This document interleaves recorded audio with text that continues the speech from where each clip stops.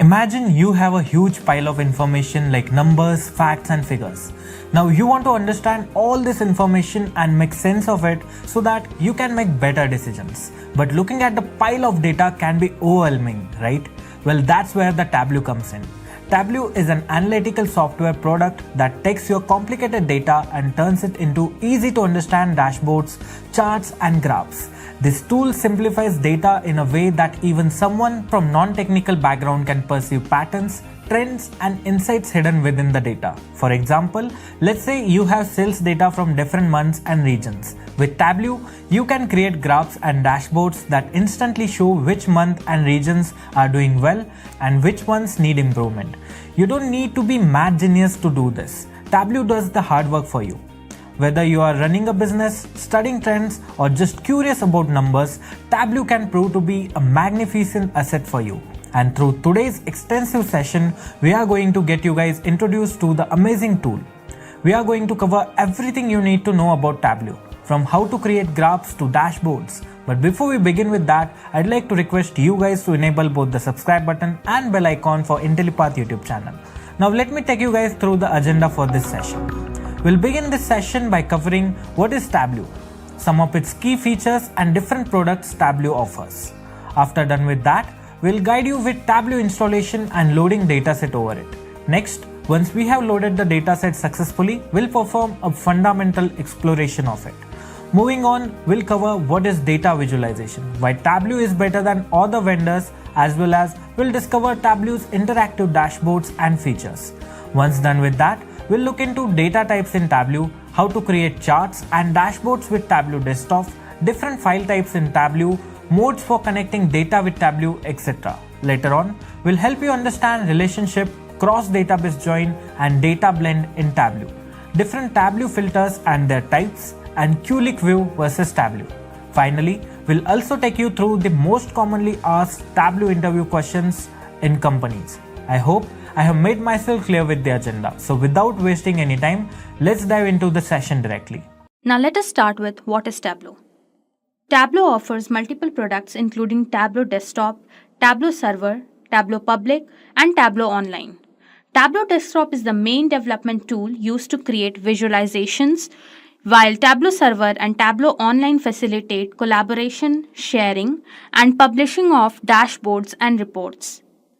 Tableau Public is a free version of the software that allows users to publish visualizations on the web. With its intuitive drag and drop interface, Tableau makes it easy to explore and analyze data. It supports various data sources and offers advanced analytics capabilities. Tableau helps organizations make data-driven decisions by providing clear insights and actionable visualizations. Now moving on to features. Tableau offers a wide range of features and functionalities that empower users to effectively visualize and analyze data. Here are some key features of Tableau. The first one is data connectivity. Tableau offers connectivity to various data sources including spreadsheets, databases, cloud services, big data platforms, and more. It allows users to extract, transform, and load data from multiple sources for analysis. Moving on to its next feature, that is drag and drop interface. Tableau provides an intuitive drag and drop interface that enables users to create visualizations without the need for coding or scripting. Users can simply drag data elements onto a canvas to build charts, graphs, maps, and other visualizations. Moving on to the next feature, that is interactive visualizations. Tableau visualizations are interactive, allowing users to explore and analyze data dynamically. Users can filter data, sort, and drill down into details, enabling them to gain deeper insights and discover patterns or trends. The next feature is advanced analytics. Tableau offers advanced analytics capabilities, including statistical functions, calculations, forecasting, and predictive modeling. Users can perform complex calculations, apply statistical techniques, and generate forecasts directly within the software. The next feature is data blending and data preparation. Tableau allows users to blend and merge data from different sources, creating a unified view for analysis. It also provides tools for data preparation such as cleaning, transforming, and shaping data, ensuring data quality and accuracy. The next feature is dashboards and storytelling. Tableau enables users to create interactive dashboards that bring multiple visualizations together in a single view. Users can design and customize dashboards, arrange visualizations, and add interactive elements like filters and parameters. Additionally, Tableau supports storytelling capabilities, allowing users to create narrative driven presentations to communicate insights effectively. Moving on to the next feature, that is collaboration and sharing. Tableau offers collaboration features and facilitates sharing and collaboration among users with Tableau Server or Tableau Online. Users can publish dashboards, reports, and visualizations and share them with others within the organization. Users can also collaborate by commenting, annotating, and discussing data directly within the Tableau platform. The next feature provided by Tableau is mobile accessibility. Tableau provides mobile applications that allow users to access and interact with visualizations on their mobile devices. This ensures that users can explore and analyze data on the go, making data-driven decisions anytime, anywhere. The next feature provided by Tableau is its scalability and performance. Tableau is designed to handle large data sets and provides high performance analytics capabilities. It optimizes data queries and employs techniques like data caching and parallel processing to deliver fast and responsive visualizations even with complex and extensive data sets. The next feature provided by Tableau is its security and governance. Tableau offers robust security features to protect data and ensure compliance. It provides access controls, data level security, and integration with existing authentication systems to maintain data privacy and integrity. Additionally, Tableau provides governance features to monitor and manage data usage, ensuring compliance with data policies and regulations. Now let's move on to our next agenda, that is connectivity. The connectivity process in Tableau involves connecting to various data sources to import and analyze data. Here's a general overview of the connectivity process in Tableau. The first one is launching Tableau. Open Tableau Desktop, the main development tool for creating visualizations and analyzing data. The first one is Launch Tableau. By Tableau Desktop, one can access the main development tool for creating visualizations and analyzing data. The second one is Connect to a data source. Clicking on the Connect to Data button or navigating to the Connect menu to select the desired data source, we can access a wide range of data sources, including files such as Excel or CSV. Databases like SQL Server, MySQL, cloud services such as Salesforce, Google Analytics, and big data platforms like Hadoop. The next point related to connectivity is choose the data connection type. Selecting the appropriate data connection type based on the data source you want to connect to will provide you with specific connection options for different data sources, such as file connectors, database connectors, web connectors, and more. The next point regarding the connectivity is provide connection details. After entering the necessary connection details based on the selected data source, one can include server addresses, database names, usernames, passwords, and other authentication credentials. The specific details required will vary depending on the data source. The next step to connectivity is connect and import data. After providing the required connection details, one has to click on the Connect or Connect Live button to establish a connection to the data source. Tableau will validate the connection and retrieve the available data. You may have options to customize the data import, such as selecting specific tables or defining custom SQL queries. The next step to connectivity is data preparation. That is optional. Once the data is connected, you can perform data preparation tasks within Tableau if needed. This may include data cleaning, transformation, filtering, or joining multiple data sources together to create a unified view of the data. The next point to connectivity is creating visualizations. With the data imported, you can start building visualizations. Use Tableau's drag and drop interface to choose the data fields you want to visualize. Select the appropriate visualization type, example, bar chart, line chart, or map, and customize the appearance, formatting, and interactivity of the visualizations. The next point to connectivity is analyze and explore data. Use Tableau's interactive features to explore and analyze the data further. Apply filters, sort data, drill down into details, and create calculated fields to derive insights and answer specific questions about the data. The next step to connectivity is publish and share. Once you have created the desired visualizations and analysis, you can publish and share them with others using Tableau Server or Tableau Online. These platforms allow you to publish dashboards and reports, set access permissions, and collaborate with others in your organization.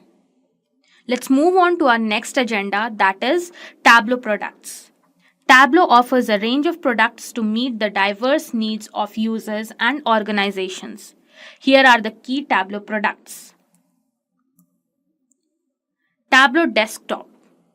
Tableau Desktop is the primary development tool for creating data visualizations and performing data analysis. It provides a user-friendly interface where users can connect to various data sources, build interactive dashboards, create visualizations, and perform advanced analytics. Tableau Desktop comes in two versions, Tableau Desktop Personal and Tableau Desktop Professional, with varying capabilities and features. The next product provided by Tableau is Tableau Server. Tableau Server is a collaborative platform that allows users to publish, share, and manage Tableau dashboards and reports within an organization.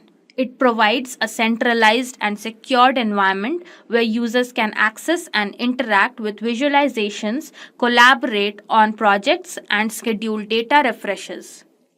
Tableau Server enables seamless sharing, collaboration, and governance of data and insights across the organization. Moving on to our next product, that is Tableau Online. Tableau Online is a cloud-based version of Tableau Server. It offers the same features and functionalities as Tableau Server, but eliminates the need for on-premises infrastructure.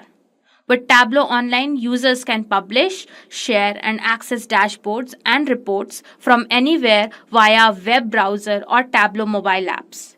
It provides the convenience of cloud deployment and scalability while maintaining the security and governance features of Tableau Server.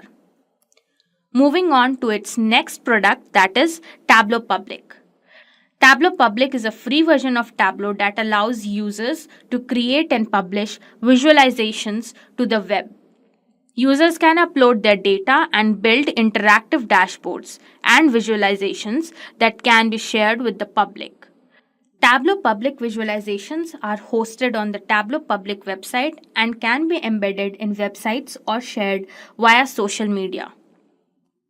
Moving on to its next product, that is Tableau Prep. Tableau Prep is a data preparation tool that enables users to clean, transform, and shape their data before analysis.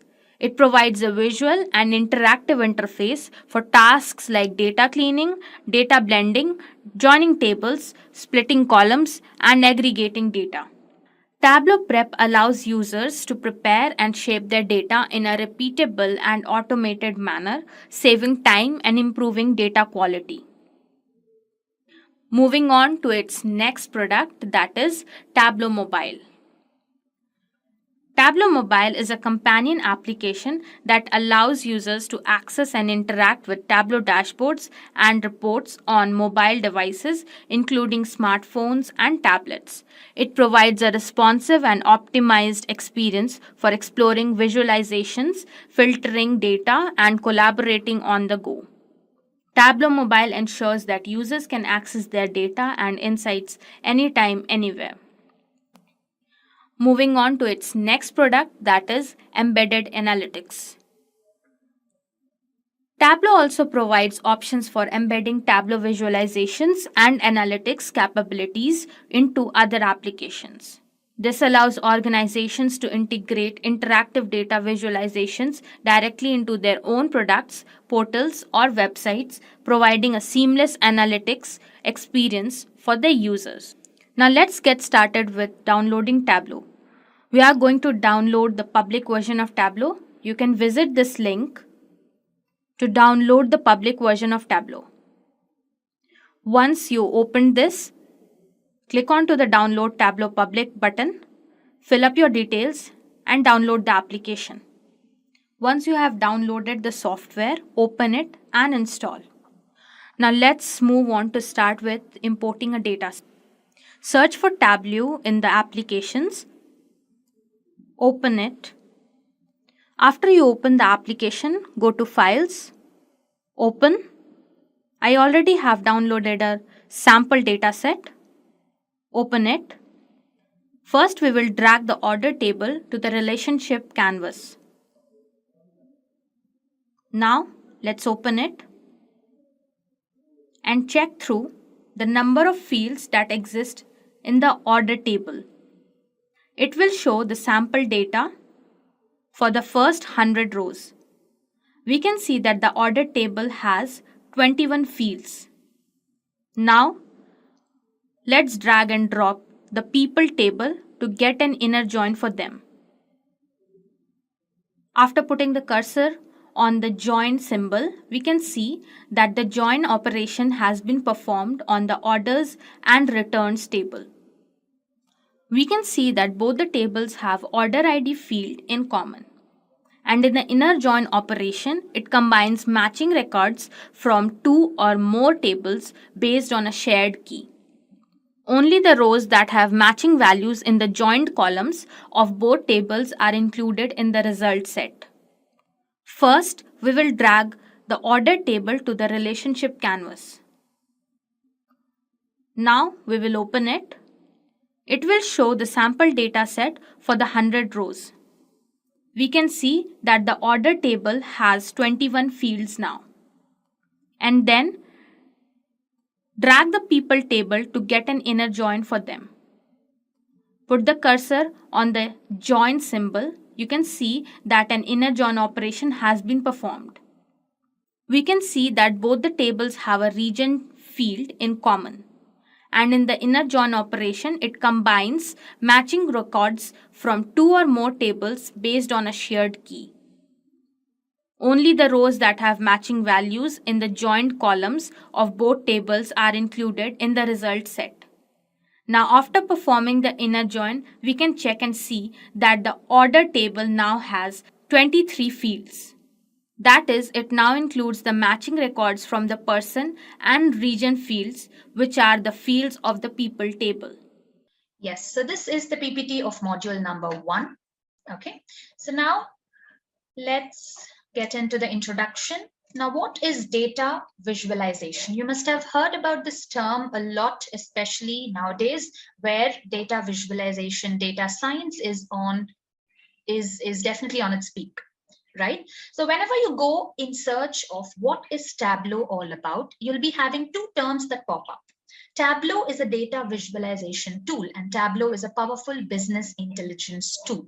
Now, data visualization, as the name tells you, using Tableau, it's going to help us in easily visualizing the data or converting our data into graphs and charts, basically converting a tabular data into graphical representations, right? Now, it's a powerful business intelligence tool. Now, Tableau is going to help us take decisions in a quick manner, which is going to help us improve the performance of any business. Right now, where do we have scope for Tableau? In which particular industry or in which particular sector is Tableau going to be of great demand? Now, let's say in an IT sector or in an automobile sector, where is Tableau being used, or where do we have great demand for Tableau?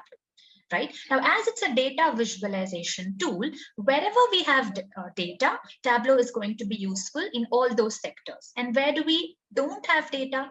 Data is the base nowadays, right? So whenever you get into any store, a school, a hospital, an automobile industry, an IT sector related industry, a pharmaceutical industry, wherever you get into, you have data everywhere, and data has to be managed.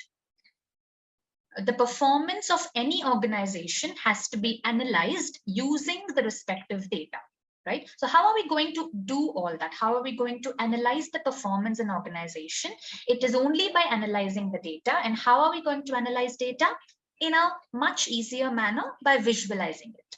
We have data everywhere, as I told you. Let it be a school, hospital, IT sector, automobile sector, anywhere we have data which has to be maintained, which has to be analyzed. Only then you can decide, or the company can decide, okay, so this is how our data looks like. So this is how the forecasting looks like. So let's improvise the performance of our organization by taking some measures. So it helps the organization to take decisions based on how the performance of their data is, right? So that is where Tableau is going to be helpful. I'll also show you some real-time dashboards.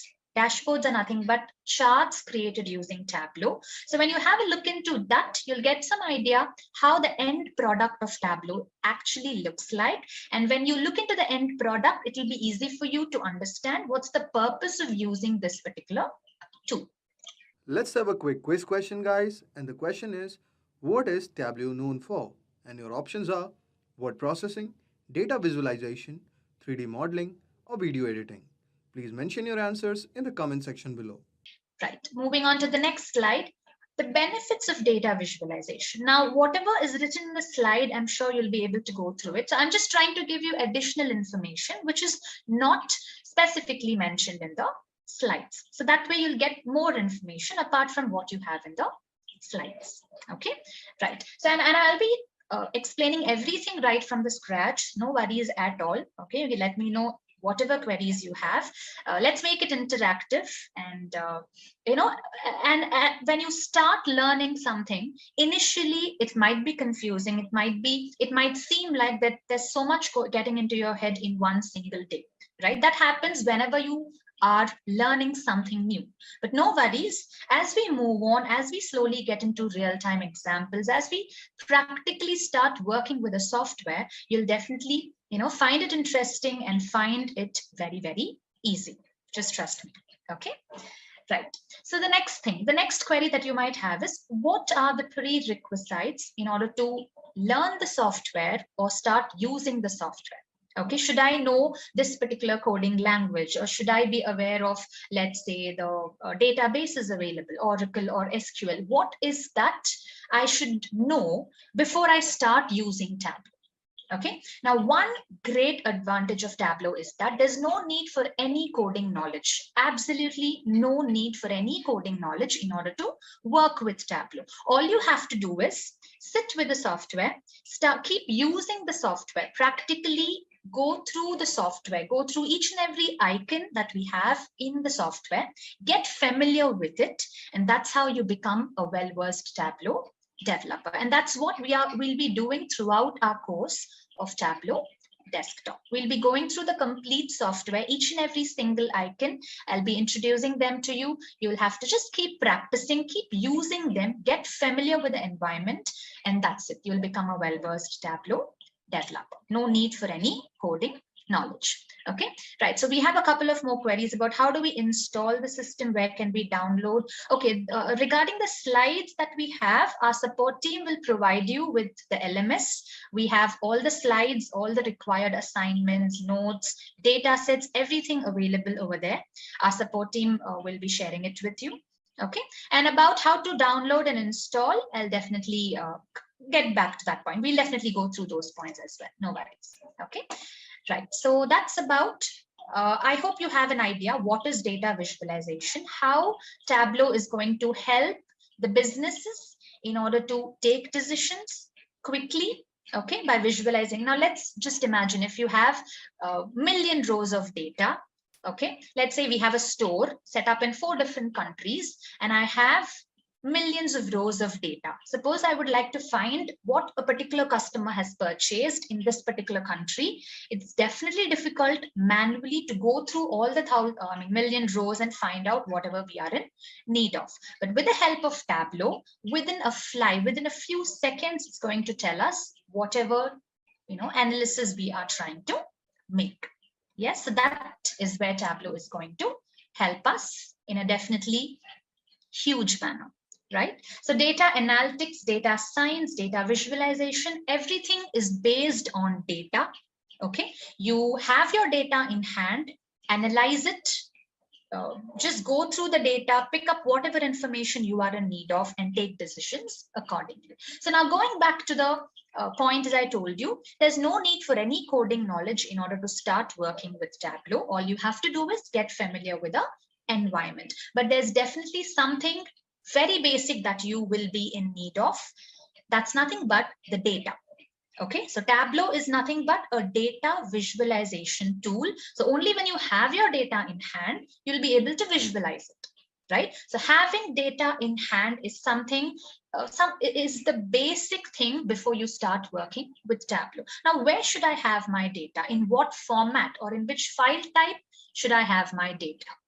Right? So Tableau is going to support more than 50 types of databases from where you can connect your data with Tableau and start working with it. Right? For example, I have my data in an Excel file. Yes, connect it with Tableau, visualize your data. I have my data in a CSV or a text file, or let's say I have my data in a JSON file, or I have it in a server, SQL server, or I have it as a database in my Oracle. Wherever, any cloud, any server, wherever you have your data, you can very easily connect it with Tableau and use Tableau for visualizing your data. So we'll be going through all these things practically as well. Okay, but as of now, I'm just trying to give you a theoretical idea of what are the basic things required to work with Tableau. So step 1, have your data in hand. Let it be anywhere, any cloud, any server, or any file type. Once your data is present in hand, you need the Tableau software. Once you have both, just connect them and start creating your charts and graphs. Okay, right? So next, business needs. These are points that we were just now discussing, how Tableau is going to help business take decisions quickly and accurately, right?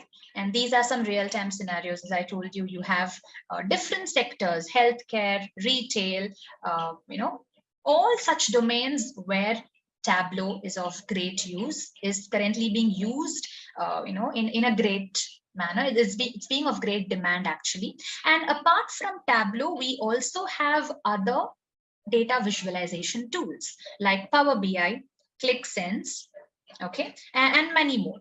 Zoho Analytics, right? We have multiple data visualization tools, but out of which Tableau is always one step higher. Okay, is always on great demand compared to the others, and we do have multiple reasons to justify it. Yes. Now, if you must have heard about this particular software called Power BI, yes, Power BI is also a similar tool, just like Tableau. It is going to help us visualize our data. But why should I choose Tableau and why not Power BI? Right now, Power BI is a freeware. Yes, Tableau is a paid software. Tableau is not a freeware, but still, why do people prefer Tableau? It's because the user interface of Tableau is extremely organized and user-friendly compared to Power BI. Okay, might be in one of our sessions, I'll also open up the software of Power BI and I'll show you how the environment looks like so that you'll be able to see and compare both. Okay, right? So this is just a visual representation of how a dashboard. Now we'll be coming across a lot of new terms, okay, related to Tableau. And just after day one's class, you'll not be able to remember all those new terms, but no worries, I'll be repeating them again and again and again, and you'll gradually get used to it. Okay, so this is one such term called dashboard. Dashboard is nothing but a collection of worksheets or charts placed in a single space. Okay, and these, see, let's say this is a bar chart. This is an individual stacked bar chart. This is a pie chart over here, and these are different, again, bar charts representing different, types of data, but all these charts are placed into a single space, and that's what we call as a dashboard in Tableau. So by the end of our course, you will be able to create such interactive dashboards using Tableau, no matter what data has been given to you, no matter what what the requirement is all about.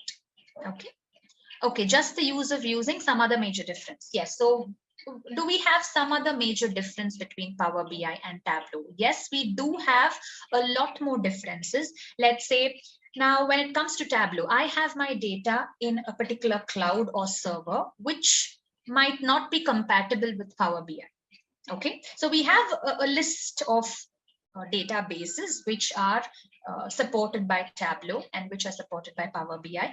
Okay, I'll prepare a table.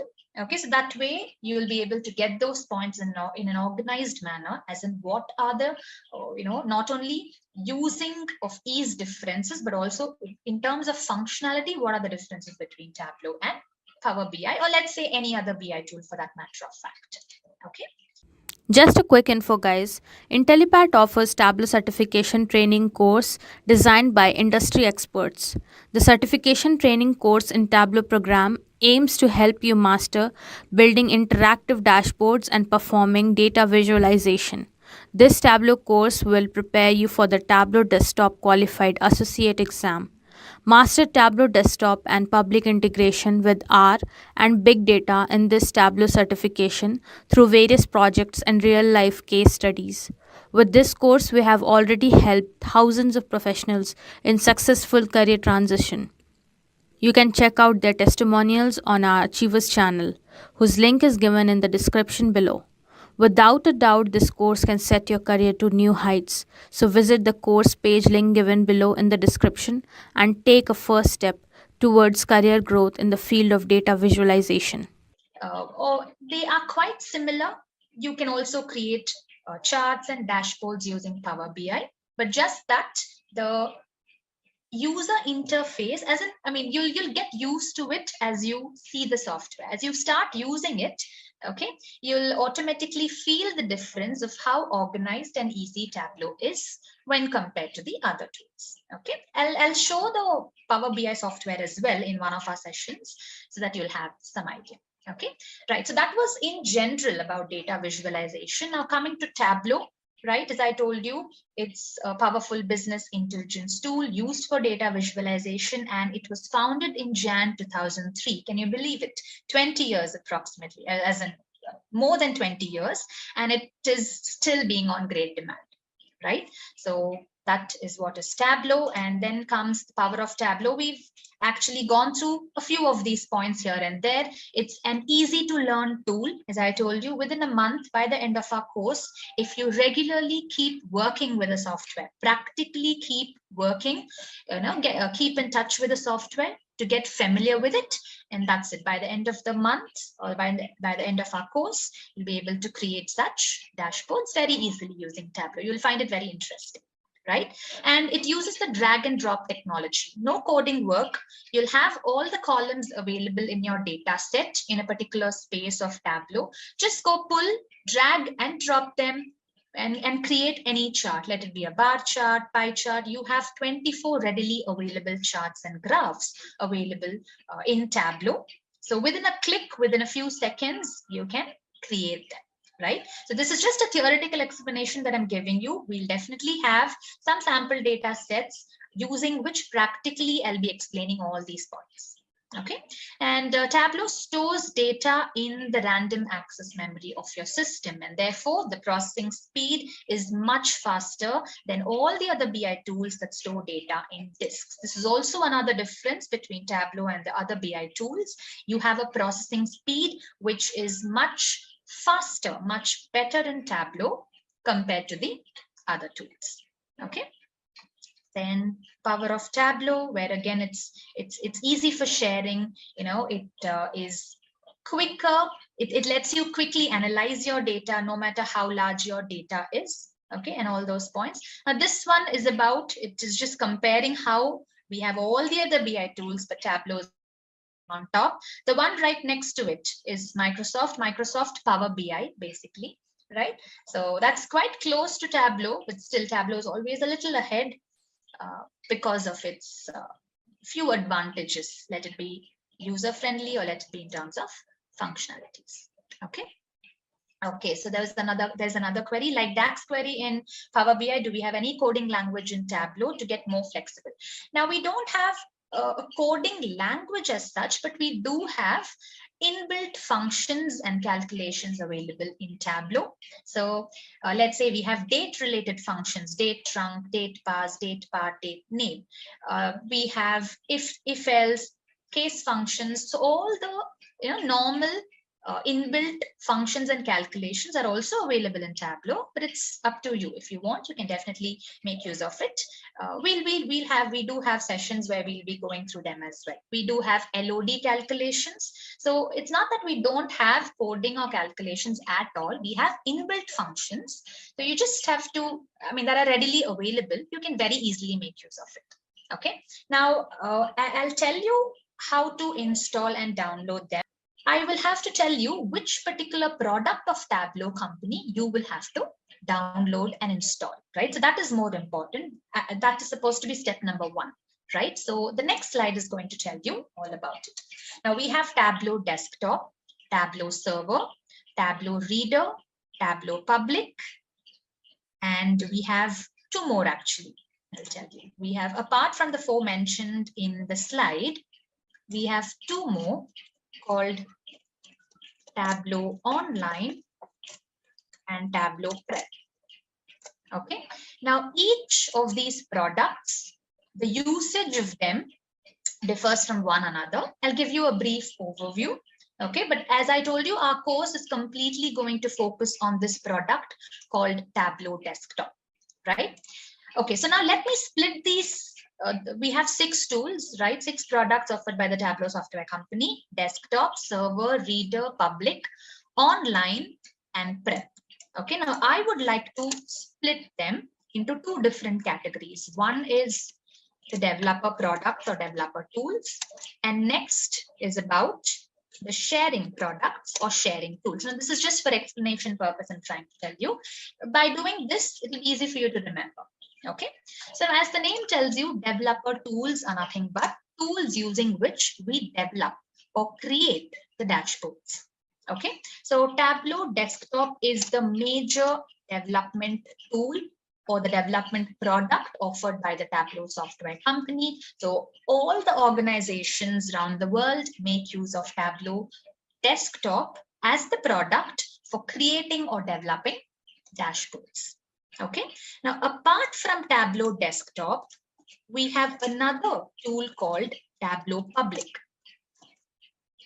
right?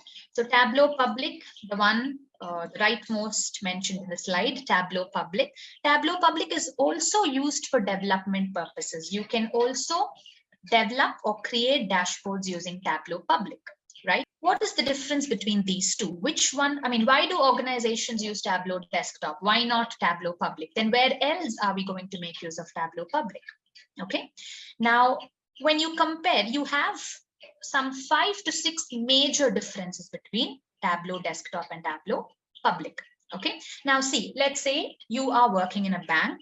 The data related to any bank is supposed to be kept confidential. It might be the customer's data, the let's say their account history, the amount, the transactions happening in their particular account. Everything has to be kept confidential, right? So any data related to any organization, for that matter of fact, needs security or confidentiality, right?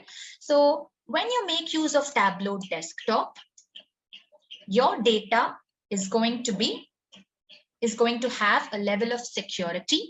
Only people who works in your organization, okay, can make use of Tableau Desktop, right? And I'll tell you what is Tableau Public about. Tableau Public is where it has absolutely no security at all. Okay, suppose I'm developing a dashboard using Tableau Public.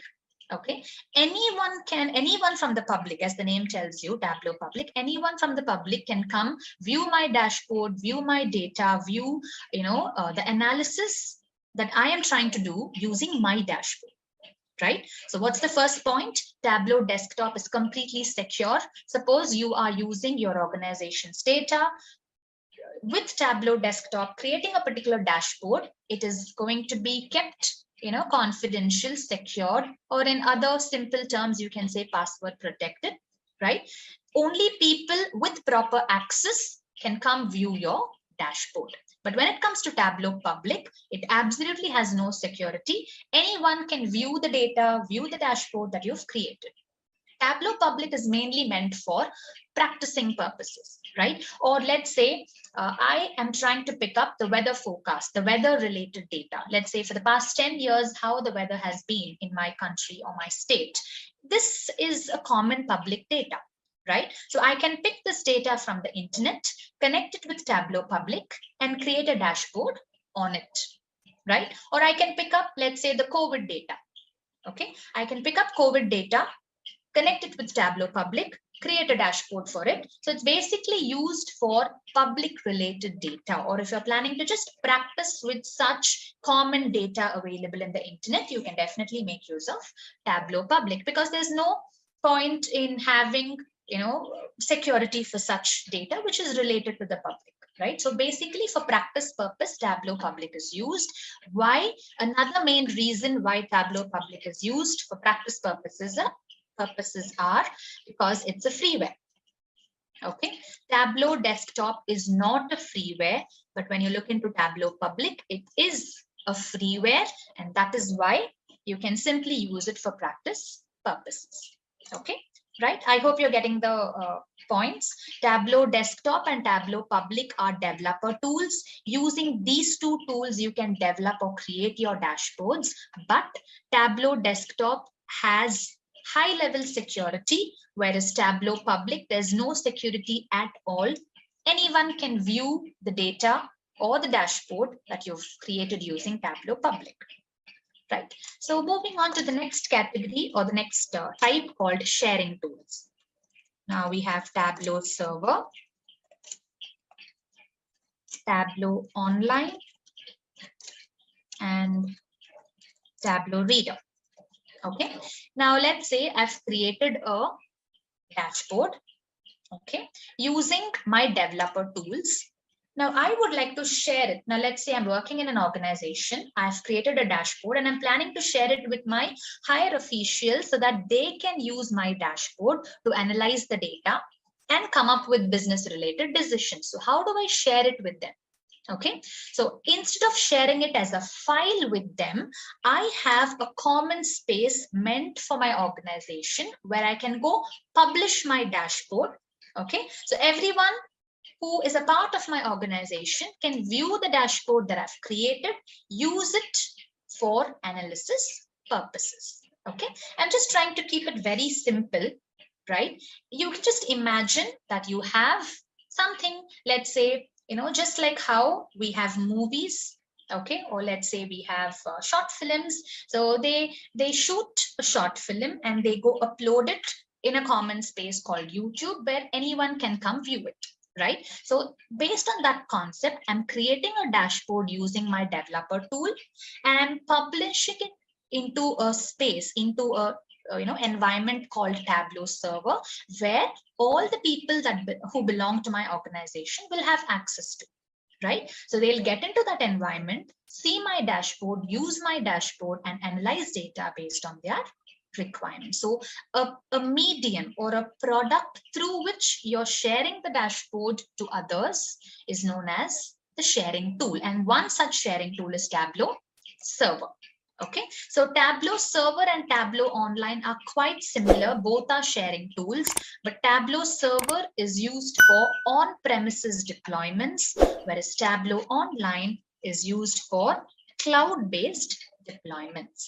Okay, so again, they are paid. I mean, you have paid versions of Tableau server and Tableau online. So a particular company, if they require an environment of Tableau server or Tableau online, they'll have to purchase the environment, okay, and use that environment to publish the dashboards that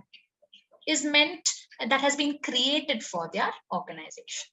Okay, right? So that's about the sharing tools, right? So this is just a basic overview that I'm trying to give, because only then you'll get to know why we are focusing on Tableau desktop. Why do we call Tableau desktop as a developer tool, right? So each product has its own usage, and it's definitely different from one another. So this is just a basic overview for that, right? Tableau Reader, this was one of the oldest tools used, through which the dashboards were being shared with each other. Okay, it was a read-only tool, but nowadays we don't make use of Tableau Reader. We either use Tableau Server or Tableau Online, and that completely depends on your organization.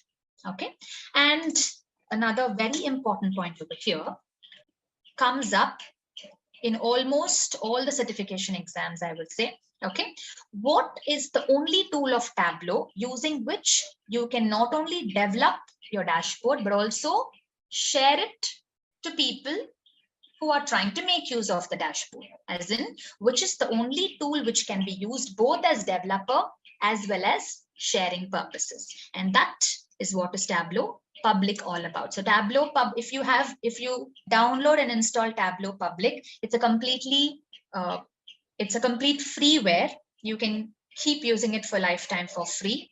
Okay, and at the same time, you can not only develop dashboards using Tableau Public, you can also have your own Tableau Public profile where you can publish all the dashboards that you have developed, right? So what we normally tell our participants is, once you're done with the course, you'll be practicing the software with different sample data sets from the internet, right? So when you're doing so, make sure you publish all such dashboards in your Tableau Public profile.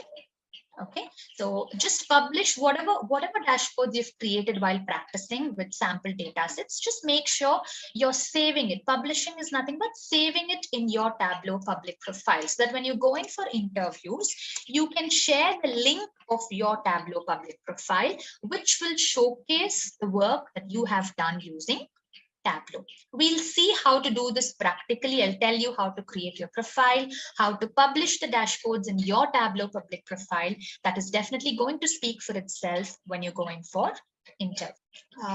You have already downloaded the software. Yes, good, well and good then. All the functionalities would be the same. I would say 90% of the functionalities between Tableau Desktop and Tableau Public would be the same. Okay, but yes, we do have around 5 to 6 differences, which is definitely not going to affect your practice work. I told you the security reason. Yes, so when you're into an organization, you cannot use Tableau Public because of data confidentiality or data security has to be maintained. That's one point. Next, we have Tableau Public, which is a freeware, right? So again, it doesn't support all the databases from where data can be connected. Now, let's say I have my data in an Oracle database. Tableau Public is not going to let you connect databases from Oracle or any server for that matter of fact. In that case, you have to use Tableau Desktop. So this particular point, I'll open the software and I'll clearly show you. Okay, you'll get to know. But I would say 90% of the features are the same. Just for practice purpose during our sessions, Tableau Public is going to be of more than enough. Okay, even after the course, Tableau Public can be used for practice purposes. No worries about it. Yes, only the dashboard will be shared on the base file as well. Yes, now we have different ways of sharing it. Okay, if you want only the dashboard to be shared, then you have to follow a particular set of steps. You can hide the data based on which the dashboard has been created, but otherwise, we will come back. We have different file extensions to save your work in Tableau depending on your requirement. Right, so Tableau Prep is the latest product, latest in the sense it was around 3 to 4 years back. Tableau Prep was introduced by the Tableau software company. Tableau Prep neither falls under developer tools nor under sharing tools. So Tableau Prep is an ETL tool offered by the Tableau software company. So now what is ETL all about? You must have heard about tools like Alteryx or Informatica, right? So ETL tool is nothing but it's used for extraction of data, transformation, and then loading the data, right? So, or in simple words, I can also call an ETL tool as a cleaning tool or a cleansing tool. Okay, data cleaning or data cleansing is done with the help of ETL tools, right? Now, I have raw data received from my client, which is not in a proper tabular format. We have a lot of garbage values. We have a lot of null values, a lot of transformations. Transformations are nothing but removal of punctuations, removal of null values, data summarization is required. Some joins, some union process is required. So all these steps are known as transformations, right? So I will extract the raw data from whichever server or cloud or whichever file type it is present in. I'll connect it with my tool called Tableau Prep. Okay, I'll extract or connect my data, make the required transformations. Let's say apply filters to remove null values, basically nothing but cleaning the data. Okay, so once you clean the data, you load it. Loading is nothing but you send the cleaned or cleansed data as an output, okay, which will be in a proper format. And with this cleaned data, you can proceed with your visualization work, right? That is what is ETL all about. So basically, ETL is a step that happens before you connect your data with Tableau. Okay, so before you connect your data with Tableau, you have to make sure your data is in a proper tabular format. It's quite clean. Okay, only when it is in a proper format, you can easily visualize your data. So now you might have another query over here. Is it compulsory or is it mandatory that I will have to clean my data, or I'll have to use this ETL tool before I start working with Tableau? That is definitely not the case. It's definitely not mandatory. Okay, if you are given with, normally in organizations, we have teams who separately work on ETL process. Okay, we have a data development team. Then the developed data goes into the ETL team, which is responsible for cleaning the data or shaping the data in a proper format. And this proper formatted data is then passed on to the visualization team, where we fall into. So using Tableau and with this proper data given to us, we will proceed with a visualization work. So Tableau wanted such a tool. So Tableau didn't want to depend on any other tool for ETL process or ETL work. And that's the reason Tableau itself introduced a tool called Tableau Prep for ETL work. Okay, so these are the different tools offered by the Tableau software company, out of which Tableau Desktop is what we will be focusing on. Okay, now Okay, right. So Tableau desktop, how to download and install it. Let me just get into my browser. Okay, and let's say download Tableau desktop. So I'll give you 4 options over here. Okay, now I would request you to wait for me, to mention all the 4 options and then decide the right one to proceed with, whichever suits your requirement. Okay, so the first one, okay, I'll tell you what are the 4 options first. Just get into the Tableau official site. Okay, so now we have 4 options to download Tableau desktop. One, you can go ahead with a 14-day free trial. Okay, right? You just have to fill the form and get started. So this is going to let you download and install the software, make use of it for free for 14 days. Okay, so right after 14 days, the trial version will expire and you'll not be able to use it after that. Okay, that's the first option. Yes. The second option is that if you're working in any organization, you can just, and they are making use of the software, you can let them know that you are in need of a license for Tableau, a product key for Tableau. Now it's a 20-digit alphanumeric key known as the product activation license key, or in short, we call it as the product key. Okay, so your organization will have the product key. They would have purchased the software, so they'll give you the product key using which you can keep using the software. If not, if that doesn't work, the third option is you'll have to pay a specific tariff. I'm not sure about how much is it, approximately $60 or something. Okay, on a monthly basis to keep using. You'll have to pay it to the Tableau software company to keep using it. Okay, the software as in. But okay, the first option, I'm sure everyone will be able to proceed with it, the 14-day free trial. Okay, and apart from this, we have the fourth option known as the Tableau desktop for students.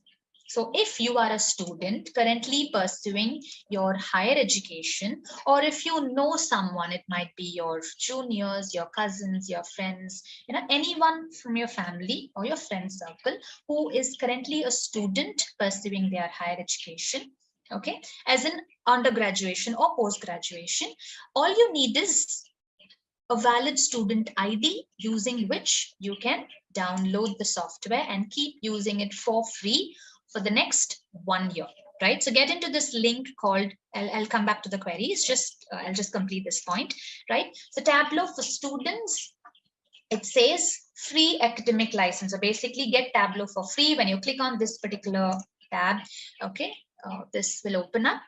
All you need is, now let's say you have one of your cousins pursuing their higher education, undergraduation or post-graduation, just ask them to click a picture of their ID card, college ID card, the front side and the back side, because basically they verify if the student is currently pursuing their higher education. Okay, if it is an ID card which is not valid, okay, let's say the student passed out last year, then that wouldn't be considered as a valid ID card, right? They should have their name, year of joining and year of ending the course basically, and their date of birth. All these things should be clearly mentioned in the ID card. It's not that complicated, just a picture clicked in a phone would do. Okay, so you have to enter the details, make sure the first name and last name is matching with the student ID that you are planning to make use of, and email ID is where you can give in your own. Okay, I've done this before. I've used my sister's ID card. Okay, so I mentioned my sister's name, first name and last name according to the ID card, and I gave in my own email ID because this is the email ID where you will be receiving the product key. Okay, so you can give in your own email ID, no issues at all. Date of birth should match the ID card that you're making use of. Language is going to be English and your country or region of residence, and then the school information or the college information, right? This is something that should match the ID card, right? Once all these basic details are filled up, Click on verify student status, and in the next page, you will have to attach the photocopy of the ID card. And that's it. Within a few minutes, might be 3 to 4 minutes, okay, you will get a mail to this email ID with the product key. Now, sometimes the picture might be blurry, or you might not have attached the back side of the ID card where the date of birth is mentioned. So these are some reasons why they reject the request, but no worries, you can keep trying. Okay, the second time, make sure you're attaching a picture that's much more better in clarity. And once you do that, you'll get the product key to this email ID, and you can copy the product key, open the software, just paste the product key over there, and keep using Tableau Desktop for free for the next 1 year. So this is the student license. Okay, so for students, they are giving a free license for 1 year. So this is an option that you can make use of. And with one student ID, with the product key that you receive, you can also use it in multiple systems. That's up to you. Okay, so getting back to the queries. Okay, what if someone has no reference with any college ID? Okay, download. Okay, we have done the download. The support team took the session before yours. That's great. Okay, but if in case someone had missed it, okay, I'm just giving a brief idea. Okay, so yeah, so suppose you don't have a student ID, you have the 14-day free trial, but after 14 days, what will I do? You always have Tableau Public for rescue. Okay, so Tableau Public, as I told you, it's a complete freeware. Okay, so once you download Tableau Public, you can keep using it for free for lifetime. Just get into download Tableau Public for Windows or for Mac. Okay, now just get into download Tableau Public. Right, you just have to fill in these basic details and download. Now it just says download free trial, but Tableau Public is definitely going to be free. Okay, this is mentioned about the desktop, right? So it'll take you to an option where you can say I need Tableau Public. Okay, and that would be a freeware. You can keep using it. Okay, right. So that's how you download the software.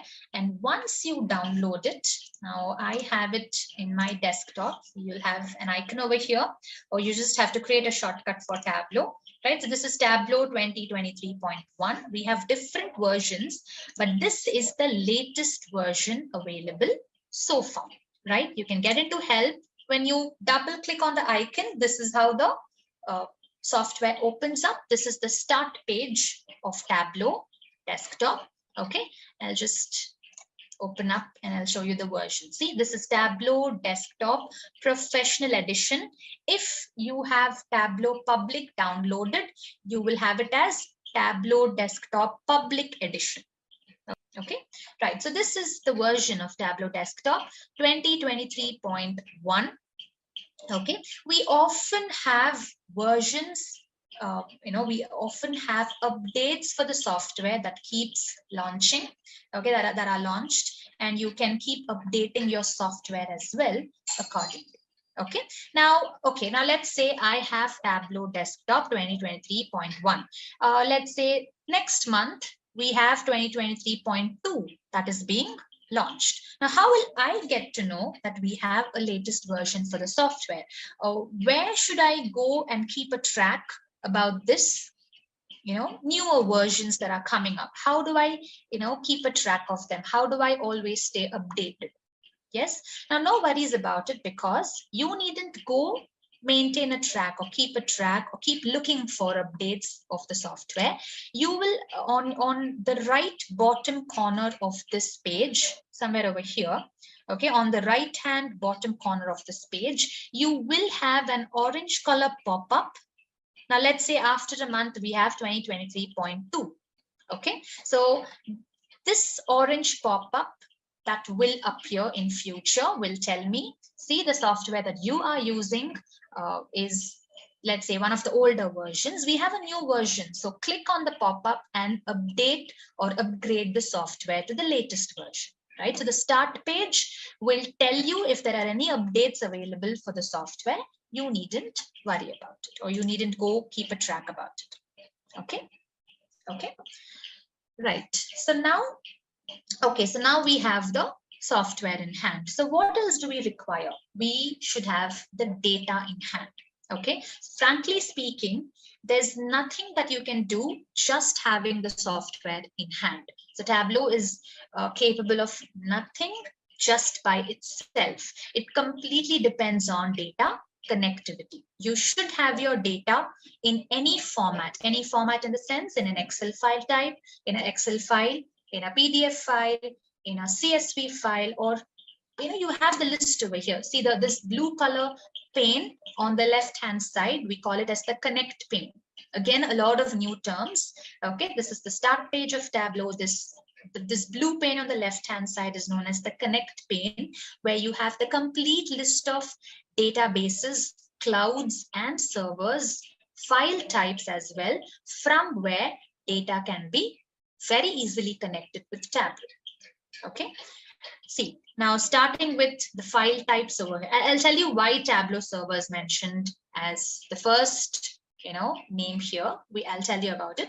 But yes, when you look into the file types, you have an Excel file. Yes, click on this, connect it with Tableau, start your visualization work. You have your data in a TXT file or a CSV file. Click on this, connect it with Tableau. So wherever your data might be, okay, these are the different file types. And this is where when you click on more, you'll be able to see you have more than 50 types of data bases from where data can be, it's actually more than, I would say, more than 70 to 80 types, right? Let's say I have my data in Amazon Redshift. Yes, click on it, pull your data, connect it with Tableau and start your visualization work. What if I have my data in Azure Synapse Analytics? Yes. What if I have it in Databricks? Yes. Google Analytics. What if I have my data present as a Google Sheet? Yes, you can do that, right? What if I have my data present in SQL Server? Yes. Oracle, MySQL, you have Snowflake, SAP, wherever you just name it and you have it in the list over here, right? So you have so many different places from where you can bring in your data, connect it with Tableau and build your visualization. Now you might have a query. This looks like such a long list over here.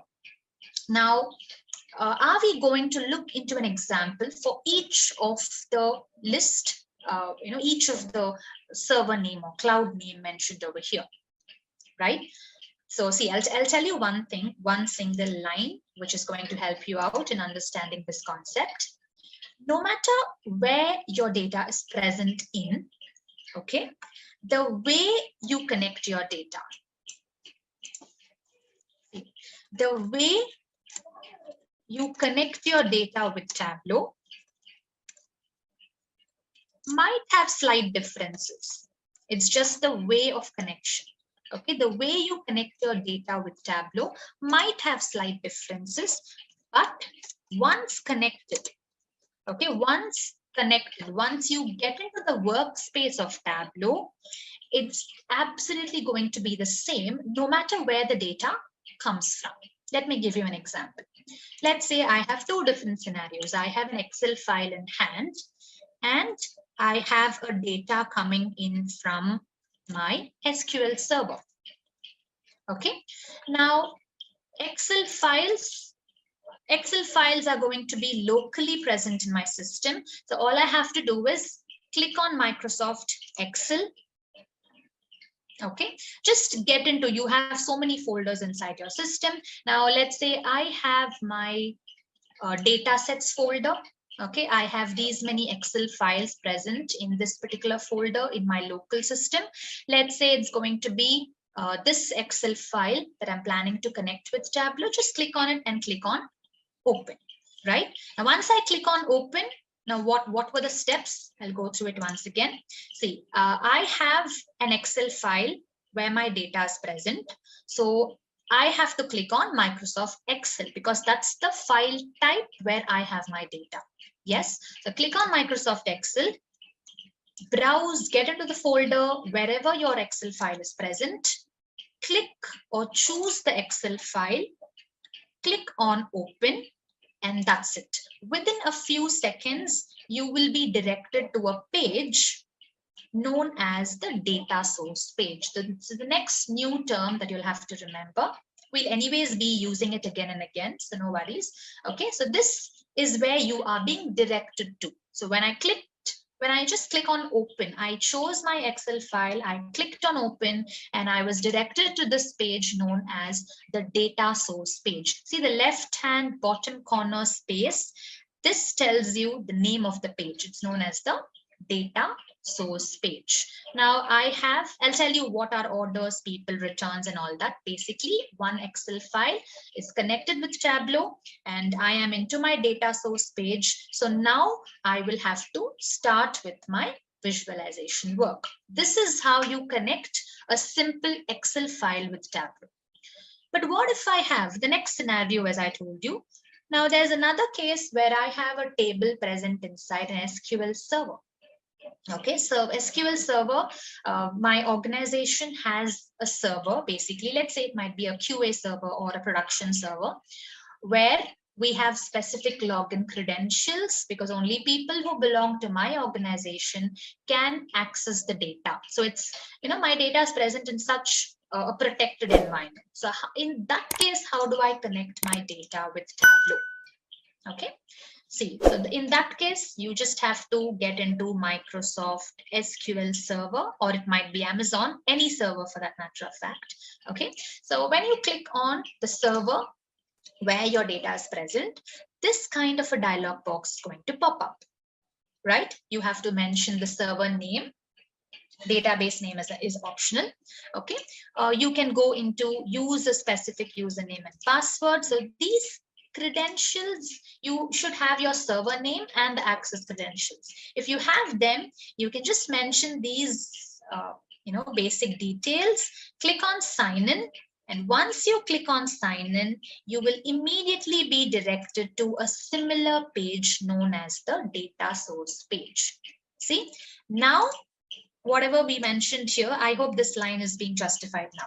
The way you connect your data with Tableau might have slight differences. The way you connected your Excel file slightly differs from the way you connected your data from a server, because you had to mention the server name, credentials, and all that, right? The way of connection is what is differing. But once you connect it, once you click on sign in or once you click on connect, you are universally by default going to be directed to this same page known as the data source page, which means right from this point, right after the data has been successfully connected, the way you work in Tableau will absolutely be the same no matter where the data is coming from. You'll definitely find no difference whether your data is from a local file or from a server or cloud as a database connected with Tableau. You'll definitely be able to find no difference at all. Okay, right? So that was another point I wanted to mention, because seeing these many options in the data in the start page of Tableau, you might have such a query.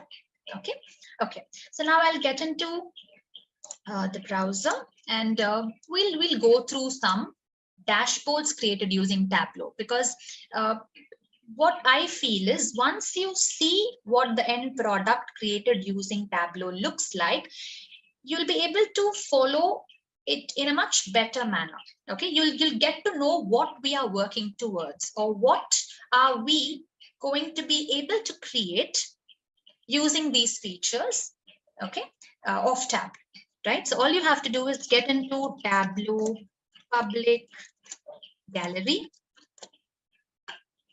Yes, so this is going to take you. You can just get into Viz of the Day or Viz Gallery or Gallery Tableau Public, any one of these links. Now getting into Quiz of the Day. Okay, so now we have a lot of options over here. Let me just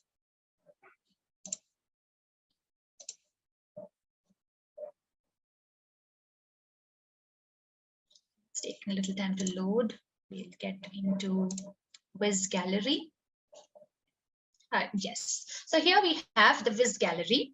Now, as I told you, Tableau Public is a software used for developing as well as sharing, right? So they pick up, now let's say food deserts, okay? Just kind of a survey, the data of a survey of which desert is being more popular, okay? Which fruits are consumed. See, the next one over here is about fruit consumption. Which fruit in which particular country is consumed more. So such public related data, such common data is sometimes picked up and interesting visualizations are created and published in the Tableau Public Visualization Gallery. We also have, some prizes which are awarded. Some special dashboards are picked up as whiz of the day and recognition is being given. So such competitions keep occurring, right? So this is a place where you can go through whenever you have time. Just make sure to go through a few dashboards available here. They'll be very interesting, very unique in nature, and you'll get to know a lot of things, a lot of different ways of using the software by looking into such dashboards. You'll get a broader idea, okay, by getting into these, how uniquely, how creatively insightful dashboards are created or can be created using Tableau. You'll definitely get a lovely idea once you go through them. Okay, so just for example, I'll get into one such public dashboard known as the fruit consumption. Right, so this is about American fruit consumption. It says click a fruit to highlight per capita consumption. So now these are features of Tableau, highlighting, or we call it as an action. When you perform an action, requested object related data will be highlighted, or the audience will be able to focus on whichever fruit you click on. This feature is known as the highlighting feature. Right now, whatever feature you are seeing right now, we'll be discussing about all this in our classes, no worries at all. But the reason why I'm trying to go through such interactive dashboards right in class 1 is just to give you an idea how the end product of Tableau looks like. Okay, now if I click on Apple, this is the line chart related to Apple. When you place your cursor, you have a brief, a couple of lines which is telling you wherever your cursor is placed. So everything can be customized in Tableau, right? So what information should be mentioned in this particular box when the user is placing a cursor on my chart? You can decide that, you can customize it. Right, the colors, the images used over here, everything can be customized based on your requirement. Let's say pineapple. So this is the line related to pineapple. Okay, so based on where I place my cursor, it's going to give me that particular, description or information about this fruit. Okay, so this is a very simple dashboard. You have the year-wise information. Okay, I have data starting right from 1980 till 2016, right? So this is this is the American fruit consumption dashboard. Now next, we'll get into one more if possible. Okay. Maximize the screen. Okay, my screen is actually of the maximum size. Any difficulties in viewing it? Because we'll make sure such issues are cleared in day 1. Okay, right. Might be from your side, you can try increasing the resolution maybe. Okay, if it still persists, we'll see what can be done. Right, so this is one such viz. Now, whichever visualization you pick, okay, now let's say you might have a curiosity. Okay, so I know this feature of highlight, but I would like to see how it has been used in this dashboard. I would like to see, the background, the development work of this dashboard, right? See, this is how a real-time scenario will also look like. Higher officials in your organization, this is how they'll be able to see your dashboard once you've published it into Tableau server or Tableau online. They'll be using the features called filters or highlighters, analyze the data, okay? But how was this developed in the backend? That's the job of a Tableau developer. We as Tableau developers are responsible of creating such dashboards using Tableau desktop and then publishing it for usage, for analysis purpose. Okay. Now, if you are so keen to know how the backend work is, how the development work is, you have an option called download on the right top corner, right? When you click on download, you'll have a lot of options over here. Do you want this particular dashboard to be downloaded as an image or a data, or you just need the background data? Yes, you can do that. As a cross tab, as a tabular format, yes. As a PDF file, just as images, if you want this dashboard to be downloaded, you have all these options. But if you are keen to know the development work behind this dashboard, you have to download it as a Tableau workbook, right? So once you click on download, this dashboard will be downloaded as a Tableau file locally in your system. You can open it up and view it. You can look into the worksheets, you can look into all the calculations involved, everything, okay, just by downloading it. That's up to you, okay? If you want, you can definitely do that. But one point to make a note over here is, if you have downloaded a workbook from the Viz gallery, you will need Tableau desktop to open it up. You cannot open a downloaded workbook using Tableau public.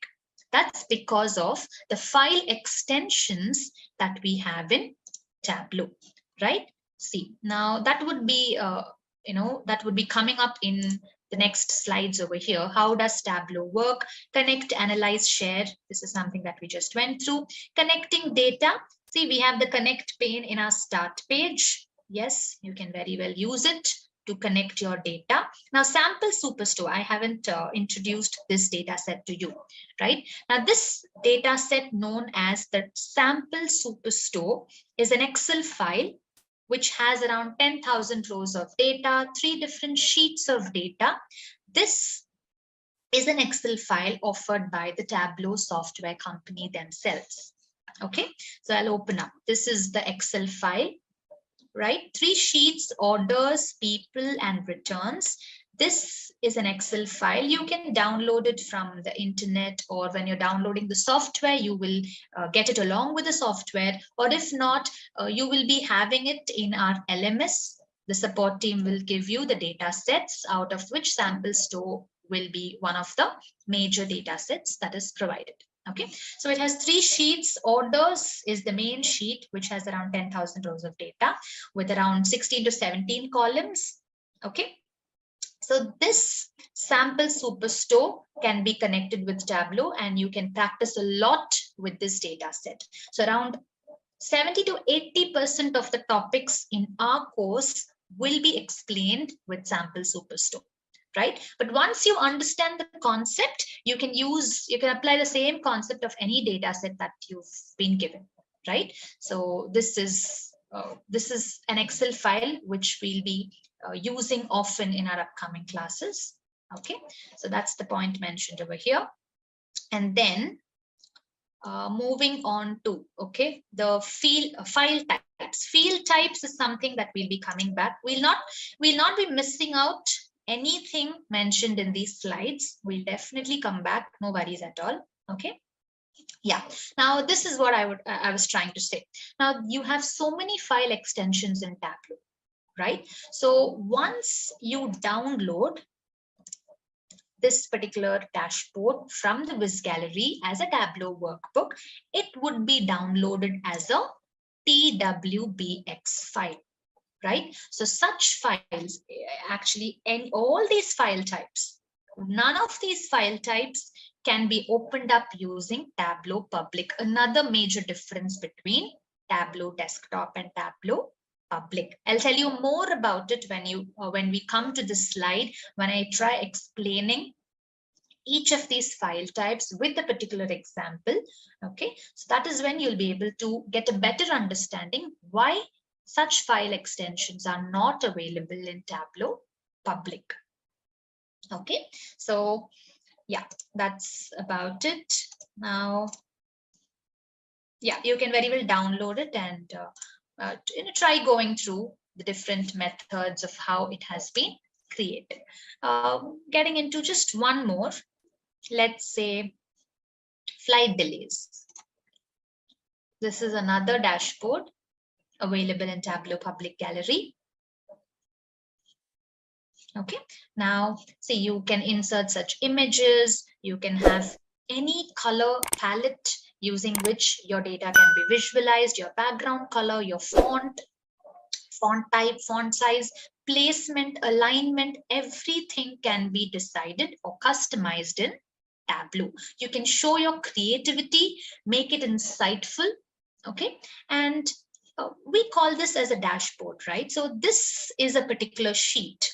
You can have multiple sheets placed in a dashboard. Let me give you another example, a better example for that.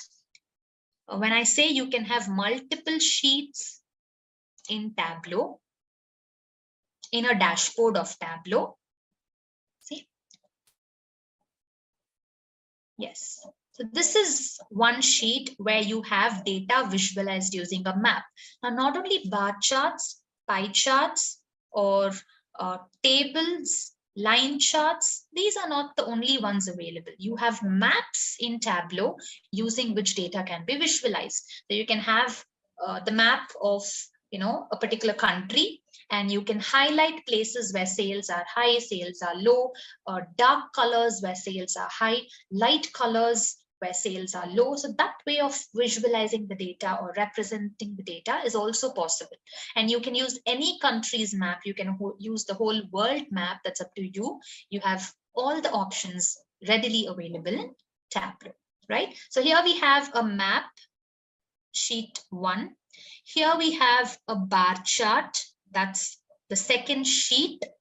Okay, and here again we have let's say bar charts or closely packed bar charts, or we also call them as histograms, right? So you have multiple sheets available over here, right? So this whole space or whole page, okay, see, I'll tell you right from the title, okay, right from this the paragraph above the title, right from this point your dashboard starts and it goes all the way down till this line called source.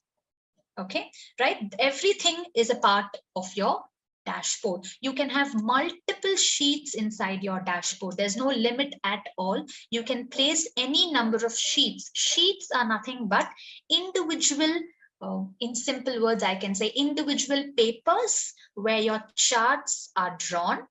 Okay, and you combine all these papers, you paste all these papers in a common chart to complete your assignment, something similar to that.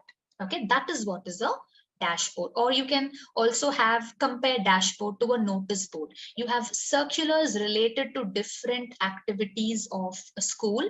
Okay, you place all those circulars in a common board known as the notice board, and that's what dashboard is all about. You can have multiple sheets placed in a single space for analysis known as the dashboard.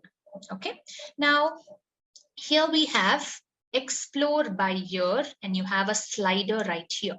Okay, so this is known as a filter. Now previously in the fruit consumption example, we came across a feature called highlight. Right? Similarly, this is another very important feature in Tableau known as filters. We have different types of filters, and using such interactive filters, we are letting the end users analyze data based on their requirement. Okay, see, now as a developer, I can create a chart which is showcasing data about a particular year called 2015. But my higher official might want to see how the data looks like in 2030. So how are they going to interact, basically tell your dashboard, see, I want data related to this particular year. So please show me data related to 2013. How are they going to talk to your dashboard? How are they going to interact with your dashboard? And that is with the help of such a feature called filter. Okay, so they can just make use of the slider, go to 2013, and automatically the complete dashboard will make sure it is displaying data related to 2013. So that's why we call it as an interactive dashboard. We not only have the name dashboard, we call it as an interactive dashboard because anyone who is using the dashboard can decide what data is supposed to be displayed in the dashboard, right? So I can tell Tableau, or I can tell this dashboard, see, you have another filter over here called filter by region. Now, if I want only, let's say, Asia related data, okay, Asian region related data. So once I click on Asia, you can see data only related to countries that belong to Asia. So this is known as a filter. Filtering is nothing but I am trying to decide what amount of data is to be displayed inside the dashboard, because that is what my analysis is all about. Or I might be, let's say, the regional manager in charge of Western Europe. So I'm not bothered about all the other region related data. I would like to focus only on Western Europe related data. So I'll click on it and my dashboard is going to get updated. It's going to display only data related to Western Europe. So a filtering is happening over here. Filtering is nothing but focusing only what you are in need of. I don't need any of the other regions related data.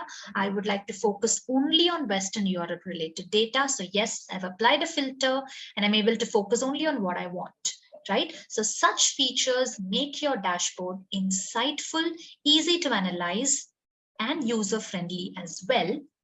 Not only during development work, but also after developing, your dashboards become very interesting to use, very easy to use, because they are interactive in nature.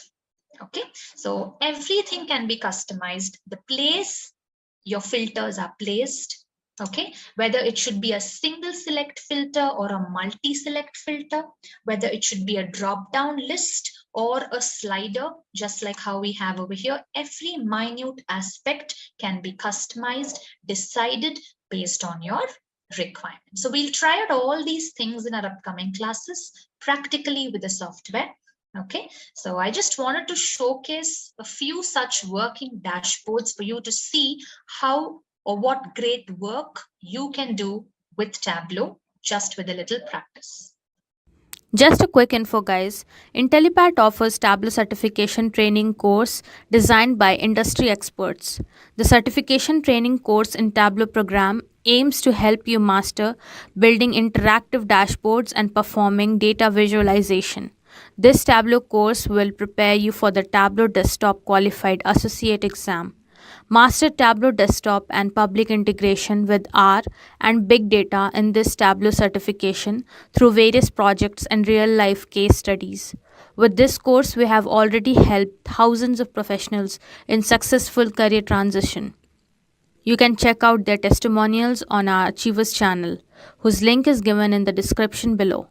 Without a doubt, this course can set your career to new heights. So visit the course page link given below in the description and take a first step towards career growth in the field of data visualization. We do have differences between Tableau Desktop and Tableau Public, right? Both are data visualization tools, both are developer tools. Both are offered by the Tableau software company. Yes, but in what way do they differ? When both can be used for development work, in what way do they differ, right? So I have Tableau Public as well opened up in my system. So I'll open up and I'll clearly show you the first major difference between the two. Okay, so here we have Tableau Desktop. So Tableau Desktop, this is, as you can see, version 2023.1, Tableau Desktop Professional Edition, right? As I told you, you have more than 50 to 60 types of databases that are supported by Tableau Desktop, and you can see the complete list over here. So wherever you have your data, you can very easily connect it with Tableau to proceed with your analysis work. Yes, but let's get into the start page of Tableau Public and see how it looks like. So this is Tableau Public over here. Looks quite similar. When you get into help, and let's look into the version of Tableau Public. It is 2023.2, the public edition of Tableau Desktop, right? That was professional edition of Tableau Desktop.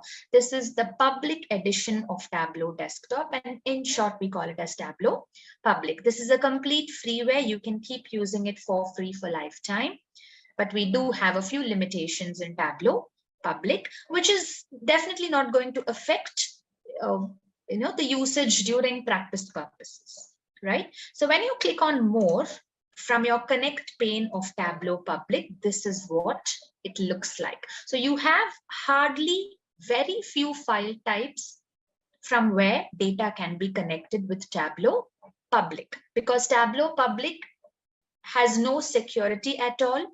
Your data will definitely not be secure in this case. Okay, so Tableau Public is just used if you're using some common data, some public data for practice purposes, then you can use Tableau Public, right? So this is the first major difference between Tableau Desktop and Tableau Public. So suppose I have a data in an SQL server, then I cannot use Tableau Public because I don't have an option over here. Right here in the start page itself, as in Microsoft SQL Server, only if I have that, I'll be able to connect whatever table is present inside the server with Tableau Public, right? So that's the difference. The first difference, we have around 4 to 5 differences. I'll let you know then and there, but this is the first and major difference between Tableau Desktop and Tableau Public. Tableau Public is limited to data.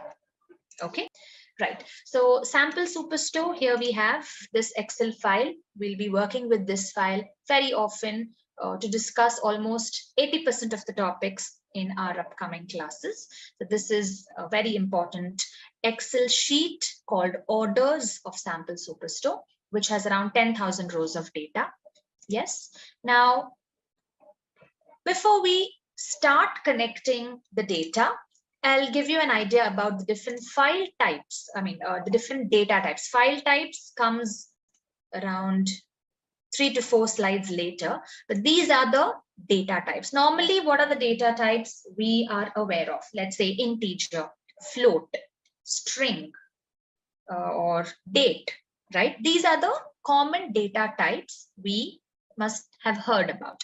Similarly, we have such a list of data types available in Tableau as well, right? So first, let's connect this sample superstore, and then we'll see how Tableau is going to assign each and every column with a specific data type. Okay, how does it identify the nature of data present in every column and assigns the apt data type for a specific column? Yes, so for that, we will have to connect the data with Tableau. Again, as I told you, Tableau can do, just having the Tableau software in hand, we will not be able to do anything. We should have the data as well. So only when we have the data, we can connect the data with Tableau and proceed with our analysis. Tableau completely depends on data connectivity. So in this case, we have the superstore in hand. So let's connect sample superstore. It is an Excel file. So all you have to do is just click on Microsoft Excel in your start page. The same process can be followed in Tableau Public as well. Click on Microsoft Excel.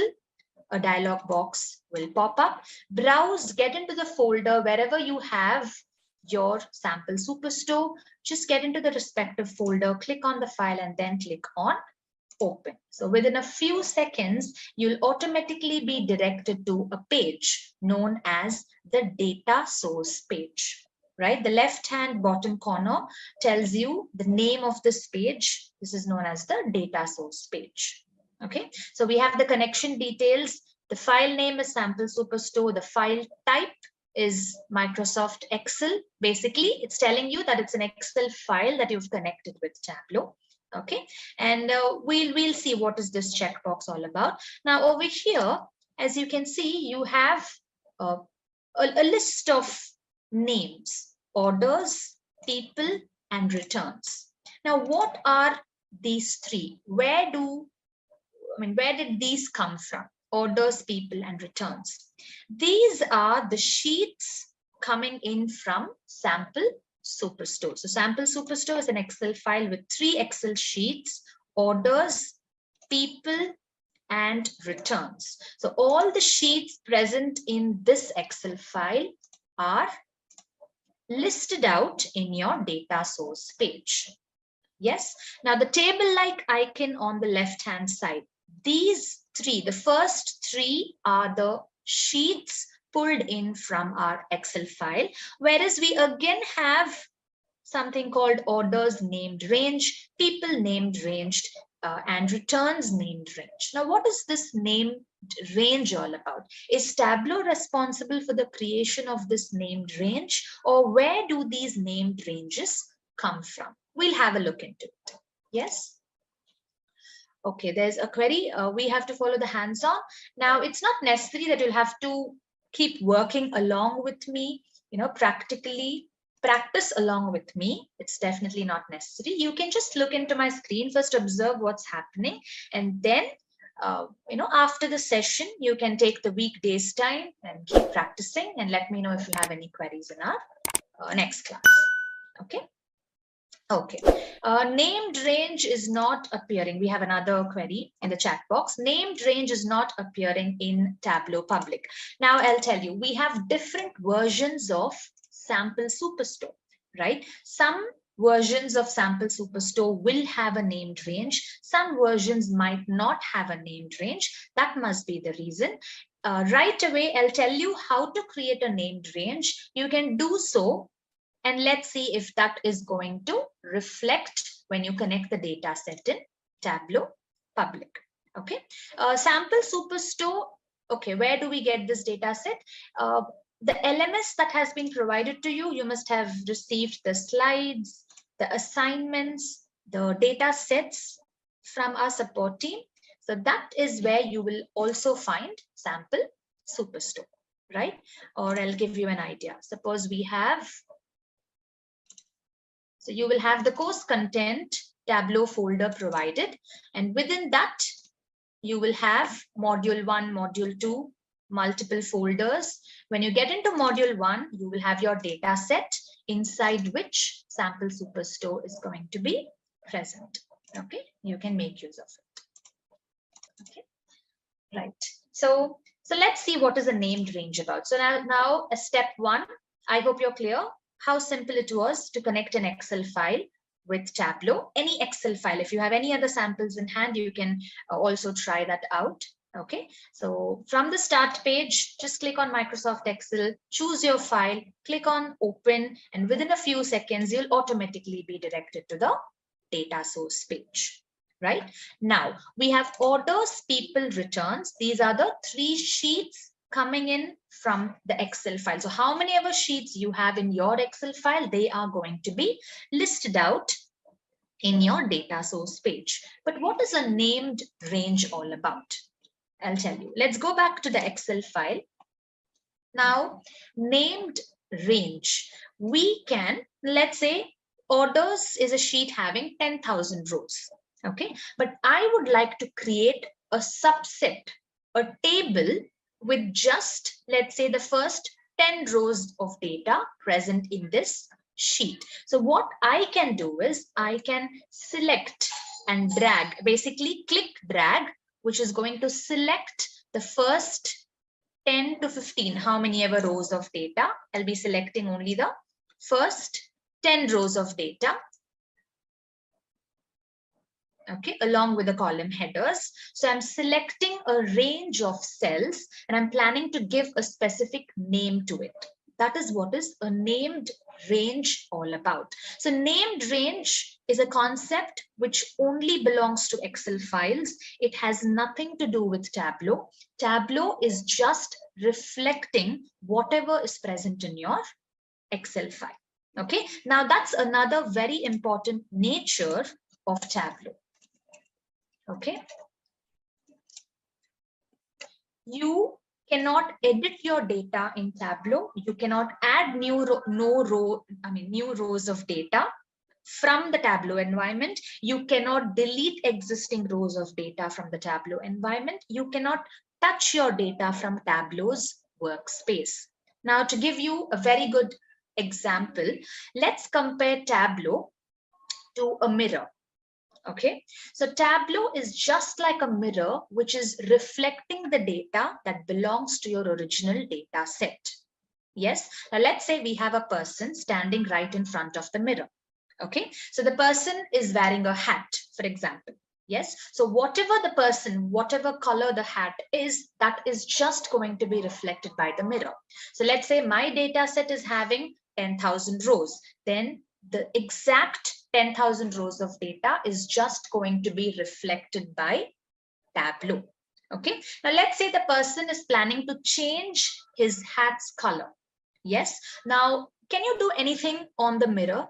The person as such, when he changes the hat's color, when he removes the present hat, wears another hat which is of a different color, then that is going to be reflected in the mirror. But can you take a sketch pen, let's say for example, and change the color of the hat in the mirror directly? That's not possible. So the same concept applies over here. You have 10,000 rows of data present in your data source. Connect it with Tableau. Tableau is just going to reflect it in its environment. If you want 20 new rows to be added, you cannot do that directly in Tableau. You have to go to your original data source, add the 20 rows, and then those 20 rows will be reflected into Tableau's workspace. So that's how the concept works. That's how the software works. In this case, let's look into the same example. Suppose in this case, this particular customer, okay, has cancelled the order or has returned the order, or say that there's some error in this particular row. I would like to delete the entire row. So such a work, deleting an existing row, can be done directly in your Excel file or your SQL table or your cloud, wherever your data is present, wherever the original data source is. Get into that space, make changes in the data. Okay, we'll also be looking into all these points practically. I'll tell you, when you delete an existing row in your Excel file, in your original data set, how Tableau is going to reflect those changes in its environment. Okay, right. So suppose I need row number 14 to be deleted. I will have to delete it over here in my Excel file, then go to Tableau. Tableau is just simply going to reflect it. It will not show row number 14 because it will simply say, see, I'm just reflecting whatever is present in the data set. Row 14 is not present in the data set, so I am not responsible for it. Simply, it is just letting you view the data that's present in the original data set. Tableau has nothing to do with changes in the data. It is simply reflecting whatever is present in your original data set. You can always have this mirror concept in your mind. That will definitely make things very easy. Okay. Okay. You can contact our support team if you have any issues regarding the meeting link. Okay. Yes. Yes. After you modify the data, we'll see that. Okay, now we have a refresh button in Tableau. Okay, something similar to this over here. We have the same refresh button in multiple places. So what you can do is, suppose I've made some changes in my original data set. Now I'll make the changes, save my data, save my Excel file, go back to Tableau, and we have this concept of refreshing. So I'll tell Tableau, see, I've made some changes in my original data set. Please, after I click on the refresh button, okay, once I click on the refresh button, bring all those changes in Tableau's workspace. Let me see all those changes in Tableau's workspace. That is the concept of refreshing. Now, when it comes to the concept of refreshing, we'll have to discuss about another concept called live mode and extract mode. It's to be discussed, because if I directly get into refreshing, live, extract, it'll sound Greek and Latin. So before letting you know about all those things, we have a few more topics to be covered, because they will act as a base for live, extract, and refreshing topics, right? But we definitely have them in our course. We'll definitely be discussing about all that with proper examples. Yes, so no worries. Okay. Okay, now next, I've connected an Excel file. The sheets are displayed over here, but what are named ranges about? Named ranges are nothing but they act like subsets of your table. Right? Yes, suppose I have 10,000 rows, but I would like to create a subset of this orders table, which is having the first 10 rows of data. So I'll simply select the first 10 rows. Okay. Now this is nothing but a range of cells, a continuous range of cells that I've selected, okay, for which I would like to create a named range. Yes, so just right click on the selected space. Yes, and from the bottom you'll have a box that appears. Okay, and from the bottom, the second option called define name is what you will have to click on. So basically, what are we trying to do? We've selected a continuous range of cells and we are defining a name. We are naming the selected range of cells, and that's how named range concept works. Okay, so let's name it as my range 1. Okay, so just give a proper name. Okay, no spaces allowed. So just click on OK. So I've created a named range right now. Yes. Now you might have a query. Can I select row number 6, row number 12, and row number 20 and create a named range? Now that would not be possible, because see, the concept we are discussing is known as named range. Range is nothing but it should be a continuous set of cells, continuous range of cells. So such rows which have no connection between them, cells which have no connection between them cannot be selected, and a named range is not possible. That cannot be created over here. You can select any range of cells which are continuous in nature, name this particular selected range of cells, and that would become a named range created in your Excel environment. Yes, exactly. We are creating a subset of a table that we have in our Excel files. See, named range is a concept. You needn't confuse, you needn't, complicate much about this concept, because this has nothing to do with Tableau. Named range is a concept that belongs to Excel environment. If named ranges are created in Excel file, then they are going to be reflected in the Tableau's workspace. Okay, so once you've created your named range, just get into file, or you can just basically save the file. Okay, save it.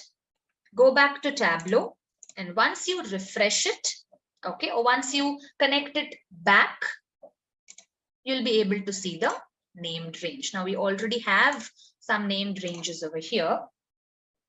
Okay, right? So once, okay, I think I clicked on my sample superstore. I think there's another version, but anyways, you can give this a try and let me know. Okay, just select a continuous range of cells, right click on it, define a proper name.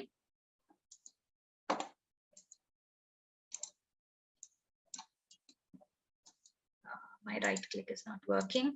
Okay, yes, just right click, define name, give it a proper name, and then you'll be able to see all those named ranges, okay, reflected into Tableau's workspace. Okay, but Tableau is not going to create it I'll mention this point once again. Tableau is not creating any named ranges. If at all you have a named range created in your Excel environment, then that is what is going to be reflected in the workspace of Tableau. Okay, and it's definitely not mandatory to have such named ranges.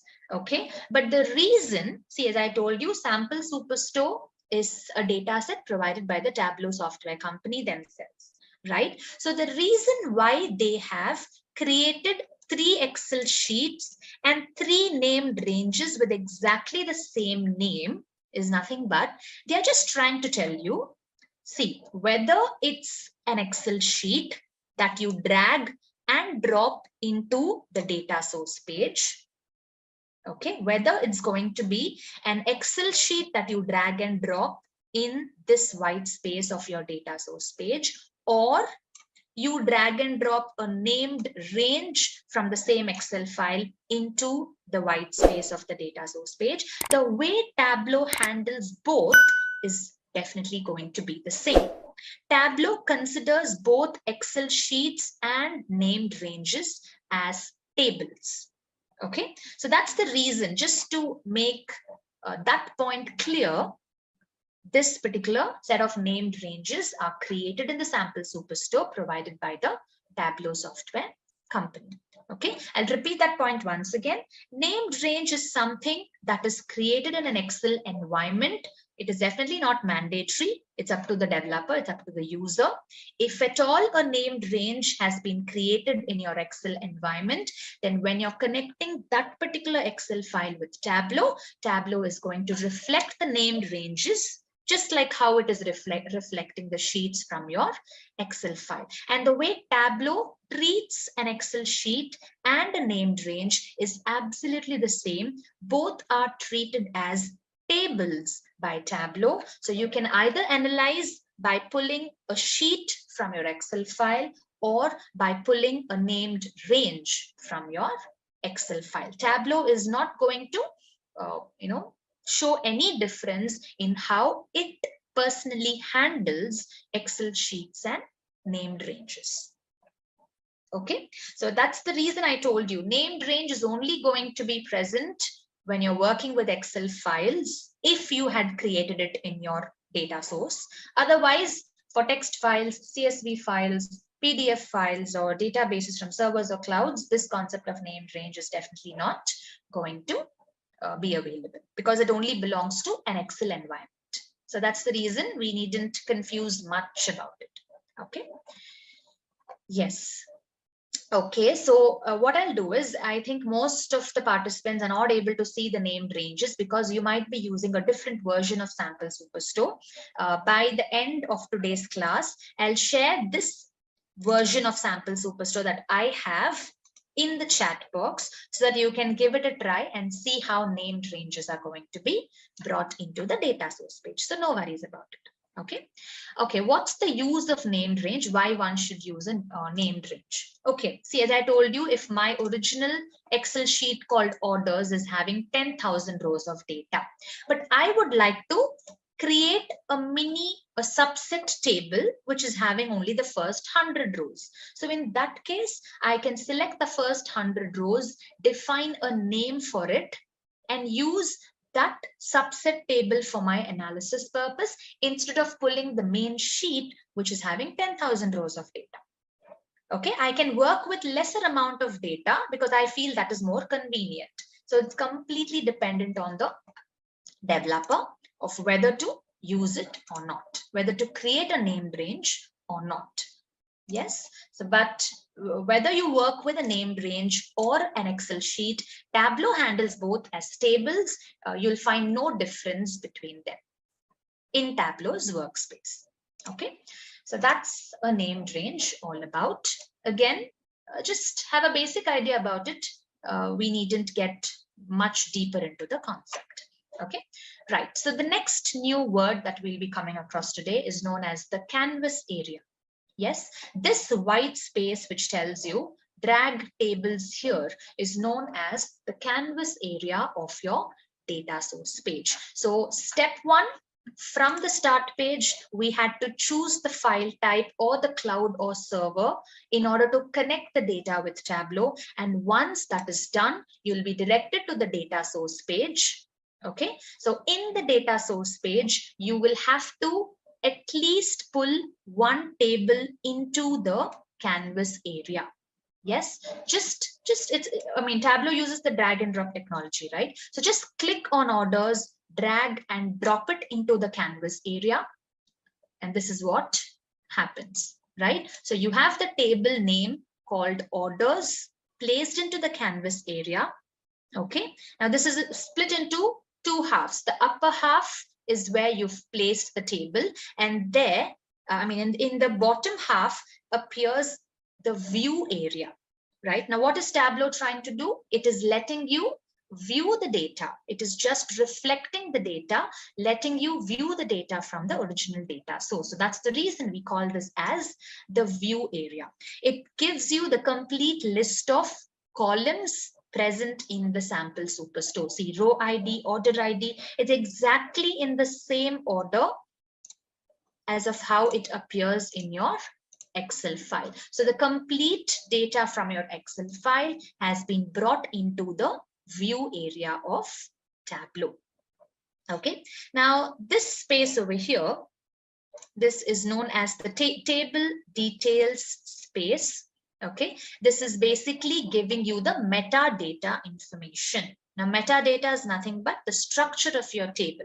So the table details space gives you the structure of your table, the metadata information, which is nothing but it's telling you what are the columns present in your sheet pulled into the canvas area, the data type of each and every column. See, this is where the data type concept comes into place. Okay, and we have something called field name and remote field name. Now, what's the difference between the two?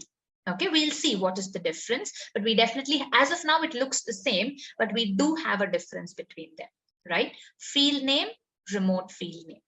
So that's about the metadata information. And here we have row ID, order ID. So as you can see, the column names are present. The complete list of columns is being reflected into the view area of the data source page. Now, just on top of the column header, you have orders. Now, orders is nothing but the table name or the sheet name from where this particular column is coming in. Now, you might have a query. Why should the table name appear here on top? I very well know that I've pulled only orders in my canvas area, and the columns that belong, that is displayed in the view area, is anyways going to belong to the orders table. Why should the table name be displayed on top of the column header? The reason is, it's not that you can work only with one table in your canvas area. You can pull multiple tables into the canvas area, create a join between them, create a union between them, or create a relationship between multiple tables to proceed with your analysis. So to avoid confusion, you might have 10 tables in the canvas area. Okay, so to clearly tell you which column belongs to which particular table, we have the table name displayed right here on top. Okay, so that's the concept of joining, relating, and blending tables. We'll come back to all that in module number 1 itself, in 20 new rows over here. So this is an updated data that I have in hand, right? Should I freshly connect the whole file with Tableau once again? No, that's not at all required. You can simply click on the refresh button and bring the updated information into Tableau's workspace. So again, reconnecting it from the scratch is not required. Okay, yes, I'll tell you what is metadata once again. Metadata is nothing but it's the structure of your table. Now, see, this is the table that we have. Let's get into the people sheet. Okay, this is the table. Now, if I am going to ask you what's the structure of this table, you'll be telling me that we have 2 columns, person and region. Okay, that is the design or structure of your table. The rows into it will become the data, right? The data might get updated often, existing rows might be deleted, new rows might be added. It keeps changing, right? But the structure of your table, the metadata, is nothing but the columns that you have in your table. That defines the structure. You can put anything. See, that defines my table. I have 2 columns. I can put keep adding any number of rows. Okay, I can keep adding data, but the whole structure remains the same. That is what is metadata all about. And this pop-up box over here, or this particular arrow mark, which is opening up the metadata box information, is telling you these are the columns that you have.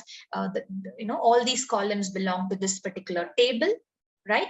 And these are the data types of each and every column that is being reflected from sample superstore. Okay, right. Okay, yes, now there's another query. I'll tell you. You can see something called live and extract over here. This is another very, very important topic. We'll need at least one whole 3-hour session to discuss about what is live and what is extract all about. But if you are using Tableau Public, you will not be able to see this option, because that's the second limitation that we have in Tableau Public.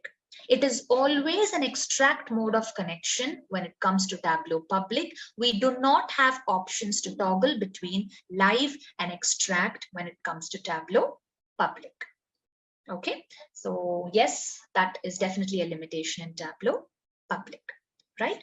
So we have the column header. Going back to our view area, we have the column header. On top of it, we have the table name. And right on top of it, we have a small symbol, which is telling you the data type of this particular column, right? So when you click on the data type symbol, it will give you a list. We have number. So we have 6 to 7 data types, okay? Number, which is split into number decimal, number whole, date and time, date, string, Boolean, and geographic role. Okay, so this hash symbol tells you row ID column is of a number, whole, data type. Now, how did Tableau identify the data type of our column? Did we go assign manually that each and every column contains this particular type of data? So please assign it with this particular data type. No, we did not do that. Tableau does it automatically. Now, row ID is a column having integer numbers or whole numbers. It has no decimal values or float numbers. So that's the reason Tableau has identified and assigned row ID as a number whole data type. Then comes order ID, which is alphanumeric in nature, so it becomes a field which is of a string data type. Now, order date, ship date, both are of date data type.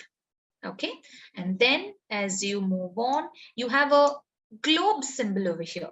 Okay, so this tells you that these columns over here, country, city, state, postal code, all these fields, they are of geographic data type, right? When you click, get into geographic role, you'll be able to see it's a country or region. This column is containing names of different countries of the world. This particular column called city is having the names of cities. Right now, you might have a query. Okay, country, city, state, postal code. Yes, they are of geographic data type, but why not region? Why isn't region of a geographic data type? Why isn't it a field which is of a geographic data type? Why is Tableau assigning region as a string data type? When you look into the values of these columns, right, from country to region. Now, when I say United States, so now it's like a proper noun, okay? You have United States, which is unique in nature, okay? Or let's say we have a city, a state called California. So California is a name given to a particular state in United States. So it's like a proper noun. It's like a name which is unique in nature given to a particular state, right? Similarly, postal codes are unique in nature. Right? So when you look into this particular field called region, south, west, east, north, now they are just generalized regional terms. Now it might be the southern part of any country. It might be the southern part of any continent. right? So they aren't unique names, or they are common nouns, if I should say in in even more simple terms. That's the reason Tableau will not be able to find a latitude and longitude values for such values. Okay, latitude and longitudes are identified by Tableau automatically for country names, city names, and state names, which are, and definitely postal codes, which are unique in nature, right? But when it comes to regional names, they are common. Now, will Tableau be able to find a latitude and longitude for such common terms called south, east, west? Definitely not. That's the reason it's assigned as a string data type. Okay. Let's have a quick quiz question, guys. And the question is, in Tableau, what is a dashboard? And your options are a collection of worksheets, a database table, a programming language, or a type of graph. Please mention your answers in the comment section below. Just a quick info, guys. Intellipaat offers Tableau certification training course designed by industry experts. The certification training course in Tableau program aims to help you master building interactive dashboards and performing data visualization. This Tableau course will prepare you for the Tableau Desktop Qualified Associate exam. Master Tableau Desktop and public integration with R and big data in this Tableau certification through various projects and real life case studies. With this course, we have already helped thousands of professionals in successful career transition. You can check out their testimonials on our Achievers channel, whose link is given in the description below. Without a doubt, this course can set your career to new heights. So visit the course page link given below in the description and take a first step towards career growth in the field of data visualization. Okay. Right. Now, moving on to this point from the metadata space, what's the difference between field name and remote field name? Okay, they look absolutely the same. So what is the actual difference between them? Now, as I told you, Tableau is just reflecting your data. You cannot make changes to your data. Okay, no editing work is possible in Tableau because it's just a view area, which is letting you view the data and work on the data. Okay, but we do have options to rename your column headers. Okay, right? So suppose, let's say this column header is row ID. I would like to change it to RID for my convenience while working in Tableau. Yes, so again, the same concept of mirror. And let's say we have a kid standing right in front of the mirror. The kid takes a sketch pen and, let's say, draws a cat on the mirror. Okay, so it's like, now this renaming concept of your column header is like the mark you make on the mirror with a sketch pen. Will this sketch pen mark on the mirror affect the kid in any way, as in physically?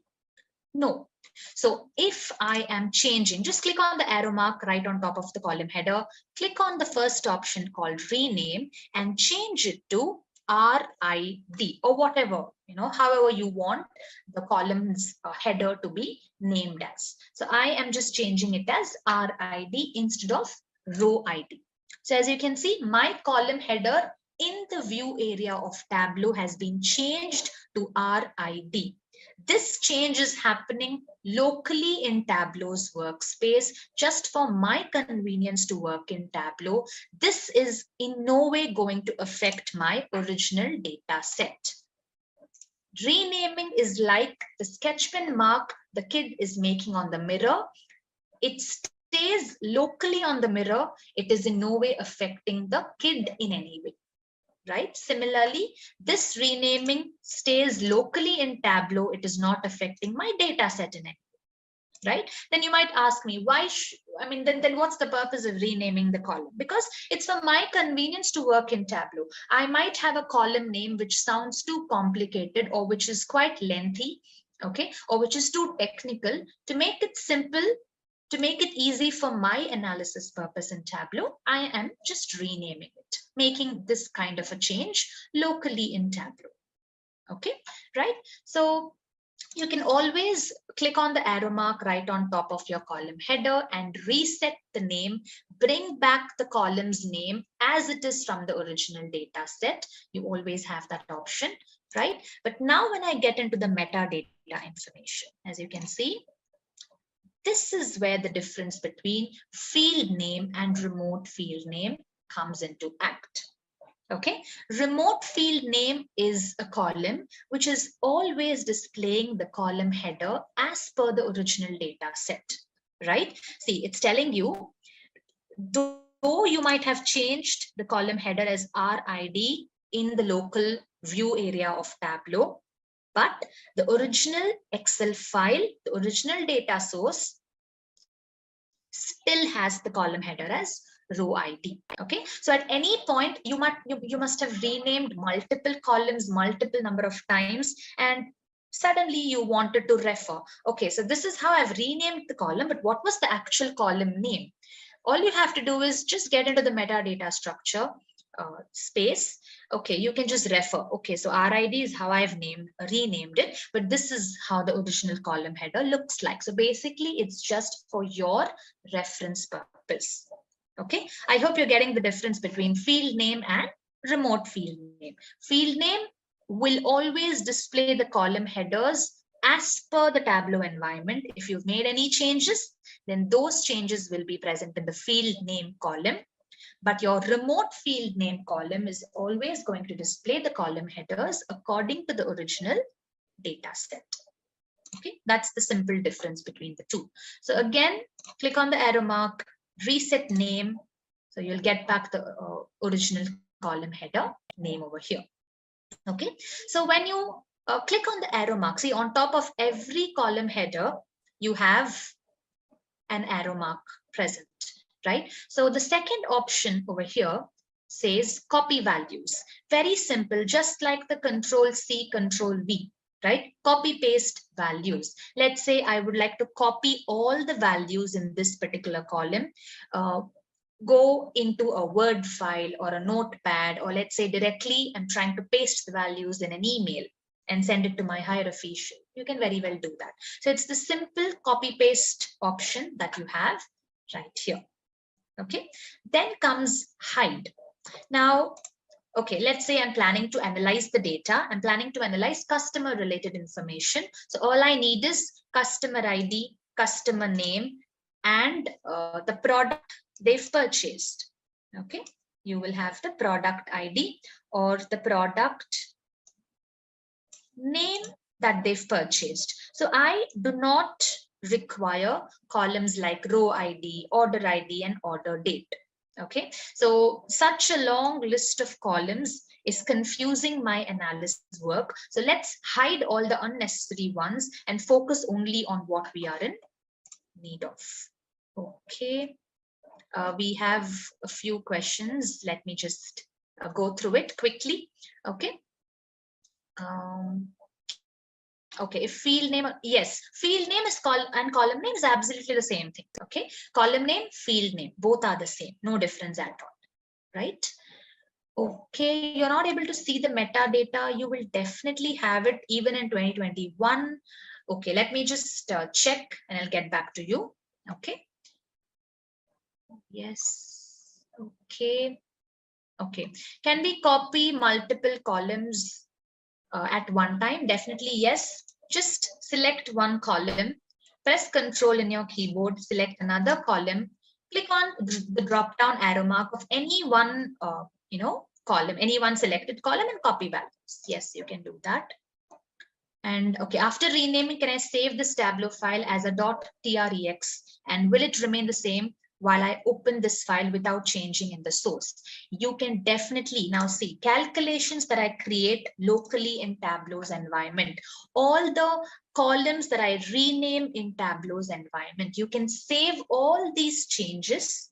Yes, but a small point that I would like to mention is it's not using the file extension .trex, but you have to make use of the file extension called .tds.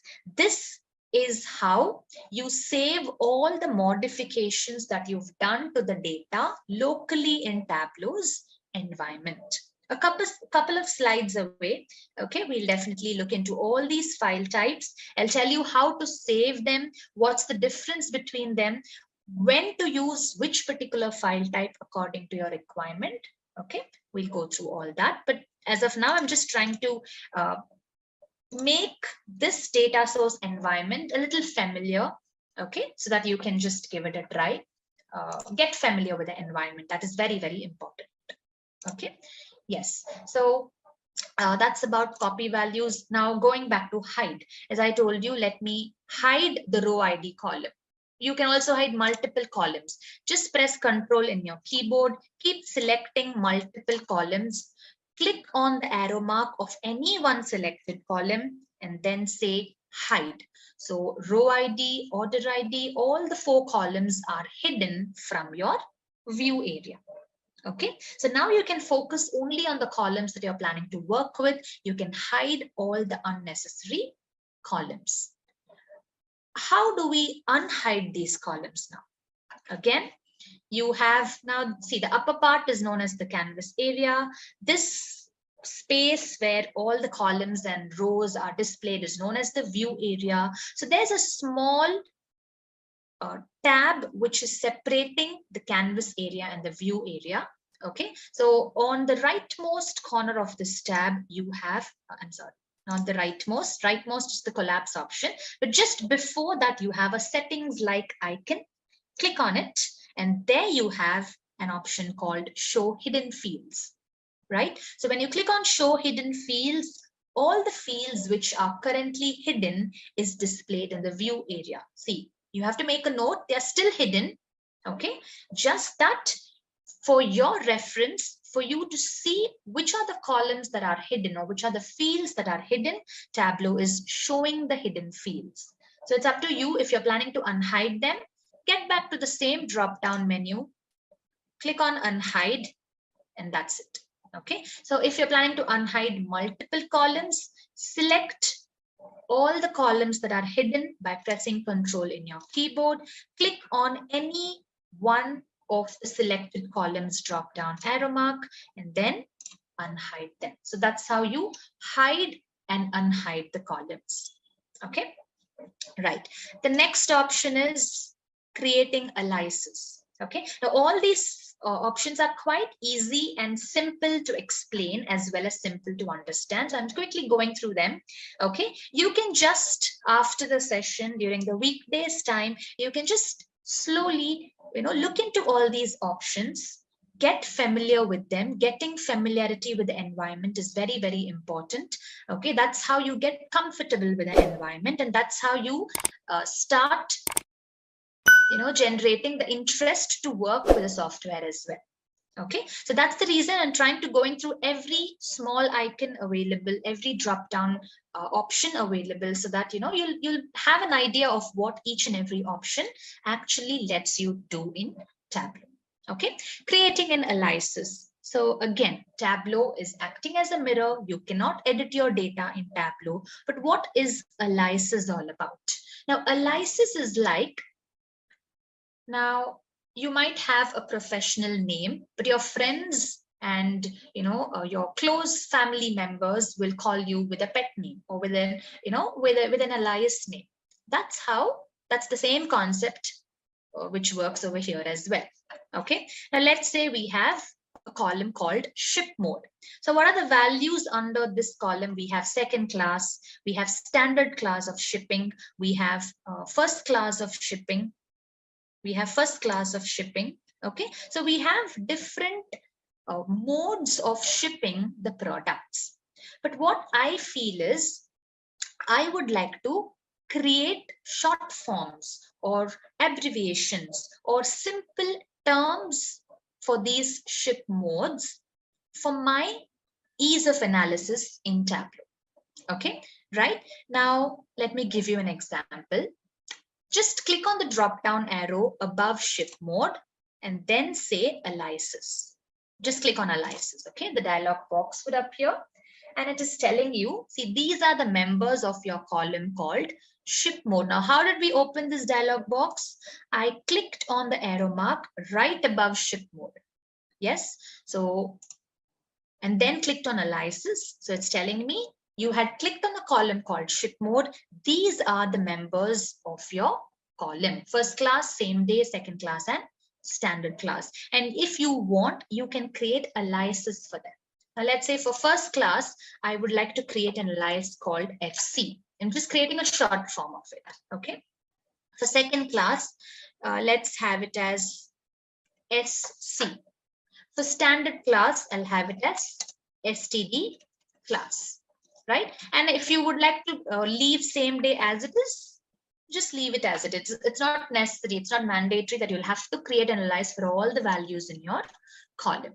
Yes, now see, creating aliases, hiding columns, renaming columns, all these are performed for your convenience to work in Tableau. Yes, it is how you make the environment as simple, easy as possible, as comfortable as possible, because I mean, for your analysis purpose in Tableau. Okay, you are not making any changes to the data over here. You are just making slight modifications for your convenience to work in Tableau. So I am creating my aliases. Yes, so as you can see, instead of second class, we have SC. Instead of standard class, we have STD class. So I've created aliases for this column called ship mode for my convenience to work in Tableau. At any point, you can always click on the settings icon.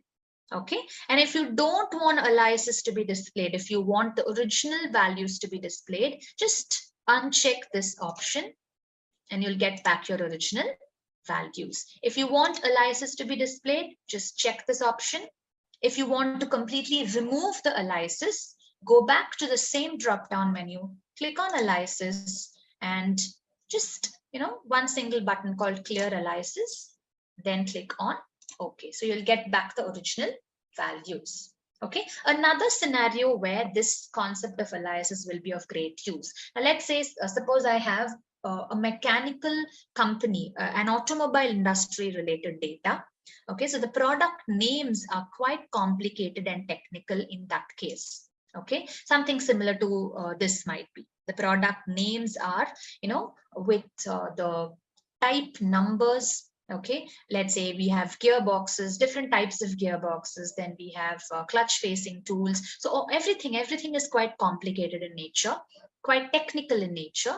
So it's difficult for me to analyze with such technical names. So instead of having such technical names, I'm renaming them, renaming in the sense I'm creating aliases to them, which makes my analysis work easier. Okay, so that way, that is a kind of a scenario where you make use of aliases. Again, aliases will in no way affect your original data set. It is just for your convenience to work in Tableau. Okay, I'm just going through each and every option because you have to be familiar with it. Okay, because it's very simple, and at the end of the day, if you're not sure of what these options are, there'll be a kind of confusion that might arise. Okay, and you'll not be comfortable with working with the software, right? So however small the option is, however minute the concept is, I'm just trying to make things simple, right? Okay, then comes create calculated field, where we'll be creating calculations on our data. Again, module number 3 is completely dedicated to calculations. We'll come back to it. Then we have group, bins. We have few more concepts called sets, filters, parameters. All those points are going to be discussed in module number 2. Okay, filter, set, parameter, group, bins, everything would belong to module number 2. Okay, then we have pivot or pivot. This is nothing but I have a separate example, separate small text file with which I'll tell you how pivoting works. Just like how it works in Excel, it works in Tableau as well. We'll see how it works. And describe is nothing but a small box which gives you a brief description about the column called row ID. Okay, the remote column name, the data type of your column, the members. Okay, so that is what is description all about. Now, apart from these options that were listed out, over here in the drop-down menu, we have two more additional options for fields which are of string data type. Okay, so you click on the drop-down arrow of any field which is of a string data type. In addition to all these options, you will have two more options called split and custom split. Okay, so splitting up a column, you have to split a column based on a separator or delimiter, right? See, when you're planning to split a column, all the rows in your column should have a common symbol or value which is separating the values inside your column. See, for example, in this case, we have hyphen. Hyphen is present in all the rows, all the values of my order ID column. So I can very well use hyphen as a separator or delimiter. I can tell Tableau using this particular symbol as the separator, split my column. I need the year information. See, the row, order ID is something which is have a code called US or CA. Okay, and it also has the year during which this particular order has been made. So to fetch out only the year number from the whole order ID value, I can make use of the split option, right? Click on the drop down arrow mark, get into split. Now you have two things, split, custom split. We'll first see what split is going to do, and then we'll see how to make use of custom split. Okay, just click on split. And as you scroll to the rightmost space of your view area, you'll be able to see three new columns created. Split 1, order ID split 1, order ID split 2, and order ID split 3. Yes, going back to the order ID column, we had three parts. One is the code called CA or US, then is the year number, and then comes the actual order ID number, right? So based on hyphen, Tableau has automatically identified hyphen as the separator or delimiter in this case, and it has created three new columns with naming them as order ID split 1, order ID split 2, and order ID split 3. You can very well now see, instead of order ID split 2, I would like to rename this column as year. You can very well do that. Just click on the drop down arrow mark, click on rename to rename your column, or another option is just to double click on your column header, which is going to let you rename your column. Okay, so that's how you've picked up only the year number from the order ID values.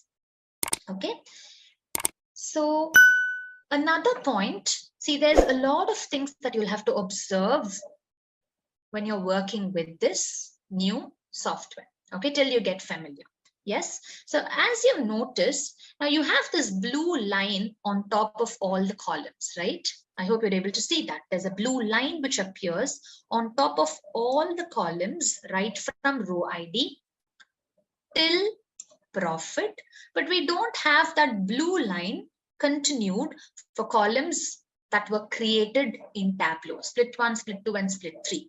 Right? There's no blue line on top of these columns. Why is that so? What is Tableau trying to tell us by not having this blue line on top of these three columns? Okay, that's just a very small point over here to make a note of. If a column is having a blue line on top, it means that the column is directly being reflected from the original data source. Yes, sales, quantity, discount, profit, everything right from row ID is being reflected from sample superstore. Yes, that's the reason it has a blue line on top. But order IDs now is split 1, split 2, split 3 present in my sample superstore? No.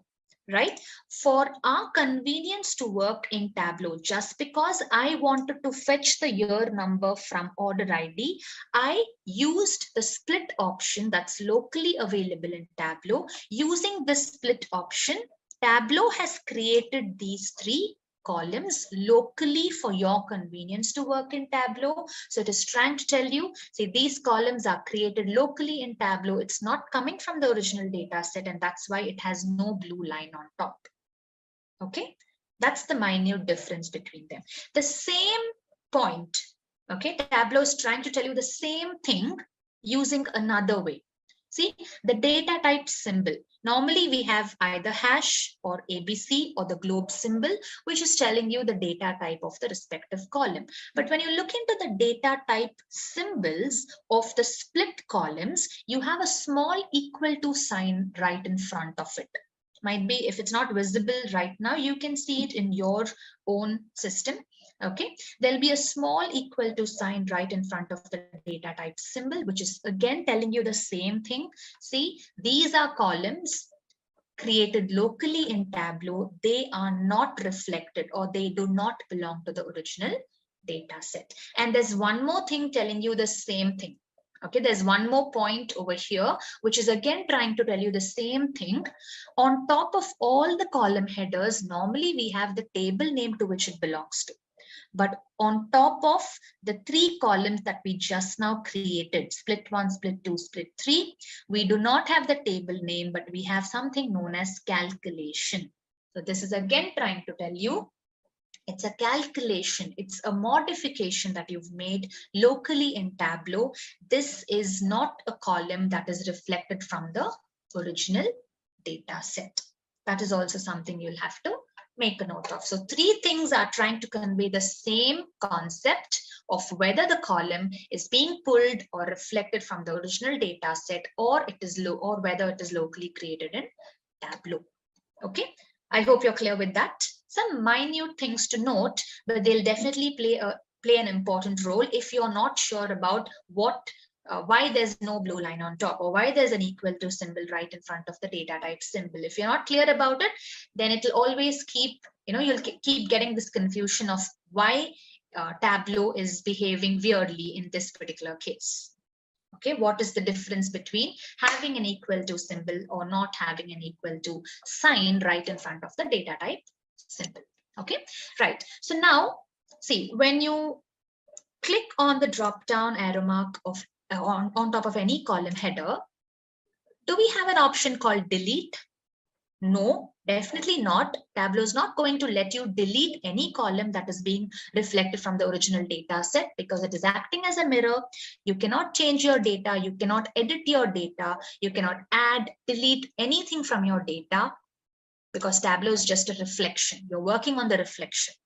Yes, but when you click on the drop down arrow of your split 1, split 2, split 3, you do have an option called delete. Why? Because something that is locally created in Tableau can definitely be locally deleted. Yes, that's the reason you have a delete option for split 1, split 2, and split 3. If you only need the year column, just retain it and delete the other 2. Okay, so that's how Tableau lets you delete columns or delete these split columns that were anyways locally created in Tableau's workspace. Okay, that was about split. Now, what is custom split all about? Let's get into custom split. You'll have a small dialog box. Now, Tableau picked up hyphen as the default separator or delimiter. Okay, when you clicked on the split option, but when you click on custom split, Tableau is asking you what separator. See, let's say in my case, in one of my columns, I would have had values like ABC hyphen 001 slash 2018. So in this case, I have 2 different separators or delimiters. Right? So in such a case, you can go into custom split and tell Tableau which separator you are planning to use based on which a split is supposed to happen. Right? So that's the space provided over here. Use the separator. You can decide the separator that you're planning to use. Okay, in our case, we only have hyphen. So I'll just mention hyphen as the separator. Then we have something called split off from the first or last or all. 3 different options. Now, when I say start splitting off from the first, it means starting from the left-hand side, start splitting off my values based on hyphen as the separator. Yes, yes. Now, let's say as a result, I want 2 columns to be created. Now, let's see what happens with these set of options. So hyphen is the separator. Splitting off is going to start from the left side, from the first. And as a result, I need only 2 columns. So what will happen is when I click on OK, starting from the left, using hyphen as the separator, 2 new columns are going to be created. The third part of my order ID, the number that we had, that is not being created as a separate column because I had customized my split. I wanted only 2 columns as a result. And that's how we've come up with this. Okay, now let's use a different option. I'll delete these 2. I'll go back, get into custom split. I'll use hyphen as the separator. And I'll say split off from the last, create only 1 column as a result. So now what will happen is split off will begin from the right side part of your order ID. Okay, and as a result, only 1 column will be created. So now in the sense, starting from the right side, 1 column will be created based on hyphen as your separator. Okay, so just a small way of how you can customize how any column is being split. That's the difference between the normal split and the custom split, right? So these are the different options, data types available when you look into the view area of Tableau. A few more icons are yet to be discussed. Okay, so but before that, we have a few queries.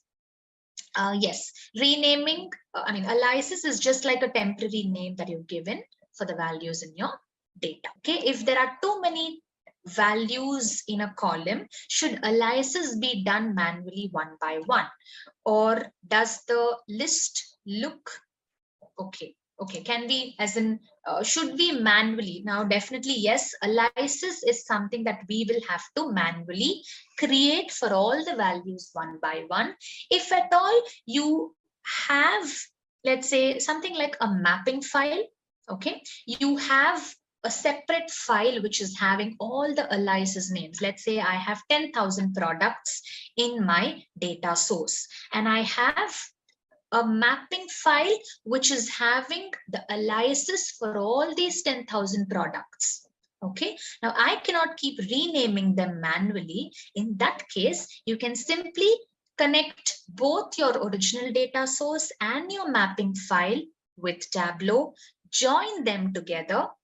Okay, so that you can directly use the aliases name column, the friendly name, or the temporary name or easy name column for analysis in Tableau.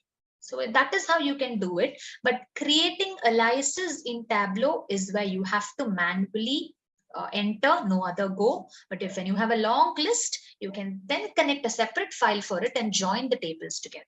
You have this arrow mark over here. You have n number of undos, no limit at all. You can simply keep clicking on it n number of times. Yes, so this on the left top corner, the second option that you have, the backward arrow, that's how you undo any operation. You have n number of undos in Tableau, no limit. Okay, detail. But before we discuss about live and extract, I will have to explain about the file types in Tableau. So that's the reason I'm keeping it on hold now. Once we discuss about the file types, only when you get to know the file types, you'll be able to understand the concept of live and extract in a better manner. So we'll come back to it. Filters, again, another major feature discussed in module number 2. We'll come back. When I say we'll come back, we'll definitely come back. You needn't worry at all. Trust me. Okay, we'll definitely come back. Okay, and a few more options. Now we have an arrow mark over here. Okay, now it says this is simply a search option. See, right now we have only one table, so it's quite easy. But as I told you, you can have multiple tables in your canvas area. In that case, if you need one particular table's view to be brought in, that is when you can go in for a search over here. Okay, Then, okay, there's another point over here. It says 21 fields, 9994 rows. Now, 21 is nothing but the count of columns present in your orders table. Okay, so you needn't count it manually. Just by looking into this point, you can say, okay, I have 21 columns in this particular table, and I have a total of 9994 rows of data. You can just cross-check, get into the Excel file, scroll all the way down, and you can see you have a total of 9994 rows of data. Okay, so that's about this. And this space over here, it says 100. Now I have 9,994 rows of data, but what is this 100 all about? Why does it say 100 rows? Okay, see, now view area is just like a sample. Okay, it's just like a trailer. Yes, so your view area is by default going to display only the top 100 rows from your original data source. Okay, right? See, now it is just a sample of data, the first 100 rows displayed in your view area, but that doesn't mean when you proceed with your analysis, Tableau will consider only the first 100 rows of data and display the values. Okay, let me explain this further. See, once you drag and drop your table into the canvas area, as I told you, the view area is going to appear.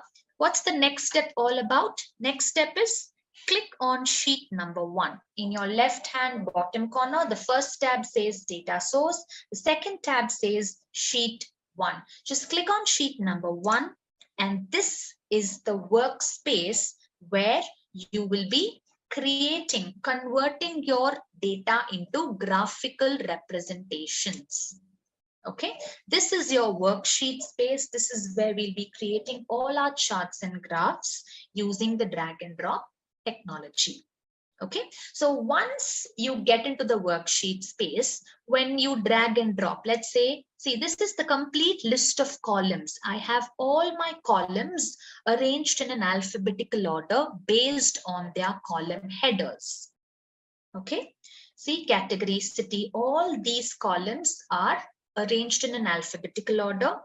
When I drag and drop row ID into my worksheet space, I'm just telling add all the members. Okay, see, you have a total of 9,994 rows of data. Okay, see, when you go back to the data source page, when you scroll down over here, let me just get into row ID. Okay, when you scroll all the way down, you'll have only 100 row IDs because your view area is just displaying the first 100 rows of data for your reference purpose, because you have to, you'll just have to go through, okay, so these are the columns I have in my data set. You have to prepare yourself, get familiar with the data before analyzing the data.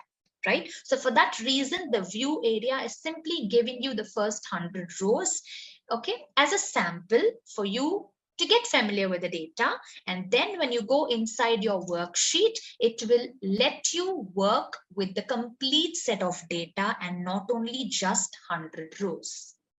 Yes. Now I'll tell you another example. See, suppose if I say I need only the first 5 rows to be displayed in my view area.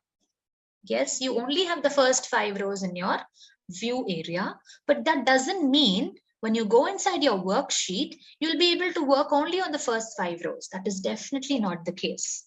Okay, no matter how many rows are displayed in the view area, when you go back to your sheet, when you go into your worksheet, you will always be able to work with the complete set of data. Okay. Right, so that's about this number of rows present in the tab in between your canvas area and your view area. right? So we are already into the worksheet space. Now you might have a lot of queries about what is columns, what is rows, which field or column should be placed into the column space, what is supposed to be placed into the row space. We do have blue colored columns, we do have green colored columns. What is the difference between them? So there's so much to discuss about the worksheet space, right? We've just discussed all about the data source page. We do have one or two options left out, like union, table extension, live extract. I think we've basically covered the others, okay? But yes, this was just the second class. So we are still in the process of getting familiar with the environment. So slowly we'll move on to all the concepts in detail, no worries. Just a quick info, guys. Intellipaat offers Tableau certification training course designed by industry experts. The certification training course in Tableau program aims to help you master building interactive dashboards and performing data visualization. This Tableau course will prepare you for the Tableau Desktop Qualified Associate exam. Master Tableau Desktop and public integration with R and big data in this Tableau certification through various projects and real life case studies. With this course, we have already helped thousands of professionals in successful career transition. You can check out their testimonials on our Achievers channel, whose link is given in the description below. Without a doubt, this course can set your career to new heights. So visit the course page link given below in the description and take a first step towards career growth in the field of data visualization. Little more points about split and custom split, okay? And after which we'll get into the next topics that we have in stored. Okay, right. So as I told you, we have a lot of options. So I hope you're clear with the introduction of Tableau. What are the different products offered by the Tableau software company? And then, as I told you, the way you connect your data with Tableau from different locations might have slight differences, but once connected, once you get into the workspace of Tableau, the way you work in Tableau will absolutely be the same, no matter where the data is coming from. Okay, right? And then we've connected an Excel file with Tableau. We are going through the options available in the data source page, just the basic ones. We do have something called live and extract. We'll come back to all those options. But before that, we have some basic topics to be discussed. Only then you'll have a better understanding about live and extract. So yes, that's the reason I'm trying to push it a little later. Okay, but we'll definitely come back. So yes, we also have the different data types. I hope you remember all that, different data types in Tableau. Okay, so we did go through all the options available in the drop-down menu. We also discussed about the different data types that we have in Tableau. Okay, and about the splits, I'll just go through the splits once again. Okay, what is split, what is custom split, and then we'll go into the next topics that we have in store. Okay, yes, so when you click on, as in we have two options, split and custom split. So split is where Tableau is taking the delimiter or the separator. It is identifying the delimiter or separator automatically, based on which it is creating multiple columns. So in our case, we have 3 new columns created where hyphen has been identified as the delimiter or separator. Okay, and things to observe over here. Okay, there's no blue line on top of split 1, split 2, split 3, because Tableau is telling you these columns are not coming from the sample superstore, right? These columns are not coming from sample superstore. They are locally created columns for your convenience that is being highlighted, okay, by having no blue line on top. Right? Similarly, the same thing is conveyed in a different manner. There's a small equal to symbol right in front of the data type for the locally created columns, right? That's also a point which is trying to indicate, or which is trying to tell you the same thing. These columns with a equal to sign right in front of the data type symbols, these columns are being locally created. They are not coming from Superstore dataset, and you always have the table name right on top of the column header. Yes, but for these 3 columns, you have something known as calculation. This is also trying to tell you that these 3 columns are calculations created locally in Tableau. They are not being reflected, or they are not coming from the original data source. Okay, so 3 different points, which is trying to convey the same thing. And yeah, just like the scribbling that we make on the mirror, I hope you remember that point. Okay. Yes, okay. So now we have the student version of Tableau. Yes, our team will help you out more about downloading and installing. But yes, as to answer your query, the Tableau student version is nothing but just the Tableau desktop version. It's just that you get a 1 year of free license to use it. That's it. It will not function as Tableau public, but you will have all the complete features as Tableau desktop. So, okay. Right, so that was about split 1, 2, 3. You can always rename. Suppose you would like to rename it. You can just double click on the column header and start renaming your column to make it meaningful. Okay. Now, custom split is nothing but you just have to specify the separator instead of Tableau identifying the separator or delimiter by itself automatically. When it comes to custom split, you will have to specify, okay, hyphen is my separator. Start splitting off from the first or from the last. You can decide all that. How many columns should be created as a result of your custom split? All these points can be decided by the user. Customize the split as of how Tableau is going to split your columns. That is what is custom split about. Okay, so these are the different options that we have in the data source page in the drop down menu right on top of your column headers. Now, when you look into the drop down menu of the columns that were newly created, you will have an option called delete. But the other columns, suppose if I get into, let's say, row ID, there's no option called delete over here. Or order ID, there's no option called delete over here because you cannot touch your data in Tableau. You cannot add or delete rows or columns in Tableau. But this is like the column that was locally created in Tableau. The scribbling part that we make on the mirror, you can simply take a cloth and rub it off. So something that's locally created in Tableau can be deleted in Tableau itself. Right? That's the reason you have the delete option. And I hope my mouse pointer is fine now if you're if you were finding it difficult to locate it, previously.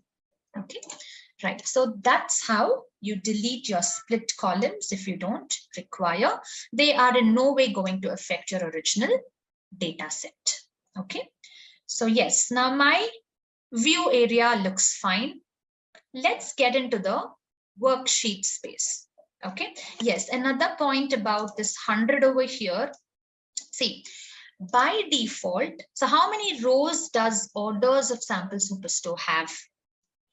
It has around 9,000. See, this part tells you 9994 rows of data.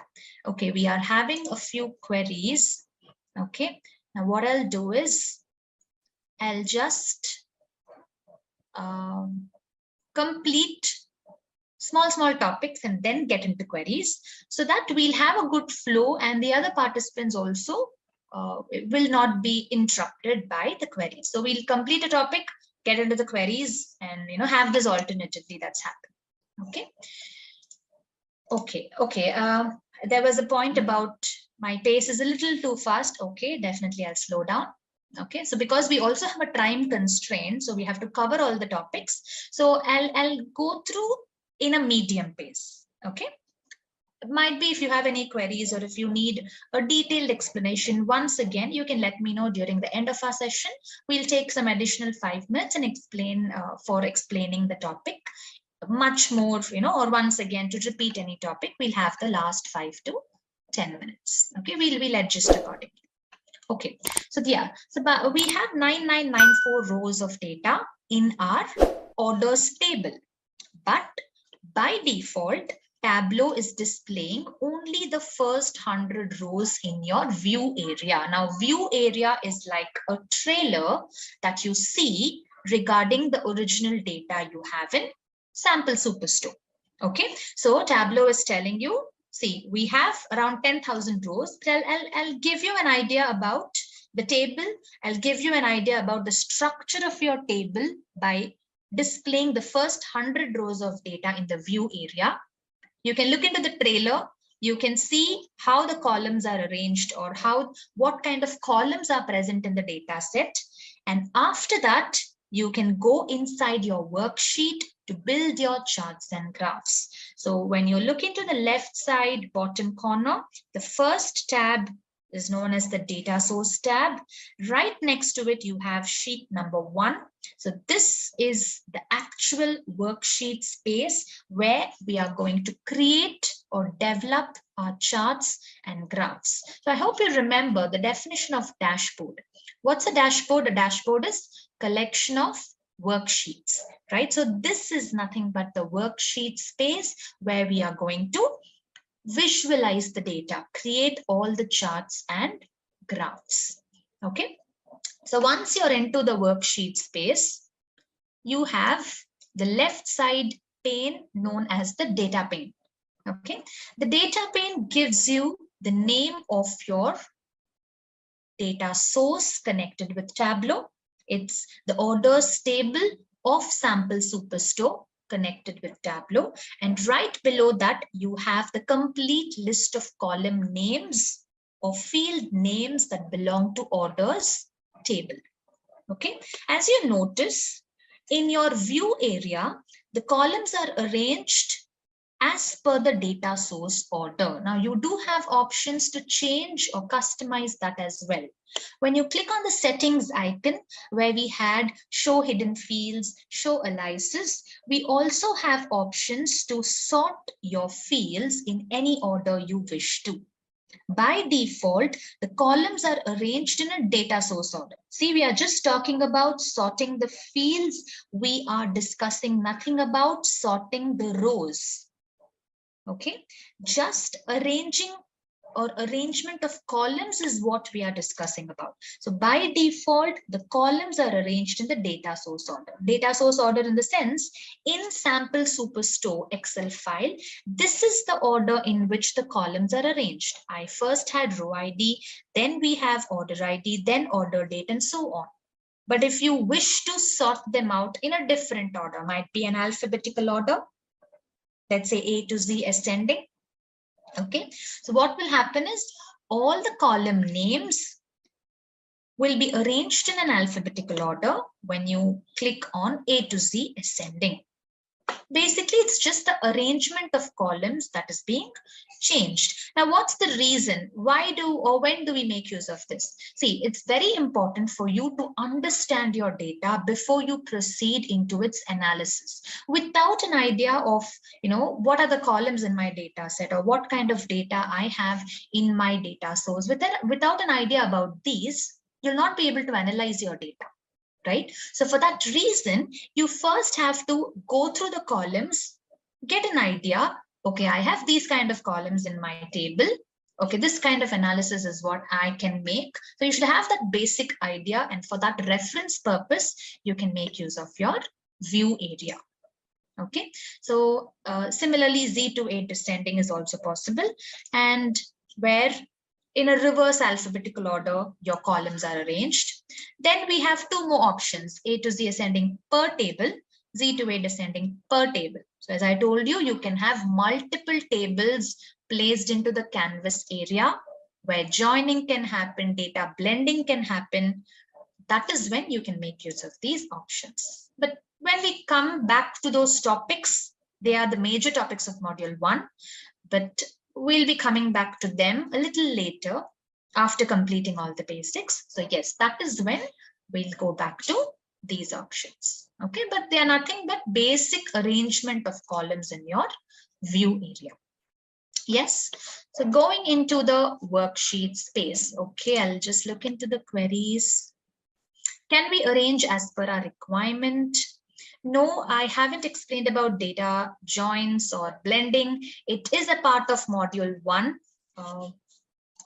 Okay, it's a part of module 1, but we still have, so you can also look into our PPT.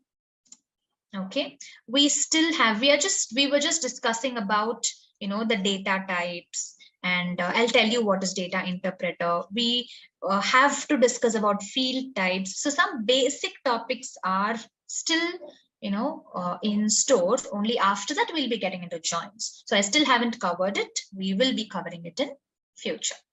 Okay. Okay, right. So when you get inside your worksheet, so there's another query about, can we arrange the columns depending on our requirement?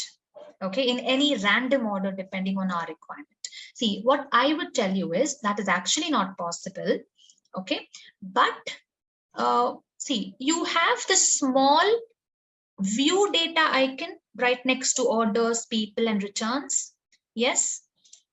This is also another way through which you can view the data that's present in the orders table. Okay, right? So here we have the complete set of columns, right? So this is again the view data. But yes, arrangement of columns is basically for your reference purpose. But there's no point in arranging them in any order. I'll tell you why. Let it be a random order, or let it be I don't know why is my cursor changed, but yes, I hope it's visible anyways. Okay, right. So actually there's no point in arranging them in ascending order, descending order, random order, data source order, because anyways, after you go inside your worksheet, for sure, by default, all the column names are going to be arranged in an alphabetical order only. You cannot change that. Okay, so the view area arrangement is just temporarily for your reference purpose. Yes, but anyways, when you go inside your worksheet, irrespective of what order you had arranged them in your view area, you will always have the column names being arranged in an alphabetical order in the data pane of your worksheet. Right? Now, when you look into the data pane of your worksheet, you have the column names arranged in an alphabetical order. Okay. But there's something that you'll have to make a note. You have a few columns of field names which are blue in color, few which are green in color, and you also have few which are, whose text is italic in nature. The column, the field name itself is in an italic text. Okay, so I'll tell you the differences between them. The ones which are blue in color, all the columns which are blue in color, they are known as the discrete columns.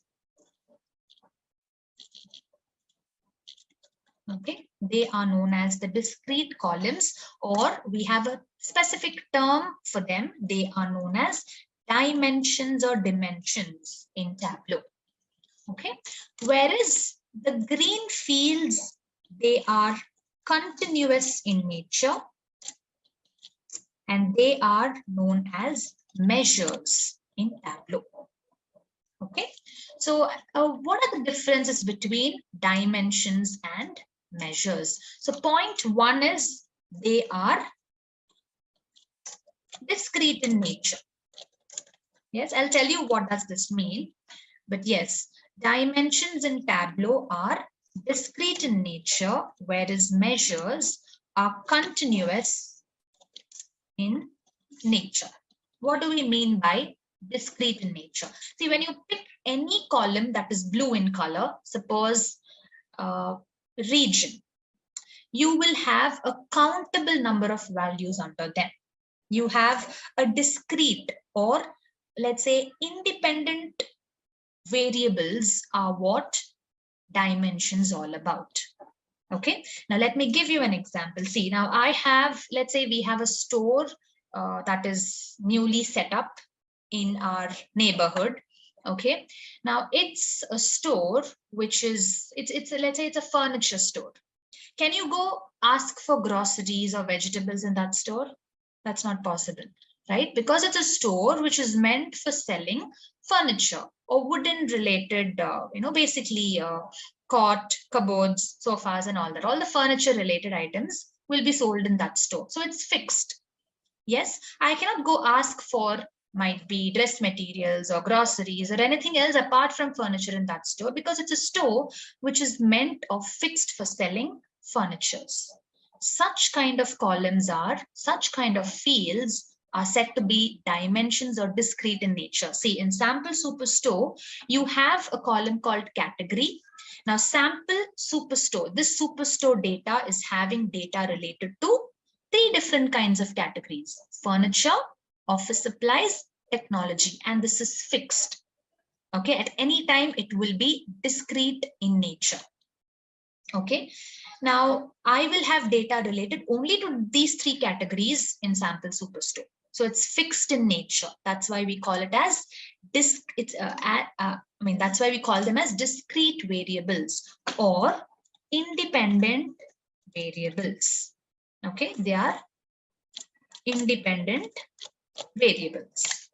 Yes. Now, when you look into fields which are green in color, okay, so green in color, all these fields are known as measures. They are continuous in nature. Why do we say they are continuous in nature? And they are also dependent in nature. They are not only continuous in nature, they are dependent variables. Why do we say so? Because, see, suppose I'm pulling sales into my worksheet space, or might be I'll go into the data source page and I'll show how the sales column looks like. See, when you look into the sales column, now when I look into my category column, I can for sure say every row in my data set will either belong to furniture or office supplies or technology, because these are the three different categories of data I have in my data set. So I can, for sure say that. But can we do so when it comes to sales? Can I tell this data set will have sales of value 1000 or 2000 or 3000? These three are the only value for which sales will happen in my store. Can we say that? Can we have a fixed set of values for columns called sales or quantity, discount or profit? That's not possible, because it completely depends on the user. Now, I cannot tell my customer, see, you either have to buy for 1000 rupees or 2000 rupees or 3000 rupees. You cannot buy for amount which is lesser than or greater than that. That's definitely not possible, because sales or column like sales are completely dependent on your dimensions. So there might be a customer who's purchasing 10 products which belongs to a particular category, and 5 products which belong to a different category. So the total sales amount will be, let's say, for example, 10,000. There might be another customer buying a different set of products, different quantities at a different discount price. So sales is a column which is completely dependent on the customer's requirement. I cannot go tell my customer, you cannot purchase these many quantities, or you cannot purchase these 2 products at the same time. It is dependent on their requirement. So that's why for fields which are green in color, we say they are continuous in nature, because they might fall under a range. I can tell I have products ranging from 20 rupees to 20,000 rupees in my store. Or I can say normally in my shop, sales happen minimum 200 rupees to a maximum of 1 lakh rupees. I might be specify such a continuous range, but I cannot fix values for columns which are green in color, or for columns which are known as measures. We cannot have a fixed set of values. That's why they are categorized as measures by Tableau. Okay, right?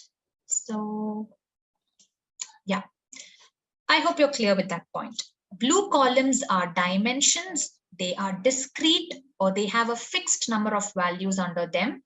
Okay, they are independent variables, whereas green columns are continuous in nature. They are known as measures. They are dependent variables. Okay, and they do not have a fixed count of values under them. They have an infinite set of values under them. So when you look into the sales column, you have so many values, okay, ranging, might be you can tell a range ranging from 10 rupees or might be 5 rupees to 20,000 rupees. You can might be set a range or define the column with a range, but you cannot say I have a fixed set of values or a countable number of values under them. Okay, that is why such columns are identified as measures by Tableau. That's the difference between blue colored, and we also call them as pills. Okay, as you look into the shape of it, P-I-L-L-S, pills. The shape looks like a pill. Okay, so we normally refer to them as pills. So blue pills and green pills. Blue pills are dimensions, green pills are measures. Okay, and you might have another query. Is it so that all the columns which are of number data type are placed under measures? See, as of now, sales, quantity, profit, discount, all are of number data type. So does Tableau identify measures using the data type of a column? If it's of a number data type, Tableau blindly pushes into measures. That is not the case again, because see, I have row ID. Row ID is also of a number data type, but it's placed under dimensions. Why? Because it is having a fixed set of values, or you can say it has a countable number of values under them. I can clearly say I have 9994 row IDs. It's fixed in number. It is not continuous in nature. And that's why, though it is of a number data type, it is having, it's placed under dimensions. Yes, green colored data is not fixed. It keeps changing, right? I might have one customer buying bulk of items. They might, they would have made a sales of 2 lakhs. There might be another customer purchasing only 2 items for 200 rupees. So you cannot fix it. It keeps changing according to the users. It depends on the user's requirement. So it's not fixed. And that's why they fall under measures. Okay, and yes, we do have options to convert measures into dimensions, dimensions into measures. So all these conversion comes when you're creating calculations. Okay, but yes, you do have options. If you want a particular column to be converted from dimensions to measures or discrete to continuous, you do have an option. Okay, so on the corner of every pill, you have a drop down arrow mark. When you click on it, you have a lot of options. So we'll gradually start using all of them soon. Okay, but yes, we do have options to convert them, right?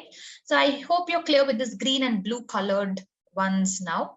And then you have few pills, which is italic in nature, like measure names, latitude, longitude, orders, count, and measure values. So these pills, we did not have them in Sample Superstore. So where did they come from? They are known as the auto-generated fields, or they are automatically generated by Tableau. Okay, they are basically fields which are automatically generated by Tableau. And what does each of these fields tell us? Or where do we make use of them? So what did I tell you about fields which are of geographic data type? Tableau will automatically generate latitude and longitude values for them, right? So this is that field where Tableau has automatically generated the latitude and longitude values for all the columns which are of geographic data type. Let's look into a sample. I have state, okay, for all the members of this column called state, Tableau will automatically generate latitude and longitude values. Let's give it a try.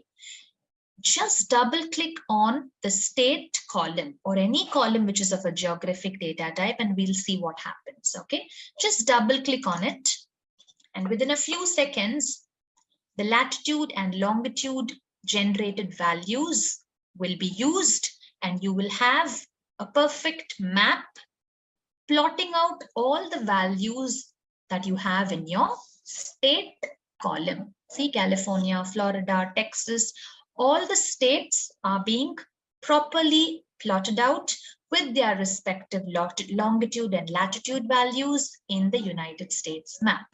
So this was just a simple example I tried to give you, but a lot more about maps are in store in module number 6. So no worries, we'll come back.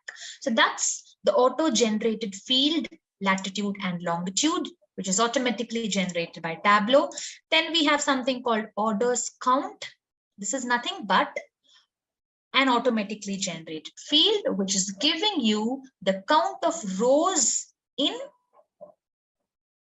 see, it says count of rows in orders 9994. So this is just a column which is giving you the count of rows in your orders table. Might be you can find the split out. I would like to see how many rows belong to furniture, how many rows belong to technology and office supplies, right? So just bring your category into the column shelf here. Yes, please excuse me for that. Okay, right. You can also find the split out of count of rows by pulling in your dimension, any dimension. So see, 2121 rows belong to furniture, these many rows belong to office supplies, and these many rows belong to technology. So it's basically giving you the total count of rows in your table for your analysis purpose. This is automatically generated by Tableau. You can make use of it. And finally, we have two others. Totally, we have around 5 auto-generated fields. We have measure names and measure values. Okay, measure names, measure values. Measure names, it's nothing but an auto-generated field used for storing all the names of your fields under measures. Yes. See, what are the fields available under measures? Discount, profit, quantity, sales. The names of these fields are stored under measure names, whereas the values of these fields are stored under measure values. Might be if I give you an example, when we get into a point where we'll be using these auto-generated fields, you'll get a broader idea. Okay, but this is what they basically contain. That's what I'm trying to tell you. Okay, getting into the queries. You're confused about discrete and dimension. Okay, I'll differentiate those terms. Yes. For region, as I told you, you'll not be able to create a map because it's not having unique values like city names or state names or postal codes, for which Tableau will be able to generate the latitude and longitudes automatically. It just has some generalized values like central, east, south, and west. It might be the central region or central part of any country. It might be the southern part of any country. So Tableau will not be able to take such common nouns and generate a latitude and longitude for them. Okay. Yes, this is a data which is automatically generated by Tableau. So any data set you connect with Tableau, you will have these auto-generated fields. Okay. Any issues with my network, my audio, my screen? Do you have any issues with that? Okay, because sometimes if more number of participants are facing an issue, then there would be an issue on my side. Maybe you can try reconnecting. Such issues will get resolved. If it still persists, then I'll check from my side as well. Okay, right. So it's a group of measure names like a folder. Yes, kind of a folder, but not exactly a folder. It is a field which is used or which is basically storing all the names of the measures. Yes, kind of a folder. Okay, right. Can we generate the italic text measures on our own? No, that's not possible. It is automatically generated by Tableau. So generating it manually is not possible. Okay. Okay, you just tried double clicking on the state, but nothing is appearing on a map. That might be because your map is not fixed to United States country. Okay, might be, I don't want to confuse with that point now. What I'll do is I'll take the last 5 minutes to quickly tell you how to fix that temporarily, but we'll discuss about that in detail. Okay, I'll definitely tell you in the last 5 minutes how to quick that issue, as you said, regarding the map. Okay, yes. So quickly getting into dimensions and discrete, the definition of those two. See, discrete, okay, dimensions is the name given to fields which are blue in color. Okay, it's a term used in Tableau, right? Just like how we have a lot of terms for features given to different tools that we have. Okay, we have dimensions as a term used for referring to fields which are blue in color. Measures are fields which are green in color. Okay, now when I say discrete is nothing but individual. You can use terms like individual, fixed values. Fixed values are nothing but discrete values. Okay, you pick any column under dimensions, might be product ID or region or segment, right? If I pull any column, I will have a fixed count of values, or separate values which are independent in nature. I have consumer related data, corporate related data, home office related data. So they are, separated in nature, they are fixed in nature, they are countable in nature. And that's why we, use one single term called they are discrete in nature. And collectively, all the fields which are blue in color are just known as dimensions. Yes, discrete is nothing but fixed values are present inside every single column. Such a column is known as a dimension. Okay, right. Might be as as we start using them, you'll clearly find the difference how dimensions and measures differ from each other. Okay, so this was a basic introduction about the worksheet space. And then we have columns and rows. We also call them as column shelves. Okay, they are individual shelves, page shelf, filter shelf, row shelf, column shelf, right? So Tableau uses the drag and drop technology, right? So suppose I would like to see how the sales has been performed by the different, let's say, categories in my store. So pull category and pull sales. You have a simple bar chart where it tells you this is the sales done by furniture, this is done by office supplies, and this is done by technology. Now you might have a query. Do we have any rule that blue pills are to be placed in column shelf? The green pills are supposed to be placed in the row shelf? Not at all. We don't have any such rules. Any pill can be placed in any shelf, but just the outcome is going to be different. Okay, so here we have a tool. We'll be going through all the tools available in the toolbar then and there. Okay, but here we have a tool called Clear Sheet. With one single click, you can clear the sheet, bring it back to a blank sheet. Okay, see now when you place a dimension in column and a measure in rows, you get a vertical bar chart. Yes, but if you do it the other way around, if I place my dimension in rows and my measure in columns, you'll get a horizontal bar chart. That's the only difference. But other than that, the result, basically the content of the visualization of the graph is just the same. Okay, yes. So that's about dimensions, measures, drag and drop technology using which you can create your chart. You can give a try about all these after the class.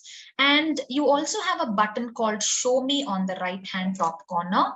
So we have around 24 readily available charts and graphs using which data can be visualized in Tableau. These are the basic 24 readily available charts. Apart from these, you can also create different charts. Like for example, you only have a pie chart available under Show Me. You can create a donut pie chart in Tableau. You can create a waterfall chart. You can create a, let's say, we do have multiple charts that can be created apart from the readily available ones here using different features like dual axis, like the marks cards available over here. So there are a lot of options. Module 4 is where we'll be covering them. Okay, different types of charts and graphs that can be created in Tableau.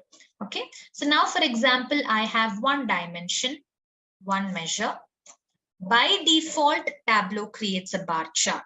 But when you're looking to show me, suppose I would like to convert it into a bubble chart. Okay, a packed bubble chart.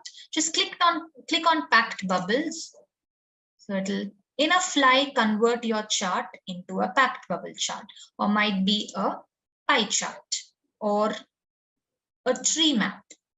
Okay, so you have multiple options based on which you can visualize your data. These are just the basics. We'll gradually get into more options that are available. Okay, right. So that was about our dimensions and measures. Now, next, I would like to also tell you how to connect a few other file types. Like, for example, we may have text files. Okay. We have a simple text sample over here. Okay, text file. This is basically a CSV file, comma separated file. How do I connect my text file or CSV file with Tableau? Or we might also have PDF files in hand. Okay, how do I connect? Let's have a quick quiz question, guys. And the question is, what type of data sources can Tableau connect to? And your options are only Excel files, only CSV files, or only SQL databases, or a variety of data sources, including databases, spreadsheets, and web services. Please mention your answers in the comment section below. Just a quick info, guys. Intellipaat offers Tableau certification training course designed by industry experts. The certification training course in Tableau program aims to help you master building interactive dashboards and performing data visualization. This Tableau course will prepare you for the Tableau Desktop Qualified Associate exam. Master Tableau Desktop and public integration with R and big data in this Tableau certification through various projects and real life case studies. With this course, we have already helped thousands of professionals in successful career transition. You can check out their testimonials on our Achievers channel, whose link is given in the description below. Without a doubt, this course can set your career to new heights. So visit the course page link given below in the description and take a first step towards career growth in the field of data visualization. My PDF files with Tableau. Now, what happens is when you connect a PDF file, only data which is present in a tabular format will be read by Tableau. Tableau is capable of reading only tabular data from your PDF files.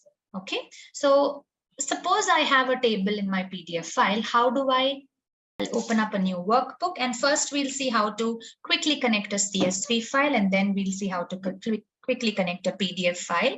But the way you connect them will have slight differences, but once connected, you're anyways going to be directed to the data source page. Okay, and once you get into the data source page, the way you work in Tableau will absolutely be the same, irrespective of where the data is coming from.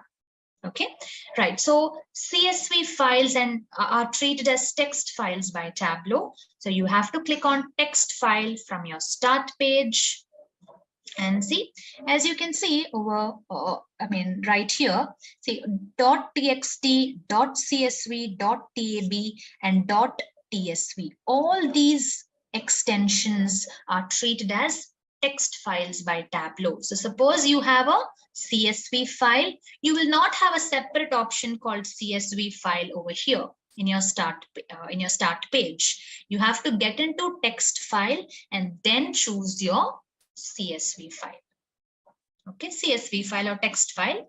Okay, all of them are treated as text files. So choose the one. See, again, I want you to make a note of it over here. I've clicked on text sample to be connected with Tableau. Let's see what happens if I click on open. Now, what do we expect? We will expect Tableau to take us to the data source page where text sample has been connected with Tableau, right? Let's see what happens. I'll click on open. Within a few seconds, yes, you're being directed to the data source page. Text sample is connected with Tableau. You have the respective columns and rows brought into the view area. Yes, everything looks fine. But when you look into the left side space, we only wanted text sample to be connected. I had only clicked on text sample to be connected with Tableau, right? But where did LOD sample and this, pivot sample come? How did these two come into my data source page? So now that's a small difference of how Tableau is handling text file connections with Tableau. Yes. Now, what's the basic difference between an Excel file and a text file? Excel file has multiple worksheets inside it. So I have one file called Sample Superstore. It is having 3 different sheets: orders, people, and returns. Okay. But is that possible when it comes to a text file? A text file itself is a single table. Can we have multiple tables inside a text file? That's not possible, right? So for you to easily work with joining and blending of data from multiple text files, Tableau is giving you this option where whenever you're trying to connect a text file with Tableau, okay, see here we have 3 text files. One is text sample, pivot sample, and LOD sample. So whenever you're trying to connect a text sample with Tableau, it not only brings in the selected file into the data source page, but it also brings all the other text files in the current folder also into your data source page so that you can easily join them or blend them for further analysis. Okay, I don't want these two to be brought into my data source page. What should I do? Very simple. You have to create a new folder. Make sure only the file that you are in need of is placed into your folder. So now when you go back to Tableau, see, when you go back to your start page, click on text file, get into the folder where the text file that you're planning to connect is the only text file in that folder. Click on it, then click on open, and see, it's only the text file brought into my data source page. So a minute difference how Tableau is handling text files or CSV files. You can just, yes, it loads all the text files present in the current folder. Okay, that's the point. Oh, you're seeing category button. Okay, I'm not sure where you're seeing the category. But apart from charts and graphs, do we have other visuals? Other visuals, you mean to say we have motion charts? We have, yes, we only have charts and graphs. I'm not getting the point about other visuals in the sense. Yeah, CSV formatted files are treated as text files. Even if you have a .csv file, you will have to click on text file from the start page and connect it with Tableau. Okay, these CSV files and text files, I'll share it right here in the chat box. You can make use of it. Okay, it's not possible to make 2 tables in one text file, right? That's why Tableau is giving you this option. If you have a folder with 3 to 4 text files, it'll let you connect all the text files at once with Tableau so that you can easily go ahead with combining the data with joins and blending. Okay. Funnel charts. Yes, funnel charts can be created, but it's not readily available. But yes, using few other features in Tableau, you can definitely create funnel charts. Okay, right. So this course will go on for the next 1 month approximately. Okay, right. So I hope this point was clear related to text files, CSV files getting connected with Tableau. Okay, and then what else? Yeah, PDF connection. So again, I have my PDF file with a small table in it. Okay, so I would like to bring this table. This is just a sample file. I would like to bring this table into my, connect it with Tableau basically. So I'll click on PDF file. Again, get into the folder where you have your PDF file. Okay, click on open. Now, what did we discuss? The way you connect your data from different files will have slight differences, but once connected, the way you work in Tableau will absolutely be the same. So this is another example for that. So when you try connecting a PDF file, this is what pops up, a small dialog box which says scan PDF file. Okay. It says specify the pages to scan for data. So sometimes PDF files might have thousands or thousands of rows. Okay, let's say I have a PDF file containing 10,000 rows. Now, if I ask Tableau to scan all the 10,000 rows, it's going to take a long time. Okay, but let's say my requirement is I have a PDF file where page number 49, 50, 51. These are the three pages. See, totally I have 10,000 pages in my PDF file, but the tables that I am in need of, the tables that I'm planning to bring into Tableau belongs to these three pages. So if I go tell Tableau scan all the 10,000 pages, it's going to take a long time. It's going to pull tables from all the pages which I don't require basically. Okay, so to make the work faster, I'll simply tell Tableau scan pages starting from page number 49 till page number 51. So only 49, 50, 51. These three pages will be scanned by Tableau. It'll take a very little time, and I'll be able to see all the tables brought into my data source page. So everything happens quickly to save time, basically, right? This is how you specify a range of pages. Or might be if you have only one single page, you can directly say page number 23 is where I have my table. Just blindly get into page number 23 and pull the table, scan the table in that page. That's more than enough. So these options are basically to save time. So to save the time taken to scan your PDF file by Tableau. Okay, now you might have another query.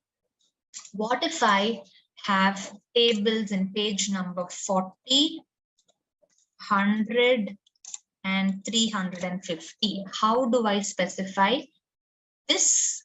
How do I tell Tableau to scan only these pages in Tableau? There's no other option. You have to go ahead with a range, and range should start from 40 to 350. No other option. This is how you'll have to tell Tableau. These are the only three options. Okay, so you'll have to tell, though you have only hardly 3 pages to be scanned, but yes, this is the best way to go ahead with. Okay, so then another point, a very, very important point. When you're specifying your page numbers to be scanned, see, there's something that you have to make a note of. The scan counts the first page of your file as page number 1, ignores the page numbering used in the file. Now, what does this mean? See, I have a PDF file, okay, containing 5 pages. Okay, let's say I have my, might be my Max textbook, okay, where Max textbook, okay, page numbers 41, 42, 43, 44, and 45. These are the 5 pages, okay, containing in my PDF file. Now, if I go tell page numbers in the sense, see, it will be mentioned right here in the bottom, right? So I have a PDF file containing 5 pages from my Max textbook where the page numbers in the actual page says 41, 42, 43, 44, 45. But page number 41 is the first page of my PDF file. There's a difference between both, right? So that is what Tableau is trying to tell you. The scan will count the first page of your file as page number 1, but the actual page numbering in your file would not be taken into consideration. So if I want the third page, say in this case, if I want the third page to be scanned by Tableau, I shouldn't go tell scan page number 43. Tableau will not know because your PDF file itself has only 5 pages. So you'll have to go tell Tableau scan page number 3. So the third page of your PDF file will be scanned and the actual page numbering will not be taken into consideration. Okay, so some minute points to make a note of, right? But in our case, we just have 2 pages as it is a sample file. So I'm asking Tableau to read or scan all the pages for data. Click on OK, and within a few seconds, you'll automatically be directed to the data source page. Okay, so I have 2 tables, one in page number 1, and there's another table also in page number 2. Okay, right. So getting into the other queries. Okay, it is like a printer. Yes, kind of.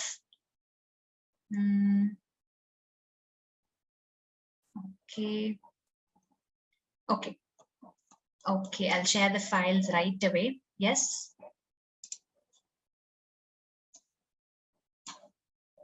PDF file shared, text file shared. Maybe I'll share the other text files also so that you can practice the folder concept, placing them in a same folder, placing them in separate folders, right? Yes, files are shared. Right, so now see, my PDF file has been scanned and brought into the data source page. And right from here, the way we work will remain the same. Okay, so see, this is how the tables are named. Page 1, table 1, page 2, table 2. Okay, now let's start with page 1, table 1. If you have another table in the same page, it will be page 2, table 2, page 2, table 3, page 2, table 4, and so on. That's that's how by default Tableau names your tables. Okay, so let's pull in page 1, table 1 over here. Right, so now let's see how it looks like. Now, does this table look fine? Let's compare it with our PDF file. Okay, see, this is the actual table that I have.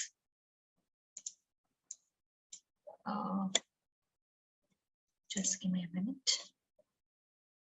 Okay, to download Tableau link. Okay, I'll definitely share it. Yes, so when you look into the table, let's compare these two. Okay, see, number of coils, number of paper clips is supposed to be the column header, but Tableau has not identified it properly. Then short circuits is the column header. Now, where did short circuits come from? It's text right above my table. Okay, so a lot of confusion. This is just a small table, but still there's so much of confusion in how Tableau has scanned this table. So that's kind of a drawback. Scanning PDF files are not up to the expectation. They're not up to the mark. You have a lot of issues in it. And in real-time scenarios also, we generally don't prefer data shared as PDF files, because this scanning process fails to scan the data properly. It pulls the text that is present right above or below the table. It assumes it to be a part of the table. So we have a lot of such issues in scanning.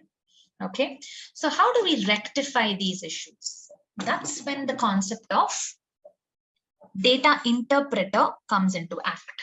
So data interpreter, the small checkbox that we have right here, it says data interpreter might be able to clean your PDF file workbook. So ETL is what we had discussed, Tableau prep.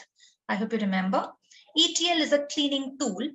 Okay, but this data interpreter is a simple handy tool available in Tableau desktop itself, which will be able to clean your data to a certain extent. Okay, might be major transformations cannot be made using your data interpreter, but basic cleaning work, data interpreter can handle the basic cleaning work in Tableau desktop. Okay, so let's see how that can be done. So I'll just check this box called Use Data Interpreter. And it says, cleaned with Data Interpreter, preview the results by clicking on this link. Okay, so Okay, so it says data has been cleaned, but yes, this column looks fine. Number of paper clips has been properly identified as the column header. Okay, but this column, we have to get rid of short circuits as well, right? Number of coils is the column header, but I don't want short circuits to be present right in front of it. So how do we get rid of it? So that has to be done manually only.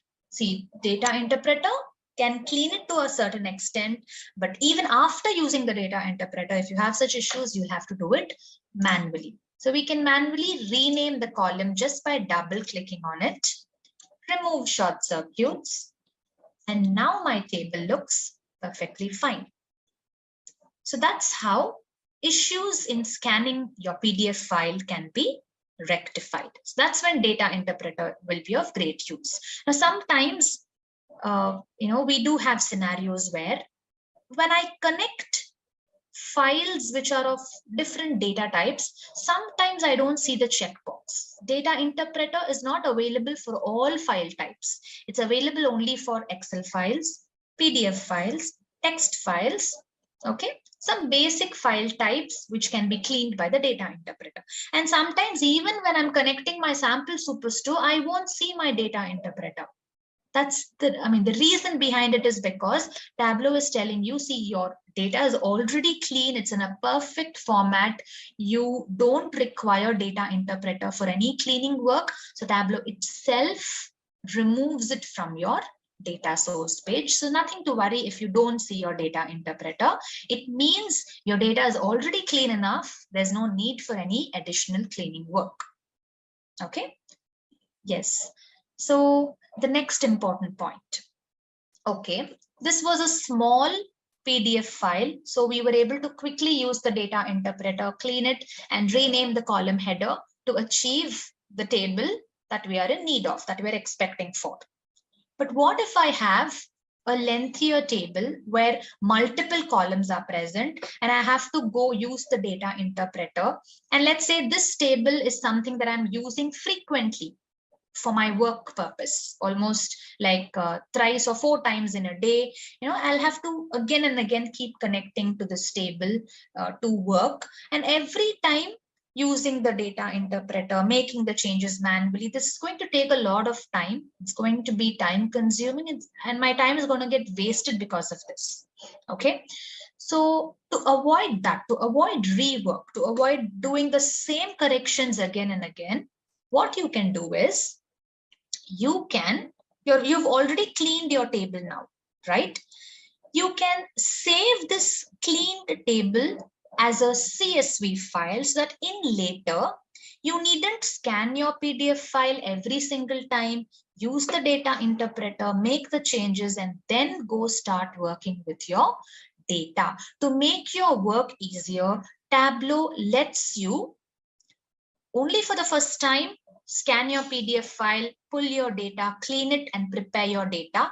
Then convert this table or save this table, basically export this table into a CSV file so that in future, you needn't scan your PDF file, but directly connect this CSV file with Tableau for analysis work. Let's see how that can be done. So once my cleaning work is over, I'll go into my sheet number 1. Okay. So this is my PDF file. Just right click on it. And then from the second option, you have export data to CSV. Just click on page 1, table 1. What are we trying to do? We are trying to export this table that was pulled in from the CSV file. I'm sorry, that was pulled in from a PDF file. We are exporting it into a CSV file.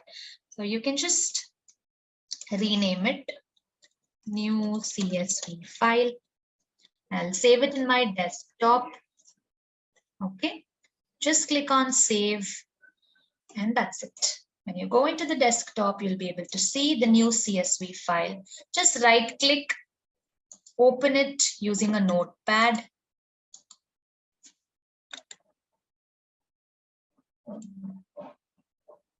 Sorry, it's taking a little time. Yeah, open it with a Notepad. You'll be able to see it has been saved as a CSV file.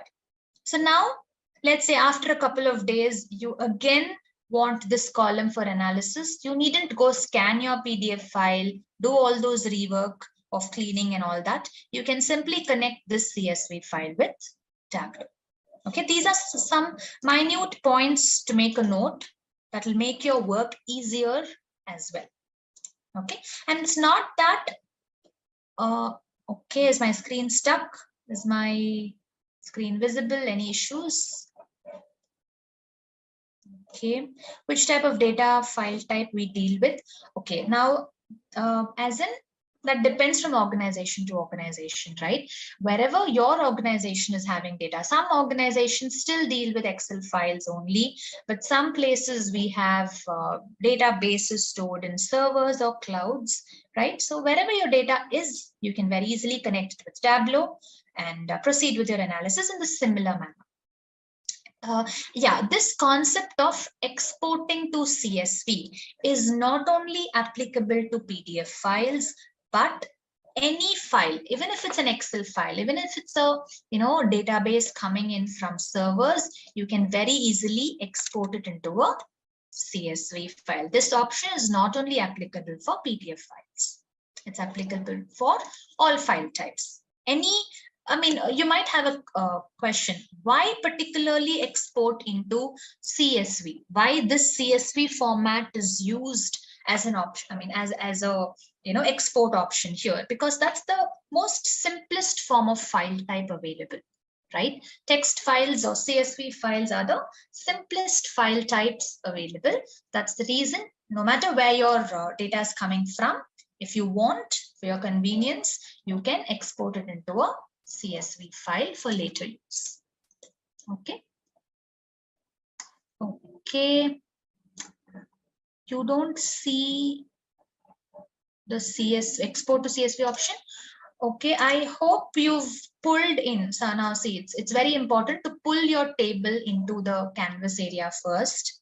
Okay, then go into your worksheet space, right click on the data source, as in whichever table you've pulled in right here in your canvas area, just go right click on it. And from the last, the second option is going to be export data to CSV. Might be if you're using Tableau Public, I'm not sure if you have it, if you have it over there, I'll just check with it. But yes, you'll definitely have export data to CSV. Otherwise, you can share your screen during the last 5 minutes of our class and we'll see why isn't it working. Okay, you're able to see it. Great. Okay, how do we import data from SQL? Yeah, get into the start page. Go into the more option, the button called more right here. So not only SQL, whichever server, whichever cloud you have your data in, just click on, now suppose if it's SQL Server, just click on Microsoft SQL Server. Now I don't have any sample servers with which I can clearly display it during our class. But yes, if you do have your real-time organizational data, you can give it a try. Just mention the server name. Okay, it might be your QA or prod server or whichever server, wherever you have your data. Then you will have a set of username and password, access credentials to get into the server.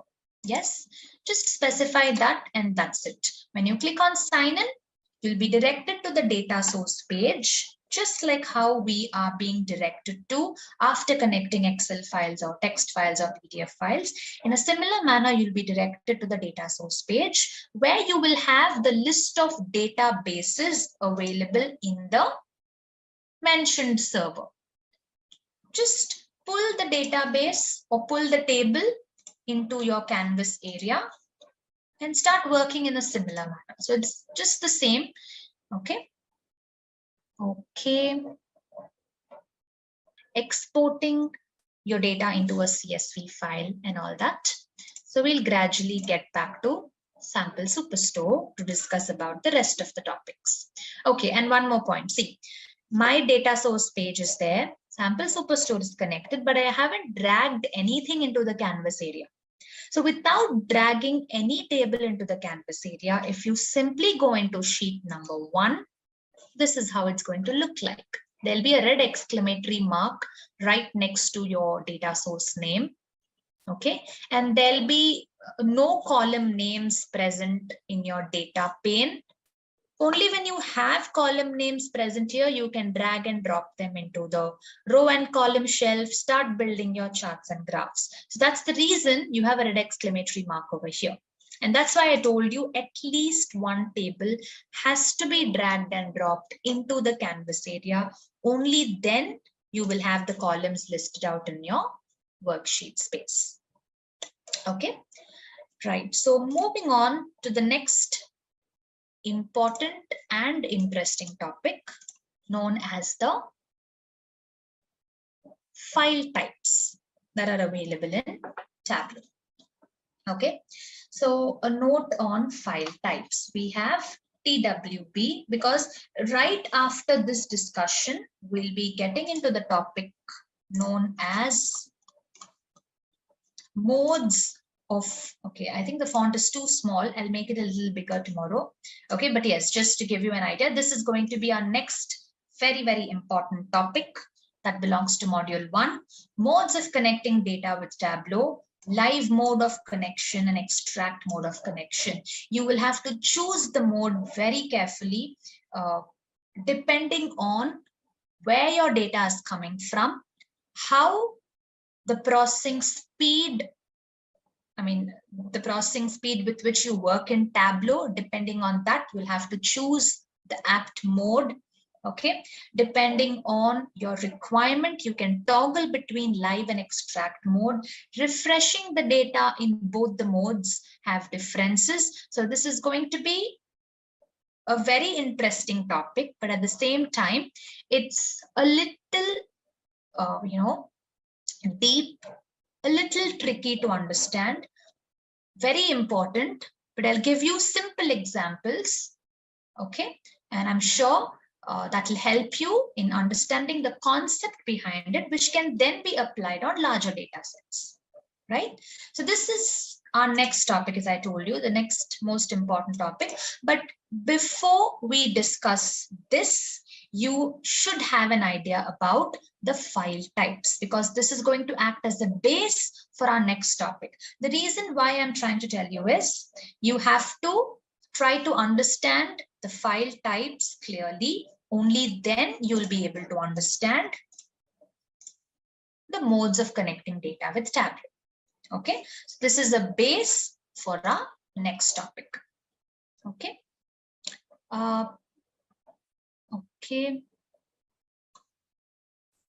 Okay, what's the analytic tab used for? Analytic tab is where we have our trend lines, clustering algorithm, some of the advanced topics, or let's say you're planning to add a reference line to your chart. Yes, all those forecasting, all these options are available in the analytics tab. When we are discussing about calculations, expressions, or when we discuss about forecasting and all that, we'll be coming back to this tab. Okay, yeah. Okay, so yes, I'll share these notes for sure. Okay, yeah, then and there. Now I have, apart from the PPT, which we have from Intellipaat, these are some crisp notes that I've prepared so that it'll be easy for us to discuss during the class. Okay, so I'll definitely share them. Yes, sure. Going back to the file types. Okay, so the first file type known as TWB, Tableau Workbook. That's what TWB stands for, right? Tableau Workbook. Now, TWB is a file type which is holding your worksheets, dashboards, and stories. So it's the whole workbook that can be saved as a TWB file. And before I tell you how to save your workbook, or where, which menu you have to get into to save your TWB file, there's also the third point over here, the third file type over here, known as TWBX. Okay, so TWBX is nothing but it's a Tableau packaged workbook. It is kind of a packaged file or a zip file, I would say, which is not only containing a workbook, but it also has all the data sources based on which the workbook has been created. Okay, that's the difference between TWB and TWBX, right? So TWB, now what do we know about Tableau? Tableau cannot survive just by itself. It depends on data connectivity. Okay, suppose I have a workbook with multiple sheets and dashboards. In order to open that workbook, I have to have a data connectivity that is being established. Only then my workbook will display the charts and graphs. Correct? Without data connectivity, there's nothing I can do just having the workbook in hand. Right? So it's very important for you to decide whether you're saving your workbook as a TWB file or a TWBX file, depending on to whom you're planning to share it. Okay. See, suppose I have my colleague, we have created a workbook. I mean, we have, let's say, a data. Let's use the same sample superstore example. Okay, now let's say I'm creating a workbook with sample superstore and I'm saving it as a TWB file, and I'm sharing it with all the participants in the course, I mean in our class. Okay, so will you be able to open up the TWB file? For that, first of all, you should have the Tableau software in hand. Okay, let's say you have the Tableau software, Tableau desktop. Okay, next, when you try to open the TWB file, there'll be a dialog box which is telling you the required data file is, the corresponding data file is required. Let's say you don't have sample superstore. In that case, you will not be able to open up the TWB file and view it because the base data connectivity is not being established. Tableau is not able to locate the data. Tableau will go through all the folders in your system. Tableau will try finding sample superstore, but if it's not available, Tableau will give you a warning message or an error message telling Tableau is not able to open the file because data connectivity or the corresponding data file is not being located, or Tableau is not able to locate the file, basically. Okay. Let me open up Paint to just, pictorially represent it.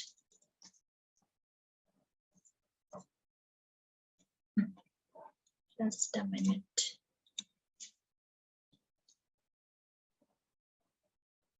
Okay, right. So see, I have a file in hand. Okay, this is the file that I have. This is my sample superstore. Okay, so using sample superstore, I created a workbook. Okay, I created my workbook, and I'm sharing this workbook with you. And how am I sharing it? As a .twb file. Yes, now you are on the receiving end. And what am I sharing? I'm sharing only the TWB file. Now, what is TWB file holding on to? It's only holding on to the workbook containing the worksheets, dashboards, and stories. It is not going to hold the data file. It's only holding on to the workbook. In order to open this workbook, so you are on the receiving end, I'm only sending you the TWB file. So you will be receiving my workbook. In order to open this workbook, Tableau will go look for sample superstore in your system. Okay, it will go look into every folder of your system. It will go search for the sample superstore, because only if sample superstore is there, the workbook can be opened up. because data connectivity is required. The data is required for the workbook to open up. Okay, if you do not have sample superstore, then Tableau will pop up a warning message telling, sorry, the data source file is not located by Tableau, so I cannot open up the TWB file. You're getting this point? I hope that's clear. But if you have sample superstore in hand, then Tableau will quickly go find sample superstore. A connection will be established and you'll be able to see the file, see the worksheets, dashboards, and stories because you have the data in your system. A connection has been established, and that's why you were able to view the workbook. So when should I send a TWB file? Only when the person on the receiving end has access to the data. The same concept can be applied when it comes to server or cloud related data. Okay, so I have an SQL server data. Let's say sample superstore is a table in my SQL server. So I have the access credentials for this SQL server using which I created my workbook. I'm saving it as a TWB file. And when my colleague, let's say, when that person receiving the TWB file is trying to open it up, Tableau will pop up a dialog box asking him to enter the credentials of the SQL server.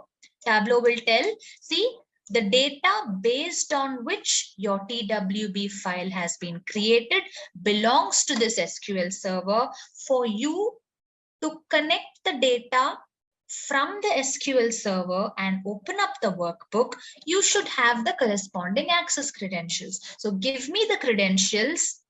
Only when you give me the credentials, I can pull the data from the server, connect it with Tableau, and open up the workbook so that you can view the charts and graphs inside it. Yes, so TWB file should be shared only when the person on the receiving end is having access to the data. Correct. Yes, it's not mandatory to send the source file. If they have access to the source file, you needn't send it. But yes, you have to make sure they have access to the source file. Yes, but let's say they don't have access to the source file. That's when the packaged workbook concept comes into act. Okay, again, the same example. I am creating a workbook with sample superstore and I'm sharing it as a packaged workbook. So what will happen? A box will be created. Inside that box, you will have the TWB file and you also have the data file in the same box. And I'm sharing this package with you. So even if you don't have sample superstore, you anyways have the workbook and the corresponding data in the package. So you will for sure be able to open and see the workbook in your system. So TWBX file should be shared when the person on the receiving end is not having access to the data. But this works slightly different when it comes to server data because confidentiality has to be maintained there. Okay, I'm still on the file types screen. I haven't moved anywhere. Okay, yeah. It is required to everything in the same folder, you mean to say? I'm not getting that point. Package workbook, we will share the source file as well. Yes, in a packaged workbook, we will practically see. I'll literally open the package workbook and I'll show you how the data is present along with the TWB file. Okay, yes, we'll do that now. Might be after that you will have a little more clarity on it. Okay, yeah, going to sample superstore. I'll create some simple files, simple charts. Okay, and there's also colors available. Interesting color palettes and ways to color out your chart. Okay. See, I have created a simple category-wise sales chart. I would like to add some regional related data. So I'm placing region into the colors marks card. So this is how it looks like. So what's happening is we have, for every member of region, a specific color has been allotted. Okay. And if you look under furniture, for example, this is the sales done by furniture under the Western region.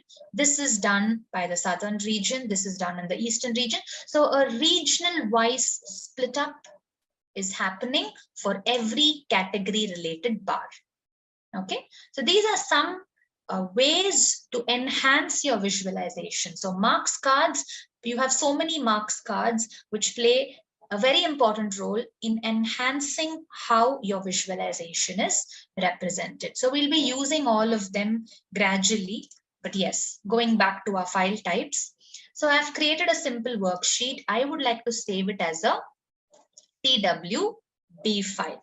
Just get into the file menu, save as. You have two options over here. By default, you have .twb and then you have .twbx.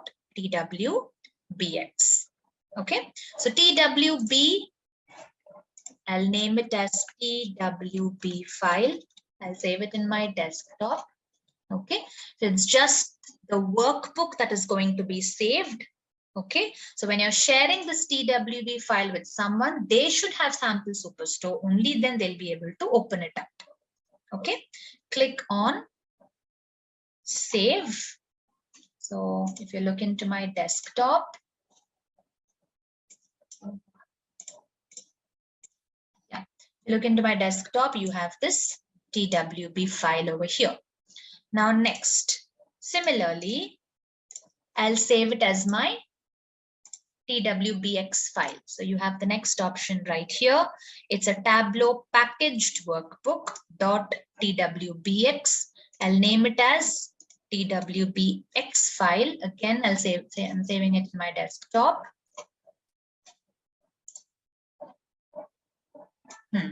The icon itself differs. Say you have a TWB file whose icon looks like the icon of Tableau. Yes, but when you look into TWBX file, you have a brown strip right on top of it. Now, might be you can imagine it as a bundle. It's a package. There's a rope which is used, to tie the package or to tie. Basically, multiple things are placed inside it. It's a bundle packed up. So it's a packaged workbook. Right? So that's the small difference when it comes to the icon itself. Next, and you can also look into the size. The size of my TW file is 39.1 KB, but when you look into the size of the TWBX file, it's 1.1 MB, because it's also, along with the workbook, it's also having the data file. So basically, see, my TWB is just the workbook, whereas TWBX is a package. It's a box containing my TWB file plus the corresponding data file. Okay, so this is the kind of formula. TWBX is nothing but your workbook, TWB, plus the corresponding data file. So what I'll do is, now having it as a TWBX file, I cannot split it up, literally open it up and show the contents of the packaged file. So for that reason, I would like to convert it into a zip file. Now you needn't do all this, but just for explanation purpose, I'm doing it. Okay, I'm converting the TWBX file into a zip file so that I can literally open the package and show you the contents of the file. That is against the organization or data confidentiality as well. So if you're using databases from SQL servers, you can definitely use your TWB file, because the person who is on the receiving end, only when he has access to the data, you'll be able to share it. You will share it with him. You will not be sharing your workbook with anyone who is outside your organization. Okay, that's what happens when SQL servers are used. Yes, you should have access credentials, when you're making use of it. Okay, is it mandatory to convert to zip file? It is definitely not mandatory to convert into zip files, but I wanted to clearly, literally open the package, open the box and show you the contents of the package. That's why I converted it into a zip file, just for explanation purpose. It's definitely not mandatory. I mean, you needn't go into this conversion concept at all. That was just for explanation purpose. Okay, so out of organization, then how do we share? Okay, normally this doesn't happen because out of organization, we generally don't prefer sharing confidential data. But if at all you would like to share, then you can either publish the workbook or might be take a copy of your data. Taking a copy of your data is nothing but using the next file extension called .hyper. That's how you can take a local copy of your data and share it with a person who is not having access credentials for your SQL server. That will be the option that will suit your requirement. Okay. Through Gmail, you mean to say, can I share? Yeah, in Tableau Public, none of these file types are going to work. But I hope you remember I had mentioned that you can create your Tableau Public profile. You can save your work done in Tableau Public in your Tableau Public profile. Okay, that's the only way to save your work in Tableau Public, but none of these file types, or basically in simple words, saving your work locally in Tableau is not possible. I mean, locally in your system when using Tableau Public is not possible. Bring in, I mean, basically create your charts and graphs and dashboards. Once you're done with that, you can get into file and then you can save to Tableau Public as. You don't have options to save it locally in your system, but you can save your work to your Tableau Public profile. Okay. So it'll ask you to sign in to your Tableau Public profile using Tableau account. Okay, so this is actually the first time I haven't created an account. I recently downloaded and installed Tableau Public, right? So you can basically create your account and save it in your Tableau Public profile. Okay, that's the way you save your work. And it's very, actually very nice to then and there, if you're creating some interesting dashboards, keep saving it often then and there in your public profile, so that when you go in for interviews, you can share the link of your Tableau Public profile, which will speak for itself.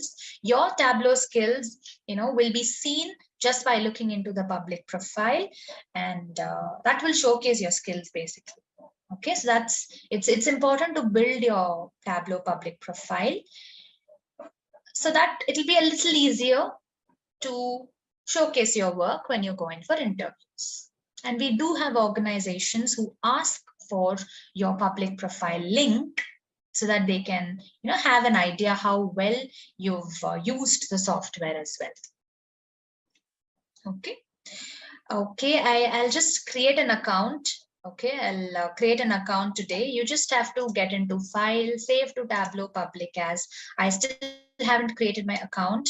Okay, but yes, just get into file, save to Tableau Public as. If you already have your account created, use your email ID and password to sign in, and automatically, you'll be taken to a link, your public profile, where this workbook will be saved.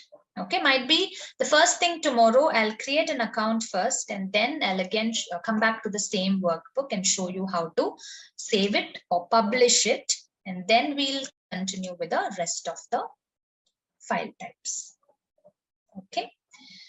Just a quick info, guys. Intellipaat offers Tableau certification training course designed by industry experts. The certification training course in Tableau program aims to help you master building interactive dashboards and performing data visualization. This Tableau course will prepare you for the Tableau Desktop Qualified Associate exam. Master Tableau desktop and public integration with R and big data in this Tableau certification through various projects and real life case studies. With this course, we have already helped thousands of professionals in successful career transition.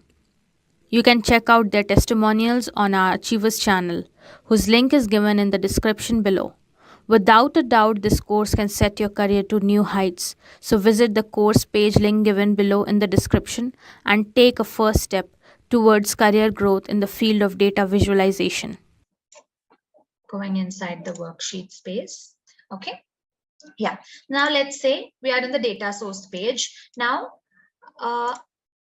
we are 6 members in a team. Okay. Now, before we start working or before we start analyzing this data, we have a lot of modification work that needs to be done. Like, for example, renaming a few columns, creating some calculations, splitting some columns, or let's say creating, basically such modification work. Might be I might have to change the data type of certain columns. So I have a lot of pre-work or modification work that needs to be done before I start analyzing my data. And we are 6 members in the team. Okay, so let's say it takes half an hour to make all these modifications. Okay. Yeah, it takes around half an hour basically to make all these modifications. And I have, started my work. I've made all the modifications. Let's do that right away. I've renamed a few columns. Okay, I've split a few columns. Right? So such modifications are made, and it took half an hour to 45 minutes for me to make all these modifications. And then I'm going inside my worksheet space.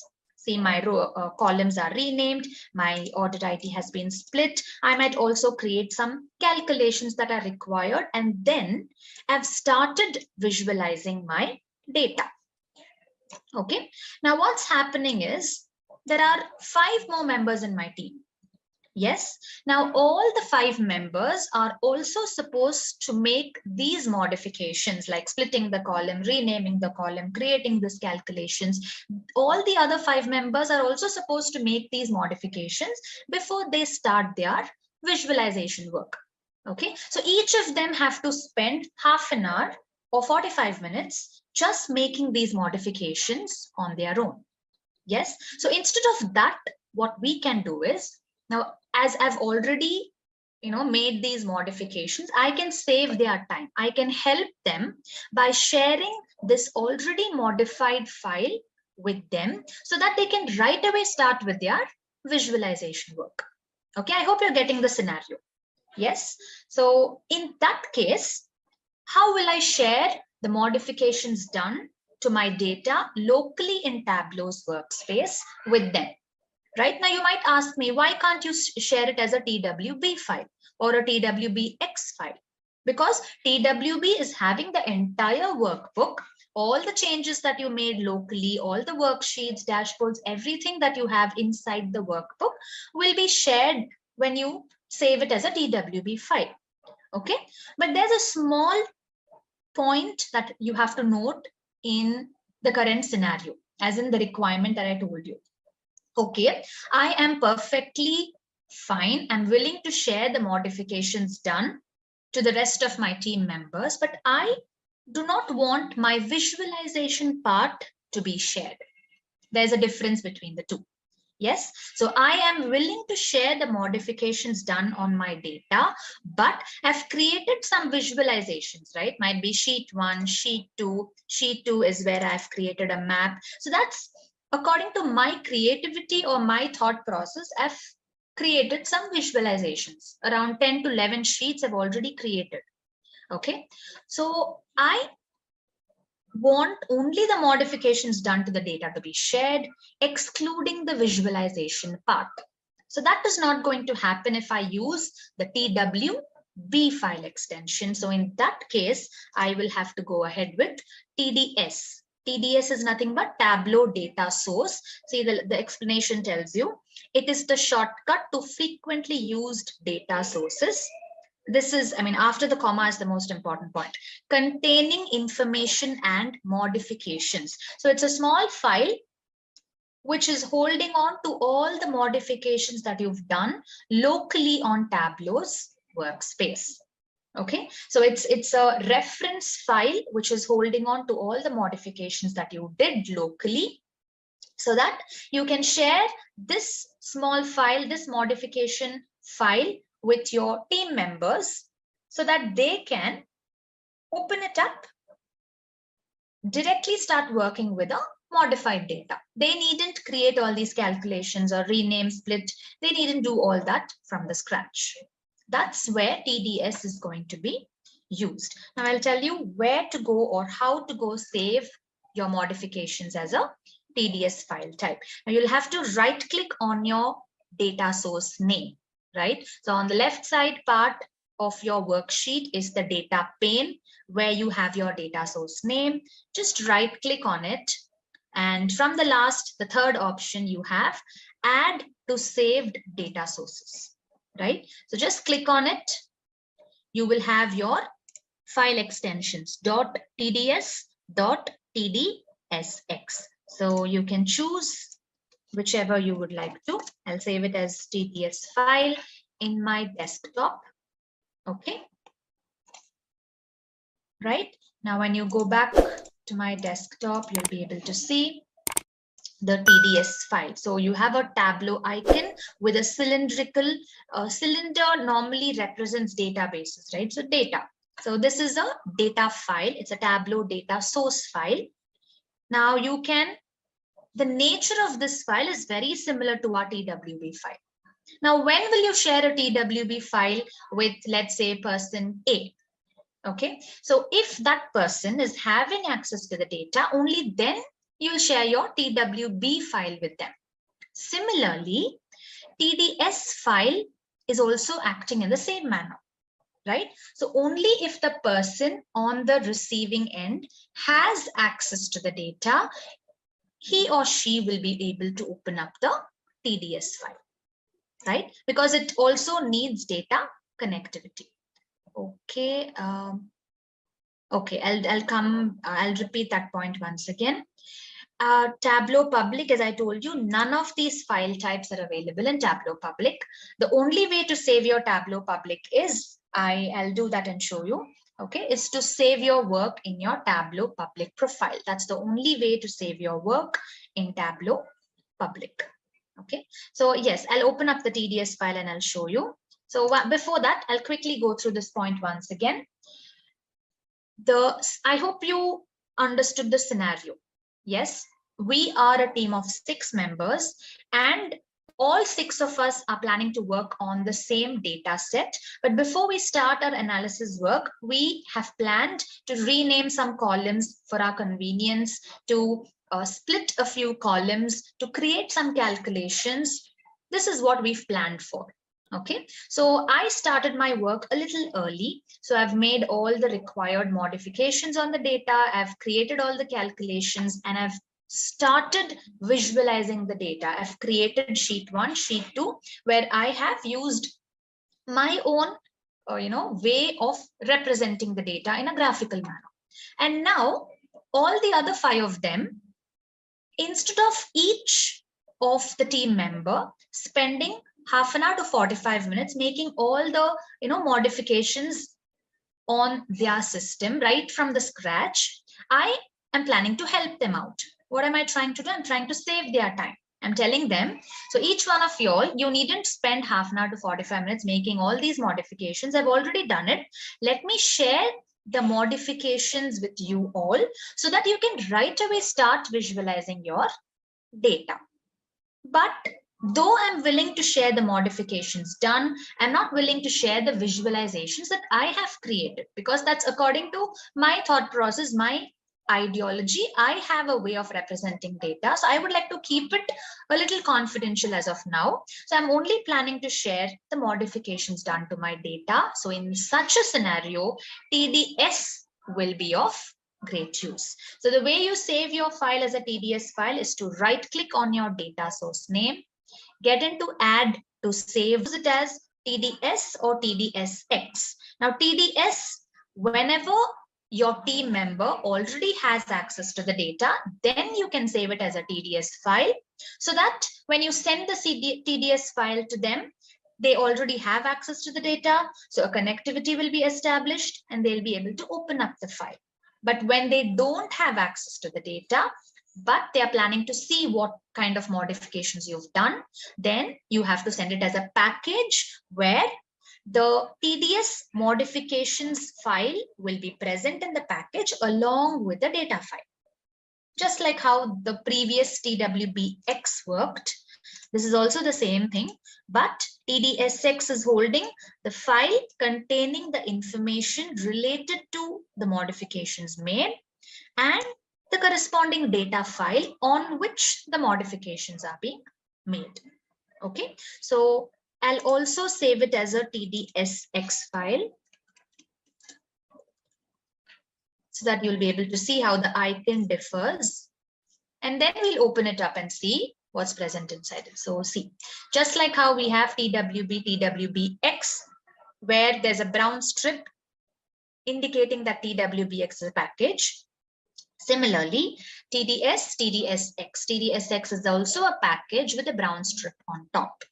Okay, that's the difference in icons, and also the file sizes will differ. This is 25.1 KB, whereas this is 1.11 MB. Yes, so that is the difference. Now, just like how I converted this TWBX into a zip file so that I can literally open the package and show what's present inside the package, I'll also do the same for TDSX so that you'll have a clear idea. Okay, and before I do that, I'm just repeating this point once again. The difference between TWB, TDS.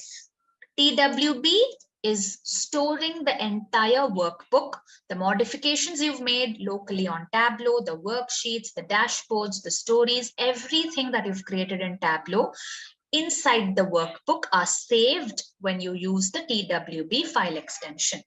But when it comes to TDS, it is only storing the modifications done on the data. It excludes the visualization part, your worksheets, your dashboards, your stories.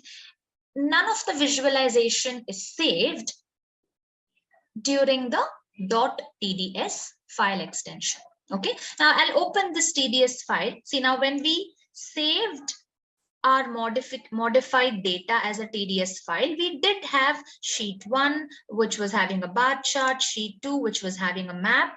But let's see what the TDS file is holding on to right now. I'll open it up and you'll be able to see only the modifications done to the data. The worksheets are not going to be saved, are not going to be present because it's a TDS file, TDS extension that you've used. So this is the TDS file. See, all the modifications are present. The order ID splits, the row ID, column name change, but my visualization, my sheet 1, sheet 2, they aren't available because this is a TDS file. It will only save your modifications done to the data. Okay. Okay, but it will not have the workbook. Not have the workbook in the sense, yes, your visualization part is not going to be saved. That's what the name of your extension also tells you.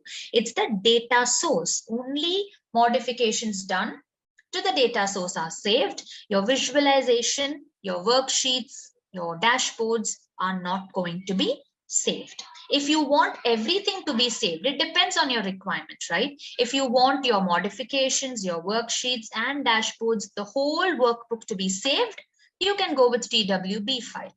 But if you are in a situation where you're only planning to share the modified data, but not willing to share the visualization part, then TDS is going to be of great use. That's the minute difference between the two. Okay. Tableau reader, yes, but the issue is we have the latest versions of desktop, okay, which sometimes might not be compatible with readers because, you know, some features are, as in the older versions, we didn't have a lot of features, but there are a lot of new features introduced in the latest versions, which might not be compatible with readers. Yes. Okay, yes, data extract. I'll definitely tell what is data extract, but before that, we'll complete TBM that is left out, and then we'll get into data extract in a much more detailed manner. And there'll be so many points for you to make a note, okay, when it comes to data extract file type. Yes, we have a participant raising hand. You can let me know what's your query in the chat box.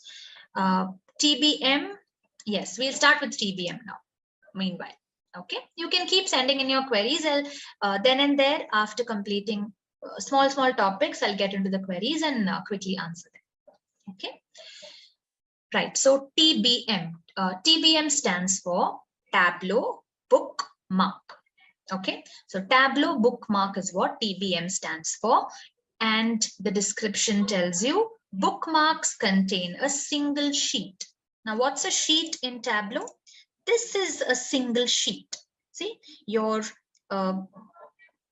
this in your left hand bottom corner, you'll be able to see data source right above the status bar. Then you have sheet number 1, then sheet number 2, and then the next icon is the one using which you can create your new sheets, sheet 3, sheet 4. So these sheets are like the pages of your book. Okay, each sheet is considered to be a single page. Okay, so these sheets, one single sheet at a time, can be saved as a bookmark file. It can be saved as a TBM file. Now, if I explain it with a scenario, you'll be able to understand the usage of it in a better manner. Okay. Okay, there's another query. Canvas. Okay, so canvas is this white space that you have. Okay, this upper part of your data source page is known as the canvas area. Okay, but these, as in these individually, they are known as sheets in Tableau. Sheets or worksheets, however you call it. Okay, and these single sheets can be saved as a TBM file, and I'll tell you the scenario. So we'll relate it with a real-time scenario and see when this is going to be of great use. Now, again, let's say we have a team of 5 to 6 members. We have a team lead. Okay, I'll just write it out. So we have a team lead, and there are 5 members in the team. Okay, so the team lead is receiving a project where a dashboard has to be created. Okay, the data also has been provided, and they're telling the team lead, so we want a dashboard. This and this is our requirement. I'll give you the corresponding data as well. Okay, so now what's a dashboard all about? A dashboard is nothing but it's a collection of worksheets. Yes, so this dashboard for the project that the team lead has received is going to have around 5 worksheets inside it. Okay, so the final dashboard, which is going to be the outcome or output of the project, is going to have 5 worksheets. Might be one worksheet will be related to customer related analysis, one worksheet will be product related analysis, one will be a country map, the other one is going to be how the profit and sales is compared to the previous years. So different kinds of analysis. Multiple sheets are going to be created for the same, and all the 5 sheets are going to be placed in a single dashboard. This is the situation. Okay. Now, if the team lead as a single person is going to create all the 5 worksheets, then place all the 5 worksheets inside a dashboard, if he is going to do this alone, it will take a lot of time. Okay. So instead of that, what he is planning to split the work among the members of his team. So he is asking each member of his team to create one single worksheet. Okay, so member 1 has to create one sheet. So the member 2, 3, 4, 5, each member of the team has to create 5, as in each one single worksheet. Might be the first member has to create the customer related sheet. Okay, so this is how he's allotting the work to his team members. Now, let's say I am one of the team members. My job was to create a single sheet. I've already done that. And now I have to share this sheet with my team lead so that he is going to assemble all the sheets into the final dashboard. That is what he is planning to. He's telling his team members, each of you all create one single sheet, give it to me. I will combine it into the dashboard. I'll make sure the final look is matching the requirement and I'll share it with a client, right? So as a team member, my job is done. I've created my worksheet. And what's the next step? I'll have to send it to my lead. Okay. Now, how am I going to send it to my lead? Now, you might say we can use the TWB file. I'll have to save it and share it as a file to my lead. Okay, how am I going to share it? You might suggest using .twb file extension, right? So what will happen if I save it as a TWB file? Now, this is TWB file is nothing but it's a whole workbook. Yes, so when each member of the team is going to save it as a TWB file and share a whole workbook with my lead, he will be receiving 5 workbooks, which is very difficult to be combined into a single dashboard. So this is where teamwork comes into act. Okay, so, and this is something very common that happens in a real-time scenario, because any project that we receive is not going to be handled single-handedly, right? It will be distributed across the team and they'll be combining, they'll be working together to complete the project, right? So in such scenarios, TWB file extension is not a good idea. We will have to go ahead with the TBM file extension. So what will TBM do? TBM will save this single sheet as a file, which will then be shared with a team lead. He will be, literally combining all these 5 TBM files, 5 sheets in a single dashboard very easily. Okay, I'll practically show you how that can be done. So first of all, I am one of the team members. I've created my chart, which looks something like this. Okay, it looks something like this. Now I have to share it with my team lead. So I'm planning to save it as a TBM file, a Tableau bookmark file, in order to share it with my team lead. So how will you save it? Get into window in your menu bar. This option is not available in Tableau Public. Okay, when you get into window in your menu bar, you have an option called bookmark, and then you have create bookmark.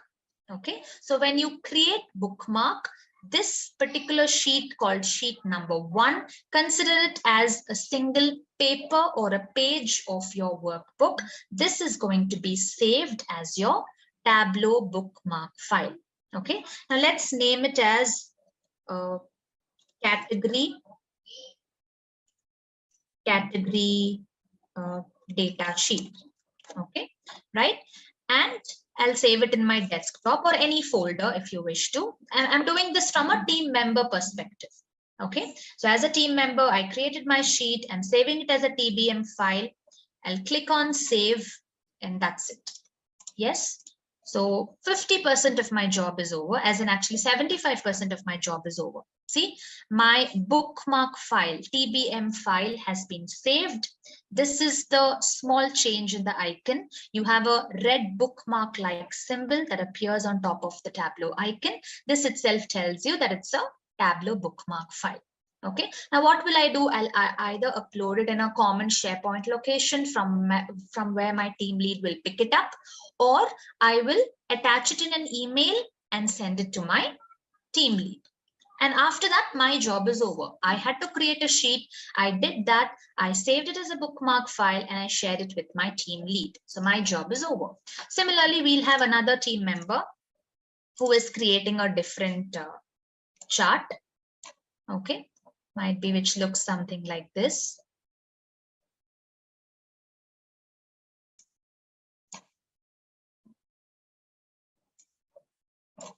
Okay, right now this team member is going to, okay, I'll just come back to the queries. I'll just complete it and I'll definitely come back to the queries. Okay, so then the team number 2 is again going to get into window in the menu bar, bookmark, create bookmark. Let's call it as map data, or just name it how you wish to. And then, and this team member number 2 is saving it in the desktop. And similarly, this bookmark file is also being shared with the team lead. So now from the team lead's perspective, what is happening? The team lead is receiving 5 such bookmark files from all his team members. Okay.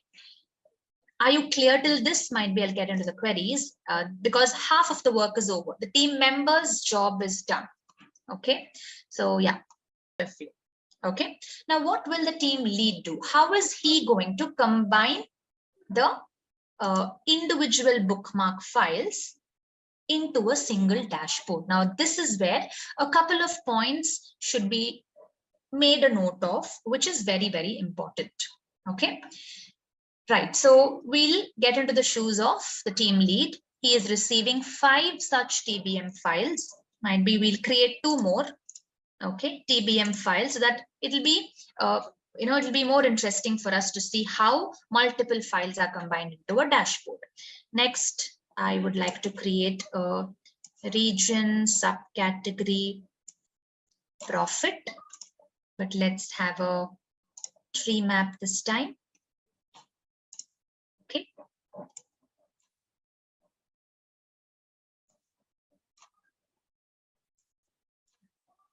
Right. So this is team member 3. Okay. The third member is also doing the same thing, sharing it with the team lead by attaching the mail, attaching the file through mail. Okay. So we have 3 bookmark files now. Now the team lead is receiving all these files. Step number 1 that should be done by the team lead. He has to place all these bookmarks. This is a very important point, right? The team lead has to place all these bookmark files in a certain location. Only then he'll be able to pick all of them together from a Tableau workbook and place them in a single dashboard. I'll tell you. Now, whenever you're downloading Tableau desktop, you will have my Tableau repository that would be created. Okay, you will have it under documents. Let me just check. Yes, when you look into the documents folder of your system, by default, this comes along with the software, right? When you're downloading the software, automatically a folder called My Tableau repository will be created in the documents folder of your system. Okay, so when you get into My Tableau repository, you will have a lot of folders available by default. Now, I did not create a single folder right here.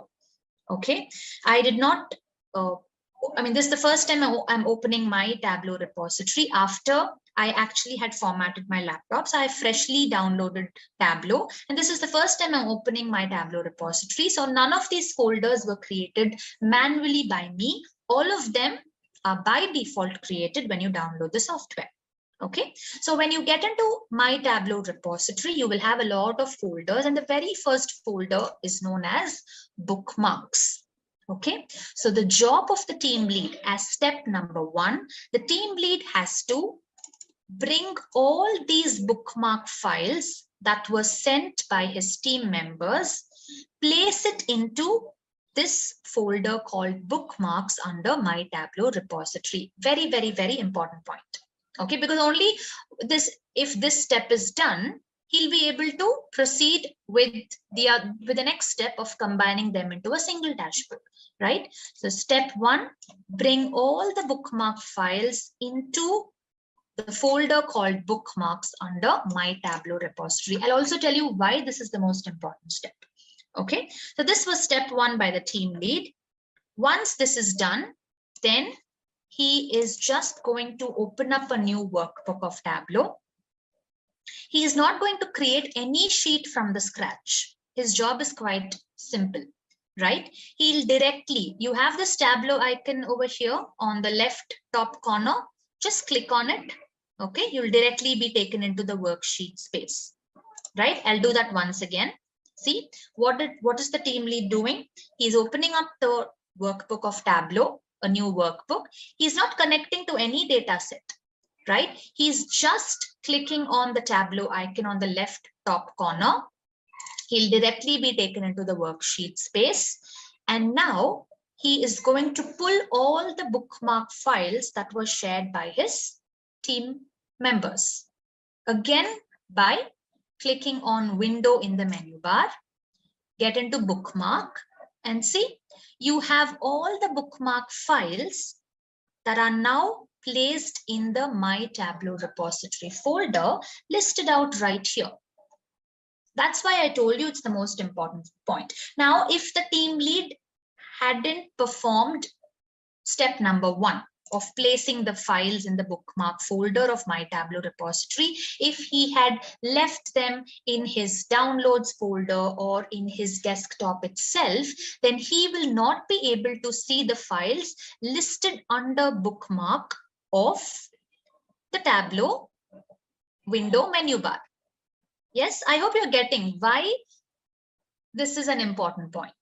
Okay, so just because he had placed all those files in the bookmarks folder of My Tableau repository, he's able to access them. He's able to see them right here.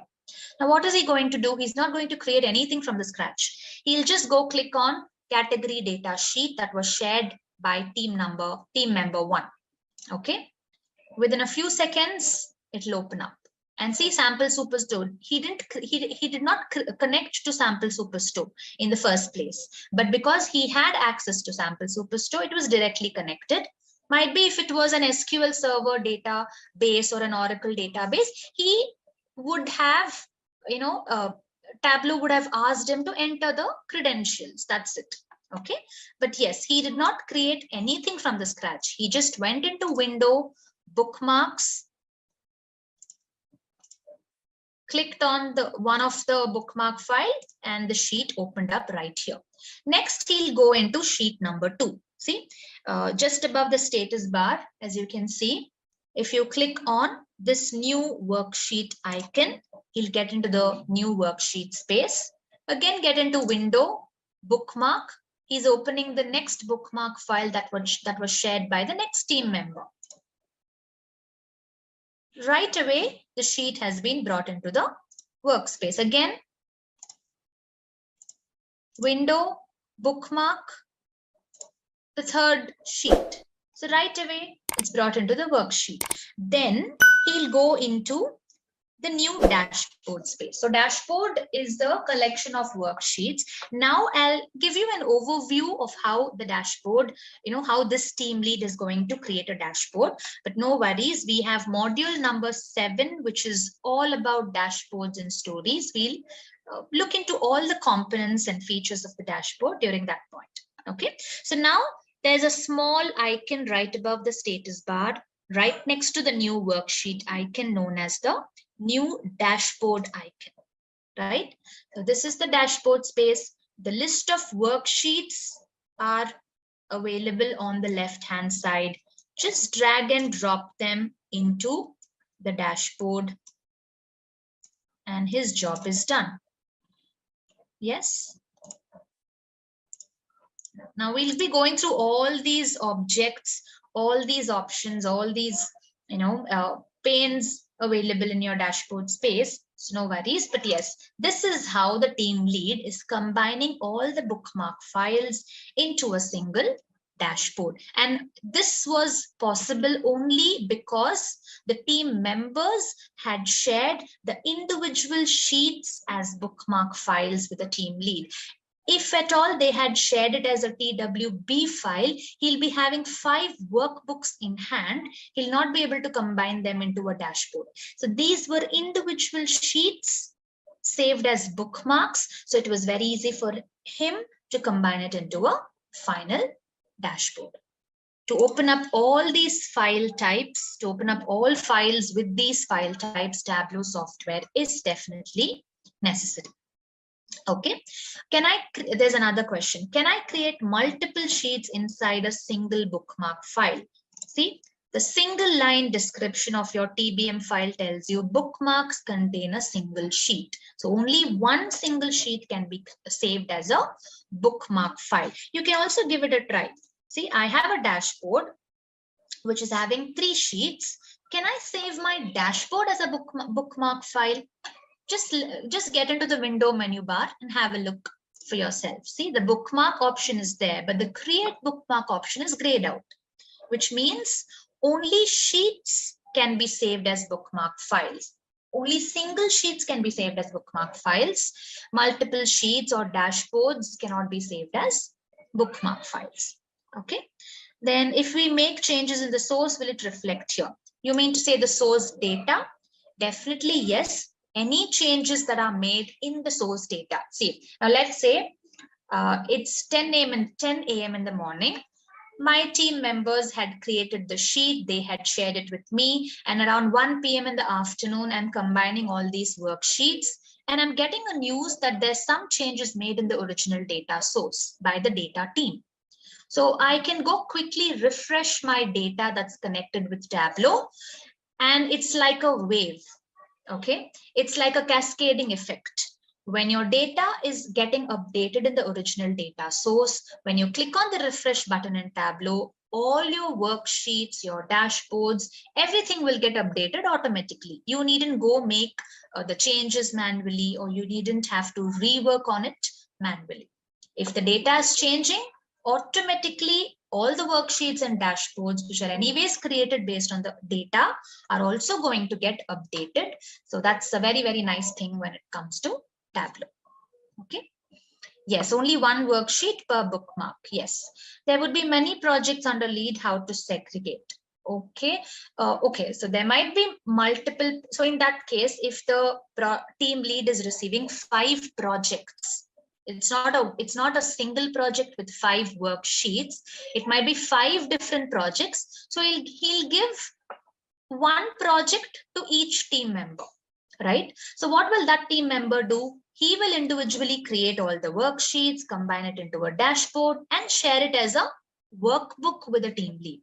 And the team lead is not going to combine all those 5 dashboards because they belong to different projects, right? I think that was your query. If not, please let me. Okay, right. So this is the kind of scenario where bookmarks are going to be used. Now, I hope you understood what does this mean. Bookmarks contain a single sheet and a simple scenario where you can make use of the TBM files. Okay, this is also a very important quiz question, certification question, or interview question. If I have a single sheet to be saved, or might be the other way around, can I save a dashboard as a bookmark file? Can I save 10 sheets as a bookmark file? Because that's not possible. Only one single sheet can be saved as a bookmark file. And there might also be queries like, I have a situation where I am receiving sheets from multiple people. How will I combine them into a dashboard? So that's when you can suggest them. I will ask all the members to share it as a bookmark file so that it'll be easy for me to share them. I mean, to combine the shared files or sheets into a single dashboard. Okay. Complete the whole project. In this case, he himself is completing the whole project, right? The team lead is not taking the burden of, he's not asking the member, just create the sheets and share it with me. I will combine into a dashboard. That's not necessary in this case because anyways, one single person is creating all the 10 sheets and he himself can combine it into a dashboard. Right? So in such a scenario, bookmarks are not going to be used. But this scenario is completely different. This is where one dashboard's sheets are split among 5 members. Okay, so this combining work is taken care by the team lead. That is when the bookmark files are going to come into place. Okay, right. So that was about all the file types that we have. So I hope you're clear. TWB, TWBX, similarly TDS, TDSX, TBM, and finally Hyper. So we'll see what Hyper is all about. Okay, in the second scenario, what would be the role of the lead manager? Okay, in the second scenario where he's giving the whole project to one team member, the team member itself is completing the project. In that case, the whole project, the whole dashboard will be shared with the team lead as a TWB file. He will check the quality. He'll make sure all the requirements are satisfied. So quality checking work or feedback, he'll give some feedbacks to the team member. He'll suggest some changes, but that will become the work of the team lead. So he'll basically supervise, right? So according to the requirements, if everything is right, some changes can be done, processing speed can be improvised. So he will use his skills or his expertise or his experience to give the member some suggestions or feedbacks. The member will take those feedbacks, make the necessary changes, again complete the dashboard and take it back to the team lead. So that's how real-time work also happens, depending on the size of the organization, depending on the number of projects they receive the work, right? Okay, so that's about all the file types. Now we still haven't discussed about .hyper in detail, so we'll do that right away by getting into the next topic for today. The most, I would say, all the topics are very important, but yes, right from this, right, starting from the modes of connecting data with Tableau, the upcoming topics, we have joins, data blending, relationships, union, filters, parameters. Right from here, all the upcoming topics are major topics and very important ones. Okay, so yeah, we are actually getting into the important topics only from now. Yes. Okay, so we have, yes, just like yesterday, I'll also share these rough notes or these notepad files with you for sure. Yes. Okay, right. So now we have two modes of connecting data with Tableau. So far we've discussed how to connect the data, whether it's an Excel file, okay, whether it's PDF file, CSV file, text file. We were simply using the connect pane of the start page to connect the data with Tableau. But you can also decide which mode you are planning to connect your data with. Now, as I told you, Tableau Desktop and Tableau Public have certain differences. Tableau Public has certain limitations in it, right? So this is also one such limitation. You will not be able to see two radio buttons in Tableau Public called Live and Extract. See, if I open my Tableau Desktop, when I am trying to connect some file, might be, we have a file, I have a sample file called Live versus Extract sample. I'll share it in the chat box with you so that you can practice. Okay, so I'm just connecting a simple Excel file. Now, when you look into the data source page on the right top corner, you have two radio buttons called Live and Extract. These radio buttons will not be visible, or they are not available actually in Tableau Public. That's another limitation. So let's list out all the limitations that we've discussed so far when it comes to Tableau Public. The first point was Tableau Public is limited to data. You cannot connect databases from servers or clouds with Tableau Public. That's the first point. The next point is that Tableau Public directly saving your work locally using these file types is not possible in Tableau Public. That's the second limitation. The third point is that about the modes of connecting data. This Live and Extract, these two radio buttons are not going to be available in Tableau Public. So these are the three limitations that we've discussed so far. We have around one or two more, which is going to be related to some of the advanced topics like integrating Tableau with third-party systems like R programming or Python. That's just in module number 7, the last topic of our curriculum. Okay, so apart from the first three limitations that we've discussed so far, all the other features are going to be available in Tableau Public. So no worries, if you're using it for practice purpose, you can definitely make use of it. Okay, the first one Live and the first one was it is limited to data. Tableau Public is limited to data. Servers, cloud databases cannot be connected with Tableau Public. Second one, you cannot save your work using any of these file extensions when it comes to Tableau Public. The only option is to publish it in your Tableau Public profile. And the third one is live and extract. Okay. Yes. So to start with the live mode, these are some crisp points that I've mentioned here so that we can, quickly go through what is live and what is extract. So these are kind of rough, crisp notes. Okay.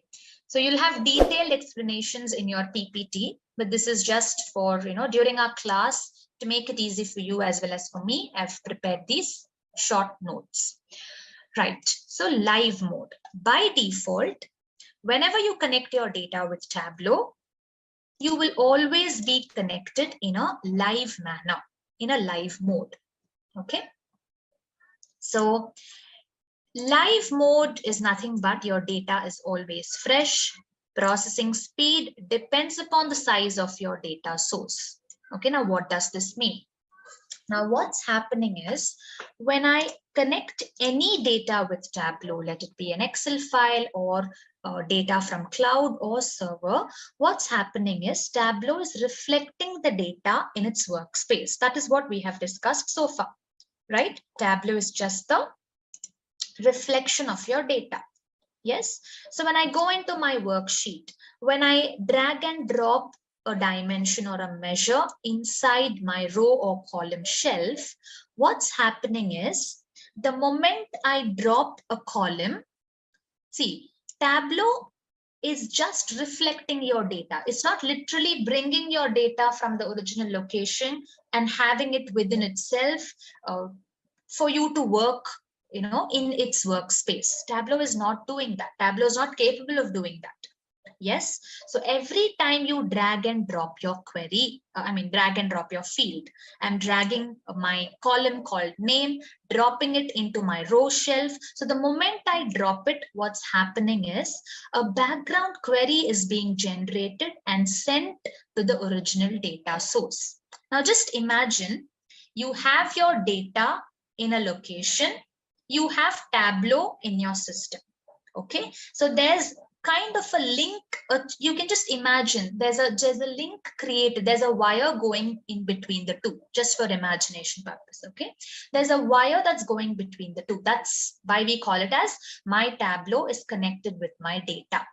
Okay. So a connection is established, right? So when from my Tableau's workspace, when I say I would like to look into the values of this column called name. So when I drag and drop a field into my worksheet space, immediately a background query is running to my original data, pulling the values of my name column and reflecting it into Tableau's workspace. Okay, this is what is happening every time you drag and drop a field into Tableau's workspace. Now I'll drag and drop sales into my column shelf. Okay, so this is happening in less than a fraction of a second or a nanosecond might be. So it's like that quick. Okay, so it quickly sends a query, gives me the data related to this column called sales, so that I can see it, view it from my worksheet space. Okay, so the second point, now the first point says always fresh because there's always a live. Now the mode is known as the live mode, right? Now what is live all about? You, as in at present, whatever is happening, you are seeing it in a live manner. You're directly having access to it, right? So that's why we say the data is always fresh in a live manner. I am in a direct connection with my data source. I have a direct connection, direct link with my data source and Tableau. That's why we say the data is always fresh in a live mode. The next point tells you processing speed depends upon the size of the data source. Now, this is what I was trying to explain. See, if my data source is of considerable size, let's say around 10,000 rows, then the time taken for the background query Now what's happening if I drag and drop a field? Whenever I drag and drop a field, a background, just imagine a background query is just running all the way to the original data source, pulling this row ID related data into your worksheet. So it will take some time, right? It has to go all the way to your data source, bring row ID related data, and then reflect it in your worksheet. So if it's a considerable amount of data, it will take lesser time to perform this action. It will quickly be able to, run to your data source, bring the column related data. But when it is, when your data set is quite large, if you have millions of data, if you have your data present in any cloud or server, okay, that's considered to be, see, my Excel file is locally present in my system. It's less in size, so I have a better processing speed. So the background query is quickly running to my file, which is present locally in my system. It's bringing me the related data into the worksheet. But in cases where you have larger data sets, especially outside your system in clouds or servers, the time taken for your background query to go all the way to the original data source, pull the required data into Tableau, will be a little, it'll take some additional time to perform the action. Okay, that's the second point all about your processing speed. Processing speed is nothing but the time it takes from the moment you drop your field into the worksheet to the moment it gives you the result. The time taken for the background query to go all the way to the data set, bring you the data into your worksheet. That is known as the processing speed. Okay, so your processing speed depends upon the size of the data source and also on the location of your data source. See, there are so many factors that will affect the processing speed. Okay, sorry for that noise. Yeah, there'll be so many factors that will affect the processing speed. Yes, now let's say I have a huge data set, and this huge data set is present in a cloud, let's say Snowflake, or might be some cloud, okay, some server or some cloud, basically outside my system, not in my local system. Okay, and I have a poor internet connection. That's another factor, right? So already my data size is huge. It's already present in a server or cloud outside my system. And moreover, my internet connection is also not quite, it's poor, it's unstable. So all these factors will affect the processing speed with which you work in Tableau. So that's why we say in a live mode, your processing speed will depend on how large is your data, where is your data. It also depends on your internet connection. Okay, so all these factors decide the processing speed with which you work in Tableau, right? And the third point is your data can be refreshed, during which the updated data is brought into the visualization of Tableau. Now, this is a quite interesting point. See, at 8 a.m. in the morning, there were 20,000 rows of data in my data set.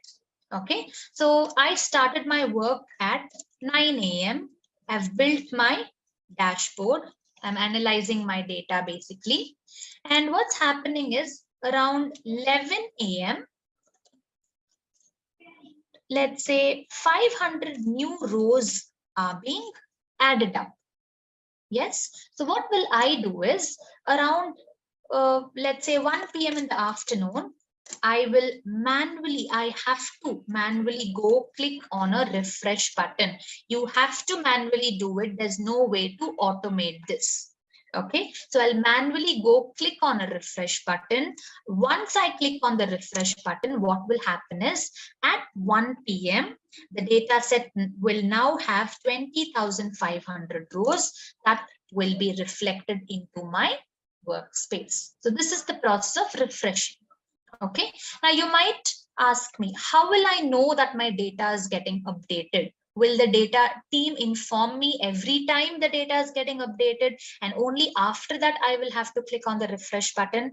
That's not the case. Now, what we normally do is every 1 hour once we keep refreshing the data, because there might be changes happening in the data side, or once in a day we make sure our dashboard is updated. So once in a day we refresh the data and make sure we are working with the updated information. So that is what is the process of refreshing all about. Okay. Okay, isn't it mandatory to have the file saved in the local directory to upload and work on it?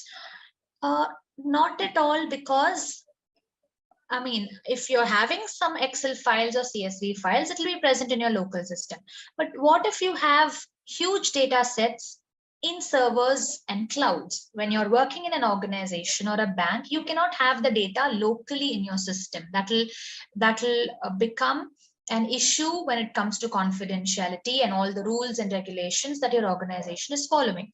So they'll always be present in a secured environment like servers or clouds. And also because of the size of the data, right? So just like how we had discussed, no matter where your data is, whether it's in a server or a cloud, you can easily connect it with Tableau and start with your analysis work. So it's not necessary that your data should always be present in the local system.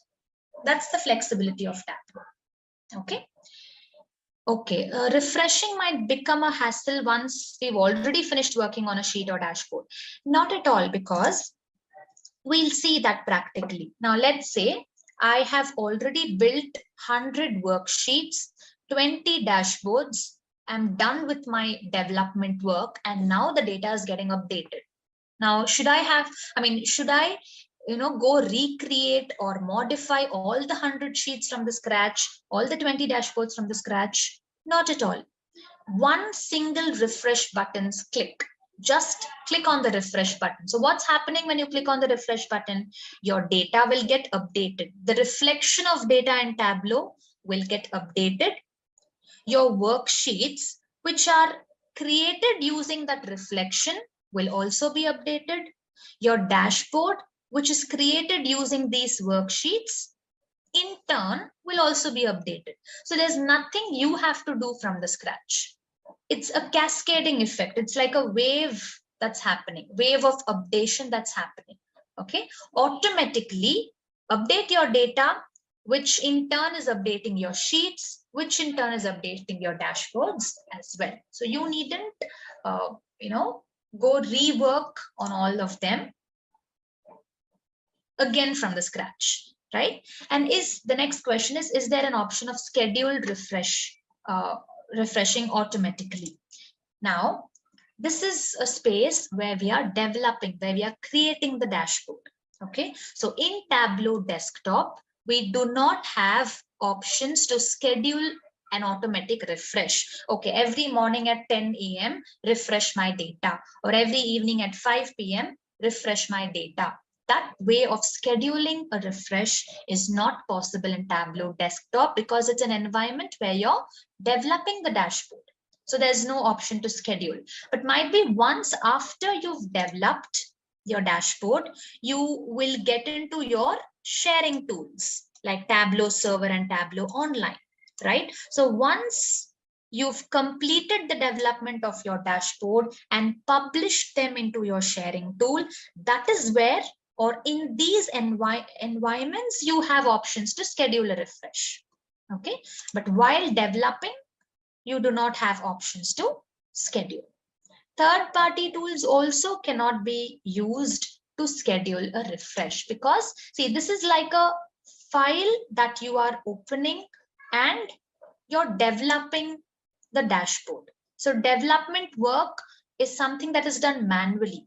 Okay, so only when you open up, it's not necessary that you'll have your file kept open 24/7 so that it can schedule a refresh automatically. So basically, when you're developing in Tableau desktop, not one option of scheduling your refresh automatically is available.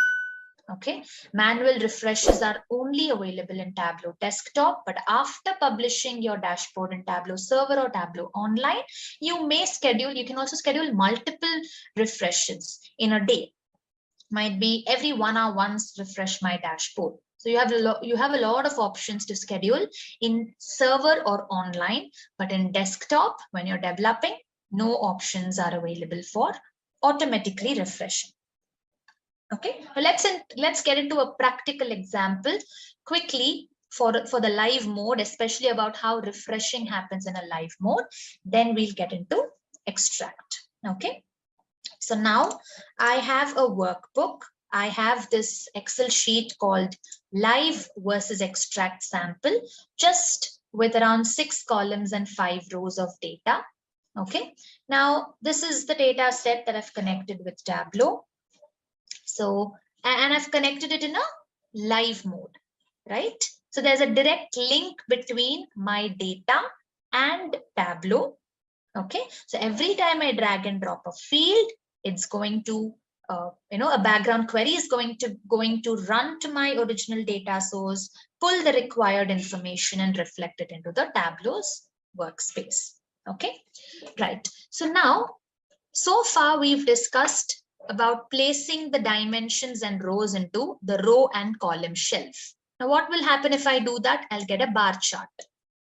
Yes, but I don't want a bar chart. I'm planning to create a table, basically sales values in number. I need the numerical value of sales instead of a bar chart way of representing it.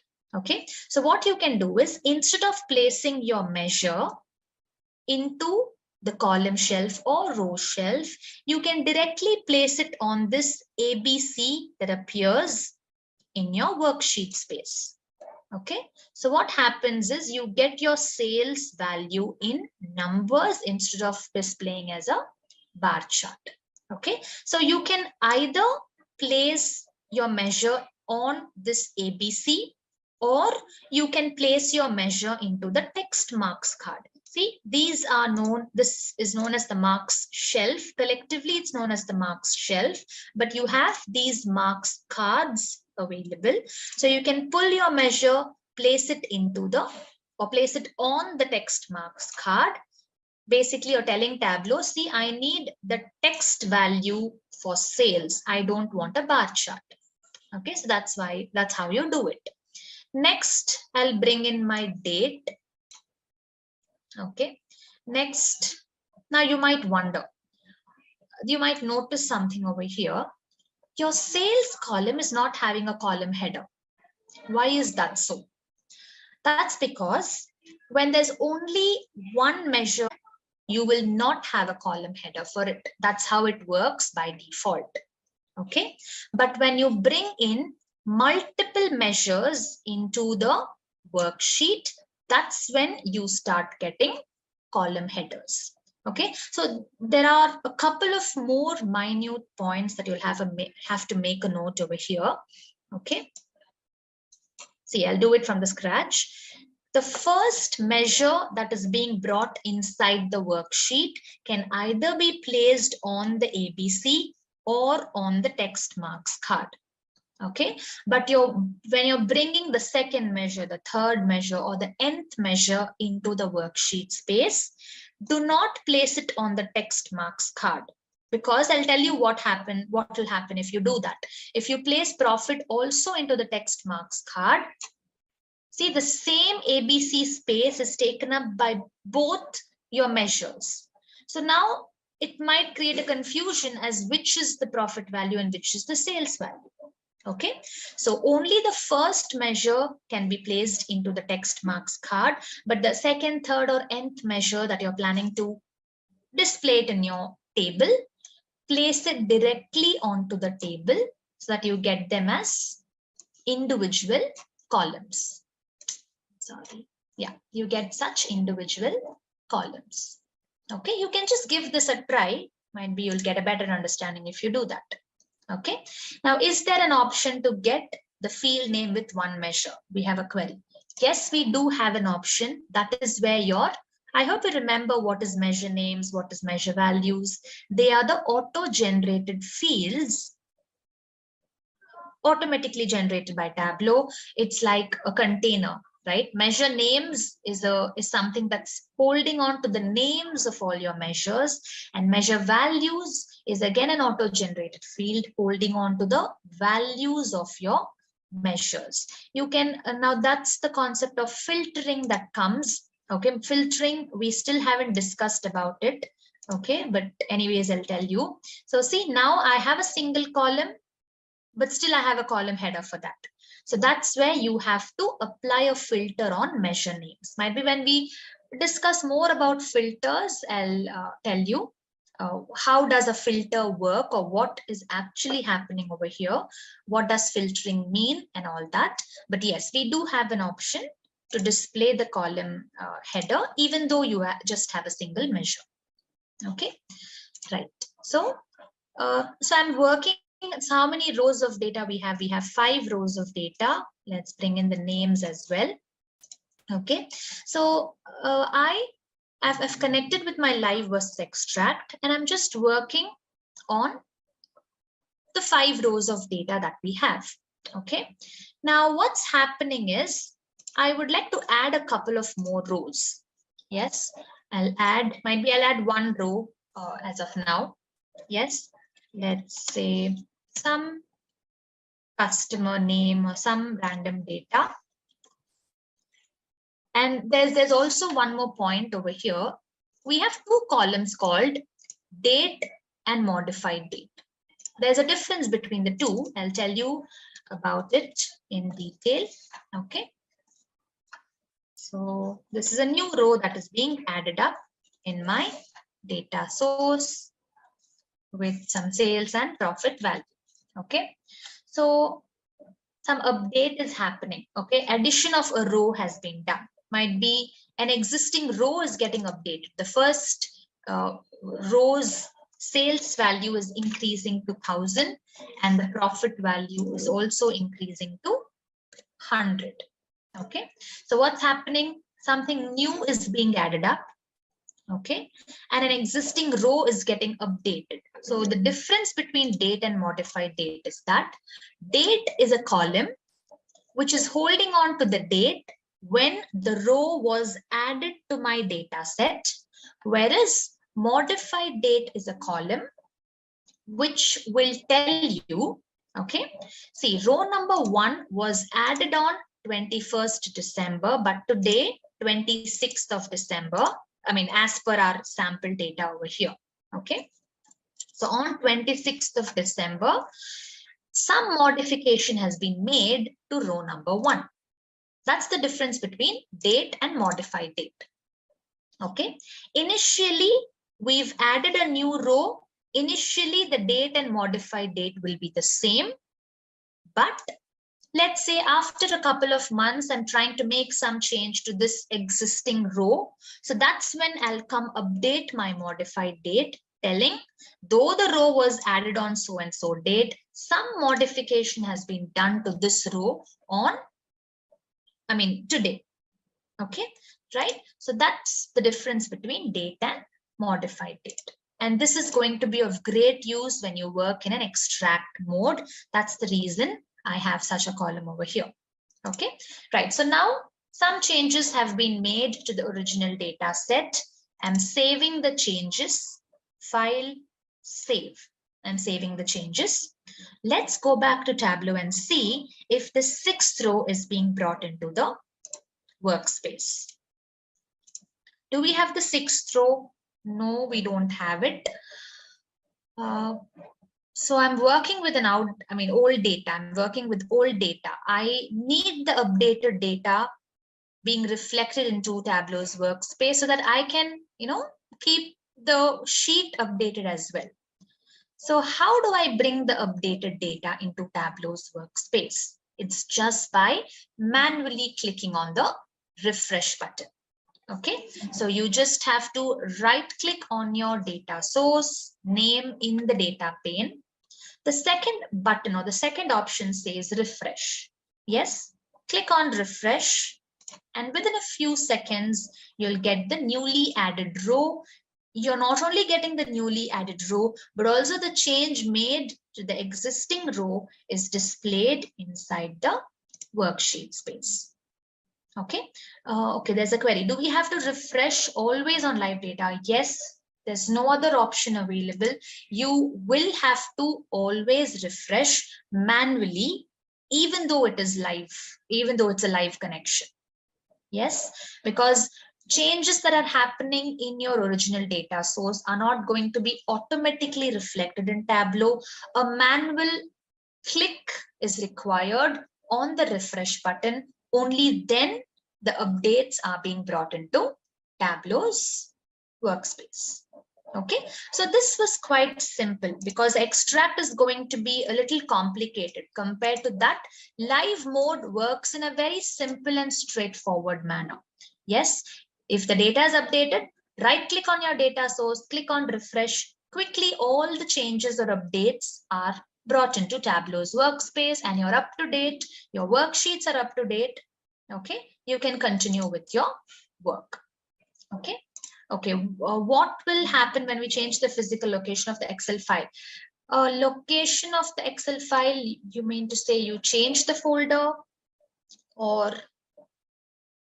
Okay, okay, changing the folder, I mean, that's not an issue. Might be it'll ask you, Tableau will pop up a dialog box and Tableau, normally if it's locally present in your system, Tableau itself will identify the location. But if not, if it's not able to, it'll just pop up a message telling you, please help me in locating the data source file. So that's when a browse button will appear. You can click on browse, get into the right folder or the new folder where you've placed the file recently, click on the source file and connect it with Tableau.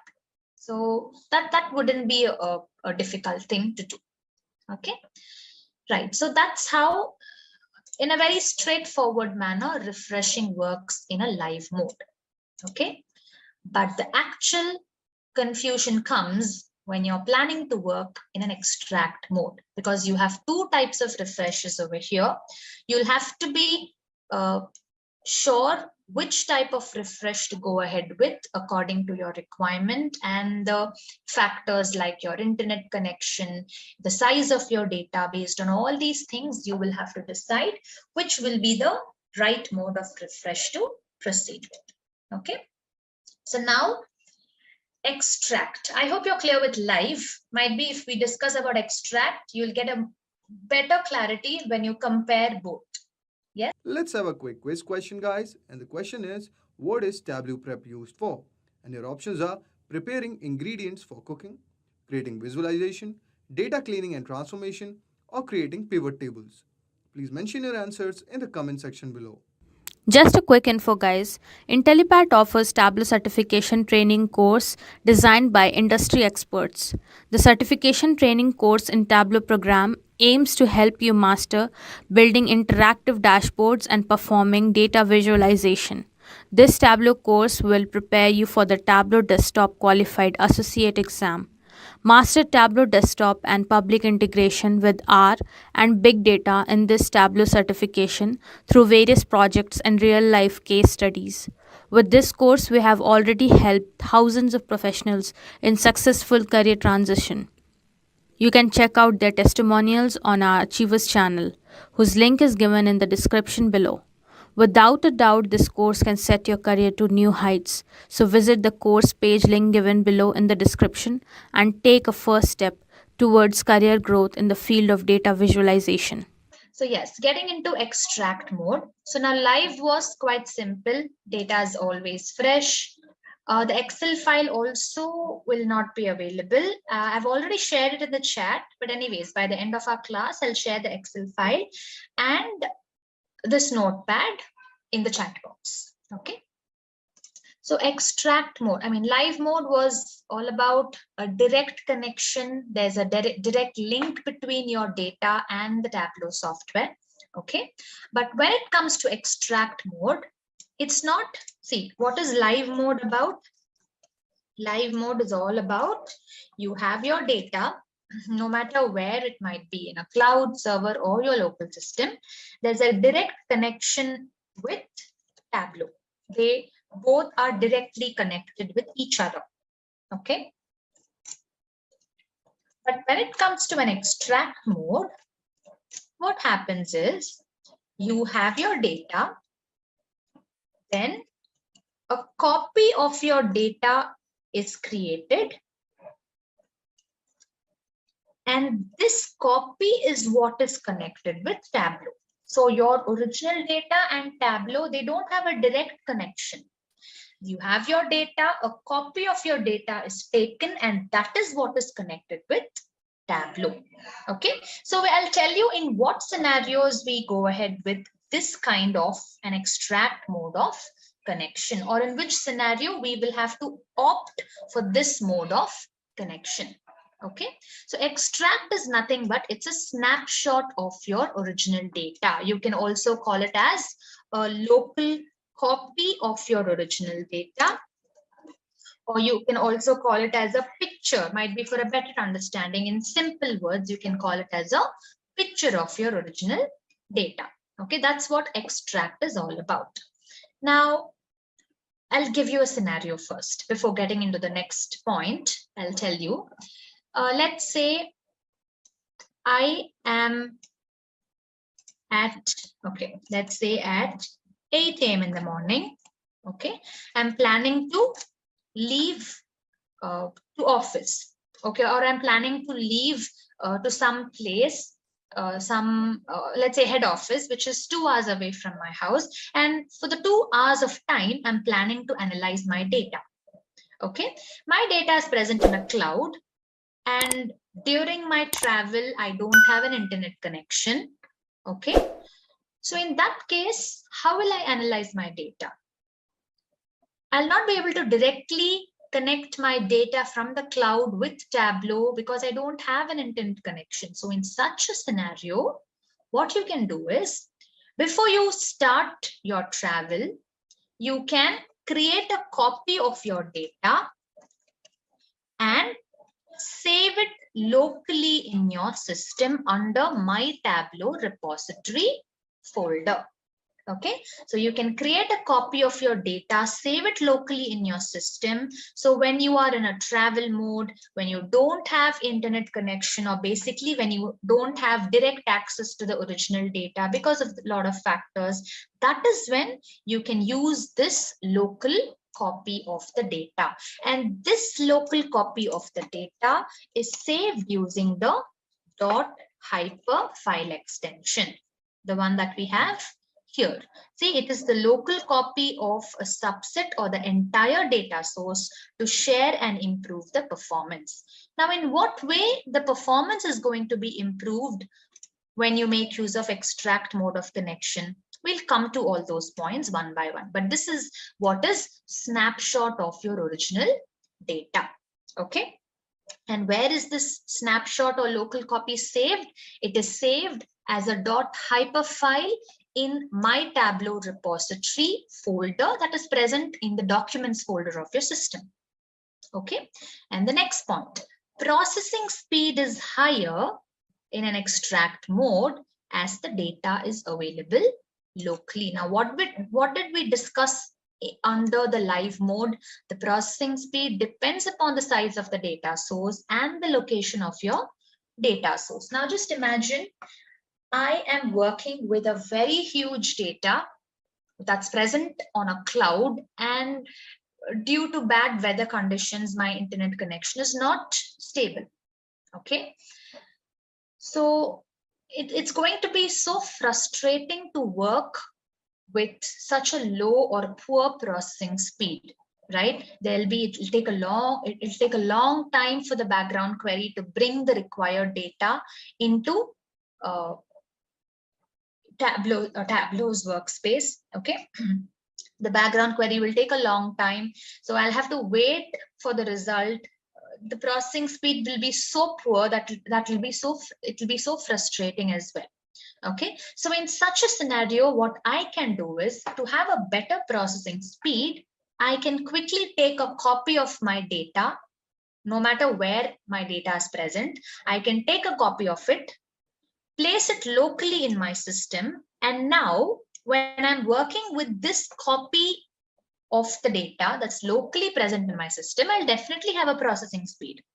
I'll definitely have a better processing speed, right? Because the background query now is quickly pulling the data from the local copy present locally in my system. It needn't go all the way to my cloud through that poor internet connection, fetch from that huge data source and bring it back to Tableau again through that poor internet connection. So all these factors can be avoided by using a copy of your data that's going to be locally present in your system. And that's why we say in an extract mode, you will have a better performance in such scenarios. You can improvise your performance by moving on to an extract mode, right? So these are a couple of scenarios. One is to improvise your performance because your data will be present locally. And the next one is when you're in a travel mode, when you do not have direct access to data, you can definitely go ahead with an extract mode. Okay. Because see, what's happening is no matter how big your data is, when you save it as a local copy, when you save it as a .hyper file, Tableau is going to compress your data and save it as a .hyper file locally in your system. So because of this compression, the size of your local copy will be much, much lesser when compared to the size of your original data source. It's kind of a compressed file, so it'll definitely be easy to use, though it's a local copy of such a huge data. Okay, and then when it comes to refreshing. So in live mode, we had a straightforward method of refreshing. You just have to click on the refresh button, and within a few seconds, the updates are going to be brought into Tableau's workspace. But when you look into the extract mode, what will happen is, yes, refreshing is definitely possible. You can refresh your data in an extract mode, during which the entire extract gets replaced by a new snapshot of the original data. Now, what is this line? What is the meaning of this particular line? During which the entire extract gets replaced by a new snapshot of the original data. Why should a new snapshot be taken, right? I'll tell you, I'll give you an example. Let's say at 10 a.m. in the morning, we have 2000 rows of data. Okay, now I'm planning to work in a travel mode. Okay, so I've taken a local copy. My local copy will also contain 2000 rows, right? So I'm working with this local copy throughout my travel, throughout my journey, and I'm reaching my destination, as in basically a place where I get back an internet connection at around 3 p.m. in the afternoon. Okay, and meanwhile, in between 10 a.m. and 3 p.m., what has happened is there were 1000 new rows added to the original data. Okay, so totally we now have 3000 rows of data. Okay, so at 3 p.m., when I've reached my destination, okay, my local copy will still have only 2000 rows. So in order to get the updated data, I have to click on the refresh button. Okay, so I'll go manually click on a refresh button, during which what will happen is a new snapshot will be taken. A new copy will be created. A new copy of your data will be created. And this new copy containing 3000 rows will now be connected with your Tableau. So, as an end result, what is your requirement? You wanted to work with updated data. Yes, that's what's happening. You will get 3000 rows of data, which is nothing but the current number of rows available in your original data set. Okay, so I'll give you an example for this particular point. Why should a new copy particularly be created? Why can't the existing old copy itself be updated? Okay, so I'll give you an example for this. Let's say you have a picture of yourself clicked when you were 10 years old.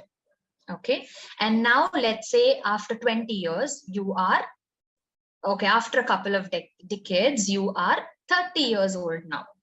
Okay, so let's say one of your relative is asking, you to share a picture of yourself. So will you be able to update that old picture and send?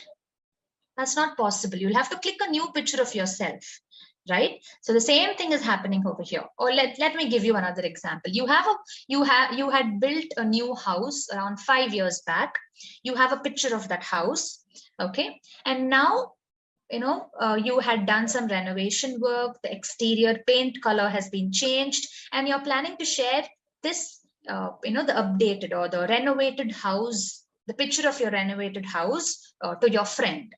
Okay, so will you be able to take that old picture, make the changes in that old picture and send it to him or her? That's not possible. You'll have to click a new picture and send it to them. So that's what's happening over here. Your snapshot or local copy is just like a picture or a photo of your data. Yes, so your first picture that was taken, it's literally a picture that you click. Okay, so that picture that was clicked at 10 a.m. has 2000 rows. So if you want to see how the updated data looks like, you have to go click a new picture, replace the old picture with this new picture telling, see, this is how the data, this is how the house currently looks now. Okay, so this is how the data currently looks now. This is the updated data, and for which you have to click a new picture or create a new copy. I hope you're getting the concept, right? Okay, what will happen with the old one? The old one will go into the temporary folder of your system, or the old one, basically it's up to you. If you want to save the old one, you can go save it manually. Otherwise, after a few days, it'll automatically get deleted. I'll tell you the whole process, how it works, where your extract file goes, how it is getting replaced. We'll see all these things practically. Okay. Okay, every time new folders will be created when we update, it's not a new folder, but a new local copy will be created. In the sense, a new .hyper file will be created every time you click on the refresh button. Metadata should be the same. Not necessarily, because, okay, let's say at 10 a.m. I had 2000 rows and 10 columns of data. Okay, so 2000 rows and 10 columns would be my local copy. My local copy will contain 2000 rows and 10 columns, but 1000 new rows and 5 new columns are added, let's say at around 11 a.m. Okay, so now we have a total of 3000 rows and 15 columns. So at 3 p.m., when I manually go click on the refresh button, a completely new picture will be clicked, no matter the metadata, there's a change in the metadata or not. A new picture will be clicked, and that new picture containing 3000 rows and 15 columns will now be connected with Tableau. Okay, so you can just imagine this picture clicking concept. Okay, your house, it was, let's say the exterior was yellow in color 5 years back when you had newly built it. You've changed the color, exterior paint to white now. You've made a lot of renovations. Okay, there's a change that's happening in the structure of your house, just like how the metadata of your table is. Okay, so now to show someone how your house looks, you cannot go make change to that old picture. Okay, it's just a picture. So now you'll click a new picture and tell them, forget about that old picture, that's an outdated one. See, this is the new picture of how my house looks right now. So that's the same concept happening over here.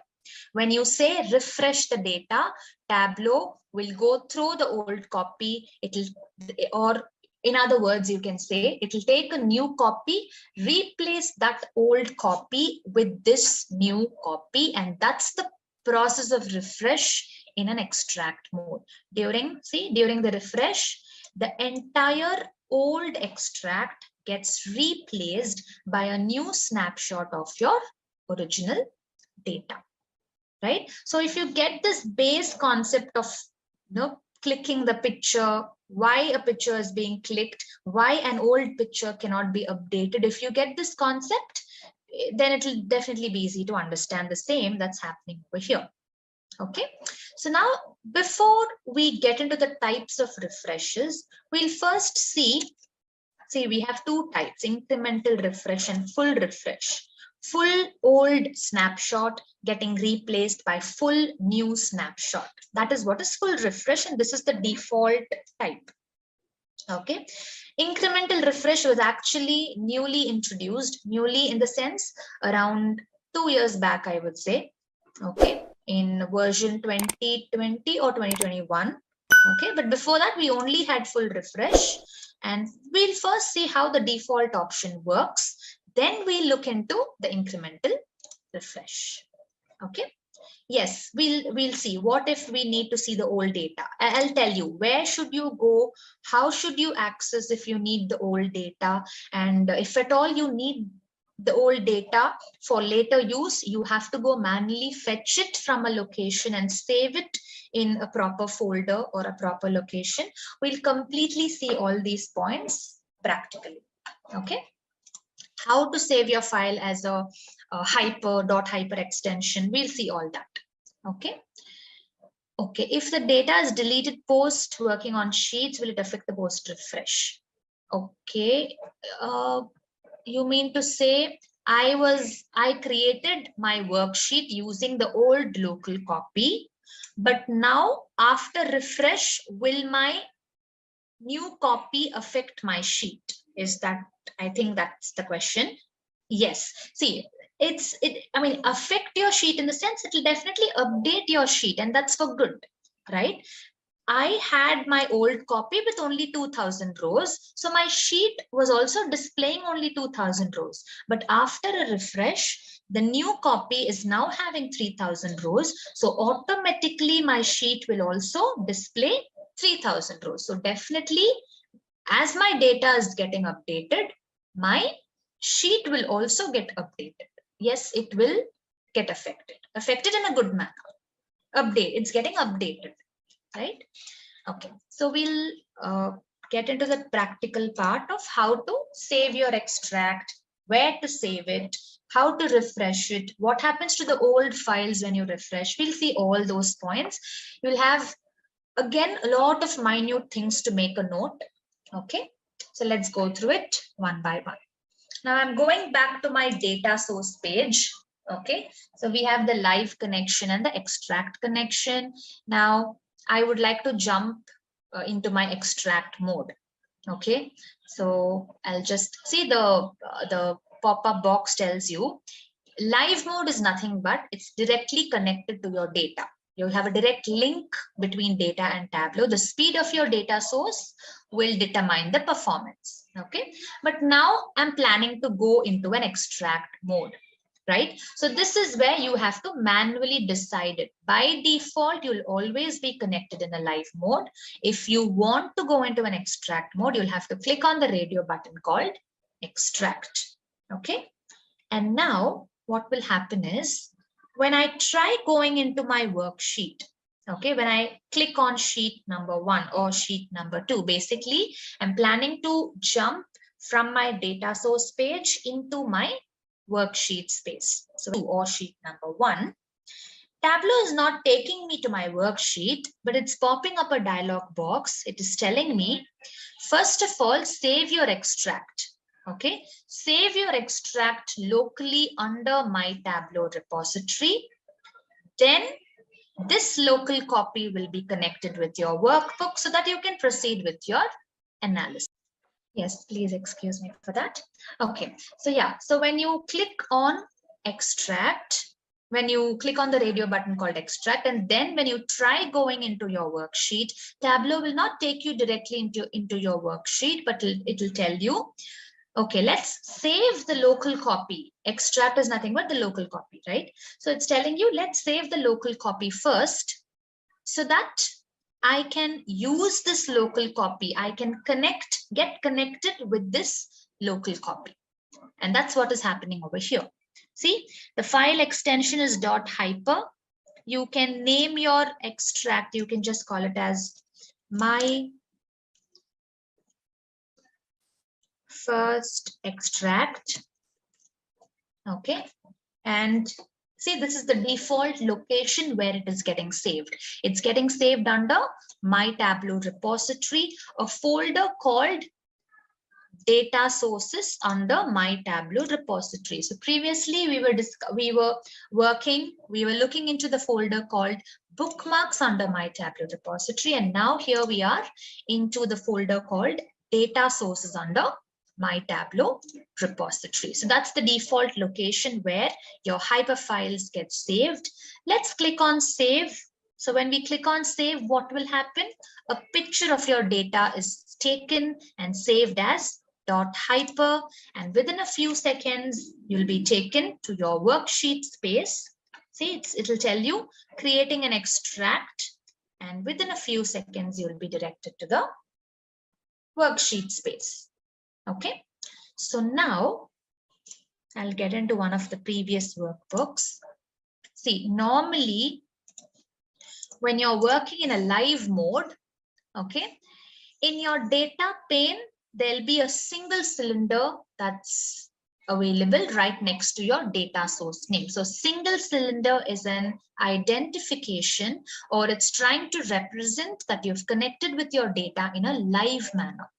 Okay, but a dual cylinder, now in this case, now in our live versus extract case, a dual cylinder is available.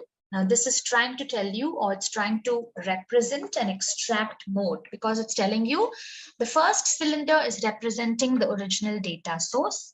The next cylinder is representing the copy of your data, which is connected with your workbook. That's why a dual cylinder.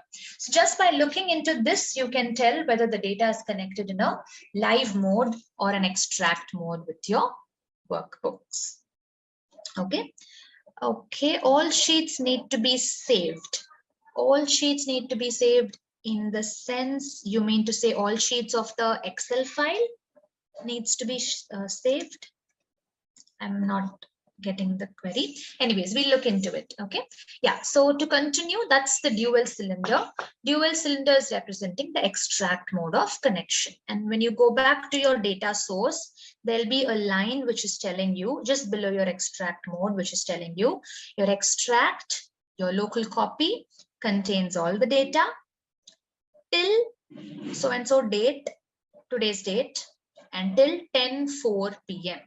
Okay, so a couple of minutes back, 10:04 p.m. is when we exactly clicked on the save button. Tableau gave us a pop-up called save extract as. We clicked on the save button at 10:04 p.m. So it's telling you whatever or how many ever rows or columns your original data set had at 10:04 p.m. A picture has been clicked of that and saved as a .hyper file. That is what it's trying to tell you. Okay.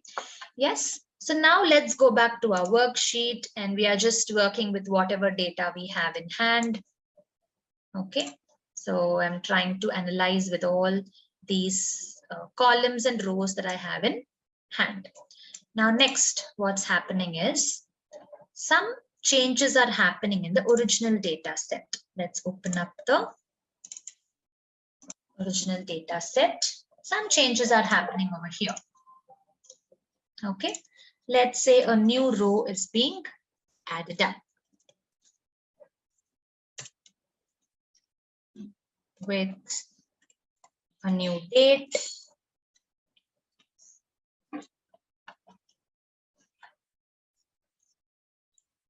modified date, sales value, and profit value. Okay, so a new row has been added up and an existing row is getting updated. Let's say row number 5 is getting updated. There's a drastic increase in sales value and the profit value. Okay, so and whenever you're updating an existing row, the modified date should also get updated. So which means row number 5, okay, row ID 5 was created on 25th of December but updated on so and so date. That's what is modified date all about. So basically we've added a new row and made an update to an existing row. Okay, we'll save the changes. Go back to Tableau. We still have only 6 rows. Let's refresh it. So let's right click on the data source name, click on refresh, and nothing is happening to our worksheet space. The 7th row is not being displayed. Why? Because this refresh button that you have over here works only for live mode.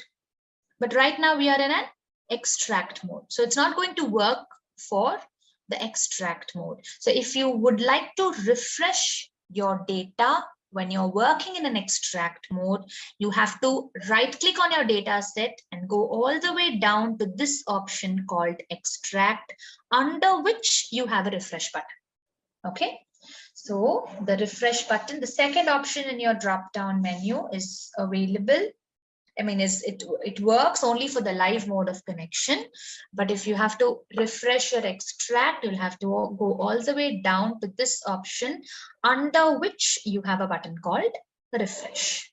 Click on this refresh button, and then see, it will tell you what is refreshing means in an extract mode. A new snapshot will be created, which will replace your old snapshot. And that is what it is trying to tell you.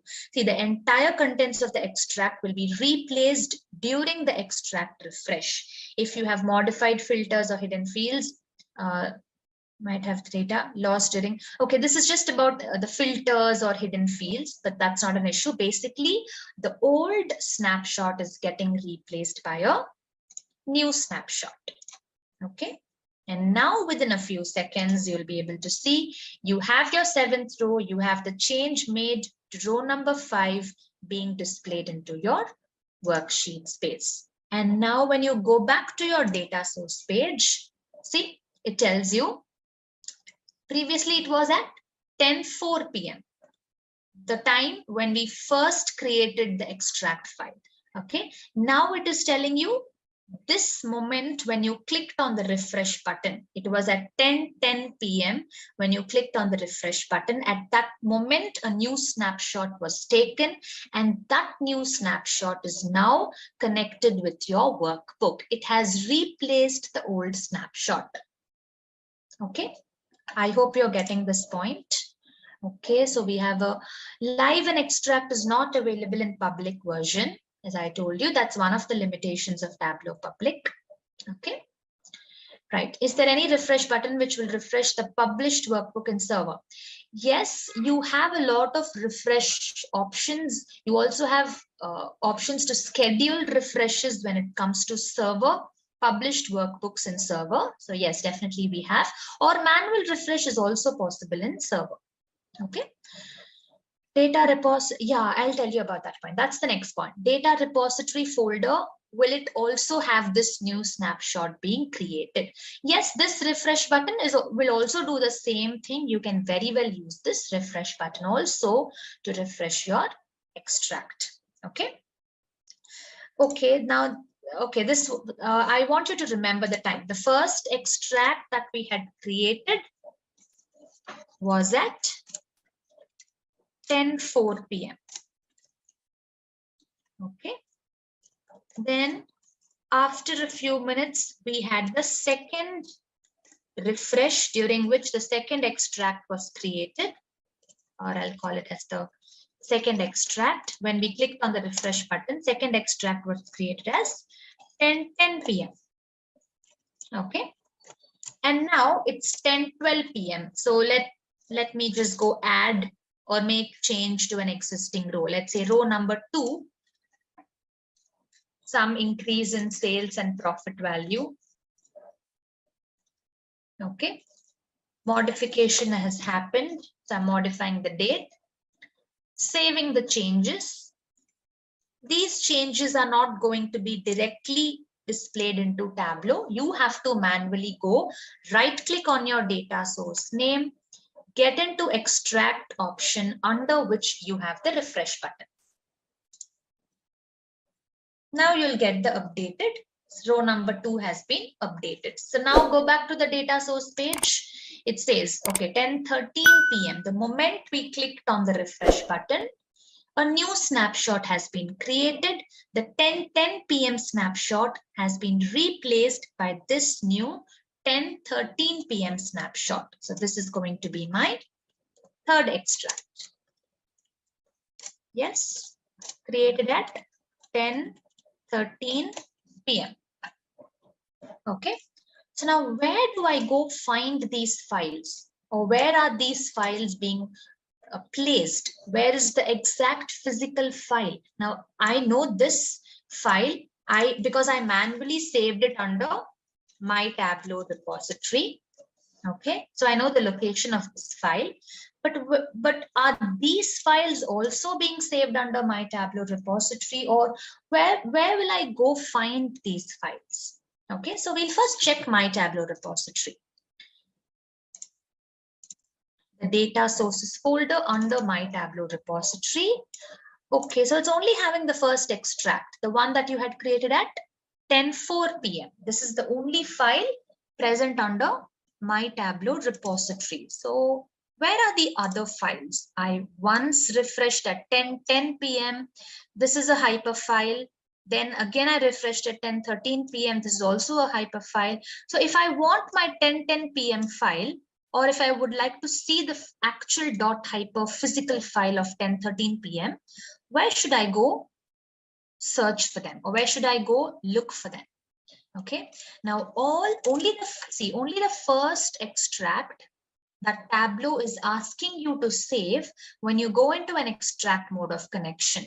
Yes, only that first local copy will be available under my Tableau repository. But after that, no matter how many times you click on the refresh button, new snapshots, yes, will be created, but all those new snapshots are not going to be saved under my Tableau repository, but they will be available in the temp or the temporary folder of your system.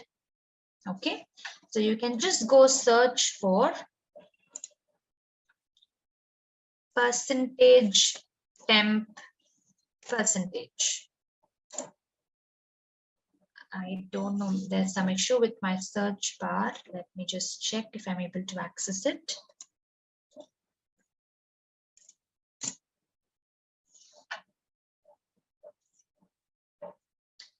Okay.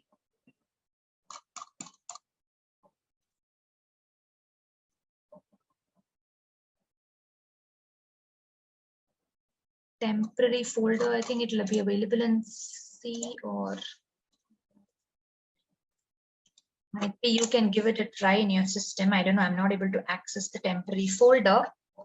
There's some issue with my, okay, Windows run, okay.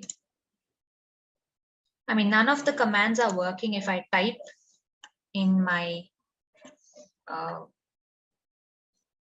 search button. There's some issue with that, I believe. Okay, anyways, but when you go into the temporary folder of your system, okay, that is where you will have a folder called Tableau. This is something that's getting created by default. Okay, so Tableau temp is the folder in the temporary folder of your system. Under Tableau temp, if you scroll all the way down, you'll be able to find all these hyper files. All these .hyper files will be present in your temporary folder. Okay, so if you want, I mean, they'll automatically be deleted after a couple of days or after some period of time. Okay, but if you wish to, let's say I would particularly go fetch this 10:13 p.m. .hyper file and save it in my systems, and then I'll have to go pull it from the temporary folder and save it either in my in a particular folder of my system or in the data sources folder of my Tableau repository. I can very well do that. But this is how it works. I mean, you might ask me, why is only the first extract getting saved under my Tableau repository?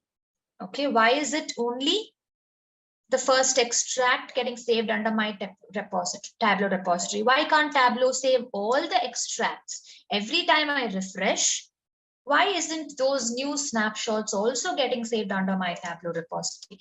That's because Tableau is trying to keep your Tableau repository clean.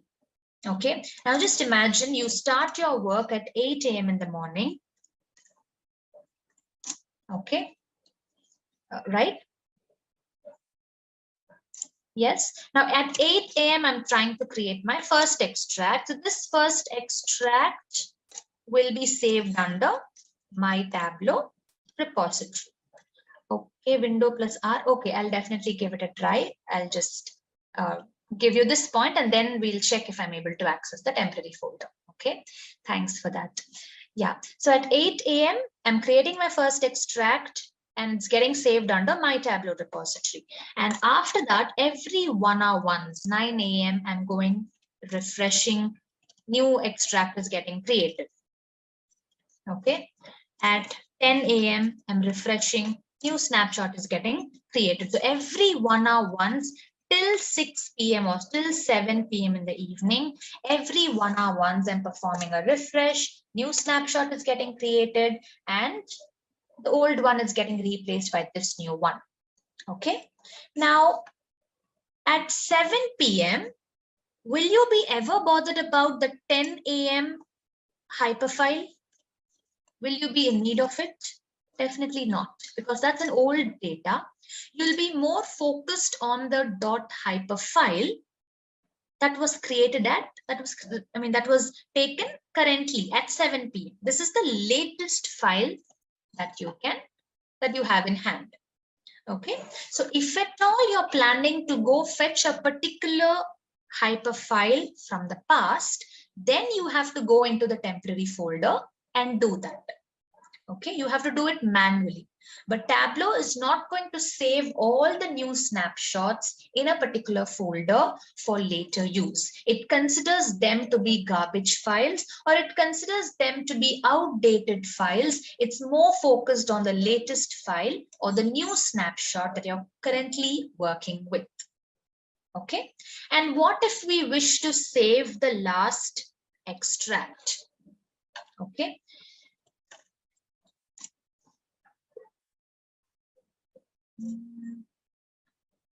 Okay, temp, but where do I have my Tableau temp?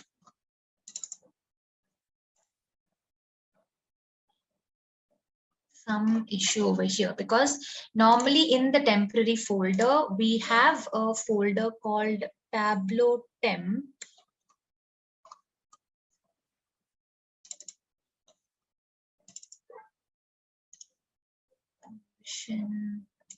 Okay, I think some issue with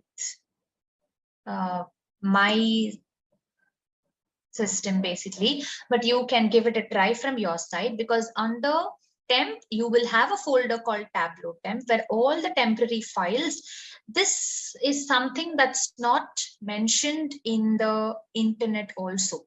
Okay, because normally we don't often go fetch the old snapshots, right? But this is something you will have to be aware of. Okay, because if in case you need your old hyper file, then temporary folder is where you'll have to get into. So incremental refresh, as the name tells you, only newly added rows get updated. Old rows do not get updated, or they are not basically reflected into your workspace of Tableau. I'll give you an example of how it works. So go back to Tableau. Okay, right click on your data source name. And you have an option called extract data, right? So click on extract data. Okay, so when you come all the way down over here, see there's a small checkbox over here which says incremental refresh. So by default, all the rows are getting updated, which is nothing but the full refresh that is happening. But if you wish to go ahead with incremental refresh, then you have to check this box. Okay, so you have to choose which table. Now, sheet number 1 of live versus extract. That is what we are currently working with. So choose the table to perform an incremental refresh. And the most important point is identify new rows using the columns. So out of all the columns that you have in your data, you have to tell Tableau, identify newly added rows. See, incremental refresh is kind of a quick refresh. Okay, something like a crash course, or a full course is different from a crash course. You quickly complete the course in a short span of time, right? So it's something like that. Your incremental refresh is quickly going to give you the updated data, for which you will have to inform or let Tableau know, or you have to tell Tableau, see, I'm giving you one particular column. I'm telling you, let's say row ID. I'm giving you row ID as the column using which you will have to identify new rows that are coming into my data. So what will Tableau do is, it creates a condition over here. See, rows greater than 7 will be added during an incremental refresh. In the sense, if there's any row freshly being added to my data set with row ID greater than 7, then yes, all those rows will be brought in during my incremental refresh. But there's any change made in an existing row. Okay, if there's any change made in row number 3, for example, in that case, is the condition satisfied? Rows greater than 7 only will be added, but I'm making a change to row number 3, right? It's an existing row. It doesn't satisfy the condition. So that is what this line means. Newly added rows only will get updated or will be reflected into Tableau's workspace during an incremental refresh. Any change made to an existing row will not get updated. Let's see how it works. So I'm planning to go in for an incremental refresh. I'm using row ID as a column. See, only fields which are of number data type, and also date data type. Currently, our date fields are of string data type.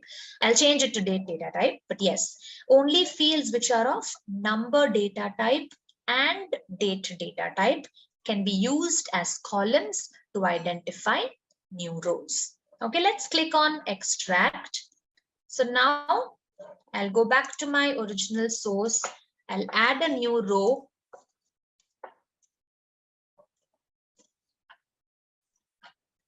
On 28th.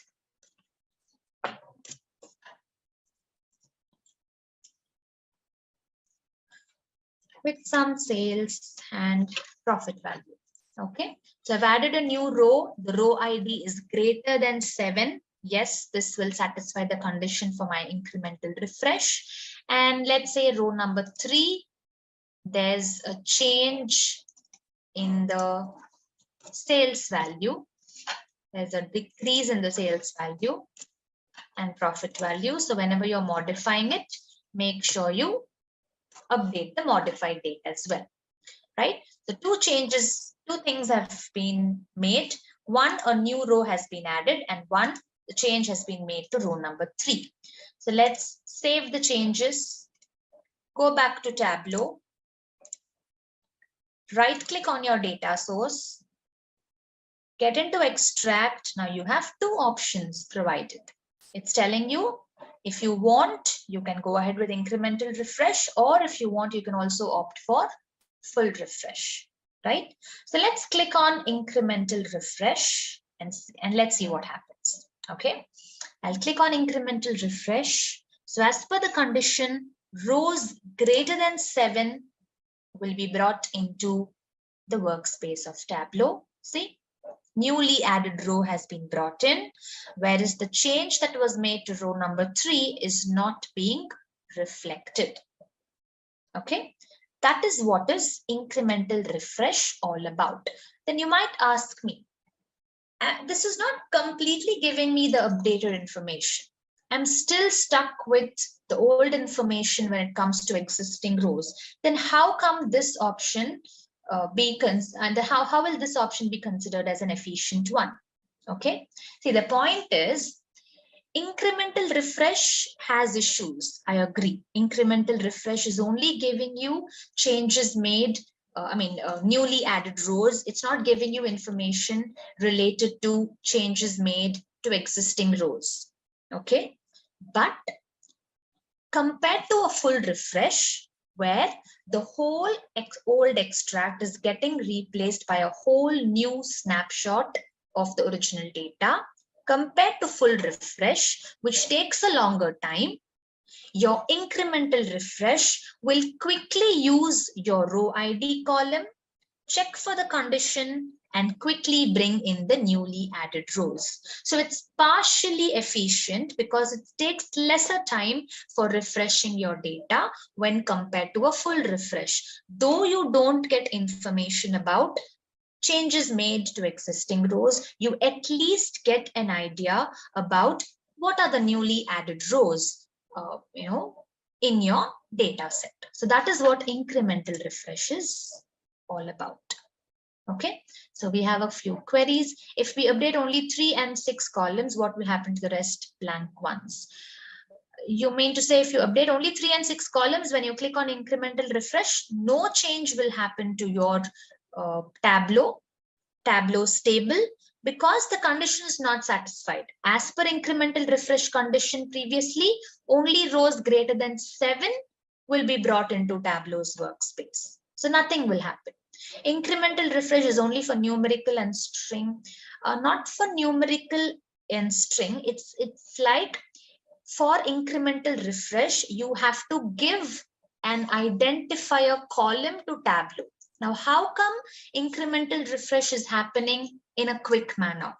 How come time taken for an incremental refresh is lesser? Because using the column that you specify, Tableau blindly looks into that column. Okay, it looks for the condition row ID greater than 7. Yes, bring this row into the workspace of Tableau from the original data set. So it uses the column that you specify to identify the newly added rows. That's how it's quickly giving you the newly added information or newly added rows to the data. Okay, I'll give you one more example. Might be that, yeah, something like a primary key. Exactly. You are deciding which is going to be the primary key. And that primary key can only be numerical values, as in fields which are of numeric data type, or fields which are of date data type, because string cannot work as a primary key basically in this case. Okay.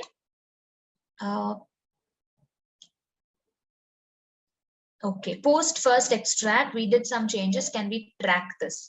Tracking it is basically going into your temporary folder, fetching your old snapshot and having a look at it. That's the only way you can track, because Tableau is not going to give you a history, or it's not going to highlight, see, these are the changes done since the previous refresh.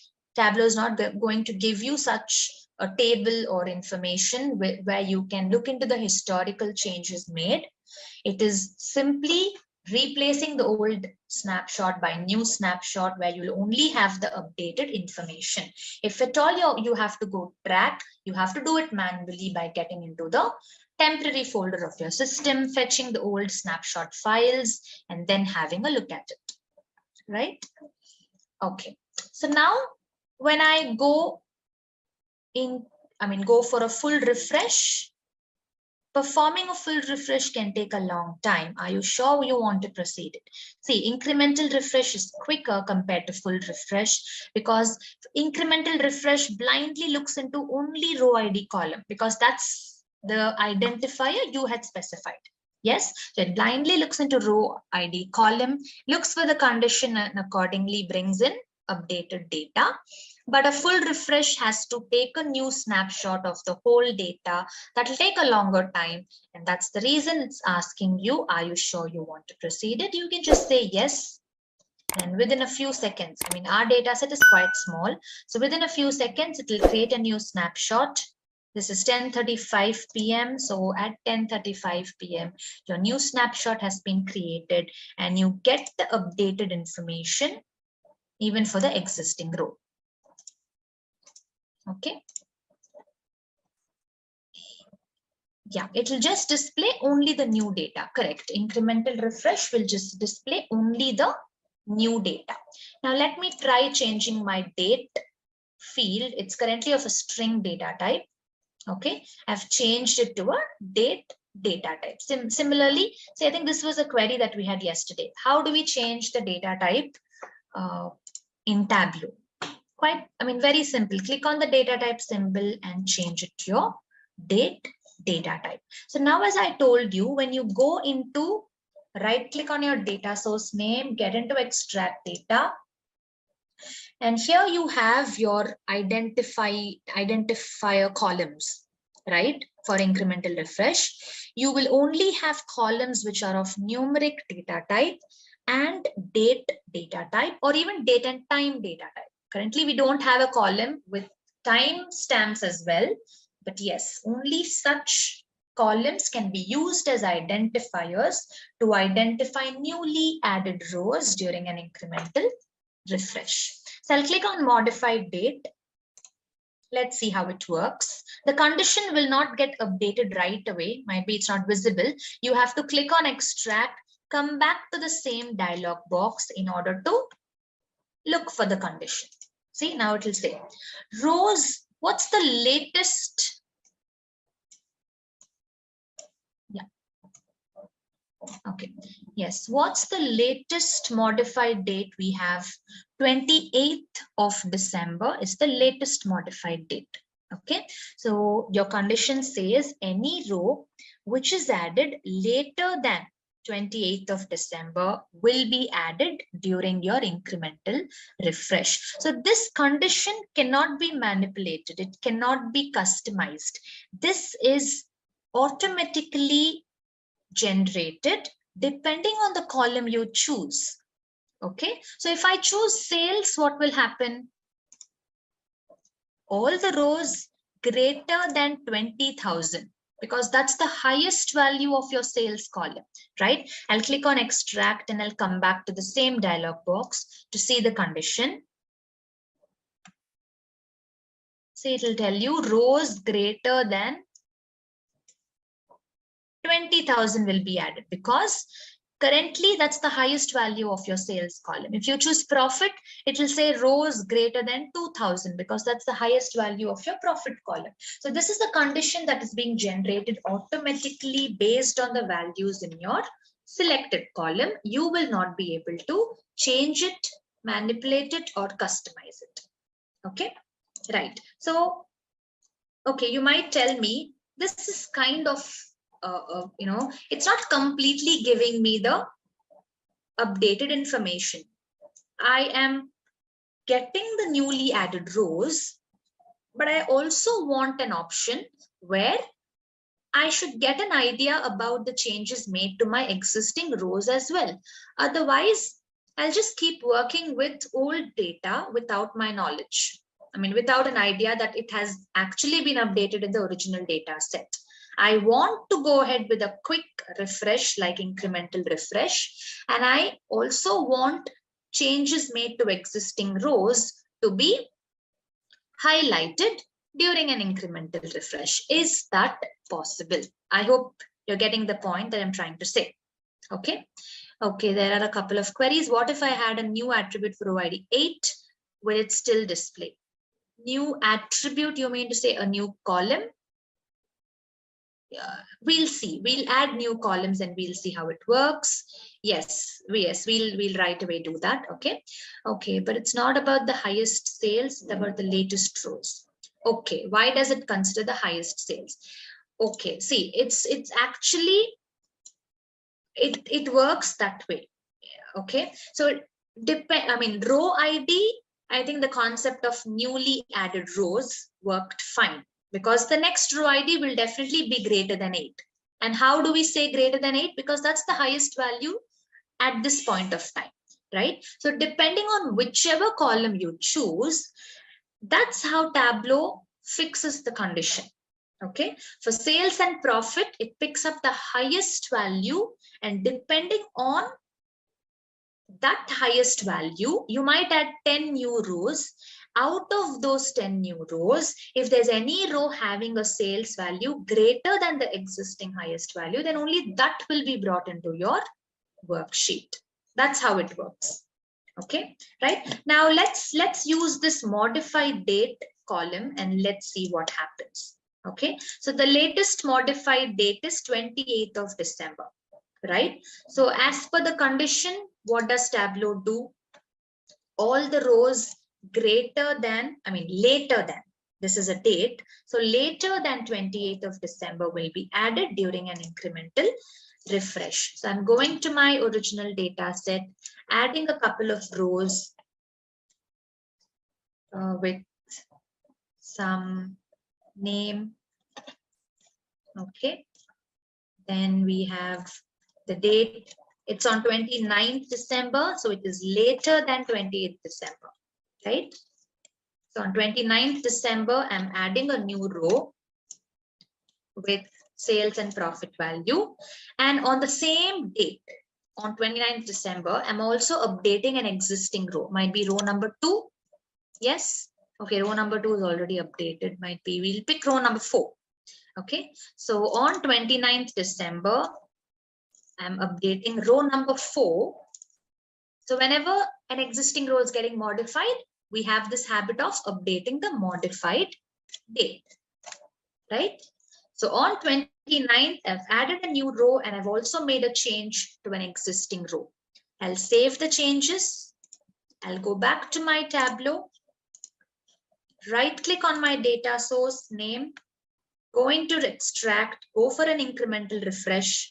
So as per the modified date column, all the rows added later than 28th of December will be brought into my worksheet space. So let's see what happens. Okay, this was expected. Row number 9, having a date later than 28th of December. Yes, it has been brought into my worksheet space. But what's happening over here? In row number 4, we have the old data and we also have the updated data, because the modified date column is being updated whenever you make a change to an existing row. So this is a very, very useful column when you work with incremental refreshes. See, though you still have the old data in hand, this is old data, which might cause a confusion, but still, at least to a certain extent, you're at least getting an idea. Okay, such kind of an update has happened today, that is on 29th December. On row number 4, there's such an increase in sales that has happened, and this is an update happening to my existing row in the original data set. Okay, see, it's not 100% perfect, but you're able to get the new rows, you're able to get changes made to existing rows in a short span of time using incremental refresh. These are the advantages, but one disadvantage is that you still have the old data in hand. Okay, but looking onto the positive side, you're at least getting some information compared to the previous options. When you had used row ID, you didn't have any idea about the change that was happening to the existing row. But instead of that, if you make use of modified date, you're at least getting some idea that yes, this kind of an update has happened to row number 4. So that's how you make use of incremental refreshes. Okay. Now we'll see what is going to happen when a new column is added up. Okay. So how do you get rid of this old data? The only way is to go ahead with a full refresh. When you go in for full refresh, though it will take a longer time, it will give you the new snapshot, which will only have the updated information. Okay. Okay, once again, I'll tell you about incremental refresh. Might be this time I'll give you a scenario as of when we go ahead with incremental refreshes. Okay. Let's say I'm working with a huge data set, right? Around millions of rows of data. Okay. So, and this data is of a very busy store in the city. So every minute I have around 200 to 300 orders that are being made, 200 to 300 rows minimum being added to my data set every single minute. Okay, it's such a busy store. It's such a huge data that I'm working with, which also gets updated frequently. As in every minute, there are n number of rows being added up to my data set. So it's such a busy data. Okay.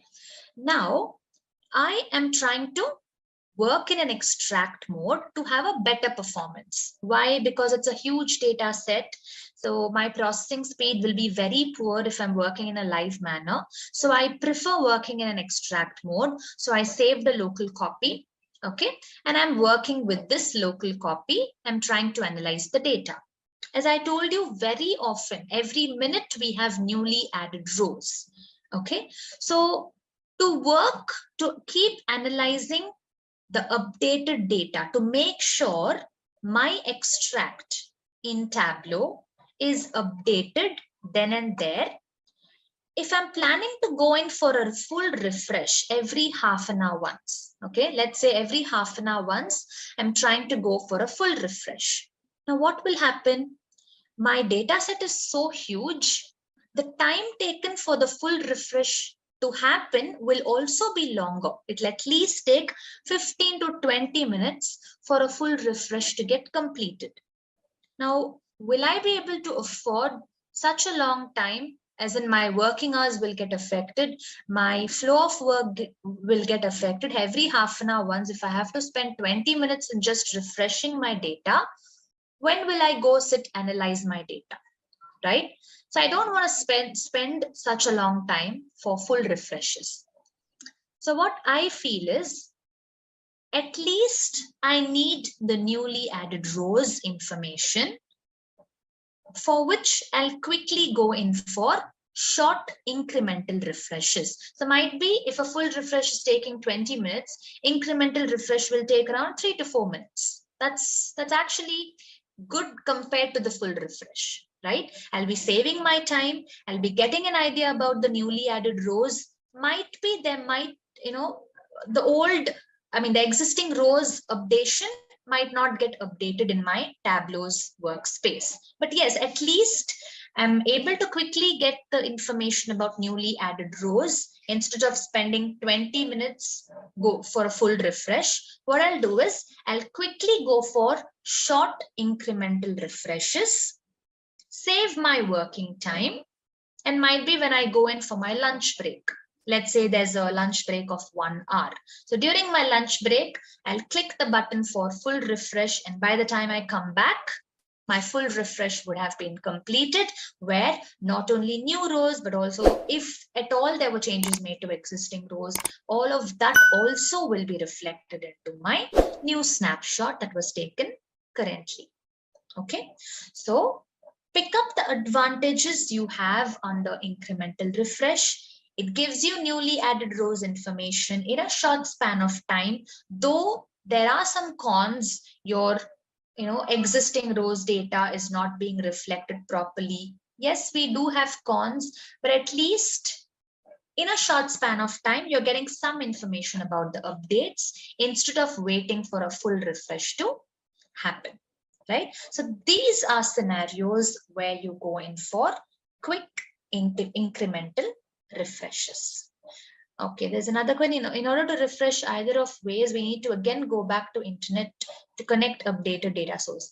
Exactly, yes. Without an internet connection, nothing would be possible.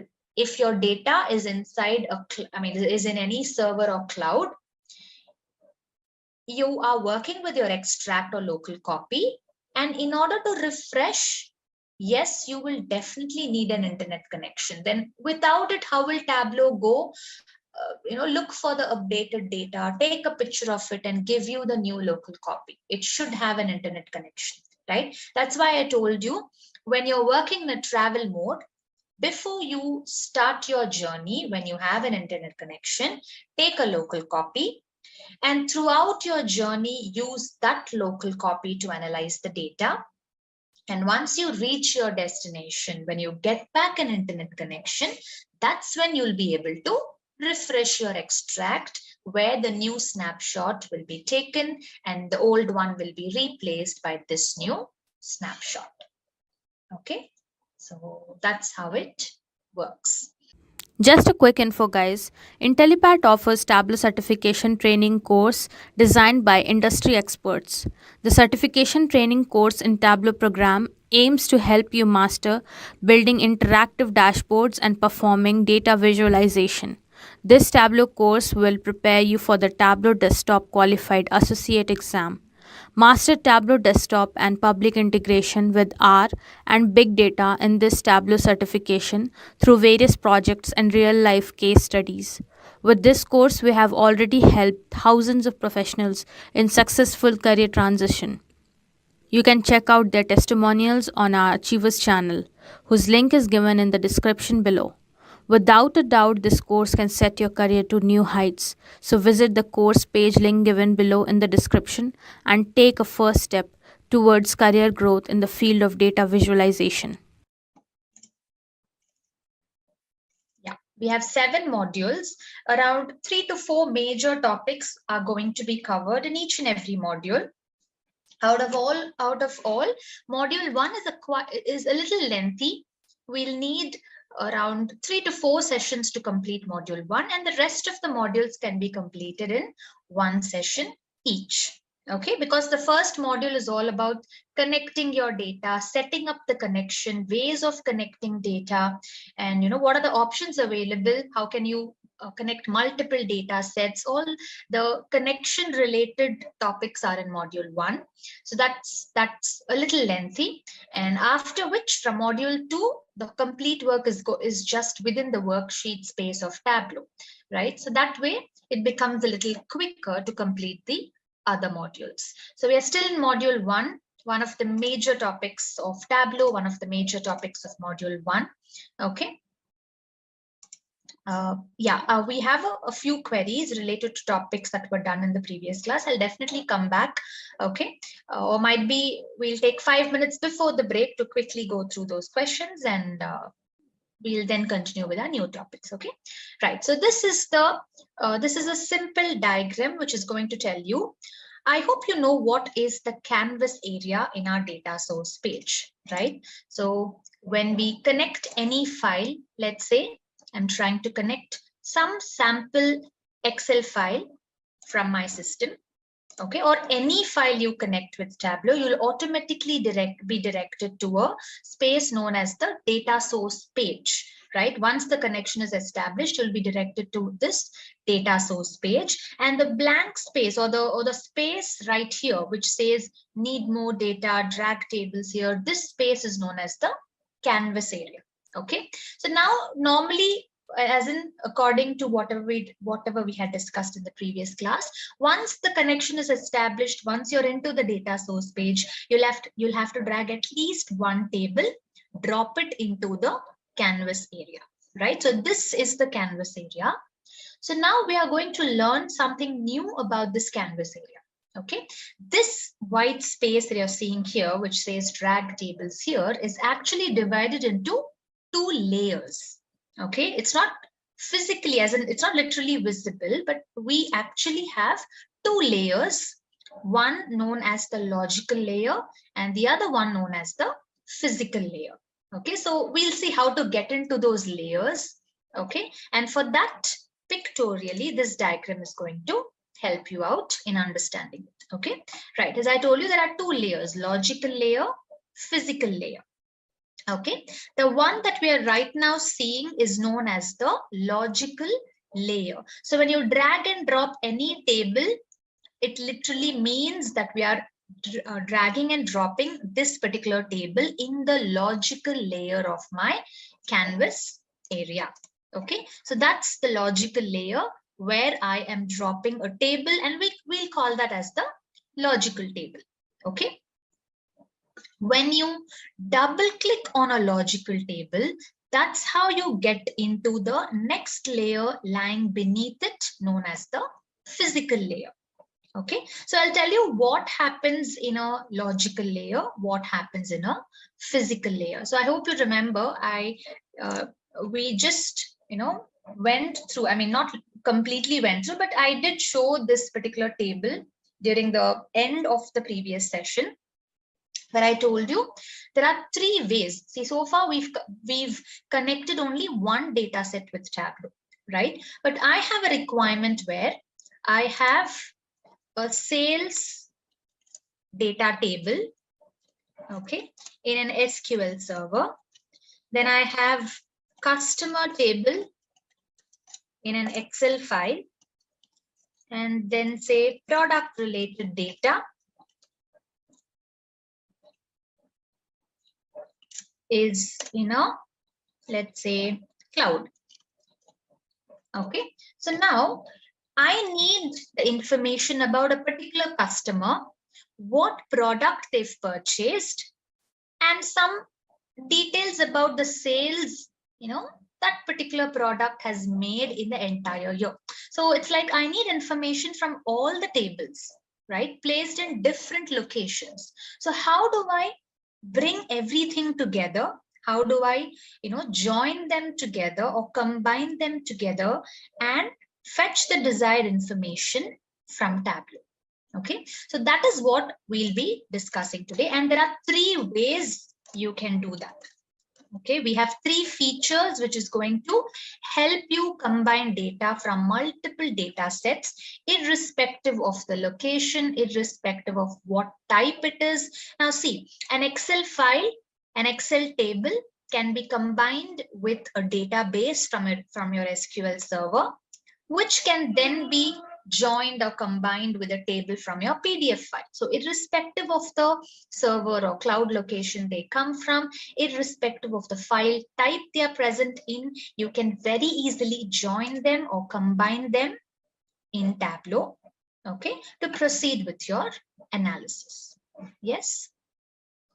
Oh, okay. So these notes, this table is in our PPT as well, the one that Intellipaat has provided. You have the diagram in the PPT as well, but some sample Excel files that I'll be using just to explain the concept, I'll be then and there sharing it in the chat box so that you can also try making use of it. Okay, but all I want you to is get the concept behind every topic. That's the most important and tricky part. Okay, so it's not necessary that we'll have to apply it right away to real-time examples. Okay, once you get the concept, no matter how big your data is, or no matter how complicated your data is, you'll be able to apply this concept on any such data that is given to you. But the base for everything is to getting the concept or grasping the concept behind it. And for that reason, I'm trying to keep it very simple, because that's my goal all about. You'll have to get the concept, and once you're fine with it, you can face any challenge that is put forward. Okay, right. So that's the reason I'm using very simple, small files, so that we can work with rows, I mean, around 10,000, 20,000 rows of data. Okay, but we'll not know what's actually present in the data and how it is being reflected in Tableau. Handling with such, more number of rows is going to be a little difficult, right? So I want you to literally see, this is my data, this is how it's happening, this is how you can, reflect in Tableau, apply these features and all that. That's the reason I'm keeping it simple. Okay, right. So yeah, that's the logical layer and that's the physical layer. And to combine data from multiple tables which may be present in different file types or locations. You have 3 different ways of doing it. Now you might ask me, how will I know which way to choose? So there are 3 features which is going to let me combine data from multiple data sets, but which specific one should I go ahead with? Okay, for that reason, we have a table here that is clearly giving you the characteristics of each feature. Okay, right? So this relationship, then this might combine your data in a specific manner, right? You'll have some advantages, pros and cons under this. Similarly, we have joins, which has pros and cons under it, right? Data blending, which lets you combine your data in a different way with its own pros and cons. So you will be the right person to decide according to whatever data you have in hand. You will know what the requirement is. Okay, so that, based on that, you have to choose, okay, so this is my requirement. These are the features available in this particular, let's say, joins or data blend. So that is the one that will suit my requirement. Yes, so that is something you will have to decide according to whatever your requirement is. So I'll be giving you 3 different options, 3 different features, the way they work, the way they produce the output. Okay, so according to how you want your output to be, according to your requirement, you will be the right person to choose which will suit your requirement. Okay, this is a question that normally pops up. Which is the best feature? Which one should I use? See, that's something depends on requirements, right? For various types of requirements, you may use different features. So that's you have to get to know about each of these 3. Only then you can decide which one to proceed with. Okay, right. Anyways, I'll just start with this table. Okay, initially it might be a little confusing, but by the of how each of these features differ from each other and when to use which feature. Okay, right. So let's start with the first point. This is about the feature. Now we had joins and data blending that were available right from the beginning in Tableau to combine data from multiple locations or multiple file types. But this feature called relationship, it was introduced in version 2020.2 of Tableau desktop as well as Tableau public. So before 2020.2, we did not have this concept of multi-layers, as in logical layer, physical layer. That concept was not there. Okay, we just had one canvas area where we can either join, or if we want blend, there's another way to blend your data. So these were the only 2 options. But I think this was around 3 years back. We had relationship which was introduced. That's point number 1. Next one, connecting the second, third, or nth data set. Now, this is a very important point. See, now I connected a simple Excel file. First, I'll show you what are the 2 Excel files that we'll be working with. I have something known as the office sales with just around 15 to 20 rows of data. Okay, we have some, this is just a sample data. We have some state codes. We have the state, the market, as in which part of the state, whether it's the western part of Delhi or northern part of Delhi. And the final column says the sales value done in each of these locations. Okay, this is an office sales Excel file. Next, we have the coffee shop Excel file, where you have the product, product type, then you have specific products under each type. Then we have the state, again, which part of the state the coffee shop belongs to, and the total sales done. Okay, so 2 such very simple Excel files that we'll be working today. Okay, right. So now how do we connect the first data set with Tableau? As you all know, this is your start page. You just have to choose from the file type over here. You can get into more. Wherever your data is, you can very easily connect the first data set with Tableau. So for the first data set, in the sense, I'm opening my software. Okay, so the first data set I connect with Tableau is through the connect pane available in the start page. This is something we've been doing right from the beginning. Okay, so my first Excel file has been connected with Tableau. Yes. Now Okay, coffee shop has been connected with Tableau. Now, what if I want office sales to be connected with Tableau? That's another Excel file, right? So how do I go connect the next Excel file, the second Excel file with Tableau?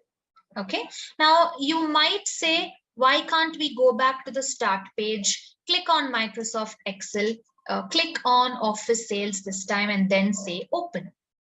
Now, what will this do is, now this is not going to just open my office sales files. It is going to replace the existing coffee shop sales that's already connected with my workbook with office sales. So what is it doing? It's removing coffee shop's connection and connecting this new file called office sales. Now, that's not what we need, right?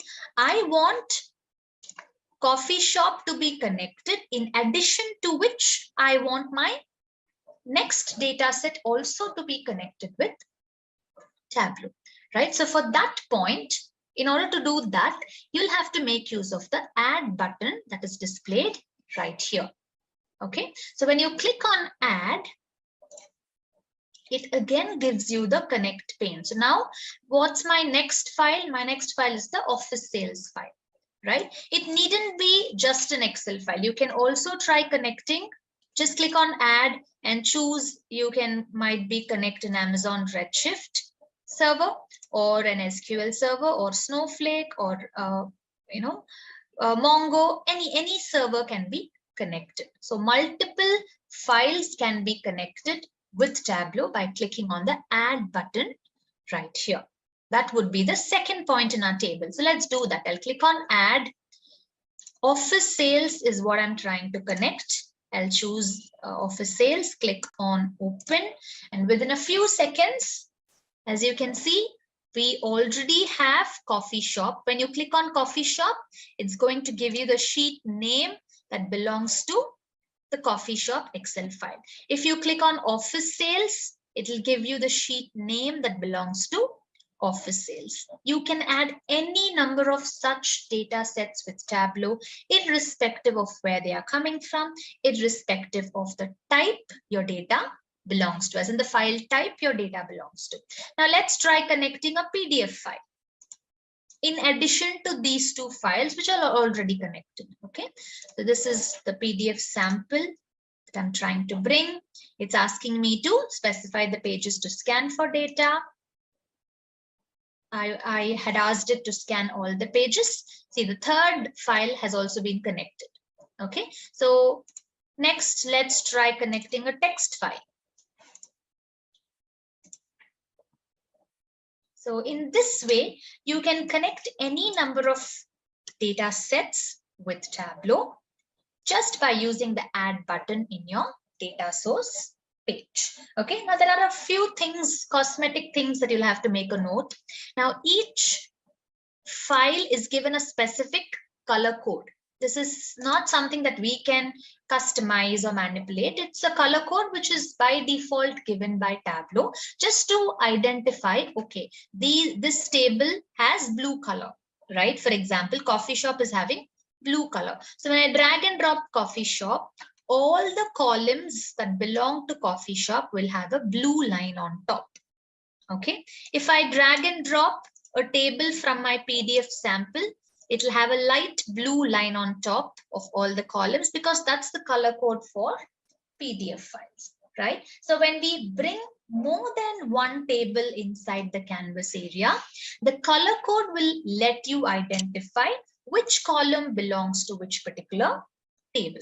Okay, we'll see how that can be done. I hope you're clear with, there's no limit. You can add any number of files. Might be, if at all there's a limitation, the processing speed, the size of your RAM, because RAM is where Tableau stores or basically saves your data. Saves your data in the sense when you connect the data with Tableau, it stores it in the random access memory of our system.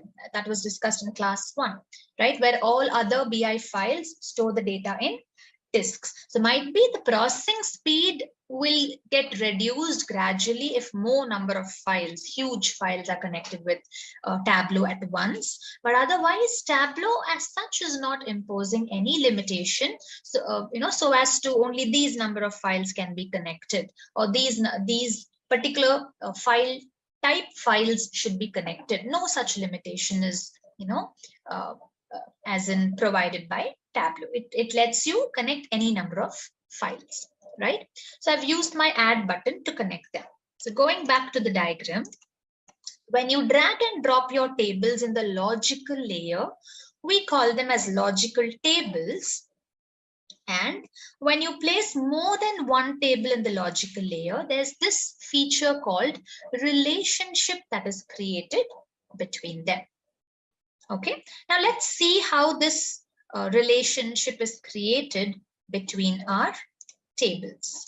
So I'll simply drag and drop coffee shop sales into my logical layer of the canvas area. Next, I'll click on office sales. So it'll give me the sheets that belong to office sales Excel file. If you want, I can also connect sample superstore so that you'll be able to see how the sheets that belong to sample superstore are going to be listed out when I click on sample superstore, right? I click on coffee shop. This is the sheet that belong to coffee shop. Click on PDF sample. These are the tables that belong to PDF sample. Similarly, sample superstore. These are the sheets and named ranges we have in sample superstore, right? So in that way, let's place coffee shop in the logical layer. And when I try taking the second table into my logical layer, see, there's this line that is getting displayed. Okay, so this line, which appears to be flexible in nature, okay, this orange color line is known as the relationship. Okay, see, each of these three features have symbols using which they are represented. Okay, right? So this orange blue flexible line is now from this you can clearly say, okay, there's a relationship created between coffee shop sales and office sales. So this flexible noodle line, we call it as the noodle line because the feature is that flexible. It lets you do so many things very easily. Okay, it has a lot of pros, and it's flexible in nature, right? So that's the reason we call this line representing relationship as a flexible noodle line. That's how it is represented. Okay, right? So what have we done? We've placed two tables in the canvas area, logical layer, where a relationship has been created between them. Now, we going back to the tables, we'll side by side cover the points in the tables as well. Okay, this is the first point was about the feature. The second point, connecting the second, third, or nth data set. I hope you're clear with this point now. The way you connect your first data set with Tableau is the same. You just have to use the start page, connect whichever file, and go.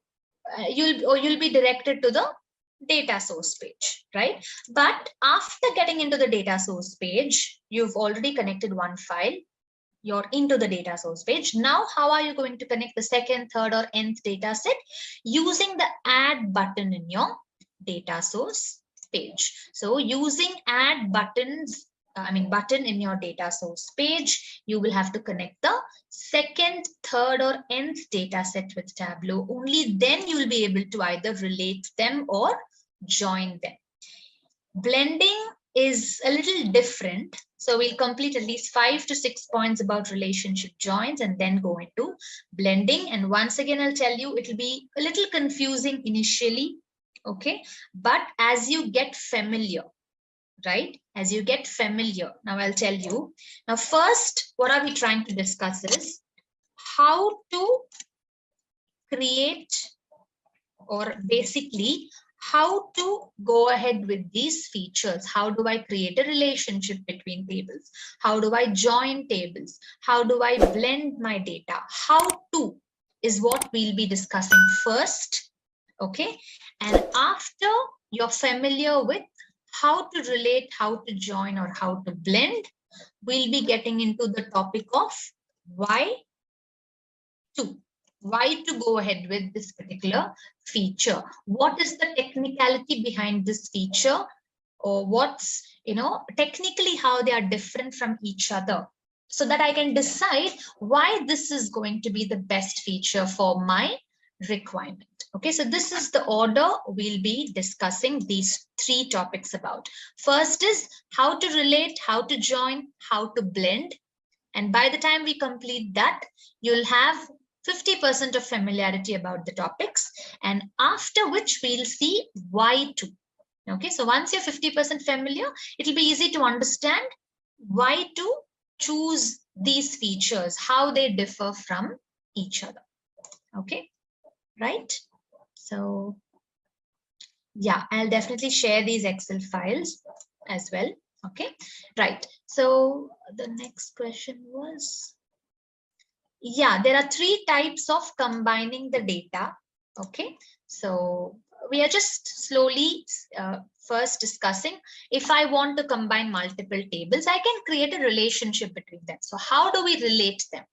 Then how do we join them? And then how do we blend them? After that, I'll tell you why, in what manner they differ from each other. Okay, so this is like, only if we complete the whole table of contents that we have, you'll get 100% understanding.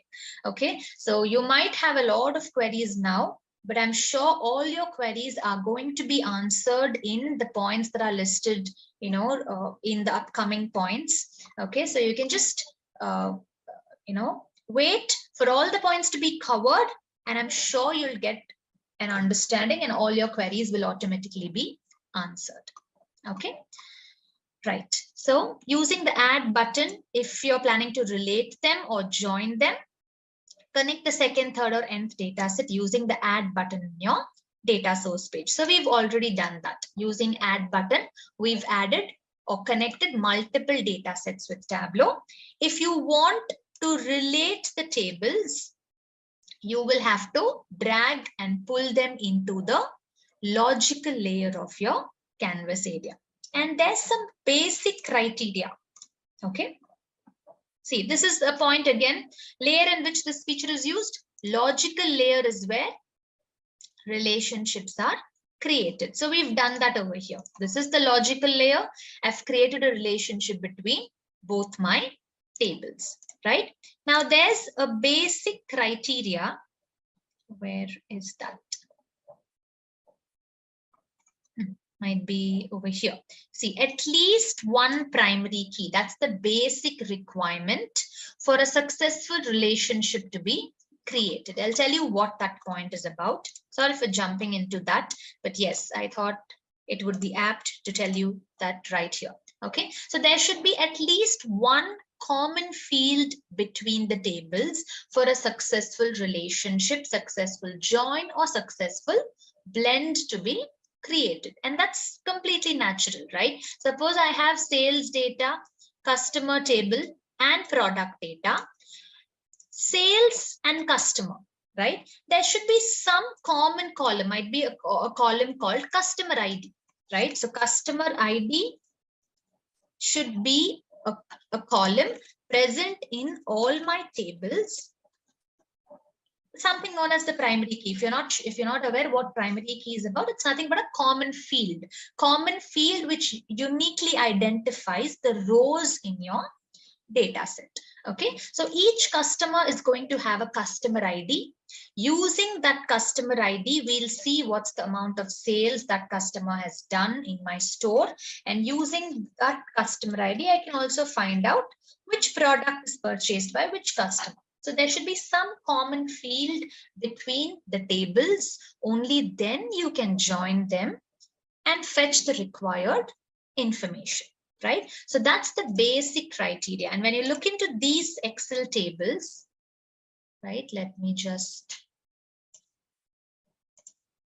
open them up together so that I can show you.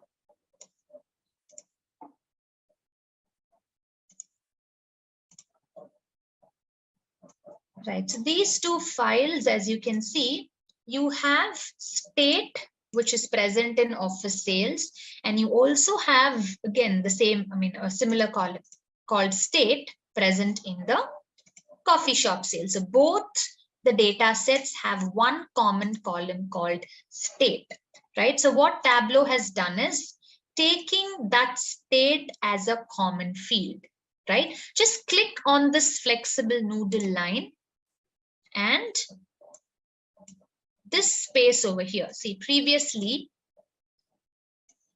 okay, this space, what have we discussed? This is known as the metadata information. This space is known as the table details space, which gives you the information about metadata, right? But when you're planning to relate any two tables, okay, this is the same space from where you can get an idea what kind of relationship has been created between my tables, which column has been identified by Tableau as the common field based on which a successful relationship has been created. See, Tableau can do that automatically. See, state from coffee shop has been matched with state from office sales. So depending on common column headers, Tableau will automatically pick the columns, match them, and decide, okay, these tables have common columns between them. Let's create a successful relationship, right? So based on the common column headers is how Tableau identifies the common fields and lets you relate your tables automatically, right? So state, and when you need this information, you just have to click on the flexible noodle line so that the space over here tells you which is the common field identified by Tableau. Okay, yes, exactly. We have a point. Okay, so there are a couple of queries. Why coffee shop sales data is not visible below in the table after we used joins? I'll tell you, because that's how relationship works. Okay, if you click on coffee shop only, then your coffee shop's data is going to be displayed in the view area. When you click on office sales, only then the office sales data is going to be displayed in the view area. See, the tables are not yet combined together. That's a very important point. You'll have to make a note. Okay. I'm just defining a relationship. I'm just telling Tableau, see, there are two columns that I have, and we do have common fields between them called state. Okay, a relationship is just being defined over here. We still haven't combined the data. Okay, right? I'm just defining a relationship. That's the reason your view area is not giving you the joined data. It's still giving you tables individually as such. Click on coffee shop, you'll get the columns that belong to coffee shop. Click on office sales, you'll get the data that belongs to office sales. Click on the noodle line. This space is telling you which is the common field using which. Tableau has picked them up, according to the common column headers. Tableau has automatically identified them as common fields based on which they are related to each other. Now, the next question was about market and region are also same, but Tableau did not treat them as primary keys. See, the question is about, we do have the state. How did Tableau identify state as the primary key or state as the common field? Because the column headers are the same. Yes, state, same column header. So pick them up as the primary key. That's how Tableau decides. Okay, but beyond that, there's some manual work that we should also do if that's how the data we have it. See, we have two other columns, as in one column called market in the office sales, which is telling me to which part, north, west, south, or east, to which part of my state this particular office belongs to. Now, there's a similar column in office, coffee shop sales as well, but this column also gives me whether, it's the northern, western, eastern, or southern part of the state that the coffee shop belongs to. But the only difference between them is the column header, market, region.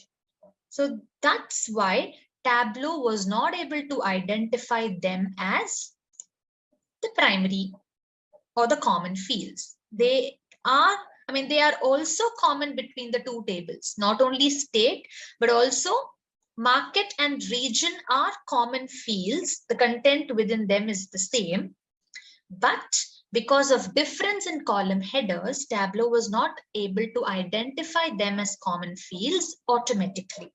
So in such cases, we can do it manually, right? Just click on the flexible noodle line so that you get this area, okay, this space right next to your view area where you can tell Tableau, see, you've identified state as the common field. Yes, well and good. But apart from state, we do have another common field because I want a specific join to happen, specific relationship to happen. See, only the northern part of Delhi related office sales or related data is perfectly to be matched with the northern part of Delhi in my coffee shop data as well. I don't want any Delhi regions data to be randomly matched with any other Delhi regions data. I need a specific match where only the, let's say, west part of Bengal to be matched with the west part of Bengal or whatever. Let's say east of Delhi should be matched with east of Delhi. So specific regional wise state data is how the data is supposed to be matched. So for that reason, because of difference in column headers, Tableau is not able to pick up region and market as common fields. So we'll have to go tell that manually to Tableau. Just click on add more fields over here where you can tell Tableau, see, region from coffee shop is actually equal to market from office sales. So what are we telling Tableau? In addition to state, please use region, market also as common fields and give me the output. So that's how we define a relationship in the logical layer. Okay. Yes, the next query is for what reason are we choosing relationship or for what scenario? That's, we will come to that point. See, I'm just as of now telling you how to relate, how to join, how to blend. And once you're familiar with that, only then you'll be able to understand why to go ahead with these features, what way they differ from each other, or what kind of a scenario we can use these features. Okay, so I hope you're slowly getting the point. Relationship happens in the logical layer. Okay, see, relationship is happening in the logical layer. When you drag multiple tables, a relationship which is represented using the flexible noodle line is created between your tables. And what's the basic criteria? At least one common field should be present between your tables. Only then a successful relationship will be created. Now, what if I have another table? Might be I'll bring my text table called, some .txt file that I've connected with Tableau using the add button. I would also like to bring this into my logical layer. Yes, you can bring any number of tables. You can either create this kind of a relationship or you can create this kind of a relationship. Okay, basically any number of tables can be placed. Okay, so when I drop it over here, let's see what happens. Okay, see, you get some red exclamatory mark, something like a warning message. Now this is because Tableau is telling you, see, for creating a relationship, you need at least one common field between the tables, but these two tables have no common fields. So if you want, you can get into this space known as the edit relationship space.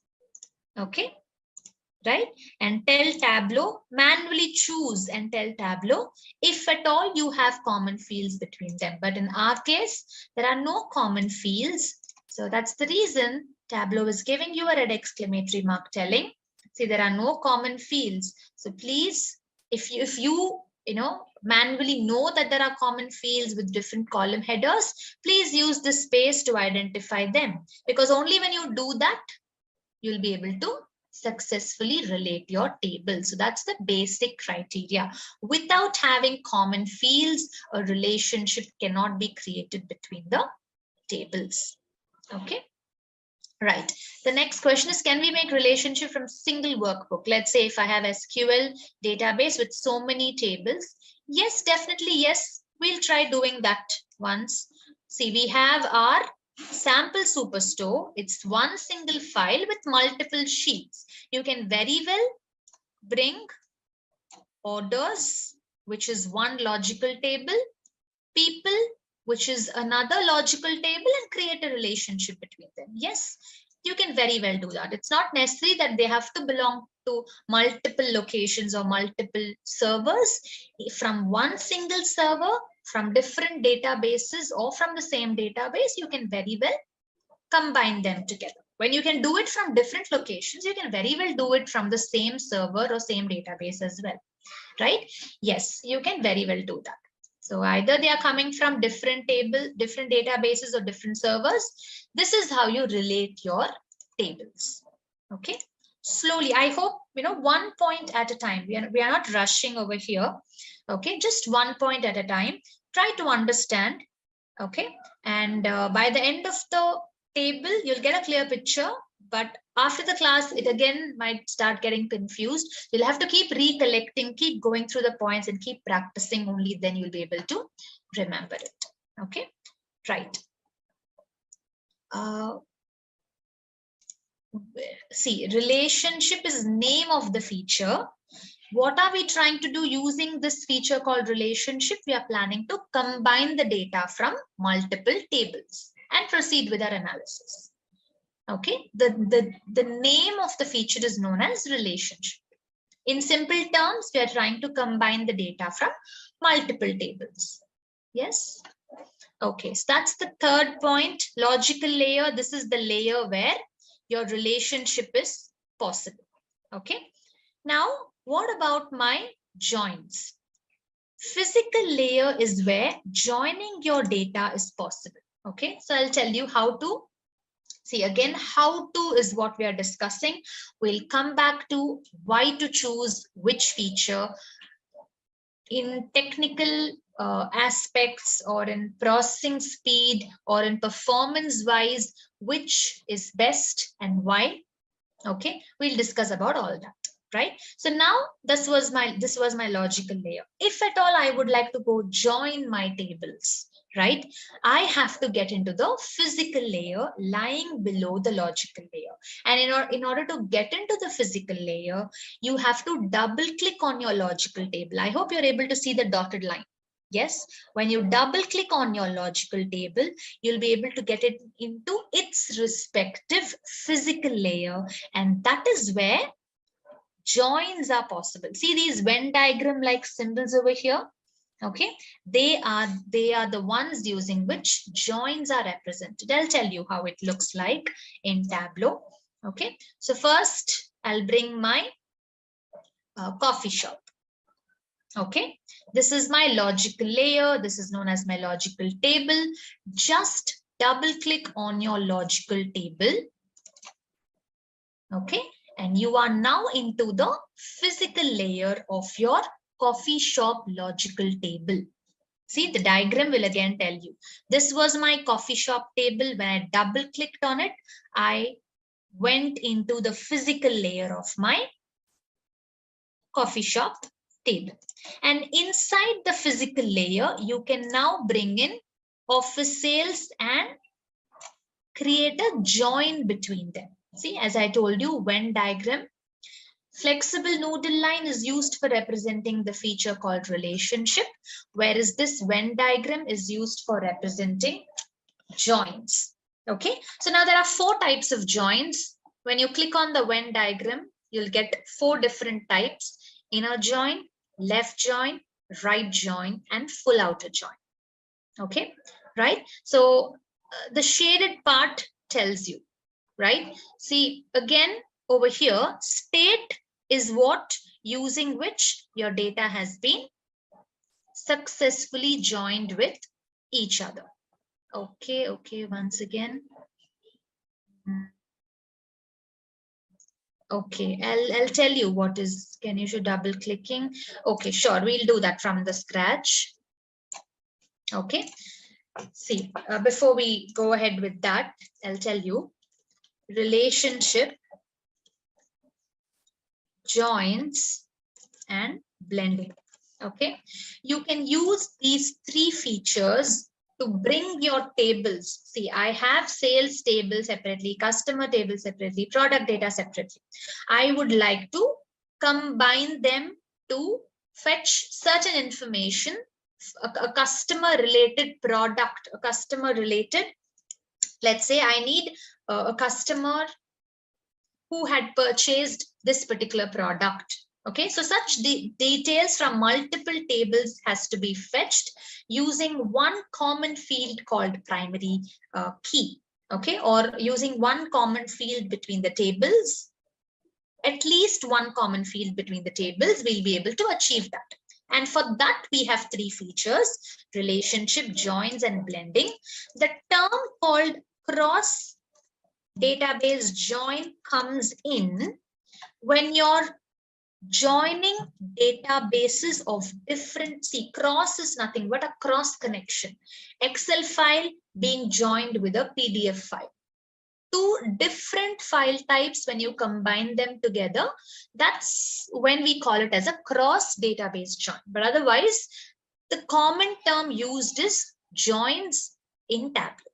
Okay, so don't get confused with cross database joins and joins. Both are just the same. Okay, this is just an additional term we use in order to make the point clear that Tableau also lets you create a join between tables that come from different types, servers, or clouds. Okay. Right. If I don't go to the physical layer and directly create a relation in logical layer, will it be an inner join by default? Now, we cannot say it's by default an inner join. Okay, it depends on how you create your visualization. That is where the relationship will decide your join type. We'll go into the worksheet, but yes, just once more, I'll tell you, I'm bringing in my logical table. I'll double click on my logical table so that I'm getting into the physical layer. Okay, so physical layer is where I'm trying to create a join between my tables. So using noodle line, relationship is represented. Using the Venn diagrams, my join is represented. By default, we have an inner join, but you can choose your join type accordingly. Okay, right? So next, see, state is the common field which is identified by Tableau. State from both the tables. That's how a successful join has been created. If you want, you can go tell Tableau, see, along with state, region from this table is matching with market from the other table. So please use this also to create a successful join and give me the result. Okay, so there are some minute differences. You'll have to make a note between these features, and that is how you get to know its characteristics. Right now, previously, when we created a relationship between tables, okay, when I had coffee shop and office sales being related in the logical layer, my view area, how was my view area behaving? See, only when I click on coffee shop, I'll get the columns and rows that belong to coffee shop in my view area. Only when I click on office sales, I'll get the data that belongs to office sales. My tables aren't joined yet. Okay. Only when I go into my worksheet, only when I go into sheet number 1. Okay. Now, when I try bringing, see, this is the state from coffee shop. This is the state from office sales, and only inside your worksheet, when you pull data from both the tables, you will have a, actual combining of tables that is taking place. And this is where it is trying to pull in only common values from both the tables, which is similar to an inner join. We'll not call it as an inner join because I don't want to confuse you with the joins that's happening in the physical layer. Okay, so when you're relating two tables, the view area is only displaying the tables individually. The view area has not yet combined your data, but only after you go inside your worksheet, it is up to you. You can either work with values from your coffee shop data or values from your office sales data. Just a minute. Yeah, values. See, these are so many states under office sales. But if you want with combined data, then pull tables from both your tables, combine them in the worksheet space, and then work with the common data between them. Okay, so relationship is not combining the data in your data source page itself. Only after going inside your worksheet, when you pull the values, pull the columns into the worksheet space, it is combining your data. Okay, but what happened? Yes, it's similar to inner join, but let's not call it as inner join. Let's say, yes, it is combining or bringing only the common values between the tables. Okay, right? Yes, definitely. Just by looking, you can say whether you're in the logical layer or physical layer. Okay, so this relationship feature, this line that you see is definitely possible only in the logical layer.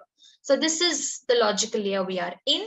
But if you double click on your logical table, this is how your physical layer will look like. It will say coffee shop sales is made up of one table. You'll have a close symbol that appears on the right top corner.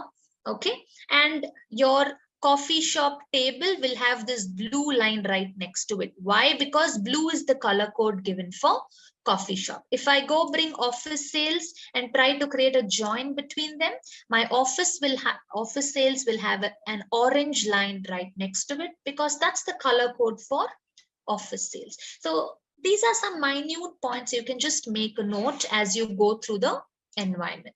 Okay, see, along with state, I'll try to bring region and market also as common fields, and now see what's happening to your view area.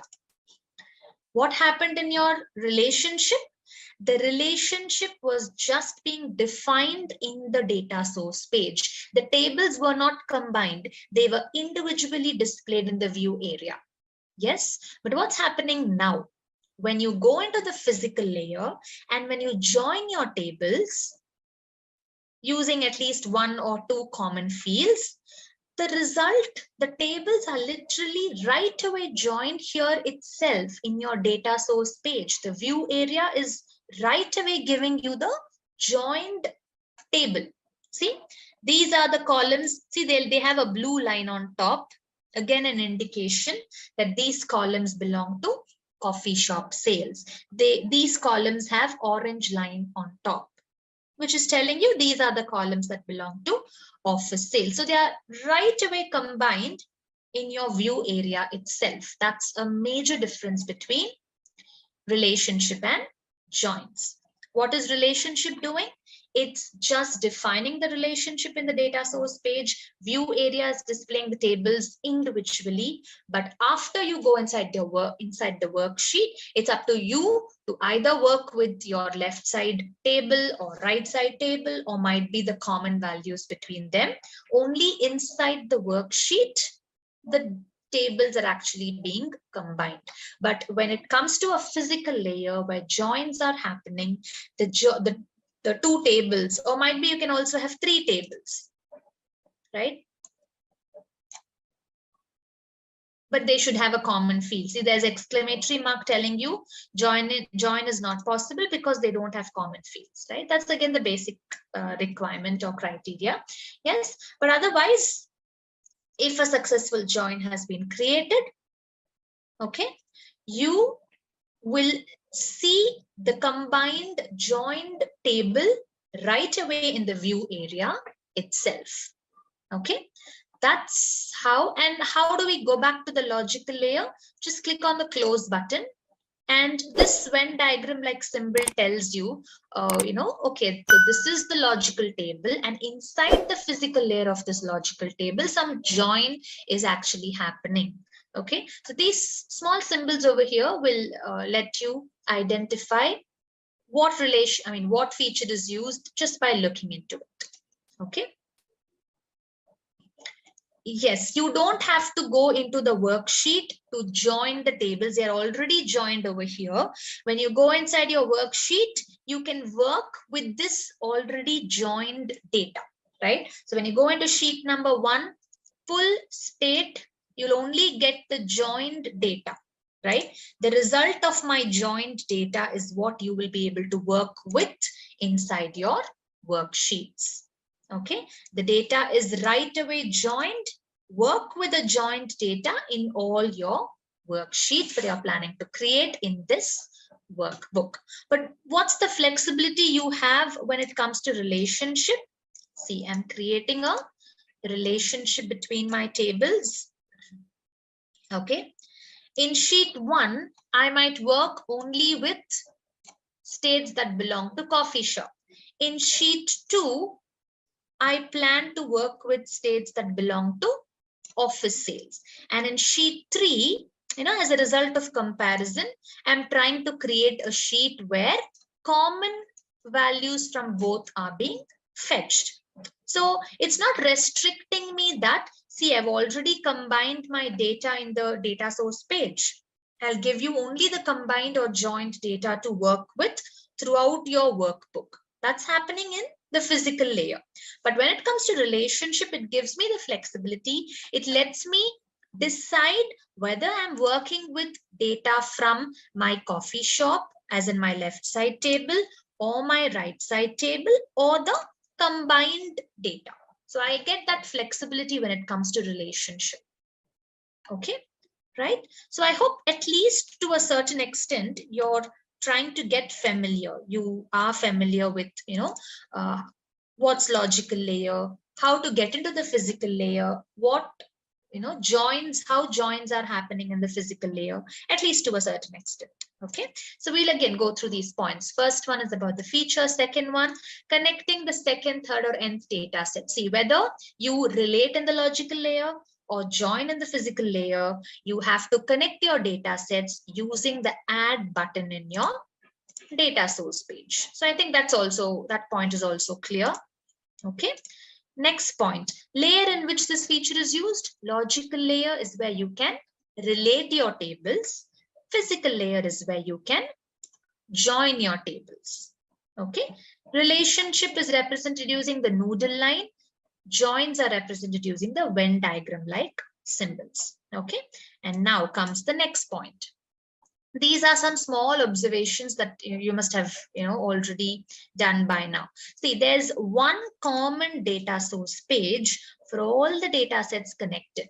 See, that's what is happening over here. I've connected around 5 data sets. I just have one common data source page for all the 5 data sets. The point that we're discussing right now, the reason for that is, in data blending, all these points are going to be in contrast. Okay, so right away, if you just try saving this point in your mind, it'll be easy for you to compare with how data blending differs from this. Okay, so all the data sets connected with this workbook, they share one common data source page. Okay, and that's the point mentioned over here. Next one, when is your data joined, or might be I'll call this as when is your data combined? Okay, during the visualization only, when you're relating two tables, only see when you're relating them, only when you go inside your worksheet. Okay, during your visualization, only when you pull the common columns between the two tables, that is when they're actually being combined. Okay, till then, they are not combined. So when it comes to a relationship feature, only during your visualization, the data is actually being combined. But what happens in your physical layer? What happens when you join them? Right away in the data source page itself, the data is being combined. right? So that's the next point. Okay, so right away in the data source page itself, your data is being combined when it comes to your joins, right?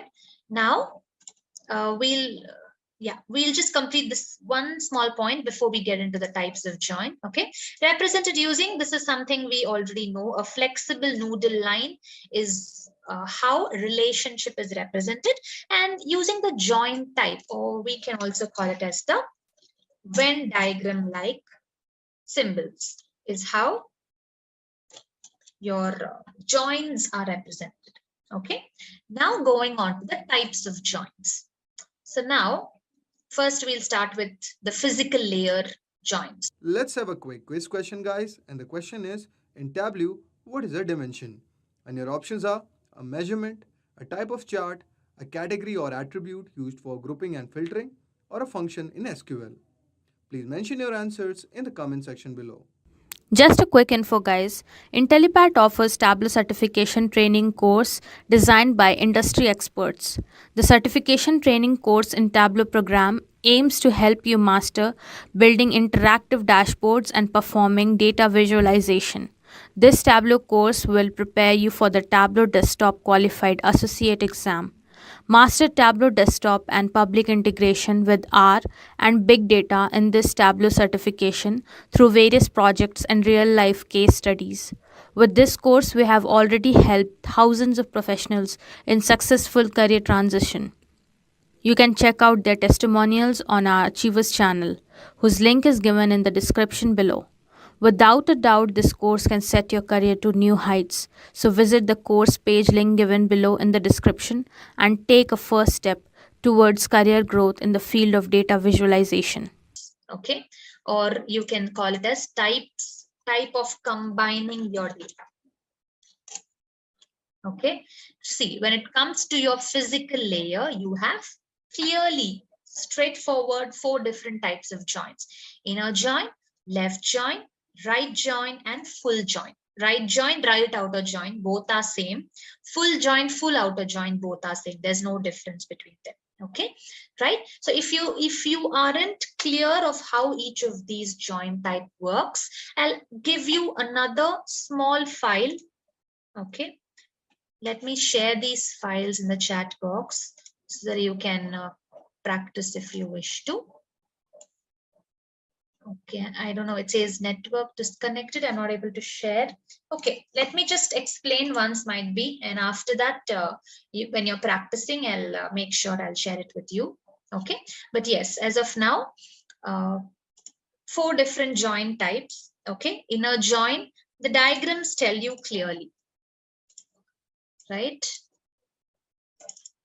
Get into the physical layer by double clicking, and then when you go ahead with an inner join, only common values from both your tables are going to be displayed as an output, displayed in your view area. That's inner join. Left join, all the values from your left side table and common values from both the tables are going to be displayed in the view area. Right join is where all the values from your right side table and common values are displayed, whereas full outer join, whether they match or not, all the values from both the tables are brought into the view area. Okay, right? I'll also try connecting this file with Tableau, known as, it's again an simple Excel file that I have. Okay, I have 2 sheets. One is the customer data.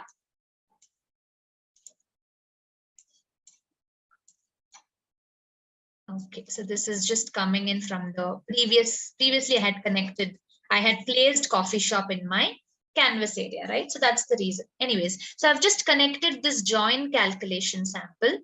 Okay, where I've pulled in the customer table, which is a small table having around 5 columns: first name, last name, city, customer ID, and full name. Okay, and I have another table called the sales table. Okay, where we again have name, sales, and date. right? Now let's try joining them first. Let's get into the physical layer by double clicking on it. Let's go join them together to see how the result works. Okay, so it says it's not able to join your tables because Tableau is not able to identify any common field between them. See, city, customer ID, first name, full name, last name. These are the columns from my customer table, whereas date, name, sales. These are the column from my sales table. See, manually we know that name from the sales table can actually be matched with full name from the customer table, right? Name, full name. Manually, we know that both are the same, but just because difference in column headers, Tableau was not able to identify that. Okay, so for that, what I'll do is I'll just go tell Tableau, see full name from my customer table is equal to name from my sales table. So please, using these, create a successful join between them. And that's how we have the join right here. See, just above the column header, you have the table name to which it belongs to, right? So all these columns belong to the customer table. These three columns belong to the sales table. And as you can see, just because they have matching names, they are displayed right here because it's an inner join happening between them. Inner join is nothing but common if the values of full name and name match. Okay, common values, matching values, only those rows are brought into my view area. Okay, that's the result of an inner join. What will happen if I go ahead with a left join? All the values from my left side table, see, all the values from my left side table are displayed.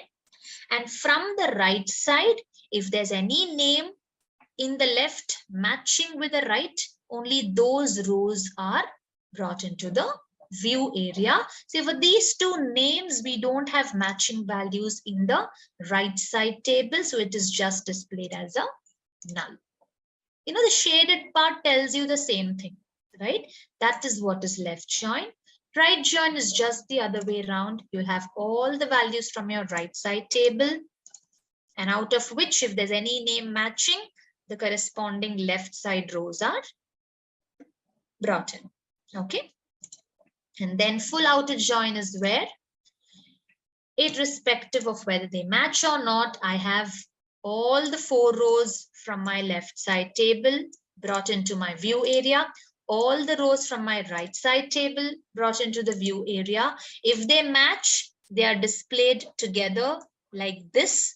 Otherwise, you will have those null values. Okay, so in a very simple manner, these are the four different type of joins you can, okay, go ahead in Tableau. Okay, so we have a few queries. If I don't put state in the row box from both the sheet, will it not be a join? Okay, you mean to say in the relationship?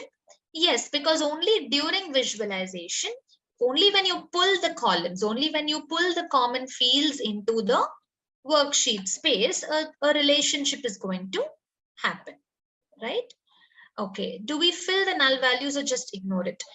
I mean, if we cannot fill the null values, as in you cannot enter data or edit data in Tableau, right? So it is just telling you only these many rows have matching values from both the tables. You can just ignore them because that's what our analysis is all about. So if at all you're working only with values that are common in both the tables, go ahead with an inner join to get rid of the null values.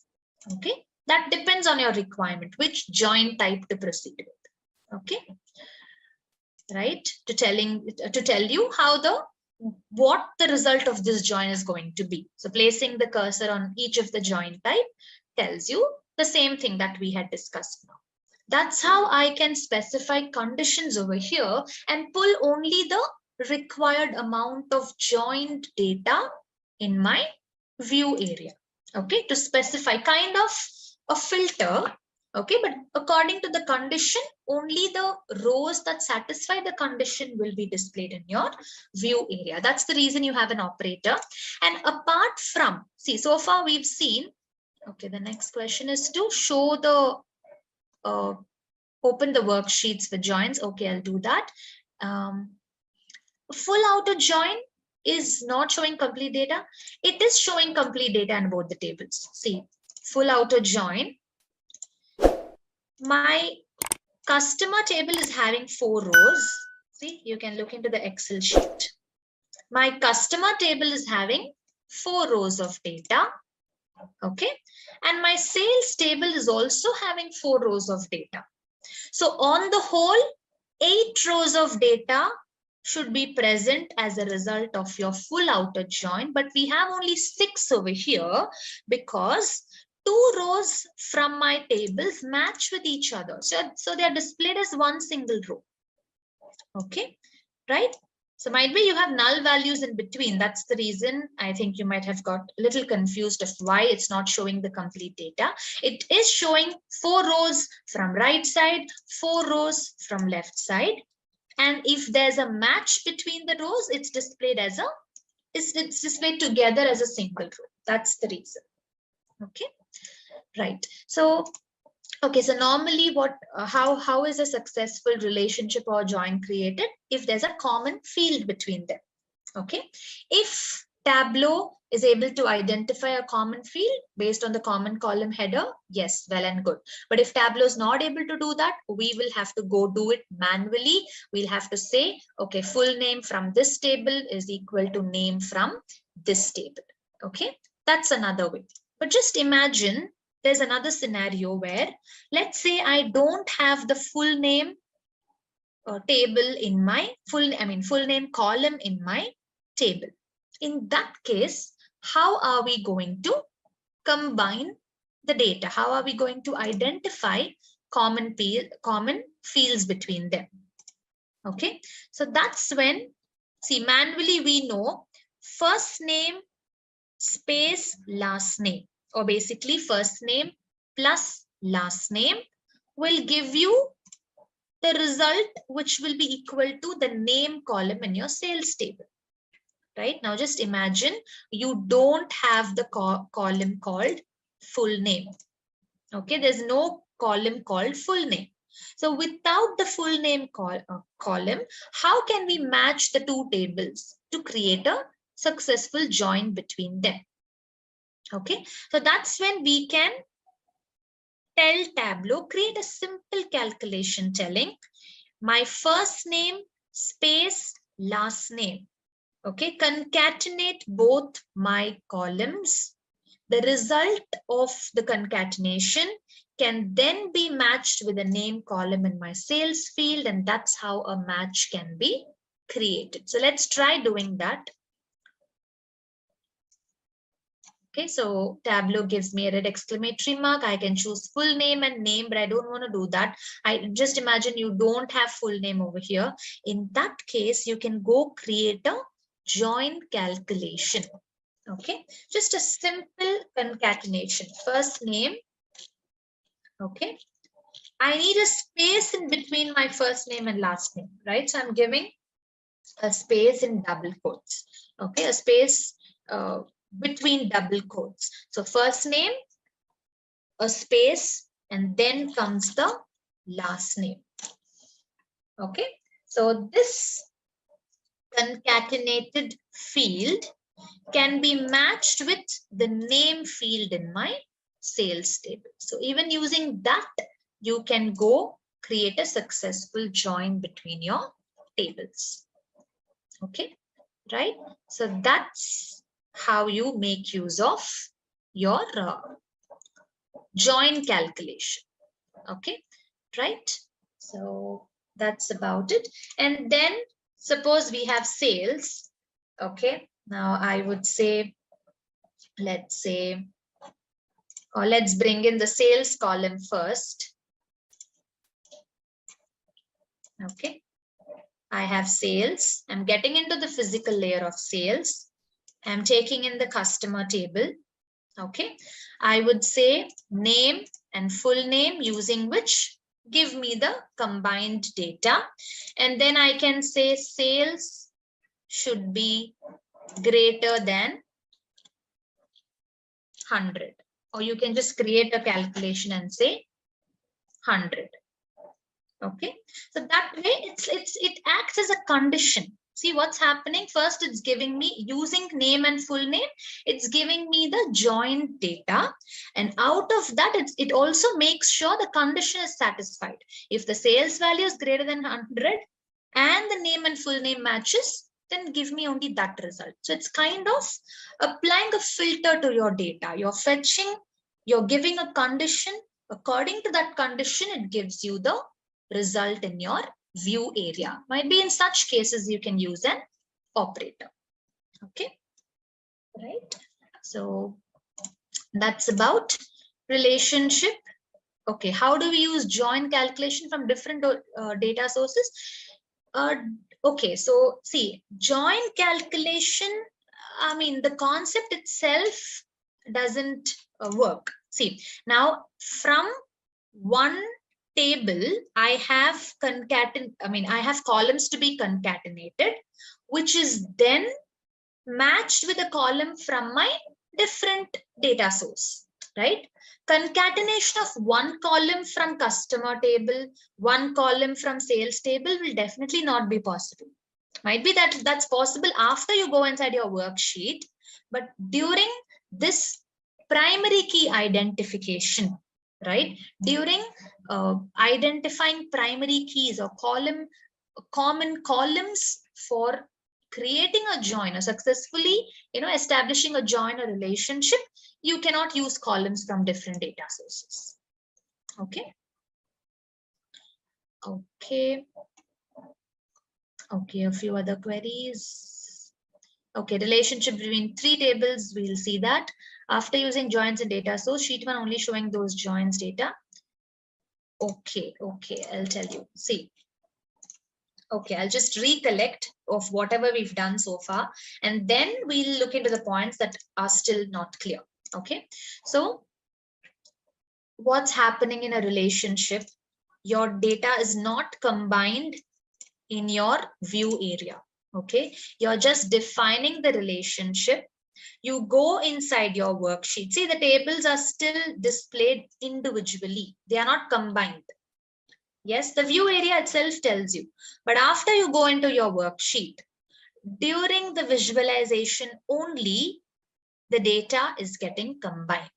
When you pull state from both the tables, that's when, okay, that's when your values are being combined. Okay, but when you create a join in the physical layer, okay, the tables are right away being combined in your view area itself, and you'll be able to see that you have columns from blue with blue line on top, columns with orange line on top. And what is Tableau telling you? I've already combined the data, I've joined the data, I've given you the joined data. So go work with this joined data in the whole workbook. Okay, this is unlike relationship where only during visualization data is getting combined. This is a feature where right away in the view area itself, it's giving you the joined combined data with which you can further build all your worksheets. Okay, right. Okay, what's the purpose of logical layer where everything is in physical layer? We do have differences. We do have a lot of advantages of having the logical layer, but again, it depends upon your requirement. Again, I'll tell you what's the difference. See, if without explaining all these points about relationship and join, without giving an introduction about them, straight away, if I go into the technical differences between them, it will be even more confusing. So at least now you're familiar with them, you're familiar with certain terms, you're familiar with logical layer, how to relate, physical layer, how to join, Okay, you're a little familiar. And now if I go into those technical points or those actual featurical differences, you'll be able to have a better understanding. Okay, so yeah, as I told you, definitely it'll be confusing, but as we reach the end of the table, you'll get a clear picture. Okay, right. So 4 types of joins when it comes to the physical layer that you can choose from. But when it comes to relationship, as I told you, it's flexible. See, Tableau decides the best way to combine your data, okay, based on the nature and shape of it, or you can decide it manually using performance options. So we'll see where is this performance options all about, right? So in the physical layer, it was quite straightforward. You have 4 Venn diagrams, choose whichever join type you want, but in relationship, let's see what happens. Okay, so click on the noodle line, you'll get this space over here. This is where you were able to choose the common fields between your tables. Just like how you created a joined relationship, you can also create a, just click on add more fields. And if you have something like first name plus last name, you can do that in your relationship calculation. That was join calculation because you were inside the physical layer. This is relationship calculation because you are in the logical layer. Okay, right. So just below this, you have an option called, a drop down box called performance options. When you click on it, you have a couple of options available.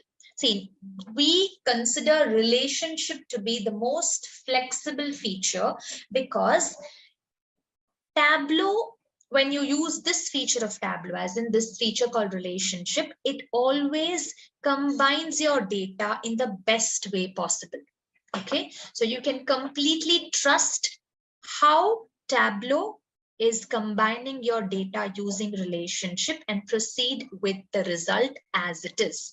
Yes, see, it says something called cardinality and referral integrity. Cardinality is nothing but you have this many to many, one to many, many to one to one relationship. I'll tell you what this means. Okay, see, suppose I have 2 columns in my data, or let's say 2 tables. One is known as the employee table, okay, where you have all the employee IDs, right?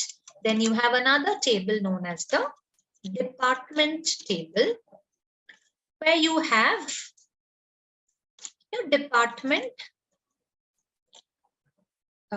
let's say department code, okay, right? Now I have 100 employees in my organization. Okay, yes, and we have a total of, let's say, 3 departments. One is the sales department, might be the next one is the production department, okay, and then we have the marketing department.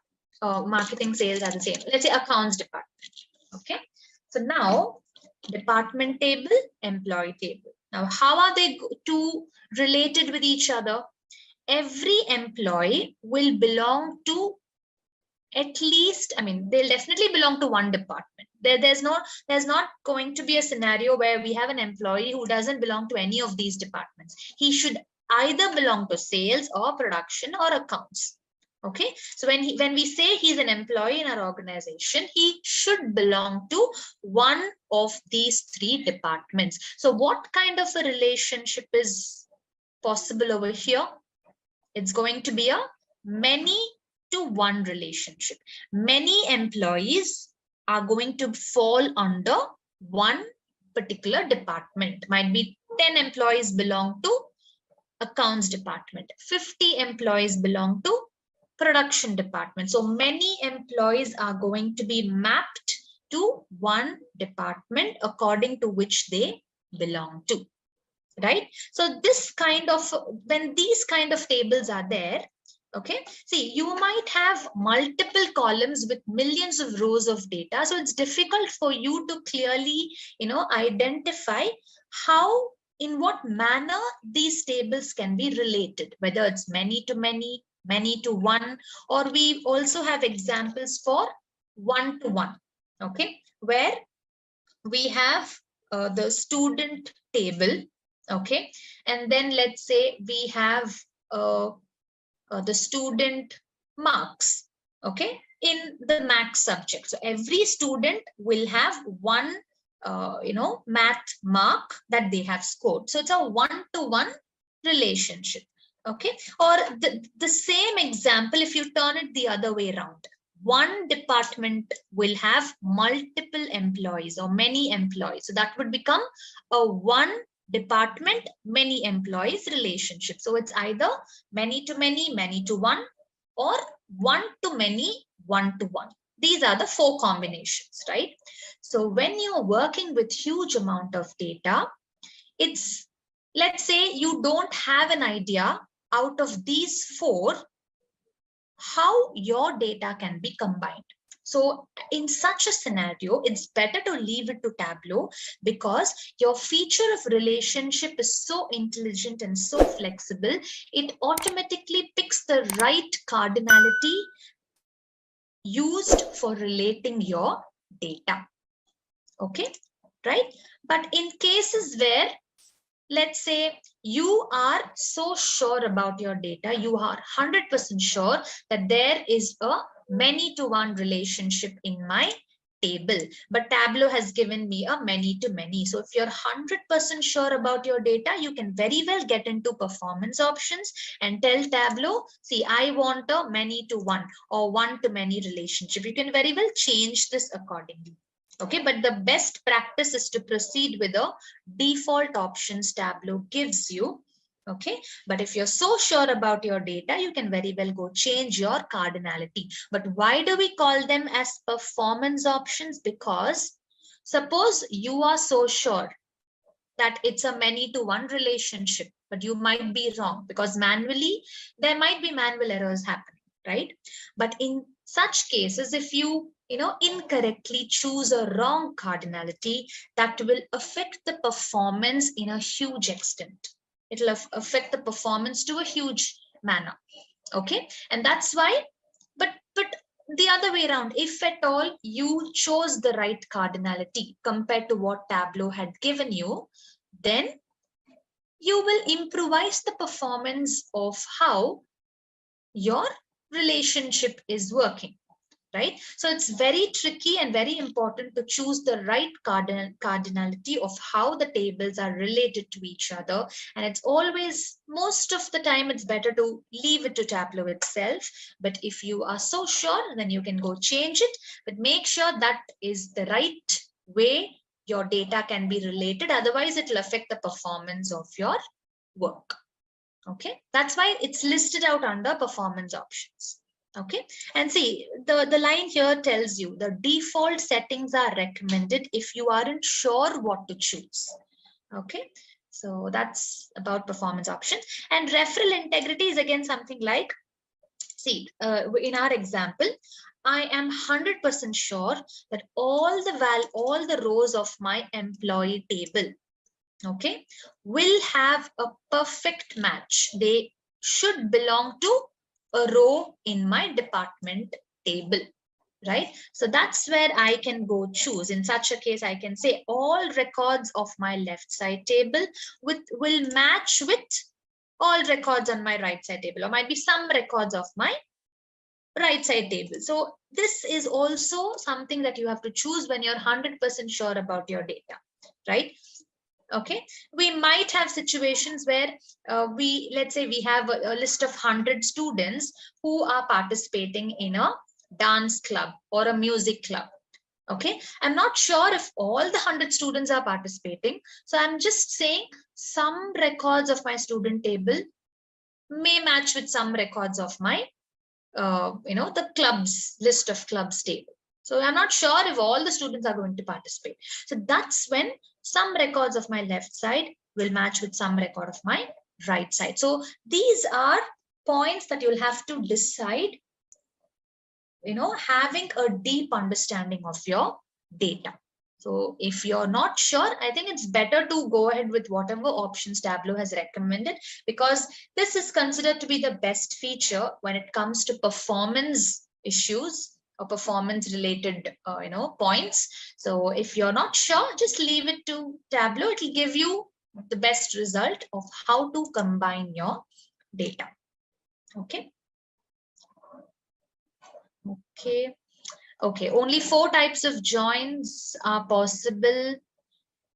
Yes, only 4 types. Okay, if we force a cross or self join. Okay, self join is also possible. You can just pull the same table twice and place it into your physical layer. Self join is possible. Okay, but apart from that, these are the 4 other types of joins, right?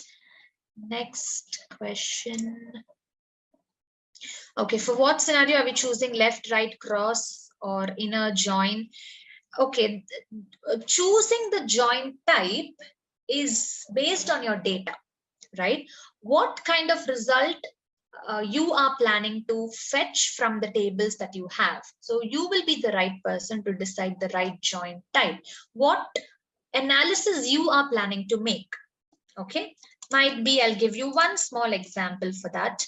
Let's say I have 100 customers purchasing or who had purchased in the month of June. Okay, so I also have another table where top 10 sales values are available. Okay, top 10 sales done in this particular store. So I'll be joining both the tables.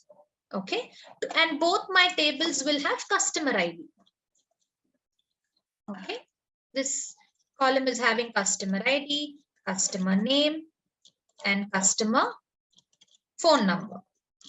Okay, this table is having customer ID and the sales done. Okay, so using customer ID as the common column, what I'll do is the top 10 sales, I'll have the customer ID who has made the top 10 sales in the month of June. Using customer ID as the column field, I'll go to my customer table, fetch those 10 customer names and phone number, and I'll try to contact them, might be to inform them, okay, we have a special offer that we are planning to give, or we have, some sale that's happening, and we have special, special discounts that has been provided only to these 10 customers. So I need values from both my tables. Only when I combine them, only when I get these 10 customer IDs from the top 10 sales table, I can go pick their name and phone number so that I can contact them. So there are different scenarios. In this case, I can go ahead with an inner join because I need customer IDs which are available in both my tables. Only then my requirement is going to be achieved, right? So it depends on your requirement, the right join to go ahead with. Okay. Okay, when we join 3 tables or more fact tables, if loops close circular path, how can we resolve it? It will not let you join 3 tables in a loop. Okay, because you can actually try that. Looping tables, okay, you mean to say if I go again pull coffee shop, so it's something that we do manually, so it's something that can be chosen based on your requirement. Otherwise, I don't think looping of tables will happen in Tableau, right? Okay, so that was about, so I hope you're clear till this point. I think we'll just go for a break. It's more than half of our time. Okay. But yes, a quick recap about the feature, about how to connect your second, third, or nth data set, layer in which this feature is used, how all the common data sets connected have or share one single data source page, when the data is combined. Okay. For joins, it is combined in the data source page itself, but for relationship, it's combined only during visualization. How Tableau combines the data when it comes to relationship, how you can choose the join types you wish to when it comes to joins. And this one was about how they are being represented, right? So now, from the next point that we have here, these are the two most important points, which is going to tell you why to use each of these features. Okay, right? But before that, as we had discussed till this point of represented using, we should also go through all those points under data blend. Okay, and then we'll get into these 2 points about what's the core difference between these 3 features. Okay, when it comes to decision making, when it comes to a real-time scenario where you have 2 tables and you are in a situation where you'll have to choose the right feature, what is that you will have to look for? What is that you'll have to consider in order to choose the right type of combining the data, choose the right feature. Okay, so these are the 2 points where the core difference between them is going to come.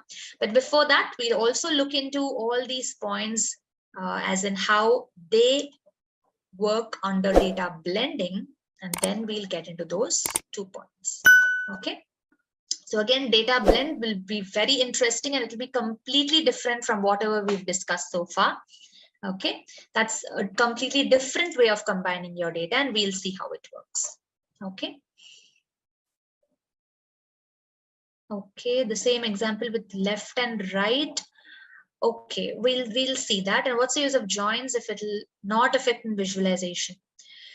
I mean, I don't say joins are not affected in visualization. I'm just trying to tell you joins are, table is joined in your data source page itself, and your joined data is what is going to be used in all the visualizations you create. It's not, I'm not telling it's not affecting the visualization. Definitely, after you've joined your data, you get the joined result in your view area, which is being used in all your visualizations, right? So when the data join is happening is the point that we had over here. So the way we connect our first data set is normally the same using the start page. But the way we connect our second, third, or nth data set, if we are planning to relate or join the tables, it's using the add button in the data source page. But if you're planning to blend your data, then you'll have to use the new data source tool available inside the worksheet. Okay,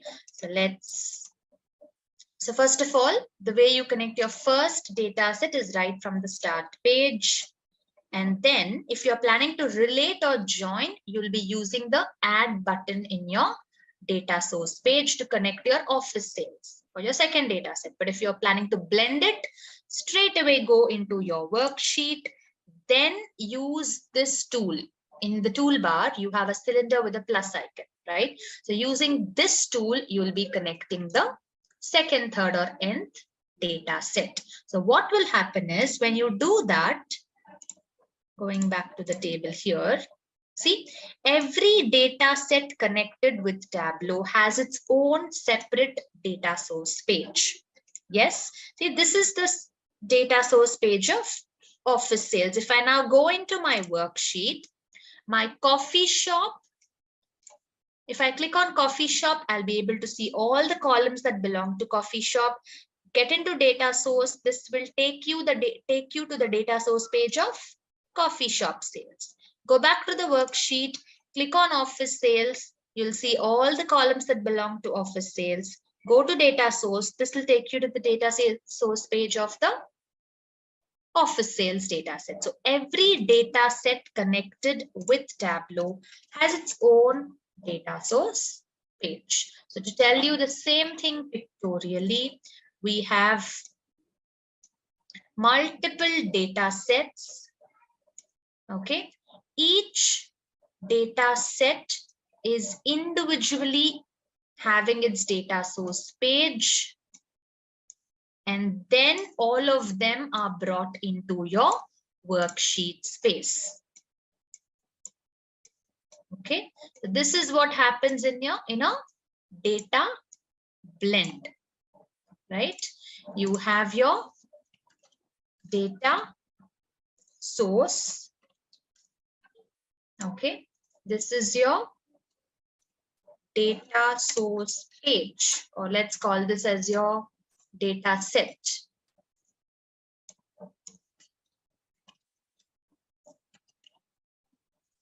Okay, data set, whereas this is your data source page, and this is your worksheet.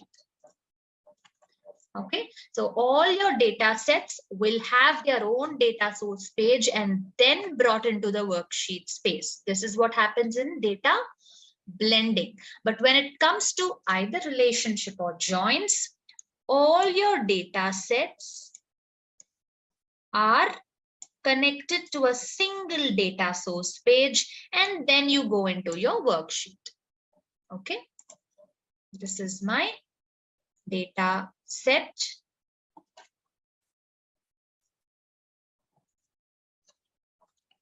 Data set. Okay, this is my data source page. This is my worksheet. So what's happening is I have all my data sets connected to or brought into a common data source page and then go into the worksheet. This is the basic difference between the point that we have here. So if you use the add button to connect your data sets, then all those data sets connected will have one common data source page. Whereas if you're going into blending, you're not using the add button, you're using the new data source tool available inside the worksheet itself, right? So when you use that, every data set connected with Tableau will have its own separate data source page. Okay, right? And obviously, because every data set has its own data source page, only during visualization, your data will be blended together, right? Because each has its own data source page. So I cannot combine them over here at all. Only after getting inside my worksheet, I can choose a column, might be state, okay, from my coffee shop, and then bring state from the other data set and combine them together. Okay, so we'll see how they are being combined. What are the minute things you'll have to make a note over here. We'll discuss about all that, but there'll be a lot more things to make a note when it comes to blending. Okay, so that was about how you blend, how you connect the second, third, or nth data set. Okay, how every data set has its own data source page. Okay, so now let's see how to blend your data. So you had 4 different join types. You have this flexible noodle line, you have the Venn diagram like symbol, but how do we identify, or using what such symbols blending is going to be represented, right? So data blending happens directly in your worksheet space during visualization, right? Just give me a minute, there's some background noise.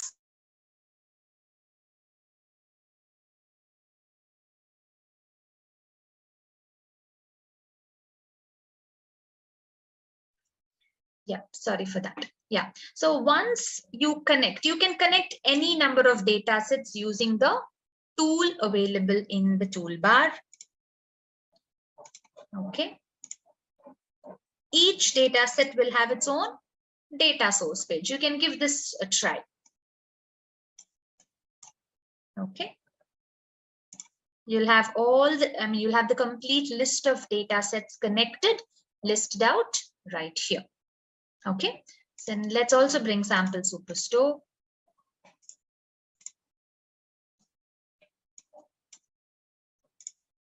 Right. Okay, so this is how you connect it. Now, what's happening is in data blend, in your worksheet space directly, the data is going to be blended, right? So the very first, I have a blank worksheet. See, there'll be around 3 to 4 points to make a note here. I have a blank worksheet.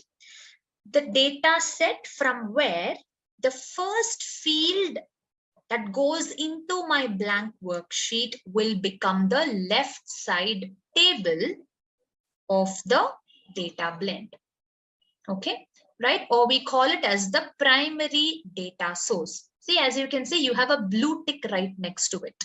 Okay, so such colored ticks right next to the data source name is how you identify that, okay, a blend is happening between these data sets. Just like the noodle line and Venn diagram, colored tick marks is what using which you'll have to identify that a blend is being created between these tables. Okay, so I have a blank worksheet.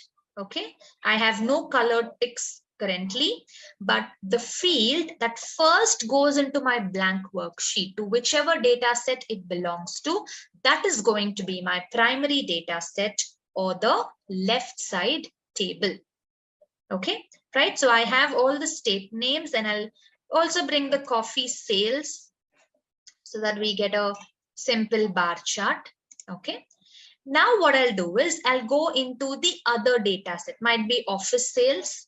Okay, I'll go pull the office sales measure, and I would like to compare how the sales of coffee shop in these cities are being compared with the office sales of the same list of cities. Okay, so as you can see, what's happening is for Punjab, we have a null value that is displayed under office sales. This is because in data blend, by default, it's only one type of join, as in by default, it's only left outer join that is possible when it comes to data blending. Okay, there's no other join type possible in data blend, only left join is possible. And that's why I have all the states that belong to my left side table, and from these only the matching ones from my right side are displayed. Punjab is not available in my right side table, and that's why you have a null value over here. Now, when I say only left outer join, how does Tableau identify which is your left table and which is your right side table? Depending on the order, you pull the columns into your worksheet. See, I have a blank worksheet.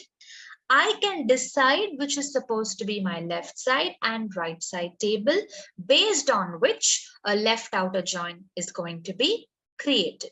So from whichever data set, the first column that goes into the worksheet, that data set becomes the left side table or the primary data source with a blue tick right next to it. Okay. Whereas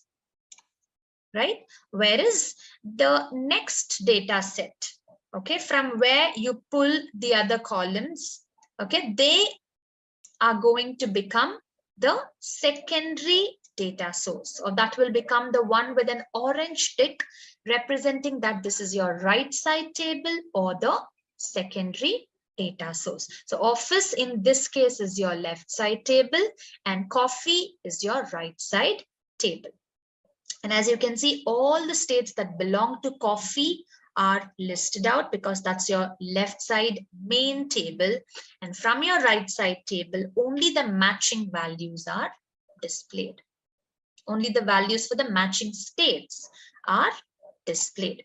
Now you might have a query. If it's only left join that's possible in data blending, then why should we go ahead with data blending? See, we have 4 different types in the physical layer joins that's happening. Relationship is such a flexible feature. It gives us the opportunity to choose the cardinality, but blending is only restricting us to use left outer join. Okay, but still, what's so special in blending that I have to choose blending in some scenarios? Okay, see, the point is, though blending lets you go ahead only with left outer join, it gives you the flexibility of choosing which is your left side and right side table in every single worksheet that you create. Okay, so as per sheet number 1, office is my left side, coffee is my right side. If you go into sheet number 2, the ticks are completely disappeared, which means you can freshly decide which is now going to be your left side or right side table. Might be in this case, I'll use coffee shop as my left side and office as my right side table. Yes. So though it's giving us only the left outer join, it gives us the flexibility to decide which join type to proceed with. Not join type, which which is going to be my left side or right side table. That can be decided flexibly in every single worksheet that I create. If I go into sheet number 3, the ticks are getting disappeared. So freshly, I can decide which is going to be my left and right side tables. So that's why we say it's only left outer join that's possible in a blend, and that join type is also only possible when you're literally visualizing. Only inside the worksheet, when you start visualizing your data is getting blended using the left join option. Okay, blue and orange ticks in the data pane is how you identify, okay, a blend has been created between these tables. Okay. Okay, so before I get into the queries, let's complete this because this is the most crucial part. Once you understand the concept behind it, the rest of the points are just going to be some cosmetic, differences that you will have to observe and, just by looking into the workspace. Okay, right. So the two most important points. I hope you're clear using the add button, using the new data source tool. How do we first of all bring in multiple data sets if we are planning to relate or join or blend? Yes, you can have more than 2 tables in data blend also. Okay, right? So I'll do that right away before I get into these 2 points. See, okay, so in sheet number 1, I had office as my left side, coffee as my right side. What if I have another table to be blended? Might be orders of sample superstore. Okay, though we'll not have matching values between them. Okay, but let me try pulling the sales of sample superstore also, and let's see what color tick it gets. See, it's getting an orange color tick. Why? Because in data blend, and see, all the values are null over here because my sample superstore is having states that belong to US. Okay, but my coffee and office sales are having states that belong to India. So as no values match, it's just giving me a null over here. But the point you will have to make a note is related to the ticks. Okay, see, there's only one blue tick, which means that your worksheet in blending can have only one primary data source. All the other data sources act as right side tables, or they act as secondary data sources. So to pick with a picture or pictorially represent this one, let me open up, or let me just clear this.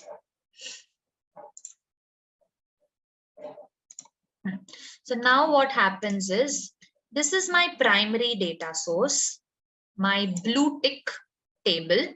Okay, and all your other data sources are going to act as right side tables. You can have any number of, and these are the ones with orange ticks. Okay, so this is my main left side table with a blue tick. It's going to be connected with all the other tables with a left outer join. These tables are going to have orange ticks. That's how, and there's no limit on the number of tables, but this is how blending lets you combine data with multiple tables. Okay, right? Okay, secondary can be many. Yeah, secondary can be many, no limitations on that, but there can be only one primary in a single sheet. Okay, right. So, okay, might be I'll give a recap once we are done with those 2 points. So no worries. Okay, I'll go through those ticks once again after completing these 2 points. Yeah, so that's about how you go ahead with blending, right? Now getting into these 2 points. Okay, now order of flexibility. Now this is where we are coming into the point of when and why should I use, right?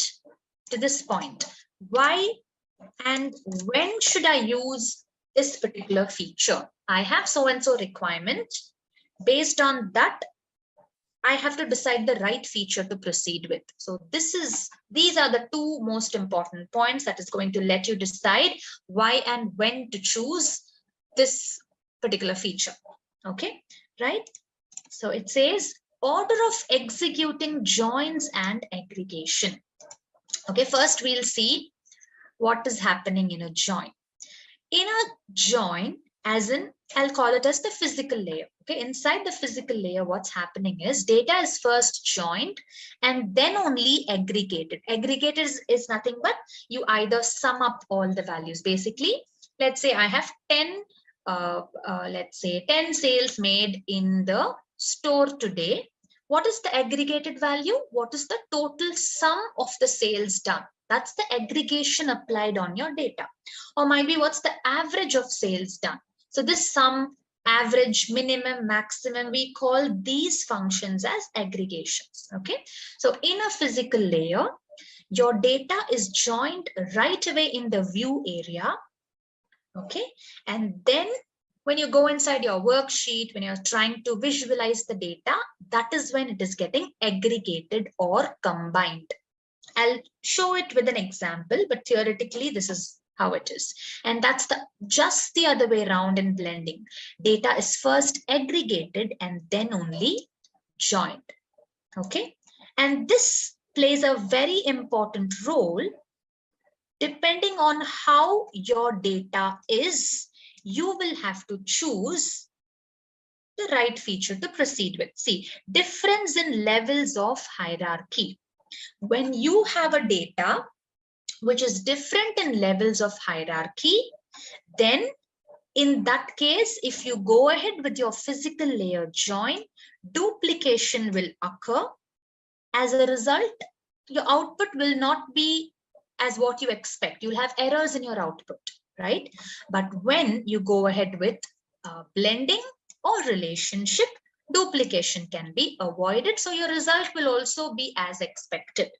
Okay, so let's have a very simple example to explain these 2 points. And I'll also tell you what is difference in levels of hierarchy all about. Okay, again, taking 2 simple Excel files. I'll first share it in the chat box so that you can, if you want, you can work along with me, right? So 2 simple files, sample 1, sample 2. Okay, now what is levels of hierarchy all about? See, I have country, state, city in one data set. I have only in one data set, I have country, state, city. Okay, and the other data set, I have only country related data. So do these, is there a proper match between both my data sets? I can compare my data on a country level.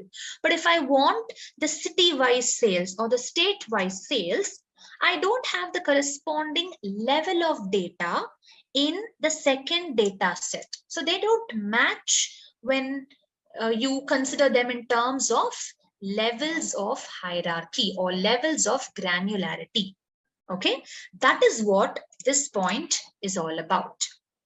Okay, if your tables, if both the tables that you are planning to combine, either blend, join, or relate, you have to make a note. See, as we are data analysts or data engineers, we have to know the data we are working with. Okay, so you have to check your data. Okay, so these are the 2 tables. They have the same levels of hierarchy, or they have, the same granular level of data. Okay, then I can either join them or blend them or relate them. But when your tables are not matching in levels of hierarchies, you can either use blend or relationship. But if you go ahead with join, duplication will occur and your result will have a lot of errors. We'll see that right away. Okay, see. Sample 1, okay, sample 1, sample 2, sorry, is what I have over here. Okay, right. So just look into these 2 data sets. Are they matching in terms of levels of hierarchies? See, I have row ID, year, sales. So this is the year-wise sales that I have. Okay, yes, they are not matching. But when you look into this data set, you have month, year, and then the respective sales. Okay, so if I say 2014, my sales A is 100.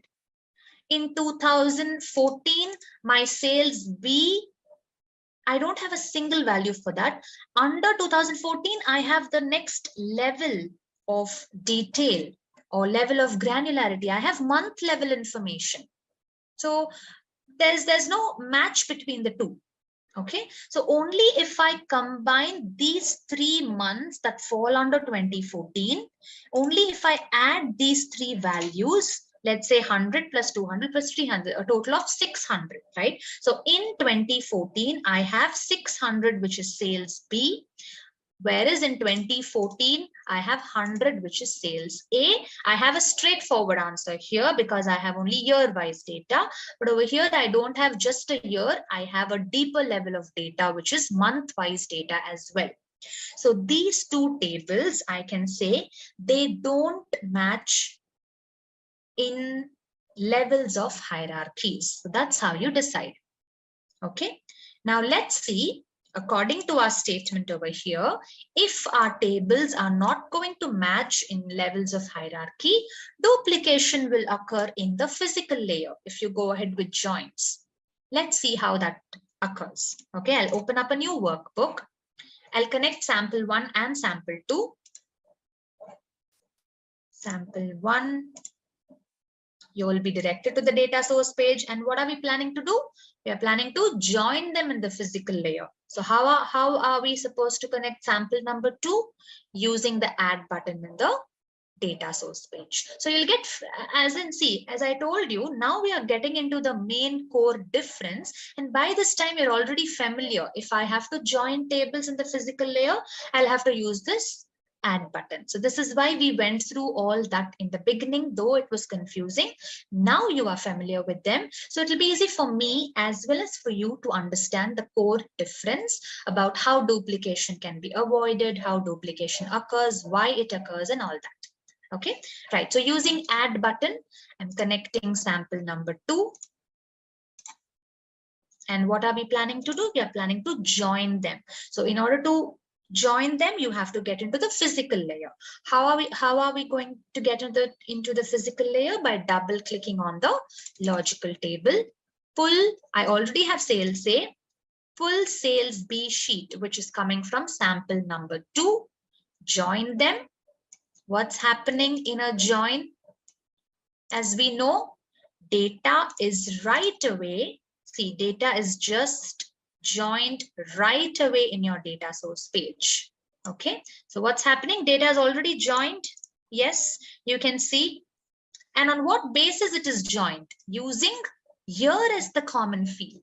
But will that be okay? My tables have different levels of hierarchies. If I just use year as a common field, anyways, I don't have any other common field, right? I have to use year because I don't have month level data in sales A or in sample number 1. So what's happening is a join has been created, but just look at the join. See, for 2014, I have 3 rows or 3 months in sales B, which is being joined with the same 2014 row of sample 1. We call this as duplication, right? For 2015, we have only 1 entry in sales B. So that looks fine. But again, see, for 2016, I have 2 different months for sales B, but I have only 1 single value for sales A. So it is being repeated. Duplication occurs. Yes. So my data is joined. Correct. I'll go into my worksheet, and after going into my worksheet, what is going to happen? My data is already joined, and after that, it is going to be aggregated. Aggregated is nothing but, I'll come back to the queries. I'll just complete this flow. Okay, right. What will happen? Now, I'll just go pull. Okay, I'll discrete continuous. I'll tell you about all that. But yes, as of now, our focus is I have my year numbers. I'll bring my sales A values. Okay, I'll bring my sales B values and you can very well compare them. See, this aggregation called sum is applied on my measure. But does it look right? Compare it with the original data. See, sales A and you have sales B right here. So sales B for 2014 is 600. Yes, that's right. For 2015 is 200. Okay, for 2016 it is 900. Sum of these two rows, correct? So sales B value looks fine, but when you look into sales A for 2014, we're only supposed to have 100, but it's showing 300 over here. Yes, why? Because my tables were different in levels of hierarchies. Data was joined first in the view area and then aggregated. So what happened was all the duplicated values also, see, it's aggregating, summing up. For 2014, sum up all the values and display it over here, which is not right. Because of this duplication, my end result is having a lot of errors. So from this, we've understood that if you have tables which are different in levels of hierarchies, joining them in the physical layer is going to give you duplicate values, which in turn is going to give you errors in the final result. But let's quickly do the same thing with blending and we'll see how duplication is avoided in blending and how the result will be perfect. Though my tables are different in levels of hierarchies, if you use blending, duplication will not occur and it will give you the perfect result. How is that possible? Let's see that. Okay, so for blending, I'll connect my sample 1 from the start page.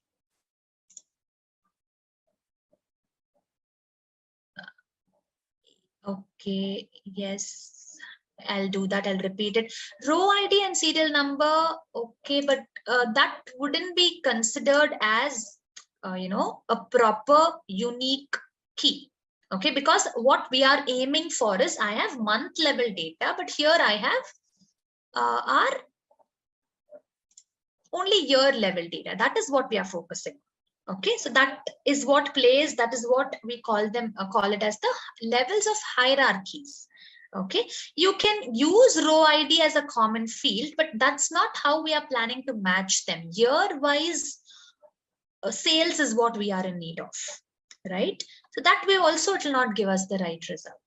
Okay, yes, so we'll quickly, yes, it is duplicated because it's aggregated first. That's right. Yes, I'll tell you that point. So we are quickly trying to blend. Now we were trying to join the two tables together because they were different in levels of hierarchies, duplication occurred, and because of that, the end result had errors.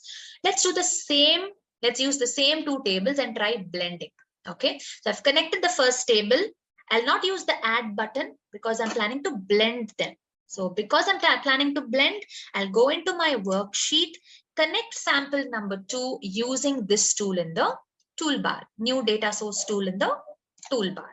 Okay, sample number 2 will now have its own data source page. Yes, then go into sheet number 1. You have both sample 1 and sample number 2 connected. Now let's pull the year. Okay, when you're practicing also, just make sure you're converting year to discrete. Okay, so that way we'll have a proper table for comparison. So I have my year numbers. I'll bring sales A value. Then I'll go into sales B. I'll bring sales B value as well. I'm sorry, not over here, but I'll place it directly on the sheet. So now what has happened? Okay, we have a participant raised hand. You can just let me know what is your query in the chat box. And in the last 10 minutes, if you want, and I'll mute you, you can share your screen and we'll do all that. Okay. Yes. So now just compare the result. Okay, 100, 200, 300, 400, 500. Yes, it is perfectly matching for sales A. Even for sales B, you have a match. That's just perfect. Okay. But how is this possible? How come blend, avoided duplication? How is it giving us the right result? Because in blending, what happens is your data is aggregated first, in the sense individual table-wise data is first aggregated and then combined only during visualization. Okay, see what's happening is individually I have my sales B sample 2 data over here that's present. First, it will combine all the values. It will aggregate all the values just within itself. 2014, okay, 600. 2016, okay, add these two, 900. So it will aggregate first, and then the aggregated values are being together displayed in your worksheet. So that way it avoids duplication. So the key word or the key sentence that you'll have to remember is, in a physical layer join, data is first joined in the view area and then aggregated during visualization. That is why, duplication occurs.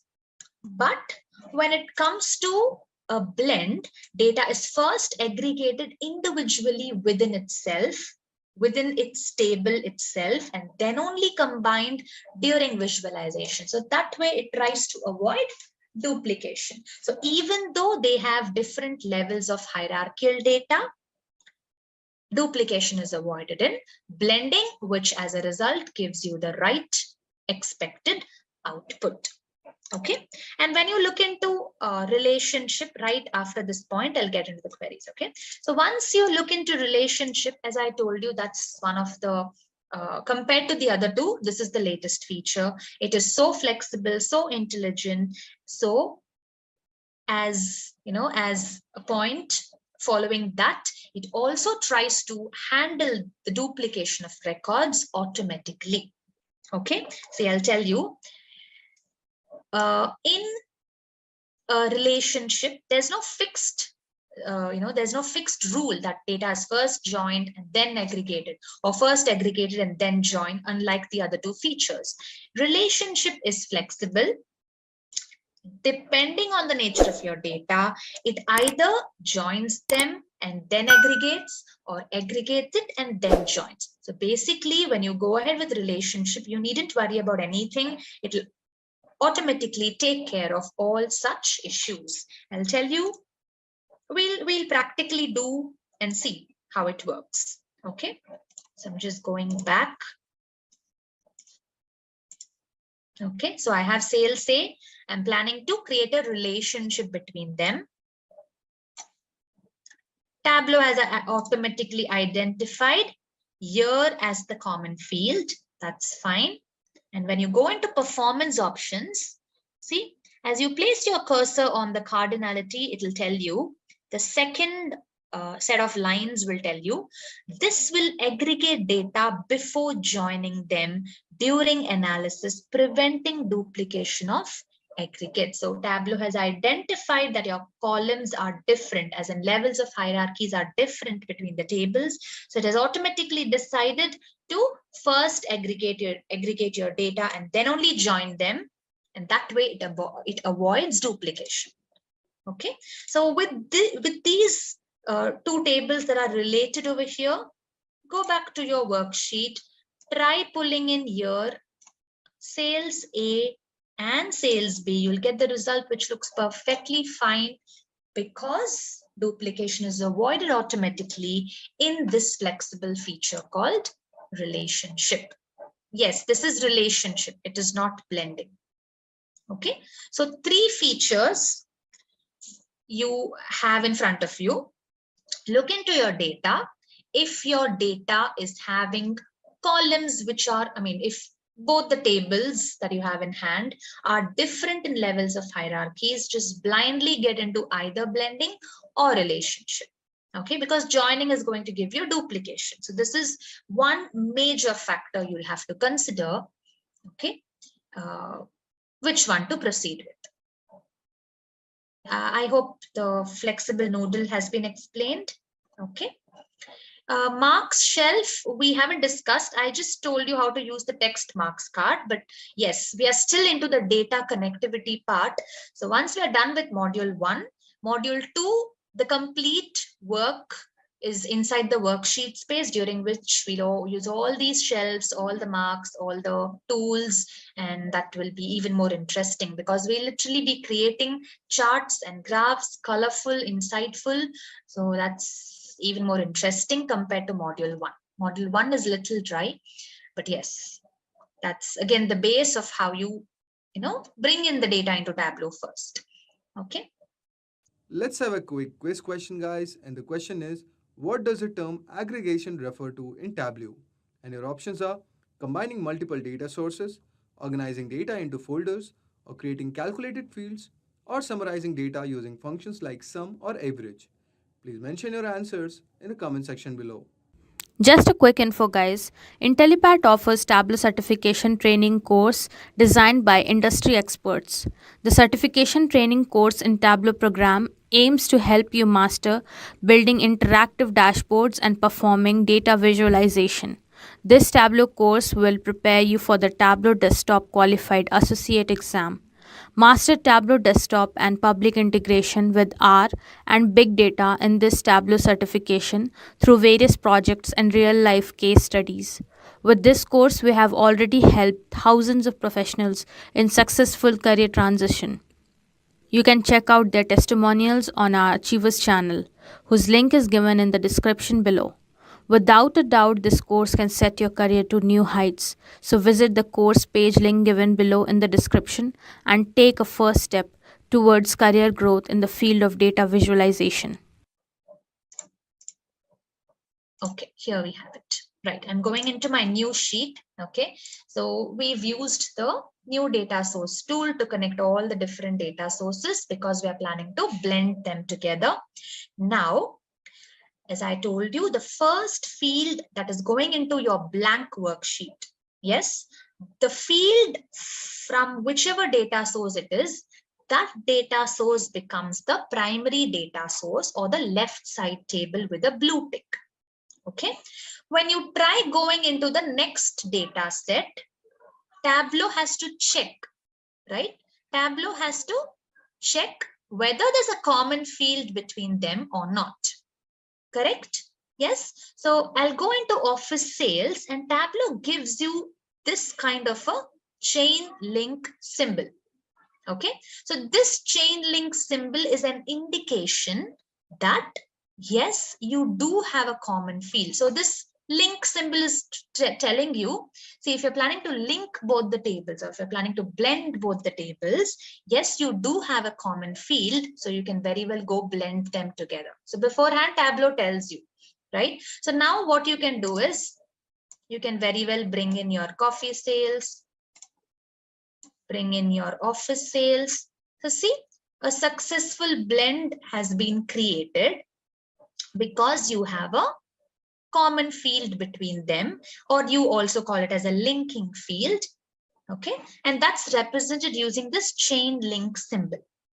But what if we don't have any common fields between them? Let's go into this PDF table. We don't have common fields. See, there's no column having a chain link symbol right here. Okay, so that means they cannot be blended because there are no common fields between them. That's the small point using which Tableau is telling you whether they have common fields or not. Okay, next point. Okay, Tableau does it automatically. In this case, state was a common field between them. So Tableau was able to pick it up automatically. But how can we decide it manually? Again, the same example, region, market. We have region in coffee shop, market in the other one. How do we tell this to Tableau? Just like how we did in the other two cases, how do we do that manual decision when it comes to blending? Okay, so you have this table, you have all the details mentioned in this table. This is going to help you out in recollecting all the points. Okay, see, it says by using edit blend relationships option under data in the menu bar. All you have to do is get into data in the menu bar, the second tab right next to File, there's an option called Edit Blend Relationships. Just click on it. And this is where you will be manually deciding the common columns, even though they have different column names. Okay, see, I have my primary data source, which is coffee shop, secondary data source, which is office sales. Okay, now there are two radio buttons. One is automatic. So automatically state has been identified by Tableau. But if you want to add new fields, get into custom, then click on add. Region from my primary source is actually equal to market from my secondary source. That's it. Click on OK.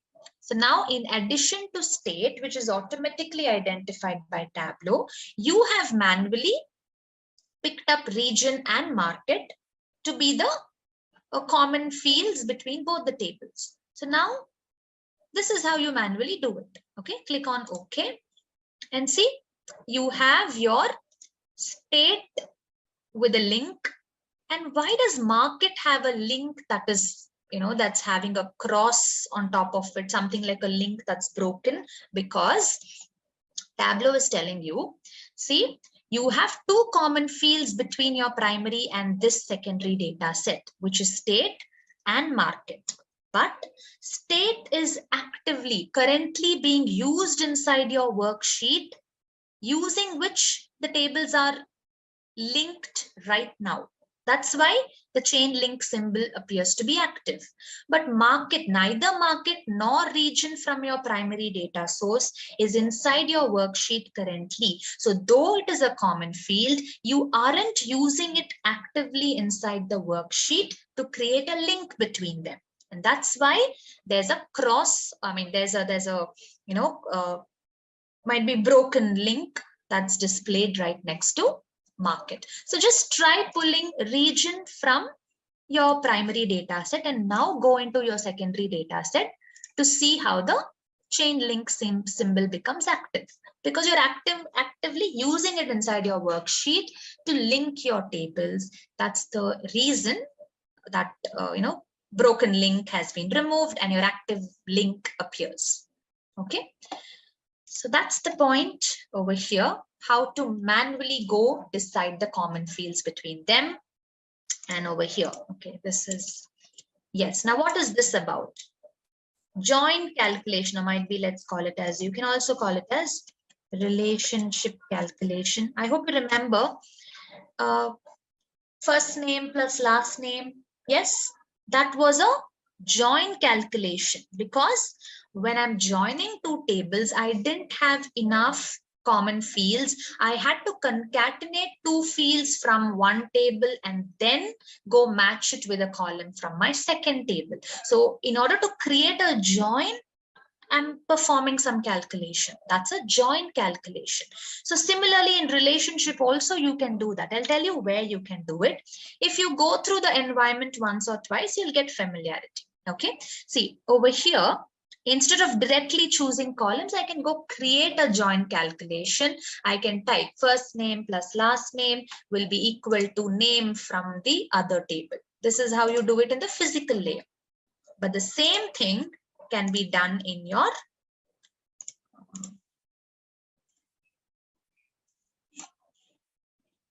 the same thing can be done in your relationship as well. Again, click on the noodle line, you get this box.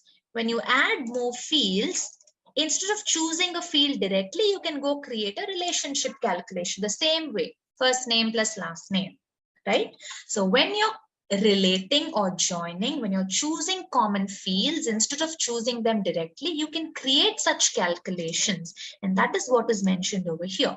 You can use join calculation or relationship calculation, but that is not possible when it comes to blending. These are all small, minute interview questions.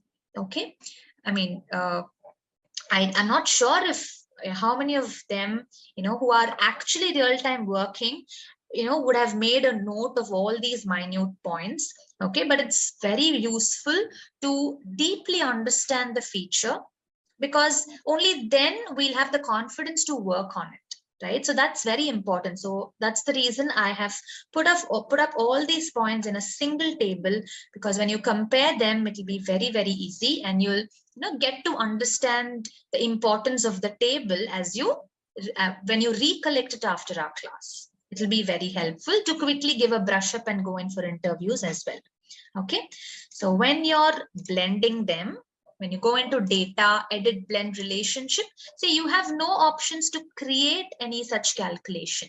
You can just manually choose columns directly, but I'll not be able to concatenate and then match the columns. That is not possible in blending. And that's what we've mentioned over here. Okay. Then just this point, this data pane point, I want you to make a note of this, you to analyze this from your workspace. Okay, I'll tell you what's that about. But yes, flexibility of deciding the join type. Yes, it is flexible in relationship. Why? Because in every worksheet, you have the flexibility. See, I'll go into sheet 1. I would like to work only with my left side table. Okay, it's up to you. You can do that. I have 5 states in my left side table. Sheet number 2, I'm planning to create a chart which is only having states from the right side table. Yes, you can do that. In sheet 3, I would like to work with states from states that are common in both my tables. Okay, do that. So every sheet, you get the flexibility of deciding with what amount of data, or basically with either one single table or combined data. It's up to you to decide in every single worksheet with what you are planning to work with. But in joins, you have to decide the join type in the data source page itself, whether it's inner join, right join, left or full outer join. You have to choose the join type in the data source page itself. It'll join the data and give you the result right away in the view area. And that joined data is what you have to use throughout all the worksheets that you create in that workbook. If you come change your join type, then again, all the worksheets are going to be changed, right? So this is kind of a join type that has to be fixed in the data source page. And once you choose it, you have to stick on to the same join type in all the worksheets. You cannot have one worksheet with inner join, another worksheet with the left join. That is not possible in the joins. Okay, and blending, we very well know that every worksheet lets you choose your left and right side tables flexibly. Okay, so accordingly, it lets you work in a flexible manner. In sheet 1, I may have a different set of primary and secondary data sources, which might be different in sheet number 2, right? So that kind of a flexibility is available in blending. Okay, yes. Okay, I've already shared sample 1, sample 2. I'll do it once again right away. Okay, edit blend relationship use. Sure, I'll do that. Worksheet interface. Yes, we are just here and there discussing, but when we are actually creating, I mean, from the next module, we'll actually get into the worksheet. See, as of now, all our work was in the data source page, adding multiple data sets, then logical layer, physical layer. So we are still in the data source page. So, and now and then we are using the worksheet. But from next class, when we start with topics of module 2, which is all about working inside the worksheet space, we'll use every single drop-down menu. We'll use every single tool in the worksheet. And that's when you'll get a broader idea. Okay, for sure, we'll do that. No worries. In relationship, it accepts more than one key to combine. Definitely, yes. State, one key. Region, market, second key. If you have a third level of hierarchy, you can also do that. Yes, it lets you do that. Okay. Okay, this Word file also, I'll share it. Okay, coffee shop, office sales. Okay, I'll share that for sure. Yes. Okay. Sure, I'll do all that. Okay, no worries. coffee shop, office, and join calculation sample. I've shared all the three. Yeah, I've used all the sample files, and this blending Word file, once we are done with the rest of the points, I'll definitely give it to you. Okay. Okay, actually my pace is very slow, okay, because we are still in module 1, right? So that's how the pattern is. Okay. Yes, anyways, you can just go through the points once again, go through the recording, and might be if we have any queries, we'll definitely go through the topics. Okay. But yes, we'll have to consider both the time constraint, because in the end, we can't rush by making it too slow now. So I'm trying to maintain a medium pace. So yeah. Okay. Yes. Okay, visualization part for joins. Yes, and I'll definitely explain the left and right join with an example. No worries. I'll do both the things. I'll explain the join types and the visualization part of joins. Okay, but before that, if you are right now working in Tableau along with me, you can just quickly make a note of your data pane. Now, what's the data pane? Data pane is nothing but this. This is your data pane, the left side space of your worksheet. Yes, that's your data pane. When you look into the data pane, each of these features will have a slight difference in how it displays the data pane. I mean, this is not going to affect your work in any way, but that's just a small observation I would like you to make. Okay, because by looking into the data pane also, you can identify whether the tables are joined, related, or combined. Okay, right? Blending is the easiest because each data source has its own data pane. See, if I click on coffee shop, my data pane will only display the rows and columns that belong to coffee shop. So every data set has its own data pane. Blending is quite straightforward. But when you look into relationship and joins, they are quite similar, but you do have a difference in how they display the columns in the data pane. Okay. See, now this is nothing but a relationship, right? When you look into the data pane, what are the two tables that are related? Coffee shop and office sales. So I have all the dimensions and measures of coffee shop. Then comes dimensions and measures of office sales. Why? Because according to the table names, okay, they are arranged in an alphabetical order. C comes first. So coffee shop comes first. All the columns, dimensions and measures of coffee shop. Then comes office sales. Okay, that's how the data pane of relationship is. But let's go, instead of relationship, let's go join them to see the small difference in how the data pane looks like.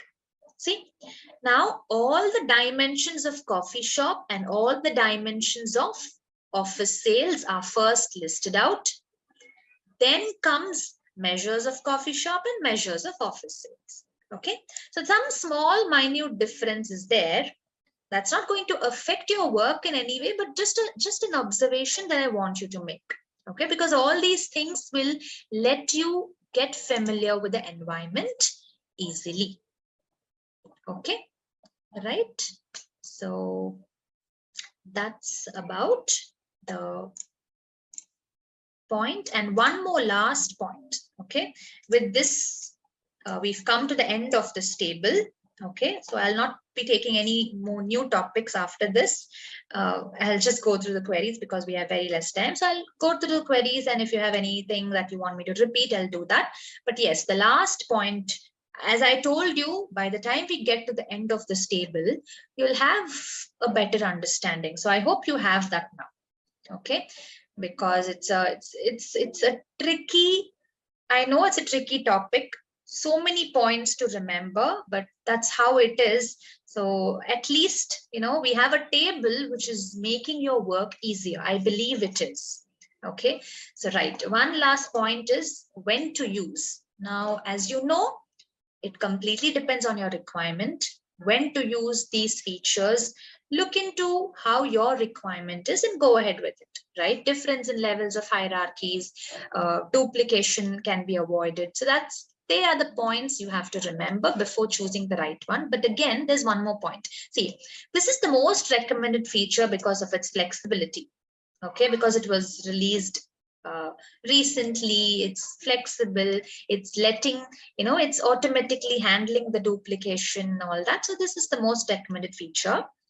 Okay, and if at all you prefer to go ahead with a particular join type, I want to get into the physical layer and join them, that's up to you. You can very well do that. And blending is also depending on your requirement, but there's one exceptional or one special case scenario where you might only have blending or blending as the option to proceed with.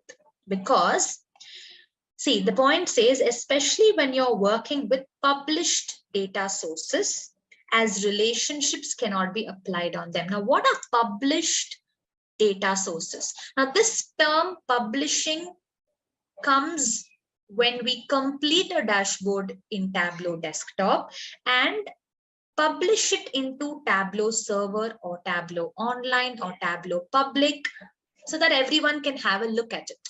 Okay, it's a sharing tool, right?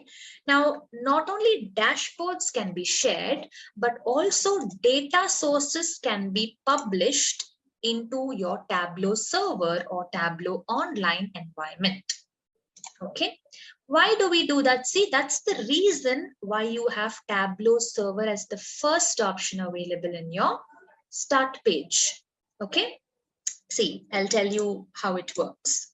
Now, let's say I have data in SQL plus Snowflake. Okay, and they are huge data sets. Okay, so if I'm connecting one huge table from SQL Server, one huge table from Snowflake, then working in Tableau, the processing speed is going to depend on the internet connection. It's going to depend on, the size of the data source. Every time the background query has to go to, the cloud to bring my data, to the server to bring my data. So my processing speed is going to be affected to a huge extent if I'm going to work this way, pulling the tables directly from their original locations like SQL Server and Snowflake, for example. Okay, but instead what I'll do is I'll go, as in take the data, as in take an extract of the data and go publish it in my Tableau server, which is my sharing tool. My organization will have a Tableau server environment for sharing purposes, right? So I'll go publish my data in the Tableau server environment, and from there, I'll pull it into Tableau for my analysis purpose. Right? So this is going to definitely improvise the performance with which you work. So that's the reason Tableau server being the first option in your connect pane. Okay, but a disadvantage is that if you're using such published data sources, relationship feature is not available. When you're working with published data sources, you have to go ahead with blending. There's no other way. Okay. So you can just make a note. Instantly, it's not possible to remember. Okay, but you have to keep recollecting the points, use the table, make use of the table, and just try to slowly get familiar with them, practically work with the environment, and that will definitely help you out. Okay, as days goes, as you keep practicing, you'll definitely get used to it. Okay. Just a quick info, guys. Intellipaat offers Tableau certification training course designed by industry experts. The certification training course in Tableau program aims to help you master building interactive dashboards and performing data visualization. This Tableau course will prepare you for the Tableau Desktop Qualified Associate exam. Master Tableau desktop and public integration with R and big data in this Tableau certification through various projects and real life case studies. With this course, we have already helped thousands of professionals in successful career transition. You can check out their testimonials on our Achievers channel, whose link is given in the description below. Without a doubt, this course can set your career to new heights. So visit the course page link given below in the description and take a first step towards career growth in the field of data visualization. Okay, so we've seen joins. I mean, we've seen three ways: relationship, joins, blending. All the three are appending your tables in a horizontal manner, right? Now, in the sense, I have a table. Let's say this is my customer table. Then I have my product table. And then I have my sales table. Right? So all the three tables with the help of one common field between them, or I would say at least one common field between them, you'll be appending them in a horizontal manner. Yes. Now, if this table has 10 columns, let's say this table is having 10 columns. Okay. This table is having 5 columns.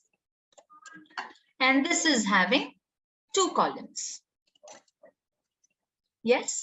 Now, there'll be at least one common field between them based on which a proper or a successful relationship join, blend, or would happen. Okay. And as a result, you'll get a combined table with 17 columns. Right. That's how we've discussed about appending tables in a class starts at 8 p.m. So, I mean, it just started a couple of minutes ago. Okay. Yeah. So all the three features that we had discussed yesterday was about how to append your tables in a horizontal manner, placing them one next to each other, and how are they going to be able to be connected with the help of at least one common field. Only then a successful connection will be between the tables will be established. Okay. Now the other way around, if I have a requirement where I need tables to be appended in a vertical manner, in simple words, I need tables to be placed one below the other. How do we go ahead with that? Let's say this is my table having data from Jan to June of 2023, or let's say 22. Okay. Now, and this has the columns of let's say product and price, the cost of products. Okay. Now there's a different file, a different table, which is having data from July to December of 2023. Okay. Now this is also having the products list and the price list. Okay. Or you can say instead of price, you can say sales. Okay. Right. So even in this case, let's keep it as just a minute. Now, let's say you have customer ID and the sales done. And there's another table. This is about the sales done between the months July to December. Again, having your customer IDs and sales. So what's common between the two? The columns are common between the two, right? So instead of analyzing data from Jan to June separately and analyzing July to December separately, I'm sorry, this is 22. Okay, right? So both the tables belong to 2022. Okay, so instead of analyzing them separately, I can just place them one on top of the other so that I combine them in a vertical manner as one single table. Okay, so that way I can proceed with my analysis very easily. We look into an example as well for a better understanding. But Appending tables in a horizontal manner is using relationship joins or blend, but appending tables in a vertical manner is with the help of union, right? Now, the basic criteria for a proper union to be created is your tables should have the same number and exactly the same type of columns. Only then a union will seem meaningful. Okay, I'll give you multiple examples for that. So first of all, let's connect a simple Excel file called union sample. I'll share this file right away in the chat box.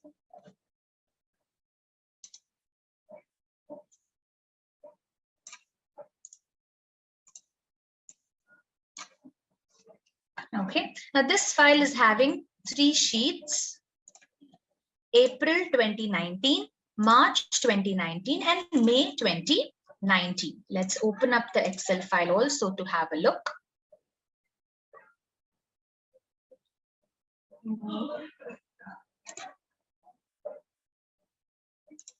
Okay. Right, so this is my table. Okay, I have 3 sheets inside my Excel file. One is March 2019, April 2019, and May 2019. And just look into the columns that we have: day, customer name, sales, type. Okay, whether it was cash or credit. This is completely the set of information that belongs to the month of March. When you go into April, you'll have the same set of columns. The table structure, the metadata remains the same. See, day, customer, sales, type. But the content inside it, the values inside it belong to the month of April. Okay. And then when you go into May, it's again the same set of columns: day, customer, sales, type, but the content inside it belongs to the month of May. Okay, so when we have such data in hand, analyzing the tables or the sheets individually, dragging and dropping them, okay, creating a worksheet, or might be creating a dashboard for just one sheet, or creating separate dashboards for each sheet is going to be confusing, tedious, and it will take a long time as well. But instead of that, how nice it would be if I can create one single table by placing all the values or all the rows of the 3 months one below the other, right? Appending my tables in a vertical manner. Okay, right? Okay, I'll do it right after the new topics for today. We'll create 2 TBM files having 2 different data sets, and we'll see how it can be brought into a single dashboard. Okay, we'll definitely do it. Right. Okay, so how nice it would be to combine all the 3 sheets into a single table and quickly create one single dashboard for the data inside it. So that's all about union, right? Now there are 2 ways you can create a union. You can either double click on the new union button that you have in your data source page. Just double click on it. You'll get a dialog box that says union. Okay, and you can look into the connection name. It gives you the name of the file that is right now connected with your workbook. Okay, so you can simply drag your tables into this place, into the box, click on OK, and within a couple of seconds, your view area is giving you the unioned table, or the table that has been appended, the 3 tables that has been appended together, and you have a total of 9 rows, right? 3 rows from each table. So on the whole, you have 9 rows. The values are just placed one below the other, and an additional column called sheet. See, you have this column called sheet. This is for your reference purpose, where you can identify, okay, these 3 rows belong to April 2019. These 3 rows belong to March 2019. These 3 belong to May, right? So that's this sheet and table name. They are additional columns given for your reference purpose to identify from which table this particular set of rows comes from. Okay, so that's one way you go ahead with union. Or you can also create a union in the physical layer. Yes, I hope you remember. We have logical layer, physical layer.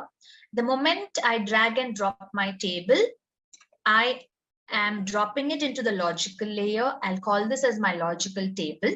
But in order to get into its physical layer, I'll have to double click. Once you're into the physical layer, the feature called joining is possible over here. And also the feature of union can be created in the same physical layer.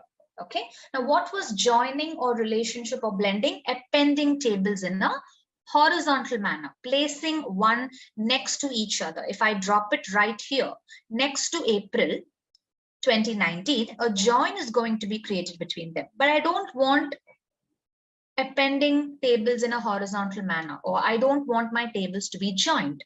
I want them to be appended in a vertical manner. And as you can see, as I try placing it right below the existing table, you get this small pop-up which says drag table on top of this to create a union. So I'll just drag and place it on top. There's a color change over there. See, the moment I place it on top of this text, this pop-up which says drag table to union, the moment I place it on it, there's a color change. It becomes pink in color. And I'll drop it over there. Okay, so the result is seen in your view area. We've created a union between rows of April 2019 and March 2019. Similarly, you can place any number of tables one below the other and create a union between them. Okay, this is another way. You can either use your new union dialog box for dragging and dropping the tables to be placed one below the other, or the physical layer is the place where when you place the tables one next to each other, that becomes a join. But when you place them one below the other, that becomes union. Okay, right? So this is about union. Now you might have a query. Let's say I have two tables in hand, but the columns between them are different. Okay, just like how we have our coffee shop and office sales, right? They have a common column between them with which I was able to relate them, join them, or blend them together. But will I be able to create a union between them? And if I do so, will it seem meaningful, right? Let's create it and see how it looks like. And the next point is about whether it's meaningful or not. Okay, so I'll bring in both coffee shop and office sales into the data source page, into the same data source page by using the add button. Okay, right? See, as you can see, we have coffee shop and office sales. Let's try creating a union between them. So let's first bring coffee shop. I'll get into its physical layer. Okay, and I'll just try dragging and dropping office sales below coffee shop, but I don't see the pop-up right here. Okay, see, drag tables to union. I don't see the pop-up here.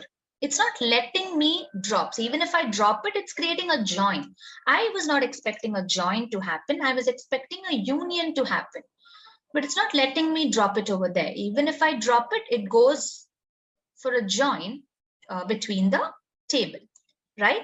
This is about the physical layer. Now we'll try dragging and dropping it in the new union dialog box, right? So the connection name says office sales. Why? Because I had double clicked on new union button when I am into office sales. I'll click on coffee shop and then I'll double click on new union. This new union belongs to coffee shop.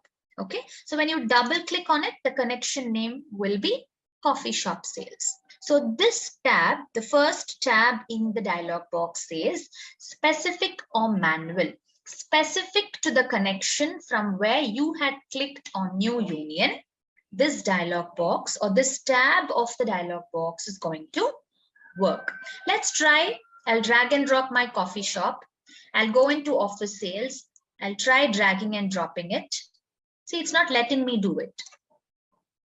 Or I'll try dragging and dropping a sheet from union sample. It's not letting me do it because this tab known as the specific or manual tab only lets you drag and drop tables that belong to the same file.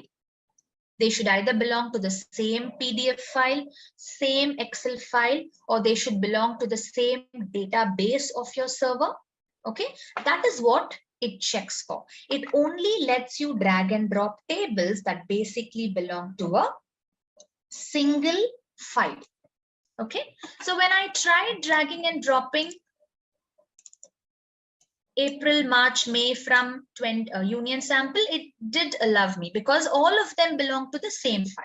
Okay, so specific or manual tab is where, depending on the connection, it only lets you create a union between sheets or tables that belong to the same file or the same database. Okay, that's point number one. Next, I'll give you another example.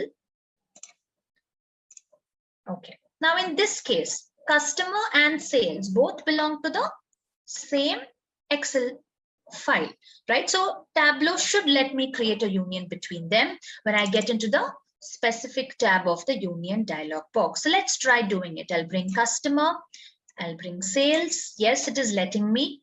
But if I try going, to pull some other sheet from a different Excel file, it will not allow me to do it. Okay, fine. So I'll try creating a union between customer and sales. Let's see how it looks like. Okay, so this is what it looks like. Okay, just a minute. Or I'll try getting into the physical layer.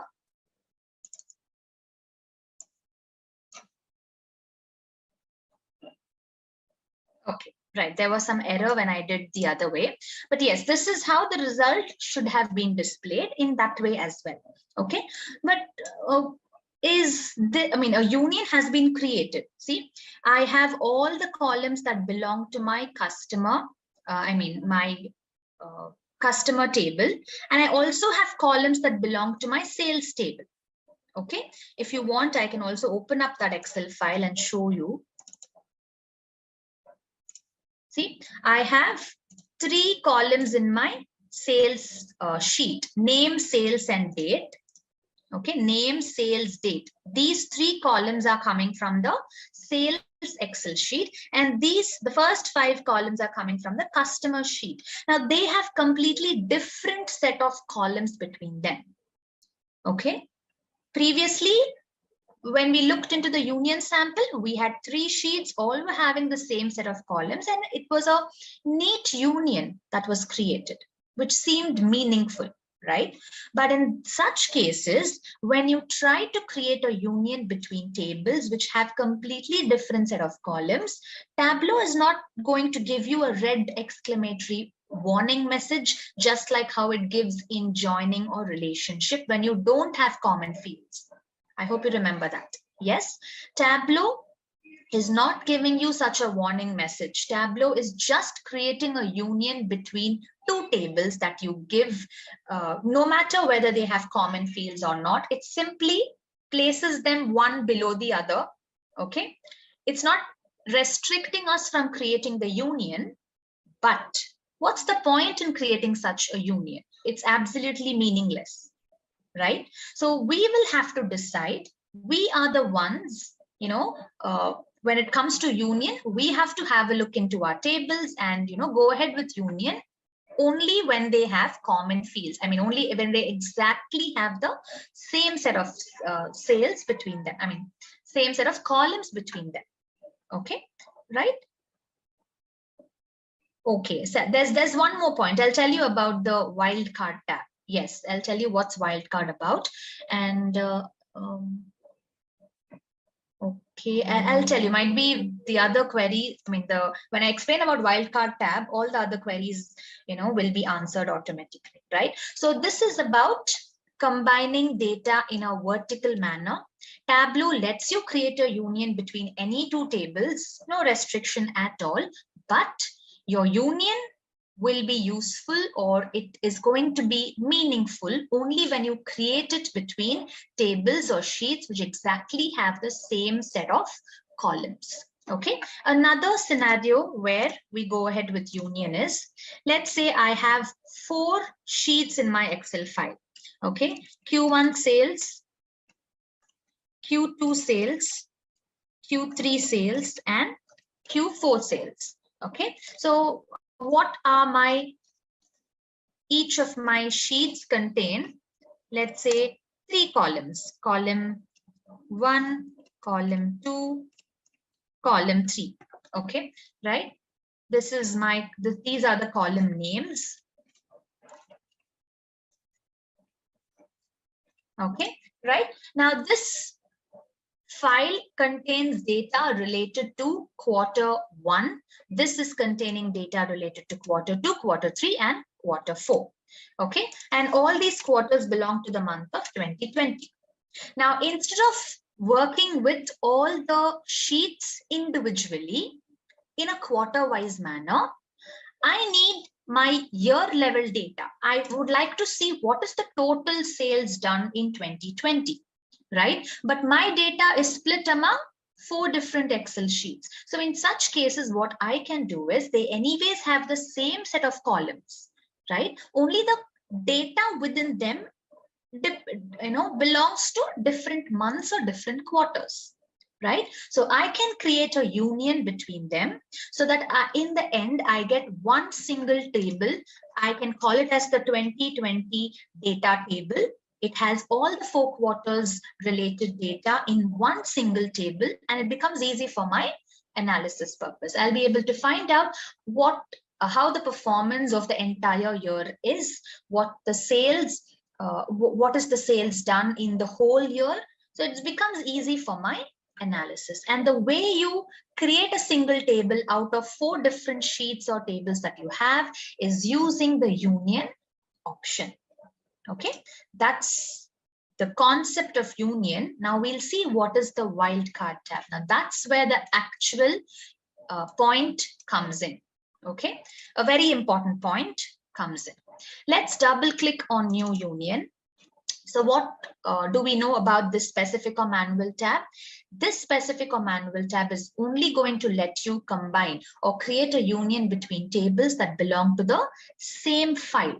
It should either belong to the same Excel file. Sheets of one Excel file only can be combined in this space, or tables of one single PDF file can be combined in this tab, in this space, or tables that belong to the same family, the same database can be combined or created a union with this tab. But what if I have a requirement where I have one Excel file called 2020 data, and there's another Excel file. It's not sheets that belong to the same Excel file. This is a completely different Excel file where I have 2021 data, and I've got to combine both for my analysis. Okay, 2 separate Excel files is where I have my data, which is supposed to be created a union to proceed with my analysis. What would I do in that case? Because my specific or manual tab is not letting me bring in sheets from 2 different files, though they are of the same type. Both are Excel files, but it's not letting me bring them into the specific or manual tab. So in that case, what you can do is you can go into the wildcard or automatic tab. Okay. Physical layer. Yes, we do have physical layer in the public version as well. Okay. And okay, a few other queries. Now I'll explain this wildcard and I'll definitely go through all your queries. Okay. But yes, because we have a couple of points which completely gives you a broader idea about union. So let's go through that. And if you still have questions about it, we'll definitely discuss more. Okay, right. So wildcard. Now there are a few points that you'll have to observe and try to understand what is Tableau trying to convey. Okay, the first line over here says search in, and there's a read-only path that's given. Okay, so as you place your cursor on top of it, it will give you the complete path. Yeah, see, it gives you the complete path. C colon users Lenovo desktop Tableau documents is the main folder, where I have another folder called datasets, and that is where my union sample belongs to. Why am I specifically telling about union sample? Because we are right now into the data set of union sample. I've double clicked the new union button that lies under union sample. So this dialog box is telling me the folder name, the path name from where I've opened this union sample file. The location of the file is basically what search in tells you. It's a read-only path for your reference purpose. Okay, that's a very important point. Next point, using the wildcard tab, you can combine data from multiple files that may belong to the same folder or different folders. Okay, see, that is what my requirement is. I have one Excel file with 2020 data. I have another Excel file with 2021 data. So I can easily use the wildcard tab, tell Tableau, see, I have two files in this specific folder. Okay, pull them, create a union between them, because I need a single table containing data both 2020 and 2021 to proceed with my analysis. I was not able to do that with a specific or manual tab, but using the wildcard tab, you can combine data from multiple Excel files. Okay, before I proceed with the next point, now there's a limitation when it comes to union. Okay, so I have one table in an SQL server, okay, one table in an Excel file, and one table inside my PDF file. So will I be able to create a relationship between them, or will I be able to create a join or blend between them? What do you say? They are different types, different locations. Will I be able to create a relationship, join, or blend? Yes, definitely yes. We can create it. Tableau is giving us the flexibility to bring tables or data from any location, any file type, and create a blend, relationship, or join between them. But this is something that is not possible when it comes to union, and that's the limitation of union. Okay, now this now when you're going for interviews, normally they have questions like, what is a challenge that you faced in Tableau? Or might be there'll be a question like, what do you feel is missing in Tableau? What do you feel is, this particular feature is missing? My job would have been easier if this feature was available in Tableau. So for such questions, you can have this as an important point. Okay, so the point is, in Tableau, only a multi-database union is possible. When I say multi-database, all the databases or all the data sources should be of the same type. You have 10 Excel files, go create a union between all the 10 Excel files. Tableau lets you do that. You have 10 tables in a database of your server, go create a union between them. Or I have 10 tables in multiple databases of the same server. Yes, go create a union between them. I have 10 tables in around 5 PDF files. Okay, each PDF file is having 2 tables each. Yes, go create a union between them. But in Tableau, a cross database union is not possible. When I say cross database union, what does it mean? Pulling one table from Excel file, one table from your TXT file, and one table from your Oracle server. This cross connection is not possible when it comes to this feature called union. Okay, now this might be a limitation, and so far we don't have a solution, or we don't have a way to achieve this. Might be in the upcoming versions, they might introduce or update this feature so that across based union will be possible. But yes, till date, we don't have this option in Tableau. Okay, you can always compare it with relationship, joins, and blend. Those three features lets you bring in data from any location, cross relationship, cross join, cross blend is possible, right? But when it comes to union, though it lets you go ahead with a multi-database union, it expects all the databases should be of the same type. Okay, across DB union, across database union, where pulling a table from Excel, PDF, server, cloud, and then trying to create a union between them. That is not going to be possible in Tableau. So this is a very, very important point. Okay, and this multi-database union where all the databases should be of the same type. Okay, this is what is possible in your wildcard tab. Okay, so we are now going to pull sheets from multiple Excel files and try creating a union between them. Now, how does Tableau? See, you can pull sheets from multiple Excel files, multiple PDF files, but how is Tableau deciding, okay, a multi-database union can happen, but the data type that we have to stick on to is Excel SX or Excel files or PDF files. How does Tableau decide that? It depends on from where you double click on new union. So from where I've double clicked on new union, from union sample, which is a Microsoft Excel file.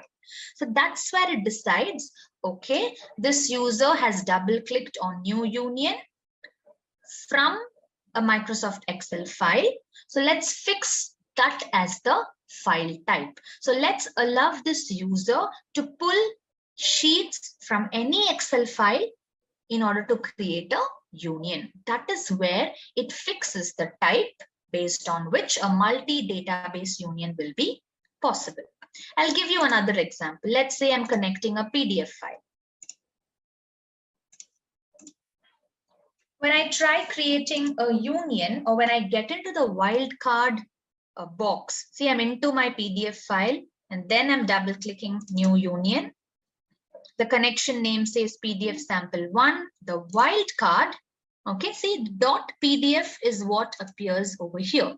Now we'll go back to the Excel dialog box. You'll be able to see .xlsx over there, right? So it's fixing the file type within which a union is going to be possible, depending on from where you double click on new union. Okay, right? So let's go back to union sample. Now, how do we tell Tableau? Okay, these are the next points. How can we join multiple database joins? Or, oh yeah, wildcard is how you can do this. Power BI, I think, yes, it is. I mean, I'll just confirm it once before letting you know. But yes, union is possible in Power BI as well. Okay, right. So yeah, now this is where, now you'll have to tell, tell Tableau, I have 10 Excel files. All the sheets with this particular name are to be fetched from those Excel files, and a union has to be created. Okay, that is where your wildcard pattern plays a very important role. Okay, right? Now what I'm trying to say is, when you leave this space blank, it means you're including all. Now what was the first line? It is giving you the folder from where union sample has been connected with Tableau. So this is the folder where we have the union sample, right? And now, let's say I'm specifying a pattern using asterisk as the wildcard symbol. You'll have to specify the pattern. For example, let's say asterisk sales is my pattern. Okay, it is not case sensitive. So you can either use uppercase, lowercase. It's definitely not case sensitive. So when I say asterisk sales, what is Tableau going to do is it will straight go into my folder called data sets, because that's the current folder. That's the folder to which my union sample belongs to. So it will get into the data sets folder. It will check all the Excel files that you have in this particular folder, whether the Excel files have any sheet whose name has a suffix called sales, because that's the pattern you've specified. Okay, right? Asterisk sales, something, sales. Okay, it can be coffee shop sales, office sales, or customer related sales. My sheet name can be anything but ending with sales. That's the pattern we are trying to give. So we are telling Tableau, go into this folder, look into all the Excel files, and if any Excel file has a sheet whose name ends with sales, go bring it into Tableau and create a union between all such files. That is what is going to happen. Let's click on OK. Let's have a quick quiz question, guys. And the question is, how does Tableau allow users to filter and interact with data visualizations? And your options are by changing the data source, by using different colors for each data point, by enabling animated transition, or by clicking, selecting, and dragging elements in the visualization. Please mention your answers in the comment section below. Just a quick info, guys. Intellipaat offers Tableau certification training course designed by industry experts. The certification training course in Tableau program aims to help you master building interactive dashboards and performing data visualization. This Tableau course will prepare you for the Tableau Desktop Qualified Associate exam. Master Tableau Desktop and public integration with R and big data in this Tableau certification through various projects and real life case studies. With this course, we have already helped thousands of professionals in successful career transition. You can check out their testimonials on our Achievers channel, whose link is given in the description below. Without a doubt, this course can set your career to new heights. So visit the course page link given below in the description and take a first step towards career growth in the field of data visualization. And we'll see what happens. Okay, so initially, so this is the first time we are using the wildcard tab, right? So it will take a minute, or might be, depending on the size, it will take a few seconds. Okay, but for the second time or the nth time you go into the wildcard tab and try making some changes, the result will be even more quicker, right? Because it has a familiarity of what Excel files are present in your folder, right? See, so as you scroll to the rightmost column, okay, now you have the path information and you have the sheet name as well over here. Okay, see, as you can see, coffee shop sales. The sheet name is ending with sales. Yes. Then we have, as you scroll down, just sales. So in my datasets folder, there's some Excel file called join calculation sample, which has a sheet name called sales that is being fetched. Okay, all the sheets are placed one below the other. So office sales, just sales, coffee shop sales, and if there was any other file, any other Excel file having the sheet name ending with sales, that would be brought in and a union is going to be created between them. See, in this case, I'm just using sample files. I'm just trying to tell you how, using the wildcard pattern that you specify, Tableau fetches and creates a union. So this is definitely not a meaningful union. Okay, but yes, this is how it will work. Okay, we have a lot of queries. Okay, I'll tell you once again how the wildcard option works. Might be I'll tell it with an example and then we'll go see how to use it in the actual tab. Okay, right. So I have 2020 Excel file. This is having a sheet called Q1 sales, Q2 sales. Similarly, I have 4 Excel files.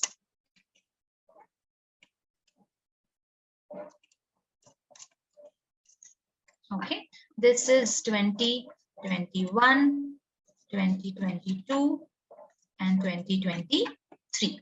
Okay, now if I want all the sales, okay, I'll tell you what's my requirement. Requirement that I have is I am planning to analyze, okay, with one table containing all Q1 related data, Q1 sales data, okay, from 2020 to 2023. Now, how will you create this table? I need only this sheet called Q1 sales from all the 4 Excel files. Now, will I be able to do it with a specific or manual tab? Will the specific manual tab let me pull only the Q1 sales sheet from all the Excel files that I have? No, it's not going to let us do it, because specific or manual tab works only to a specific connection, a specific file, right? Might be I can pull both Q1, Q2 sales that belong to the same file, place it in the specific manual tab and create a union between them. But pulling sheets from multiple files, placing it in the specific tab of the union dialog box is not possible. Then what's the other way? The only option that we have is going into the wildcard tab. Now, how do we use the wildcard tab so that we can pull all the Q1 sales sheets from 4 different Excel files, bring it into Tableau, create a union so that I will have, as an end result, just a single table with all Q1 sales data. So this is where you'll have to go tell Tableau, get into the wildcard tab, okay? And there's this sheet name pattern that we have, okay? See, this sheets is what we are looking into right now, okay? Now it's telling us, give me some pattern so that I can go pull all the sheets which is having the same pattern. Pattern in the sense, it can be same prefix, same suffix, or same mid pattern, right? Now what we can do is, in our case, it's quite simple. I can simply say Q1 sales. Okay, I'm not giving any asterisk, because all the sheets which is having exactly the name of Q1 sales, okay, go fetch all such sheets from the Excel files that we have, create a union between them. So if I do so, my requirement will be satisfied. I'll get a single table where the sheet name Q1 sales that's matching in all the Excel files will be pulled and a union will be created. Okay, might be there's a different way your sheets are named. Okay, it's like Q1 20 sales, Q1 21, that's the year number. Okay, Q1 2022, Q1 23. In this case, how are you going to specify your matching pattern?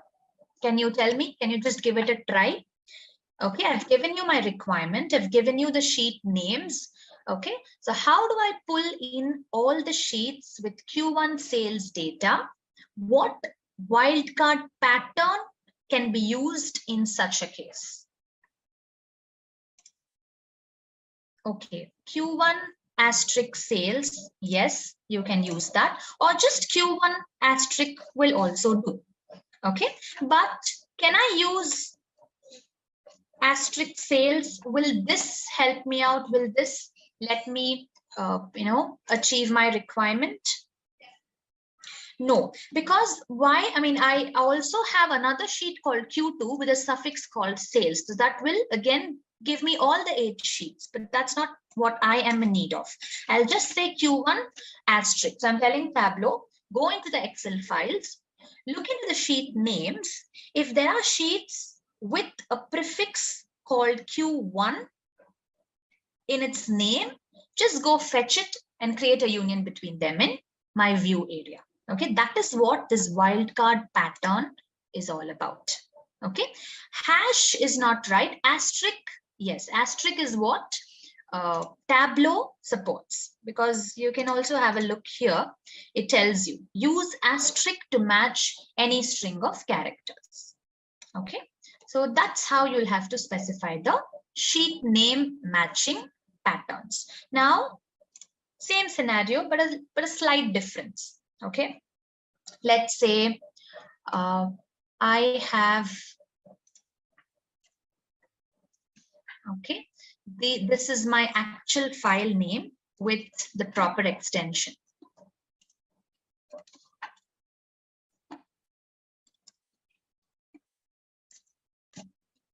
Okay, okay. Now in this case, if I need, okay, this is the sheet name matching pattern. Similarly, we also have a workbook name pattern that you can specify, right? If you need sheets from, let's say, only 2021 and 2023, okay, right? Okay, I think that will again confuse it. How can we specify? Or I'll slightly change the name of the file. Okay, so basically workbook name, just like how you give sheet name patterns, you can also say workbook name patterns. Okay, so suppose I have union sample. Okay, the same sample that we are using, union sample 1 dot XLSX. Then I have union sample 2 dot XLSX. Okay, this is having 2 sheets. This is having, let's say, 3 sheets. Okay, all the sheets have the same count and type of columns. Okay, so in order to combine all the sheets from 2 files, I can go give my workbook pattern, which is going to look something like union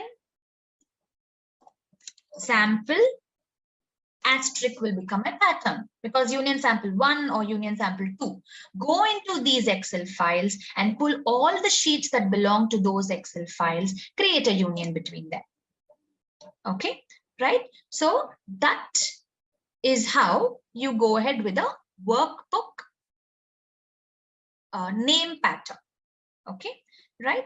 And okay, so okay, the next point, I think that is what is all about. See, this is specific to the current folder. So my search over here is only going to look for Excel files that belong to the datasets folder. Okay, because that's the current folder of union sample. But if you would like to expand the search, okay, let's say I'm trying to expand the search, you have these 2 check boxes over here. Expand the search to my subfolders, in the sense it will not only search for Excel files with the matching pattern in the current folder, it will also get into subfolders. Okay, this is a subfolder of dataset. Okay, a folder present inside the current folder. Or if you want to expand the search to parent folders, right, it tells you what is the parent folder. Now this main folder called Tableau documents, this is the parent folder. So it will also go check for Excel files in your parent folder, current folder, and the subfolder. These are the 3 places you can let Tableau search for the matching pattern of sheets or Excel files. But beyond this, let's say I have a different folder in my desktop inside which I have 2 Excel files, and I can't go tell Tableau to make a search over there. So it's restricted to these 3 locations: current folder, parent folder, subfolder. So the files that you're planning to create a union should be present in one of these 3 folders. Only then Tableau will be able to recognize or identify them. Okay, so that's how you can expand the search, right? So we look into a different example. See, suppose I have, see, the same case over here. I have something called join calculation sample, live versus extract sample, then rank sample. So all these union sample, all these Excel files have a common suffix in the workbook name. It's not the sheet name we are looking for. We are looking for the workbook name common suffix, right? So if I say asterisk sample and click on apply,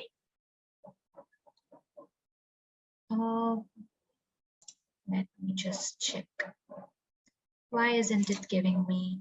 No, Tableau found no tables to union, either modify the pattern or replace. See, sometimes if it fails to identify matching patterns, this is what it tells you, right? Either modify the pattern or replace any missing tables and then try again. So this happens at times. Might be you can close, open it and give it a try again, or might be the extension is what is missing over here. So we'll try using it, XLSX. Okay, so asterisk sample, when you're specifying the workbook name, make sure your extension is also added. Might be if now when we click on apply, it is trying to give us, okay, again the same error, some issue with, I think one of my table is corrupted or something. It's not giving me the right data. Let's try once again.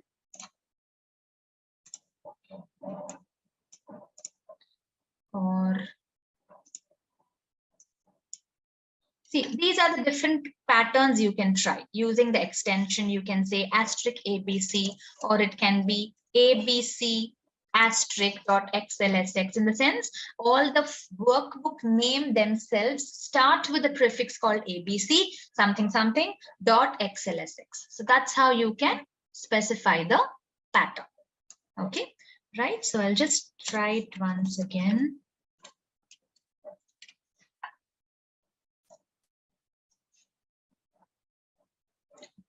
It's not displaying the data. Might be some error.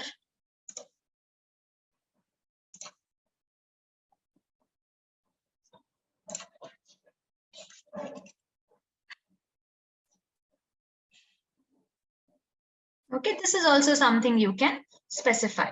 So from a file or a workbook name whose suffix is sample, give me the sheets which is having a suffix of sales. So I might have 4 files, 4 workbooks whose name ends with sample, right? But specifically out of those 4 workbooks whose name ends with sample, give me only those sheets whose name end with sales. Okay, such combination of patterns can also be used. Okay, right? So that's how you pull sheets. Okay. Yes, sometimes it happens. Okay, but yeah, okay, then there's a query, but how can we get the data for 2020 and 2022 except 2021 and 2023? Okay, so in that case, you should have some common workbook name pattern. Okay, that's the only way you can do it. Let's say we have 2021, 2020, 2022 and 2023. Okay, so if you're not able to specify patterns for workbook names, you can try these kind of combinations.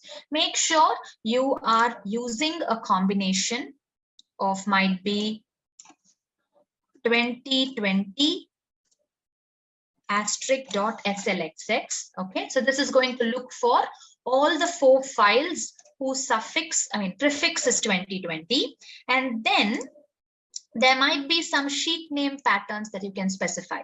Might be, sheet names should be specific, sheet names should be unique, or there should be some matching pattern, or otherwise you'll have to rename your files and then make sure their patterns match to try pulling them.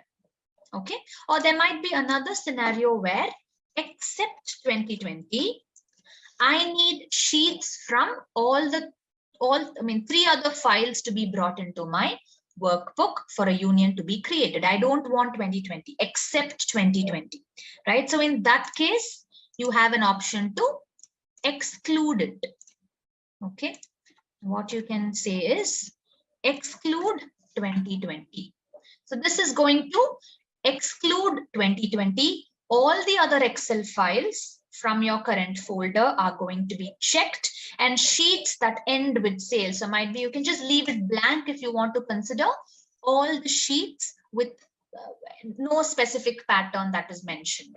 Okay, you can leave it blank in that case, right? So exclude, include is an option that you can make use of. Okay, so these are the different ways using which a multi-database union can be possible. Okay, and yeah, okay, you're still getting the error for sales despite having all the files under the same folder. Might be you can try it after some time. There might be some connection issues. Normally it happens. Even the normal sample superstore that we keep using every time. Sometimes when we connect it with Tableau, there might be some issues in the connection. It will not display the data. It will pop up some error messages telling data not found. So these are some connection issues. So you can just close it, open up a fresh workbook and try it after some time. Such errors often happen. So there's nothing to it, right? Yes, yeah, that's right. Organizing the files in separate folders will definitely help you out and even help Tableau in picking up the right files you are looking for. Yes, yes, definitely. I think that's the better option, as you had asked. How do we fetch only 2020 and 2022 except 2021 and 23? You can also split them into two different folders rather than renaming the files for a pattern to be matched. Place them in two separate folders and make sure, because Tableau is only going to consider the current folder, right? So that way you can separate them, split them into multiple folders. Make sure only the files that you are in need of are placed in the. Okay, as I told you, the join types, it's a concept about SQL, and I gave you a sample with which you can try. It's a very simple file. You can just use the inner, left, right, and full outer join and try how the result looks like. Okay, right?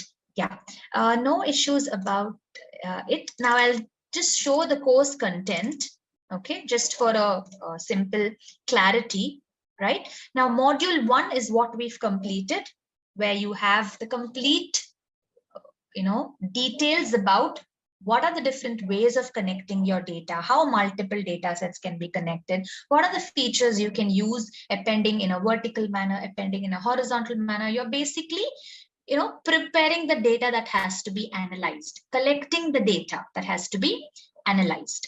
Okay, that is what is happening in module number 1. And now, once you're ready with the data, it might be from a single file, it might be from different locations, you've joined them, blended them, you've created a union between them, so you're ready with your data now.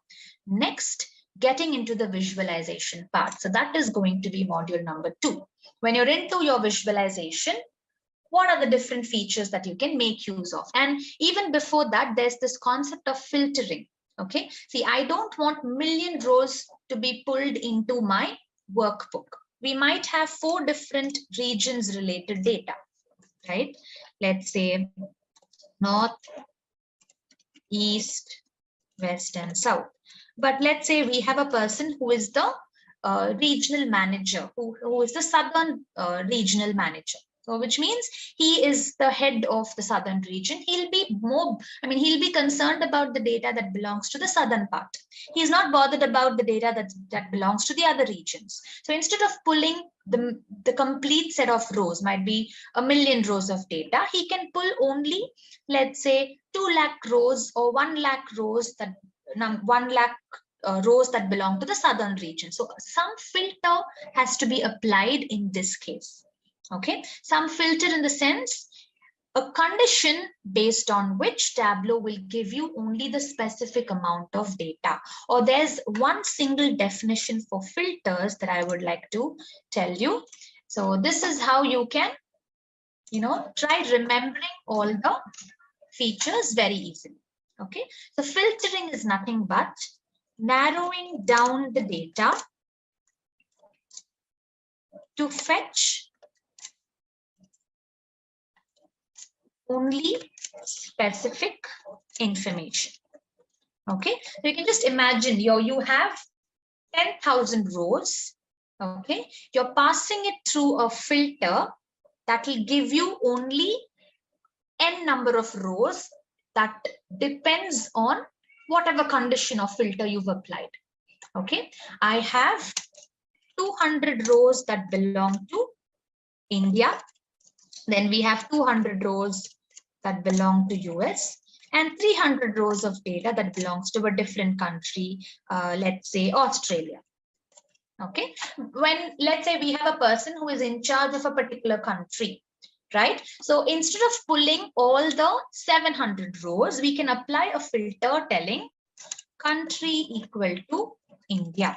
So what will happen is you will get only the 200 rows that belong to India as a result, so that you are narrowing down the data to fetch and work only on specific amount of data that you are in need of.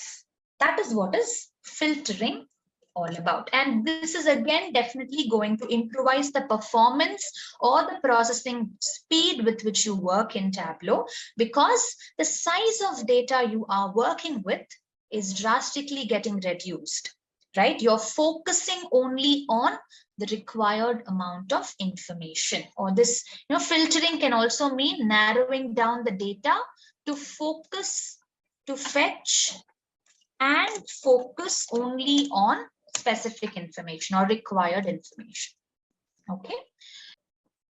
Okay, right. See, now the concept of cardinality, one-to-one or one-to-many, many-to-one, many-to-many, this cannot be directly compared with the join types we have.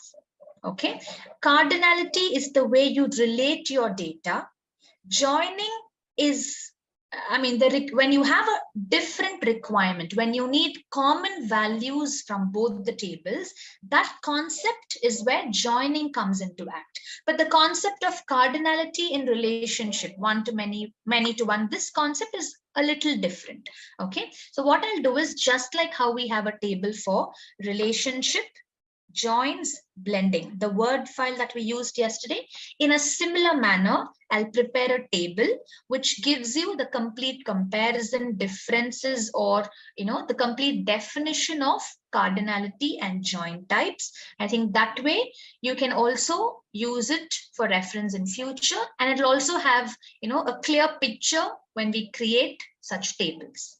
Okay, yes, I'll create a table for joins and cardinality. Okay, sure. Right.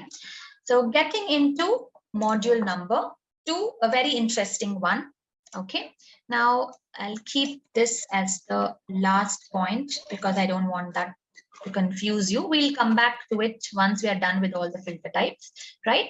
So filters in Tableau are helping us in narrowing down the data to focus only on relevant information.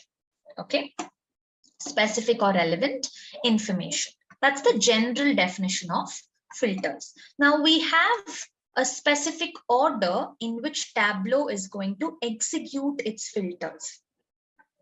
Okay, you have 5 different filter types. Okay, yes, sure. In the end, we'll take some time. Okay, yeah. Right, we have 5 different types of filters in Tableau: extract filters, data source filters, context filters, dimension filters, and measure filters. Okay, these are the 5 filter types in Tableau. Apart from this, you might have heard a few terms like quick filters, then global filters, cascading filters.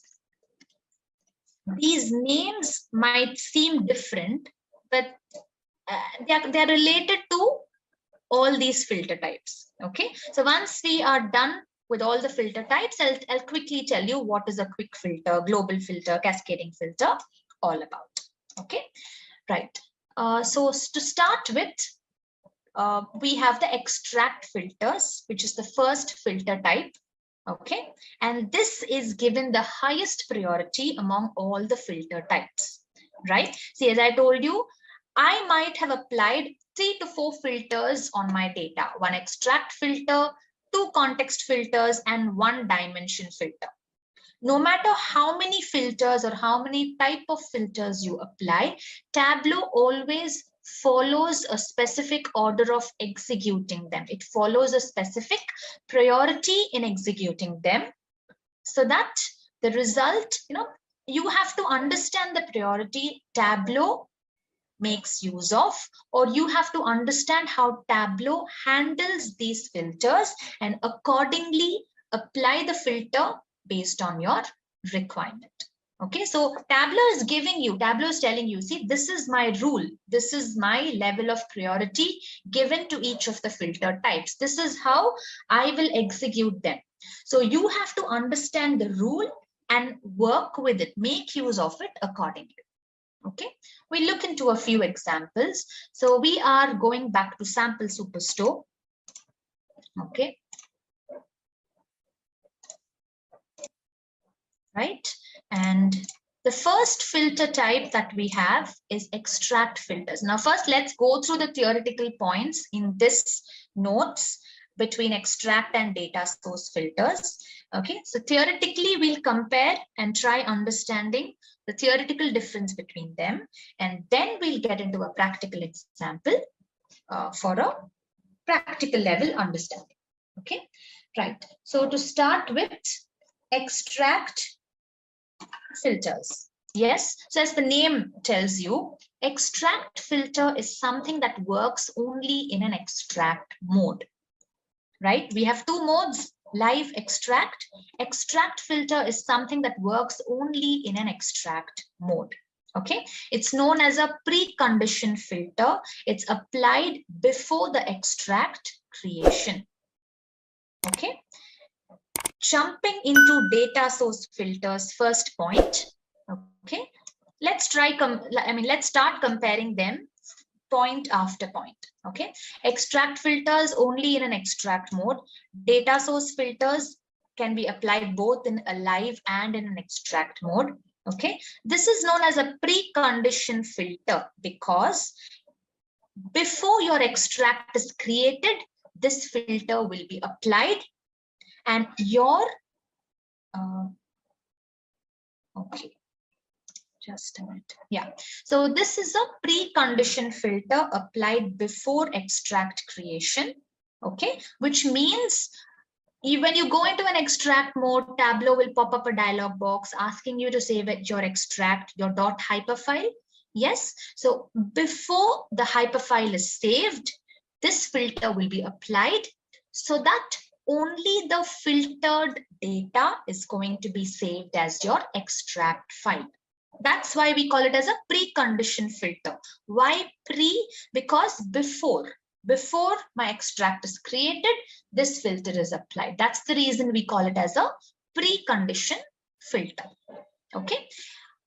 In contrast, we have the data source filter, which can be applied both in a live and in an extract mode, and we call that as a post condition filter.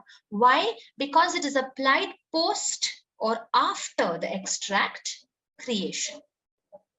Yes, which means your extract is going to be created with the full volume of data, and only after your extract creation, during visualization, your data source filter will be applied. Okay, so we'll quickly get into an example because that way these points will become much more clear. Right? So I have my sample superstore. Now let's go from one mode at a time. We'll start with live because live is the default mode of connecting data with Tableau. Now in live mode, out of the two, see what are the two filters we've discussed so far? Extract and data source filters. Okay, let's come back to these a little later, but now just having these two filter types in mind, out of these two, which is possible in the live mode? It's only data source filter that's possible in the live mode.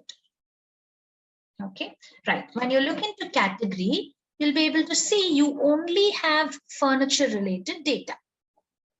Yes, that's because you are currently in a live mode. Live mode is where you have a direct connection between your data and Tableau. I hope you remember that mirror reflection example. Yes, so your data source filter is applied at the data source level so that the data that is getting reflected is the filtered data, right? Just before reflecting your data, it applies the filter and it reflects only the filtered data in your view area, so that when you go into your worksheet space, you can only work with furniture data that you were expecting for. You've applied a data source filter. This is in a live mode. You wanted only furniture related data. So it's reflecting only furniture related data, and you can go into your worksheet and work only with the required amount of relevant information, right? Initially you might have some queries, but let's complete both. Let's compare extract and data source filters, and you'll definitely have a clear picture. Okay. Right. So that was my data source filter. You have to apply it by clicking on the add button in the data source page, as in the right top corner add button. That's how you apply your data source filter. So see, in a live mode, it's very, very straightforward and simple because you only have your data source filter. You don't have your extract filter in the live mode. Okay, but the actual confusion comes when you get into your extract mode of connection. Okay. What happens if I move into an extract mode? So extract mode is where I can not only apply a data source filter, but also an extract filter. It's not mandatory, but yes, if in case you want, you can apply both your extract filters and data source filters. So let's get into an extract mode. Okay, so what's happening? I'm into an extract mode. Okay, I've already applied a data source filter. What's my data source filter? My data source filter is a post condition filter. Just try to remember these keywords, because depending on this, based on this, you are going to give me the answer, right? So my data source filter is a post condition filter. I've applied it on category such that it keeps only furniture related data. Okay, I'm into an extract mode. Now, when I try going into sheet number 1, Tableau will not let me directly go into sheet number 1, but it is asking me to save my extract. Okay, now, okay, before saving my extract, I would also like to apply an extract filter. Let's see how that can be done. Okay, see, I'm into my extract mode. Okay, before going into the worksheet or before saving my hyperfile, I would also like to, in addition to my data source filter applied on category, I would also like to apply an extract filter. You can apply an extract filter just by clicking on the edit button that you have right next to extract. Okay, click on edit.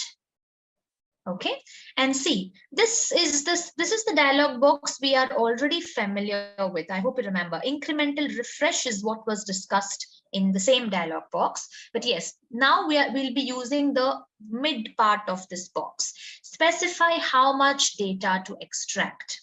Okay, see, now what was this category filter? This is the data source filter that we've already applied. Okay, Tableau is just giving you a suggestion. Tableau is telling you, see, you've already applied a data source filter on category, which keeps furniture related data. If you want, if you wish to, you can retain the same as your extract filter. It's giving you a suggestion. Okay, but I don't want that. I'll just click on the filter and I'll click on remove. Okay, I let that category filter be my data source filter. I'll apply a fresh filter as an extract filter. I'll click on add, get into region as the column, and I need only central region related data. So what are we doing? We are working in an extract mode. I've applied a data source filter. that keeps furniture related data. Now I'm applying an extract filter, which keeps central region related data. Okay, I'll click on OK. And then when I try to go into my worksheet space, now you will have to tell me, having a couple of key points in mind. My data source filter is a post condition filter applied after the extract creation, whereas my extract filter is a precondition filter applied before the extract creation, right? So based on these, what will my extract file, the one that I'm, the hyper file that I'm trying to save in my Tableau repository, what is this file going to contain? I'll give you three options.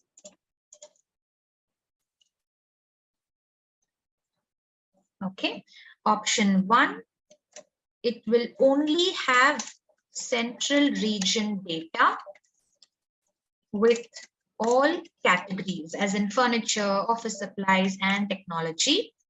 Option 2, it will only have furniture data. Out of the three categories, it will only have furniture data with all regions under it. And option number 3, it will have central region furniture category. So only data that has the combination of central region and furniture category. What is my extract file going to contain? Out of these three, data source filter, which keeps only furniture data. Yes, we've applied an extract filter, which keeps only central region data, but there were a couple of key points that you had to remember. Yes, my extract filter is a precondition filter which is applied before the extract creation. So right here, see, we still haven't created the extract. So before I create my extract filter will be applied so that it keeps only central region related data. Okay, this is the filter that will be applied before my extract creation because it's the precondition filter. But when you look into the data source filter, it's a post condition filter, right? It will be applied only after my extract has been created. So this is in no way going to affect the content of my extract file. So as per the options that we have, it's only extract filter that will be applied, after which my extract will be created. My data source filter is in no way going to affect my extract file, which means the answer is going to be option number 1. It will only have central region data, but when it comes to categories, it will have all the three categories: furniture, office supplies, and technology. Because my data source filter is not yet applied. Okay, it will be applied only after the extract gets created. During the visualization is when the data source filter will be applied. Okay, no worries. I'll give you a similar example right after this, and let's see if you're able to, get the point over there. But let's see how it works here. Okay, I'll save it as central region data. Okay, so the hyperfile that is now the snapshot that is going to be taken is taken after my extract filter is applied. My data source filter is in no way affecting my local copy. I'll click on save. And within a few seconds, you'll automatically be directed to the worksheet space. Okay, so what is the extract file that my workbook is now connected with? It is connected with this extract that we just now created, right? So what, as per the options that I gave you, what is the data present in my extract file? Only central region data with all the categories. Let's go check that. Let's go verify if that is how it is, if that is what it contains. Okay, so I'm opening my Tableau extract hyperfile that we just now saved, just to make sure that it contains only central and all three categories data. See, as you can see, yeah, as you move into region, see, you have only central region data. You can also look into the count of rows. It's only 2323 rows that belong to the central region. But when you look into categories, it's not only fixed as furniture. You have office supplies, you have technology, furniture, all the three categories related data are present. So from this, we are able to understand that my extract filter is the one affecting the amount of data with which the local copy is saved. So it's a precondition filter applied before my extract is getting created, but my data source filter is a post-condition filter which is only applied after the extract creation. So when is my data source filter going to be applied? Yes, my extract has been created, okay, with only central region data and all the three categories. Yes. Now I'm moving into my visualization, right? Now I have my extract file itself has only central data. Yes, we know that. But what was my extract file having? It was having all the three categories, right? But at this moment, during visualization, when you drag and drop category inside the worksheet, though your local copy is having all the three categories, this is when to the background query, your data source filter will be applied. And as a result, you'll be able to see only furniture related data. Yes, that's the difference. That is all about the 3 points mentioned over here. If you just remember these two keywords, I think it'll be more than enough. Okay, right? So now you can just go through these points. I'm sure you'll get what is it trying to tell you. Okay, right? Yes, correct. Can we see our filter in the data source before going to the sheet 1 in extract mode? No, you'll not be able to see that because as in only during visualization is going to be applied, right? Might be your view area will give you because you had applied it previously, but let's not confuse by getting into that point. So these are the two things, precondition, post-condition is what you can just make a note about, okay? Okay, you're confused how the filter got applied. Okay, yeah. Now what we'll do is we'll quickly go in for a short break. We'll come back. We'll refresh a little and come back. Again, I'll pick up a similar example. I'll open up a new workbook. I'll apply a data source filter. I'll apply an extract filter. Okay, and then we'll see. I'll ask you again, what is my extract file going to contain and how your data source filter is only applied after your extract creation during visualization. Okay, your category gives all the three types. Okay, can you check if you've applied your data source filter? Because if that is done, then definitely during visualization, you'll get only the selected type. Might be you had checked all the three boxes. Okay. Yes, again, when you're using Tableau Public, extract filter, I mean, yes, you'll only have the add button to apply your data source filter because extract live, the connections are not available, right? So this small point is also missing in Tableau Public. But yes, we have deleted. No, we did not delete the data source filter. It is still there on top of my data. I mean, my data source filter was already there. Yes. And just leaving it as it is, in addition to that, I had applied my extract filter.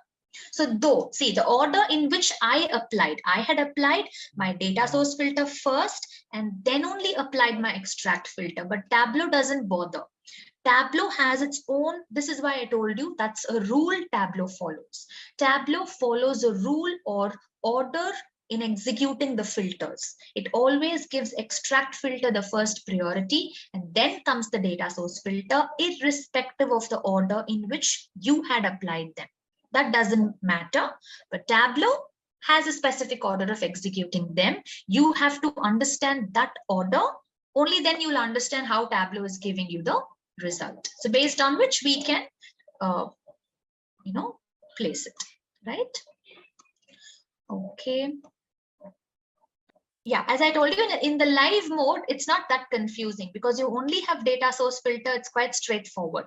But when you move into an extract mode, that is when confusion arises because you have both extract and data source filters that can be applied. But I would say with these two keywords, it'll be very easy for you to get what is actually happening.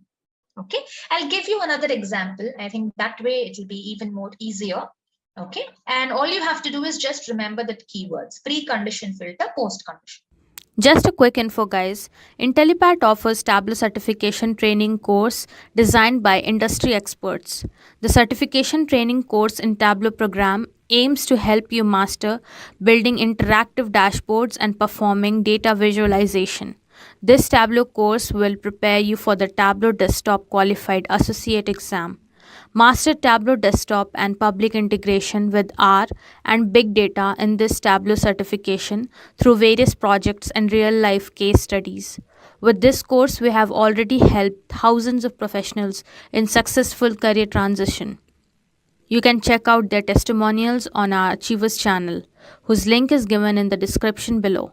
Without a doubt, this course can set your career to new heights. So visit the course page link given below in the description and take a first step towards career growth in the field of data visualization. So, coming to the first question on the top Tableau interview question said, the first question usually goes with a comparison question because it is vital that you understand the differences. For example, the question states, compare QlikView with Tableau. I'm sure you already know that both of these are amazing business intelligence tools that you can work with very easily, and each of them have their own niche applications, right? So let's check out the differences. So whenever we talk about data integrations in terms of capability with Tableau and QlikView, Tableau has an edge over QlikView in this particular sense. And then whenever you're working with multidimensional data as well, Tableau has the capability to handle it that much better, efficiently and faster.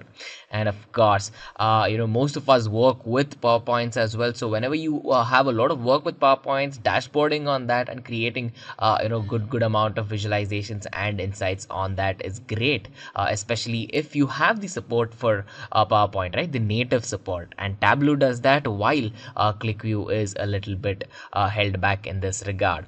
And then when we talk about scalability and visual drill down as well, right? In terms of visual drill down, yes, QlikView is amazing to work with and it provides good amount of efficiency. So you don't have to do a lot to have a big impact on the output.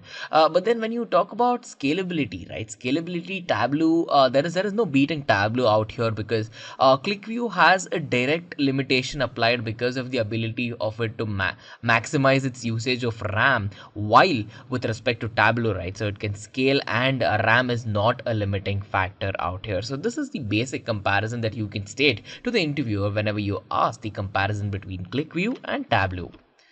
And now, when we come to the second question, it states, how is the context filter different from all of the other filters?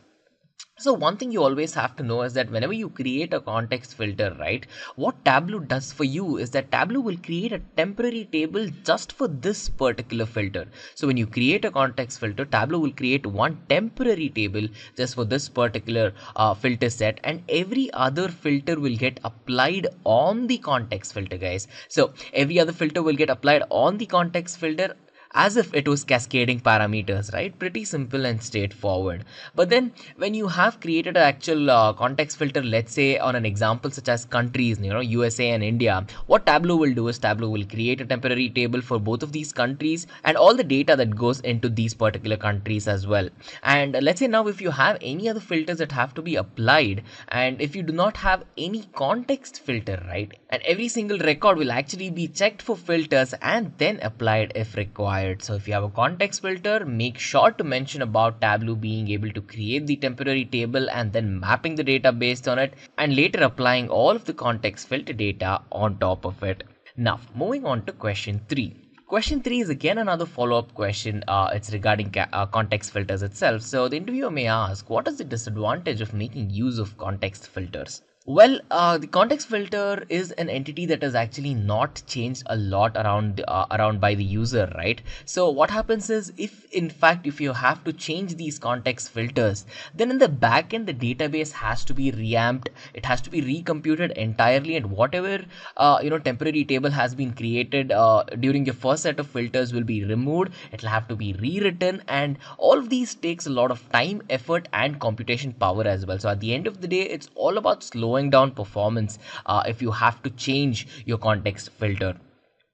And then whenever we are adding dimensions to context, right, what Tableau does, we already know this, is that it creates a temporary table. And one disadvantage with creating a temporary table is that every time we initiate a view, or every time we instantiate a view option, or check the output, so what usually happens with this is that since it's creating this temporary table, it will reload it every time. So creation of a temporary table leads to a lot of reloads as well. And one more important thing you have to know is that whenever we're working with tools like Microsoft Excel and Access, or let's say any other general, text data sources, right? So the temporary table that gets created actually gets created in the Microsoft Access table format. This can be a disadvantage if you cannot scale this into other tools, in case if you have any down the pipeline as well. And then of course, whenever you're working with SQL Server, let's say Oracle data sources, or even MySQL, you must have the explicit permission to create that temporary table on the server itself. So having these access parameters and having these permissions is very vital too. So the talk is not always about a single dimensional data, right? So whenever we talk about multi-dimensional data sources, temporary tables usually are not created for this, and context filters are basically defined through which an understanding on what filters are independent, what filters are dependent, and then later mapped and put into place. So since temporary tables here are not being created, and since you're basing it on the fact that it is either independent or non-independent, this might again take a little bit of hit as well. So these form to be some of the disadvantages of making use of context filters. Now, question number 3 states, what are the 5 main products that are offered by Tableau? Well, this is something you really should know as a person interviewing for a Tableau developer interview or any of the similar roles. So make sure to mention all 5 of these products. We have Tableau Desktop, we have Tableau Server, we have Tableau Online, we have Tableau Reader, and we have Tableau Public. With this, we can check out the next question, the 5th question, that says, what is the latest version of Tableau Desktop? Now, this is a very tricky question, and it's asked in a lot of Tableau interviews, is what we have seen. And this is only done to make sure that you are up to date with the latest version of the tool, that you understand all of the change logs of what Tableau is changing around, right? See, Tableau, after it came out, it has had a huge number of changes. It's become very efficient now. It's become very beautiful, very easy to use, and all of that.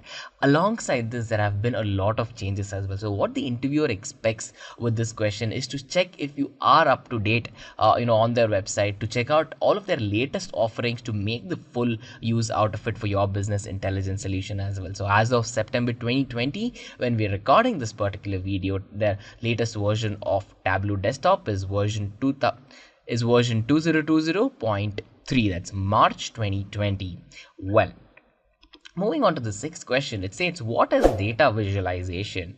Now guys, data visualization, business intelligence, all of these are key questions that are asked in Tableau interviews, so make sure to pay attention, right? So whenever you speak about data visualization, you can talk about what it is, right? So what we usually do is we have data either in a structured or an unstructured format. It can be in a presentation, it can be in an Excel sheet, or it might come from a variety of different sources.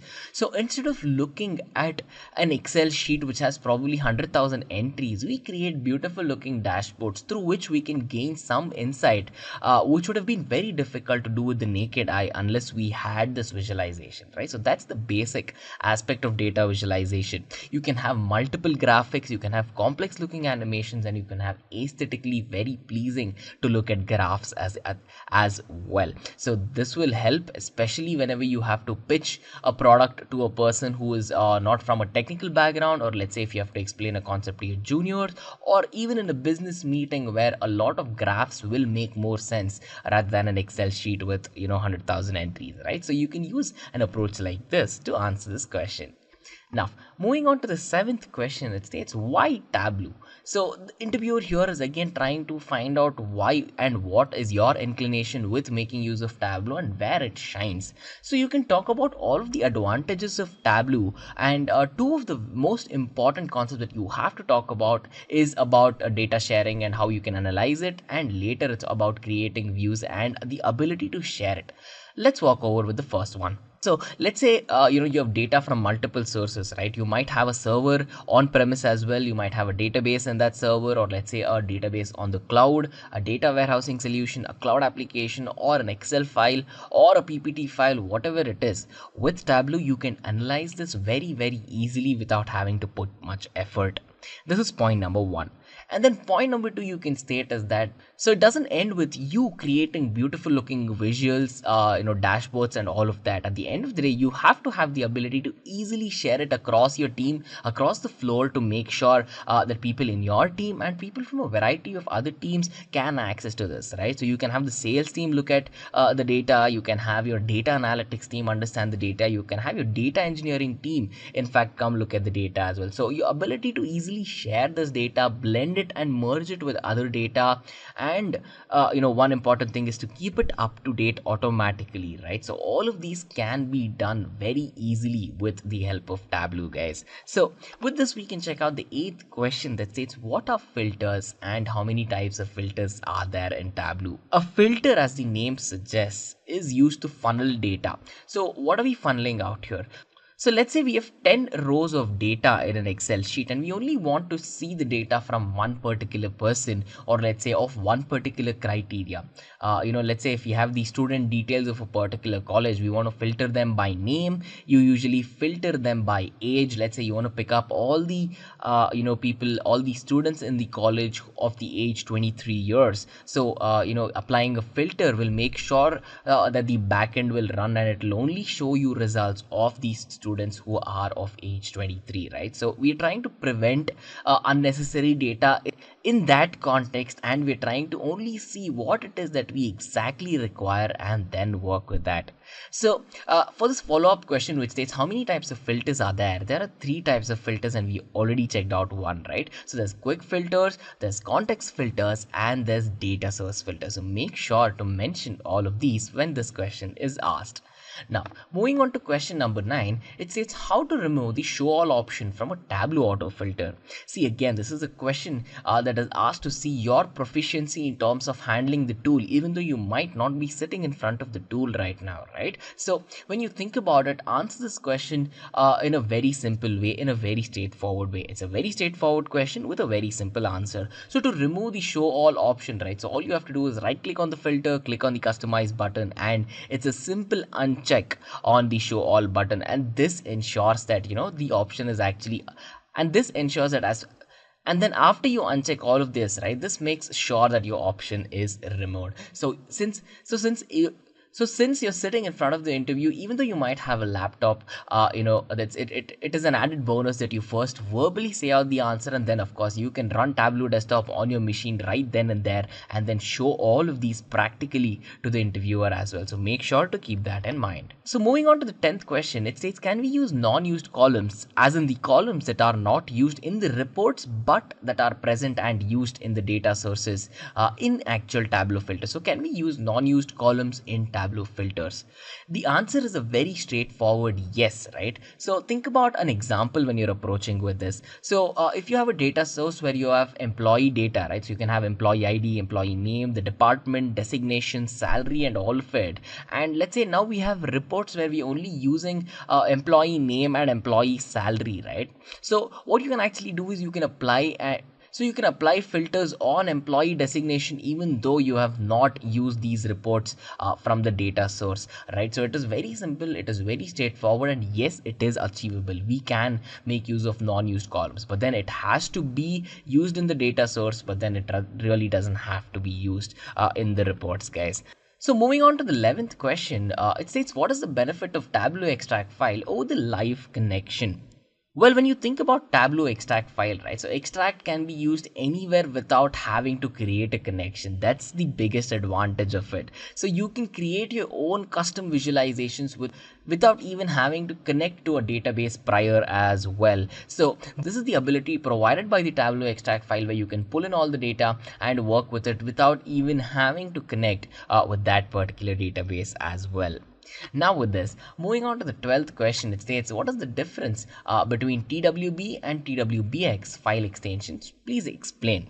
Well, one thing you have to understand is that whenever we talk about TWB, right, the Tableau workbook files, it is a live connection. It points directly to the data source, and whenever the user is receiving a TWB file, he or she needs permission to access the data source. And with a TWB data file, no data is included prior as well. So it's a live connection. It points to the data source, and you need permission to access the data source. And initially, there is no data that comes included with the file as well.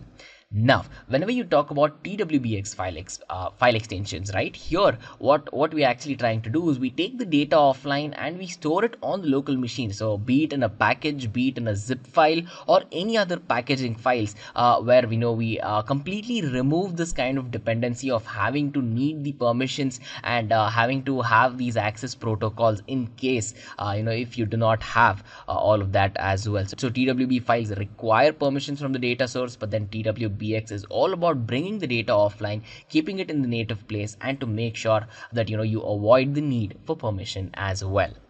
Now with this, we can check out the 13th question that says, what is the maximum number of tables we can join in Tableau? So this is a very commonly asked question, and you are supposed to know the answer to this, guys. It's a very straightforward answer. So in Tableau, we can have a maximum of 32 tables that we can join at a time. And no, it is not possible to combine more than 32 tables in a very straightforward way either. So make sure to answer this in a clear and a concise way. Now with this, moving on to the next question, it states, what are dimensions and facts?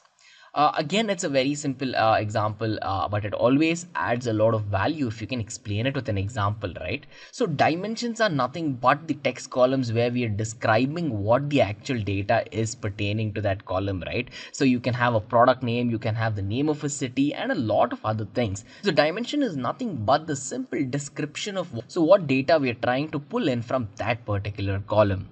And then when you talk about facts, right, facts are the actual measures of data that you might have in that particular data set. So whenever you think about facts, think about numerical values, right? So you can have a profit percentage, you can have the profit in, of course, in monetary value, you can have the sales figures, you can have the sales in that particular monetary value as well, and a lot of other things. So when you think about dimensions and facts, it's a pretty simple concept.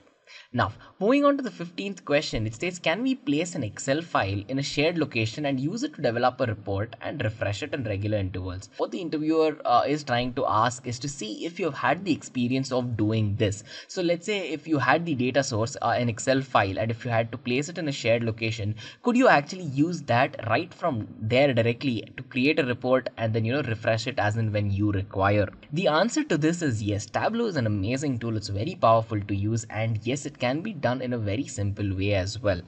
But then if you have a requirement for better performance, right, it is always vital to extract it, bring it to your machine, use it locally, and then work with it.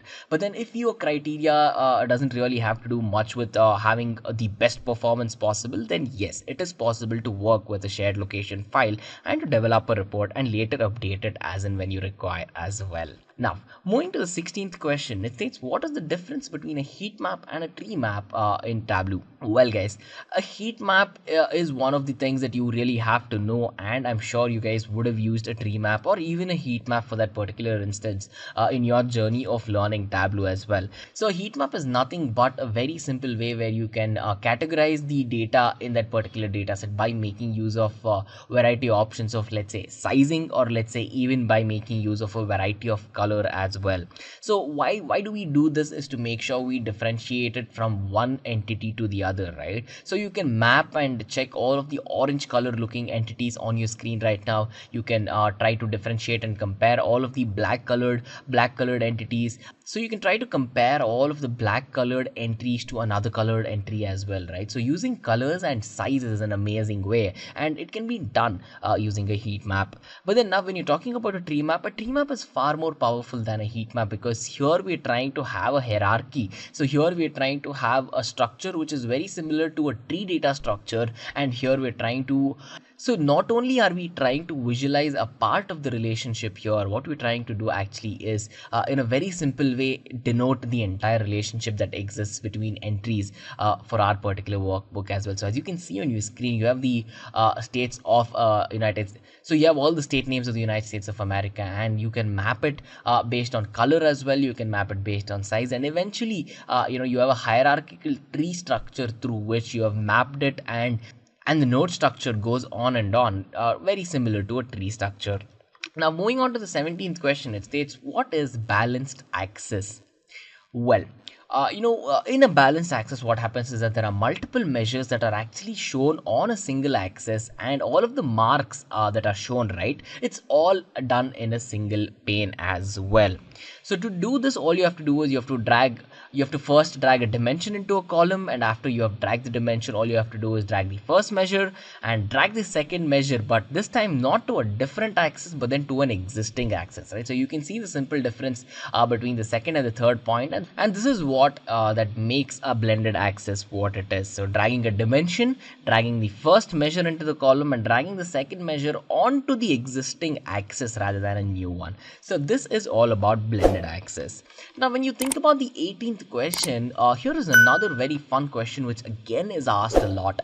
So what makes Tableau stand out from all of the other tools, right? So whenever we talk about business intelligence, whenever we talk about all of these tools, they are fantastic to use. I'm sure all of the developers who have went into creating all of these tools have taken a lot of time, pain and effort to make it very easy for us to use, right? So thinking about that, all of the other BI tools are extremely pricey and can get out of hand if you're a small company. But then what Tableau does that's very different from most of the other people is that they have a free offering, right? So Tableau Public is free, and it has an academic distribution in case if you're a college student and you want to learn and work with Tableau as well. So having this option to use it for free definitely is a standout point. And then when you think about how well recognized Tableau is, all of the big firms make use of a business intelligence tool in one way or another, right? Right from the startups to all the trillion-dollar businesses out there. Tableau, in fact, is also well recognized by very big firms such as Forrester Research, and it's considered to be one of the most easy to use product as of now, and one of the most agile products available as well. So it's not only just this, right? See, there are other BI tools which can do a lot of things more, in a substantial way than what Tableau can do. Tableau is just a data visualization tool, but then you can have and do a lot of things. But then you can have a lot of other tools which have a complete technology stack that they bring along as well, right? So considering that, you will have to make use of these other products along with Tableau. Let's say if you have enterprise grade data to perform ETL, maintenance, data storage, and all of that as well. So in that regard, definitely it is one of the vital points to mention of why Tableau stands out the way it does. Moving on to the 19th question, it states, how do we do data testing in Tableau? This is a tricky question, and I've put in a lot of tricky questions for this particular presentation as well. So make sure you pay attention throughout. Now, how can we do data testing in Tableau, right? When you think about it, data testing is not possible in Tableau because Tableau is a data visualization tool and it is not a testing tool such as Selenium or something. So make sure to answer it and do not be confused. The interviewer may be trying to see if you get confused with concepts such as this. So it's a very straightforward no. Tableau is used for data visualization. Tableau cannot perform data testing. But of course, it is one of the best tools out there for data visualization today, especially when you have data which is already pre-processed or data which is already structured, and you can work with it easily as well. But still, it doesn't add a lot of value in terms of data testing as well. Now with this, coming to the 20th question, it states, can you get values from two different sources as a single input into our parameter? The answer is no. Tableau currently actually does not support multi-valued parameter, right? So, there's actually a technique which is called as the dynamic parameter with a blend technique that can be used to highlight every single value out there. But then you cannot make use of multiple values because this is how Tableau is built and this is how Tableau is, worked on. And one very important concept that you should know whenever you're answering this question is that the parameters in Tableau, right, they are not dynamic. So you literally cannot start filtering stuff at the runtime as well. So this is something which you should talk about along with the technique when you ask this particular question. So the answer is no. Currently Tableau does not support multi-valued parameters, but then of course down the line with a lot of updates, then it definitely is something that we all are waiting and in anticipation for as well. Now moving on to the 21st question, it states, how do we use parameters in Tableau? So you can use parameters with the following entities, right? You can use parameters, map them with filters. You have parameters across calculated fields, across actions. You have measure swaps, you have changing views, and you have auto updates as well, right? So make sure to at least mention 3 or 4, but then it really adds value if you can mention 4, 5, or in fact all of these as well. So using parameters in Tableau is definitely a core concept and you're supposed to know it in and out at this point of time. So it always adds values to talk about where parameters are used and in fact how parameters are used as well. Now moving to the 22nd question, it states, what is the use of the new custom SQL query in Tableau? Well, one thing you have to know about is that the custom SQL query, right, it's a query that is written after you've connected to the data and you want to pull the data to have a structured view of it. Now, to give you an example, think about having 50 columns in a particular table, but then we do not require 50. We only want 10, 20 or 30 of it. So instead of taking all the 50 columns and then working with it individually, what we can try to do is we can write an SQL query that has the ability to filter out and just give us the 10 columns that we want and then work with it later and create a structured view based upon that. So why do we even have to do this? One, you want 10 out of 50, you're getting that straightforward. Number 2, when you think about computation power, the performance will go up to an exponential extent because this is a very simple example that we're talking about. In an actual production environment, this will not be the case. So the performance hit in case when you want 10 but you still have to pull in 50 is avoided. If you want 10 out of 50, you can have 10 out of 50, guys. That's a very simple example. Make sure to state it with the example as well. Now moving on to the 23rd question, it states, what are the differences between Tableau and other traditional BI tools, right? One thing you already know about Tableau if you're here is that it is one of the most easiest tools to use. It's best in its class. It has a free offering and in fact it provides very good visual analytics capabilities as well. So whenever you think about data foundation concepts, here is where Tableau has it a little slow. It really doesn't help with plumbing, so you will have to make use of an SQL server alongside Tableau to have the complete package of using it. And of course, Tableau licenses can get relatively expensive if you're looking to scale up your organization and scale up your data quickly as well. But then traditional BI tools can do it all, but then it might have a significant cost upfront and then with a lot of parameters, right? So think about higher consultations, you have hardware changes, you have to have good software there as well. So all of these will cost money and this will come up to you as soon as you get started itself. So that is one of the biggest differences. And then when you think about all the big vendors out there, right? So if you have to check about reasonable value for money and if you have to check about what best you can get for the money that you've spent, someone like Microsoft is the person who can do it to the best of their capabilities, right? So they're a huge organization.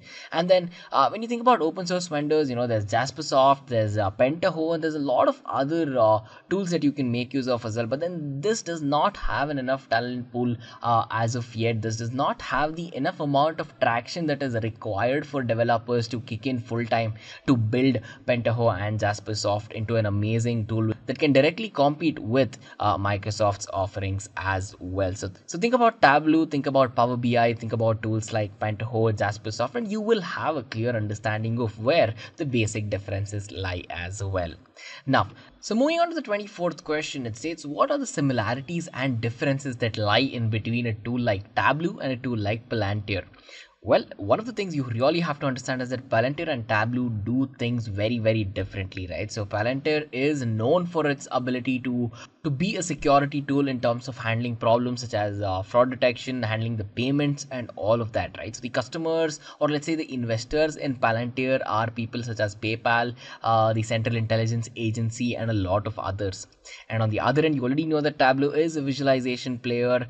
It has its roots very strong into the Stanford University research as well, right? So one thing it'll always add value is that you talk about new points, right? So think about VQL or VisQL. So VisQL is basically the visual query language that will allow users to build any sort of visualizations that require on already existing data warehouses and spreadsheets, right? So Tableau's support for this is definitely a point that you can mention whenever you asked to talk about Tableau as well. So here is another point to your arsenal of Tableau knowledge. Moving on to the 25th question, it states how to create cascading filters without making use of a context filter. Well, it's very simple. All you have to do is think about a situation, right? So let's say we have two filters, filter 1 and filter 2. And based on filter 1, we have to make use of filter 2 on that particular data. And now when you have to say, and now let's think of it as filter 1 being country and filter 2 being it as states, right? So if you choose the country as India, then filter 2 must display filter 2 must display only the states of India and not states of every single country out there, right? So this is how you can cascade filters without having to make use of a context filter. Now to do this, right? So for the filter 2, make sure you select the option wherever the value. So make sure you select option of only relevant values for the filter for the second. So make sure you select the option for only relevant values for the second filter, to actually go on to do a thing like this. It's a pretty simple thing and it can be easily done by making use of Tableau. Moving on to the next question, it states, is Tableau good for a strategic acquisition? Well, of course, Tableau is an amazing tool for strategic acquisition as it provides amazing data insights, and you can do a lot more with Tableau with the approach of you having to put in a lot less effort as well, right? So in terms of acquisition, what it does, it will help you plan properly, set up a pipeline, understand what anomalies are lying there, and try to fix them as well. You can improvise your entire process and have it better as well. So it'll give you a lot of insights which might skip your eye if you're directly looking at the data with your naked eye as well. So in terms of strategic acquisition, it's a big yes for sure. Coming to the 27th question, it states how to display the top 5 and the last 5 sales in the same view. So to do this in a very simple way, there are two ways. Make sure to mention both as well. One, of course, you can apply filters where you can do it in a straight way, and number two, you have calculated fields where you can achieve the same effect of, let's say, top 5 sales and the last 5 sales in the same view without you having to do much as well. So make sure to mention the both ways. Now, question number 28 states, let's say, suppose without having to use a line or a bar chart, I want to design a view to show the region-wise profit of sales. How can I go on to do this? So what we're trying to do here is, we want to show the region-wise profit and sales without having to use a line chart. So how would you suggest that we do it?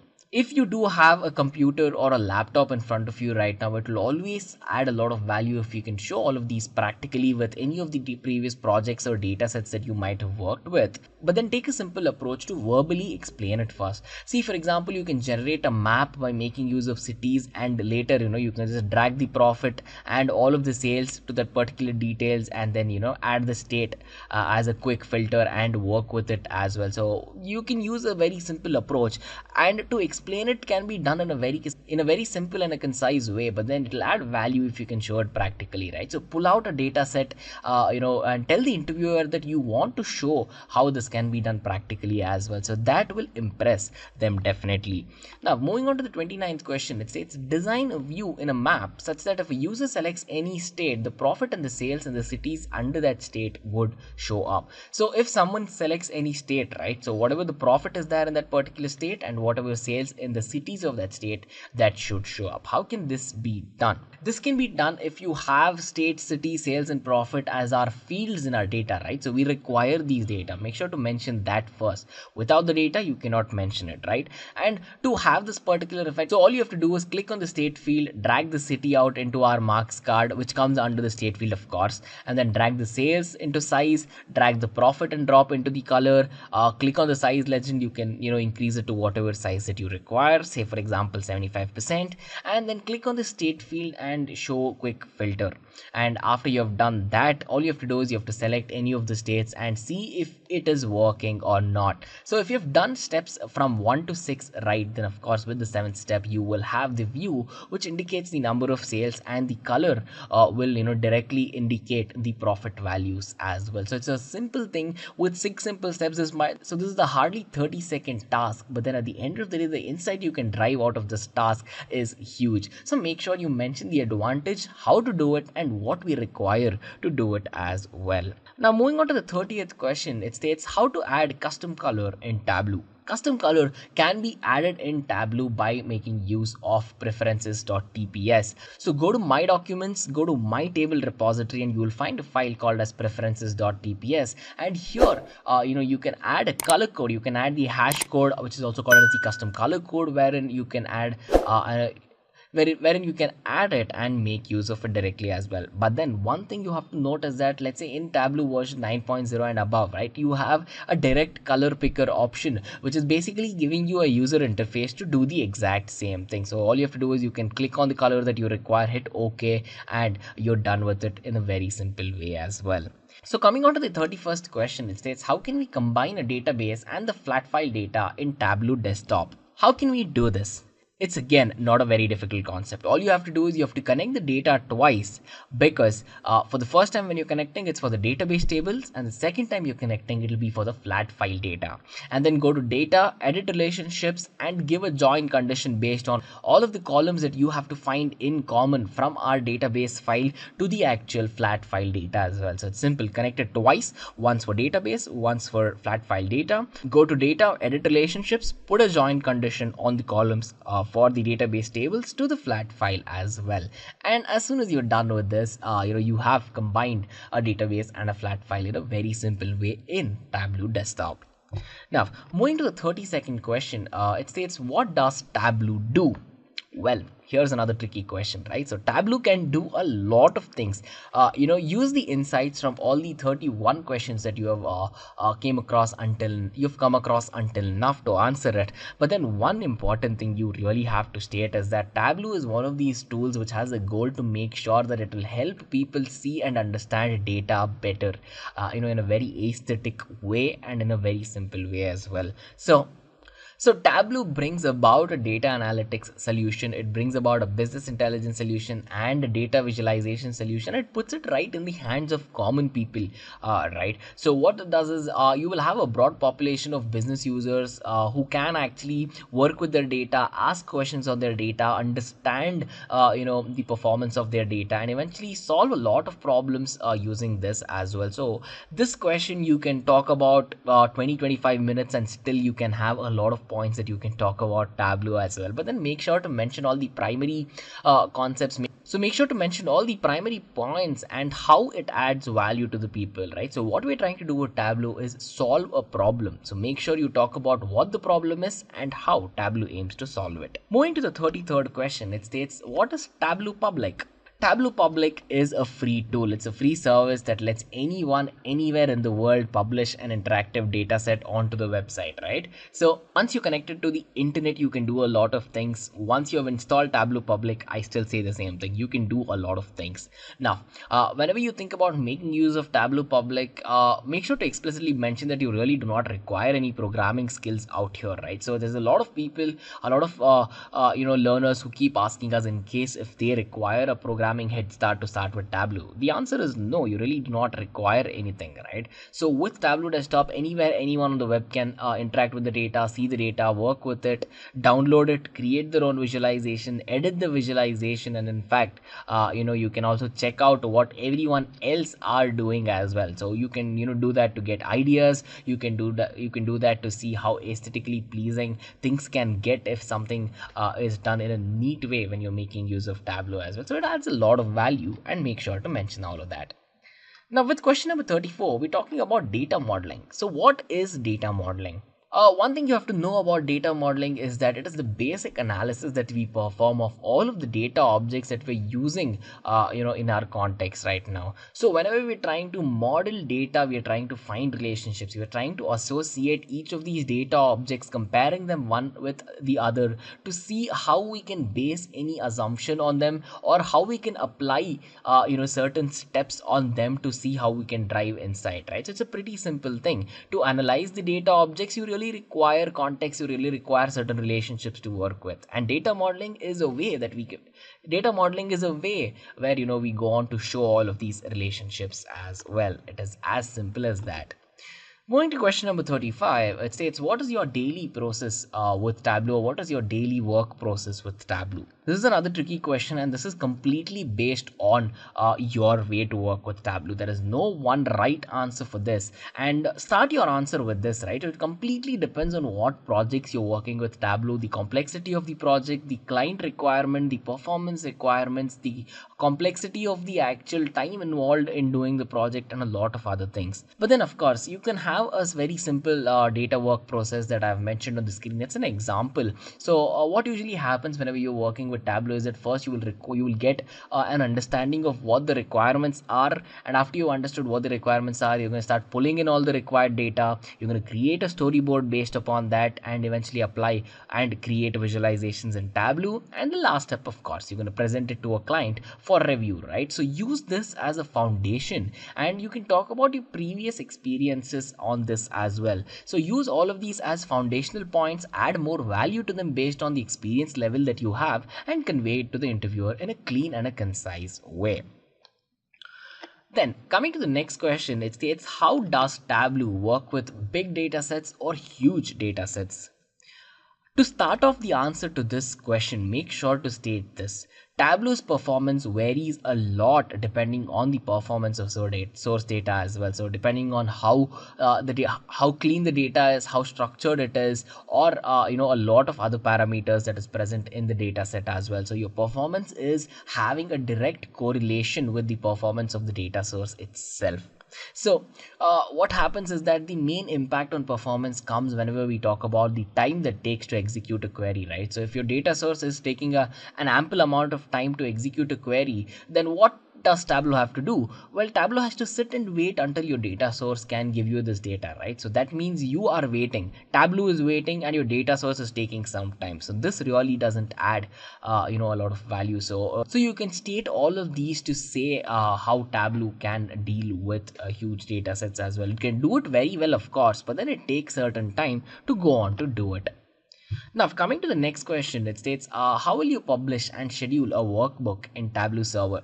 It's a very simple task. All you have to do is create a schedule for a particular time, whatever time that is you require, and or let's say even the client has provided you a time. All you have to do is create an extract for the data source, pull all the data, and eventually publish it on the workbook in the server as well. So creating extract is the actual important step that you have to concentrate on, as whenever we talk about publishing a workbook, especially while scheduling it, right? So there's a lot of authentication methodologies that you have to check as well. So before you can publish it, there is actually an explicit option that states scheduling and authentication. You can click on that, you can select the schedule from whenever you have to publish it, and then directly hit publish. So all the data sources and all of the assignments that have to be published will run through the schedule and be done automatically without you having to put a lot of time, or let's say punching back in whenever you have the scheduled time and then looking at something there as well. So you really don't have to do any of that. This entire process is automated. It will get refreshed on a regular basis, and you can work with it automatically without having to put much effort as it is. Now, coming on to the 38th question, it states, distinguish between parameters and filters. Well, parameters, you already have to know this. It is the dynamic values that will replace all of the constant values whenever we talk about any calculations, right? And parameters, if used right, can be used as filters itself. But what are filters? Filters are used to restrict the data based upon conditions that we have. And where have we mentioned all of these conditions? We have mentioned it in the filters shelf, right? So it's a very simple thing. Talk about what filters are, talk about what parameters are, and make sure to state that you can also use parameters as filters if required as well. So that point is a highlight, and it'll add a lot of value if you can state that directly too. And now coming on to the 39th question, it states how to view an SQL generated query in Tableau Desktop or by Tableau Desktop. So all of the queries that get generated actually go into a log file, right? So there's the Tableau or desktop log file. So there's the Tableau desktop log file that you can get into as soon as you go into C drive, users, my documents, my Tableau repository. And then if you have a live connection to the data source, right, you can check the log.txt file and the tab procto srv files as well. If you're making use of extract, then you have to check out the Tableau desktop server.txt file or the tdeserver.txt file as well. But then if you're making use of to go on to check the queries in detail, right, we have the tab procto srv file. This is where all of your data is mentioned, all of the detailed information about the query. So make sure to mention all of these as well. Once you have to have a live connection with the data source, you have to check all of the files. If you're making use of an extract, there's another file, and the actual file which will contain all of the queries as well. Now moving on to the 40th question, it states what is page shelf? Page shelf is a very simple concept, but do not be fooled by how simple it is, because it's a very powerful part of Tableau. It's a foundational concept in Tableau where you can actually control the display of the output and any result that gets printed on the output as well. So page shelf acts as a primary barrier, acts as a primary visualization criteria where you can work with a lot of things to make sure that you can control a lot of parameters when displaying or when controlling the output as well. So in that regard, page shelf adds a lot of value. Let's have a quick quiz question, guys. And the question is, what is the purpose of Tableau Show Me feature? And your options are to display a list of popular movies, to suggest possible visualization based on the data, or to provide tips on writing SQL queries, or to create a to-do list. Please mention your answers in the comment section below. Now, coming to the 41st question, we have another different question. So moving on to the 41st question, we have a question that states, what are the major differences in between Tableau 7 and Tableau 8? Now guys, you really have to know this question. This is another trick question that can be asked to you to see how proficient you are with Tableau and all of the years of experience that you say you bring with, right? This is a way to verify that as well. So, with respect to Tableau 8, you have a lot of new things that got implemented. Think about tree maps, think about bubble charts, think about whisker plots, box plots, and all of that, right? So new features are amazing. One very important thing you have to talk about is the introduction of the R script and how you can directly copy the worksheet from one workbook into another one without having to redo it or without having to put in a lot of effort there as well. So not only this question, whenever you asked about any question pertaining to older version of Tableaus, in case if you have used it, I'm sure you'll be able to answer those questions. But then in case if you haven't used it, make sure to explicitly mention saying that you haven't had a lot of experience using that as well. I mean, of course, it's going to be 90% same with one version to the other, but then it always adds value if you know it exactly as well. So make sure to mention that. Moving on to question number 42, it states how to create filled maps. So to create a filled map, right, let's take an example. Whenever we talk about map view, right, so all you have to do is click on the geographical field, click on anything such as zip code, click on area code, state, or any of these, and select the filled map mark type, right? And select the filled map mark type. So with this, what you can do is the automatic mark type that will show all of the types of views as circles over the map, right? So once it starts showing it as circles over the map, then you can have the marks card, and from the marks card you can select all the filled map to eventually color your geographical areas as per requirement as well. And to color all of that, it's a very simple thing, and I'm sure you already know this. And step number 3 is very simple. Drag a field to the color shelf, define what locations need need to be colored, how these locations need to be colored, and just drag a field to the color shelf and you can be done with that. And of course, you can explain this probably in under a minute to the interviewer, but then if you have your laptop, I would really suggest you take your laptops to the interviewers in case if that's allowed, and then make sure to show this practically to the interviewer as well, because all of these concepts, you can explain them easily and in a very straightforward way verbally, but then what will add value is if you can actually show them practically as well. Now, moving on to the 43rd question, it states, does a parameter have its own drop down list? In Tableau, yes, a parameter has its own drop down list, and whatever entries that you make in the parameter while actually creating, right? So it can be directly viewed as items in the drop down list. So the answer is simple, the answer is straightforward. It's a yes, it's possible to have a drop down list for a parameter. Moving on to the 44th question, it states, how is data blending different from data joining? Again, this is a question which is asked a lot of times in this interview, just like all of these other questions that you've been going across right now. So make sure to concentrate. Now, when we talk about data blending, right? So data blending, as the name suggests, in fact, is the process where we combine the data from two different sources or more than two different sources as well. So, your two different sources can be a Microsoft Excel file. You can have another set of data on an SQL server, Oracle server, a cloud computing platform, or a server which is on premises, a remote server which is in the client's location, and a lot of other things to bring these data together to use in Tableau, right? That's what data blending is. And data joining, on the other hand, is a very simple concept. It's a straightforward concept, just like data blending, but it's very different. What we're trying to do here is we're trying to combine the data from two or more tables and sheets from the same data source. Data blending spoke about two different data sources and bringing it together. Data joining is all about talking about two different sheets or tables that are present in the same data source, guys. That is the basic difference. In joining, we talk about same data source and everything that is present in that data source, and in blending, we talk about more than one source. So make sure to explicitly mention that without fail.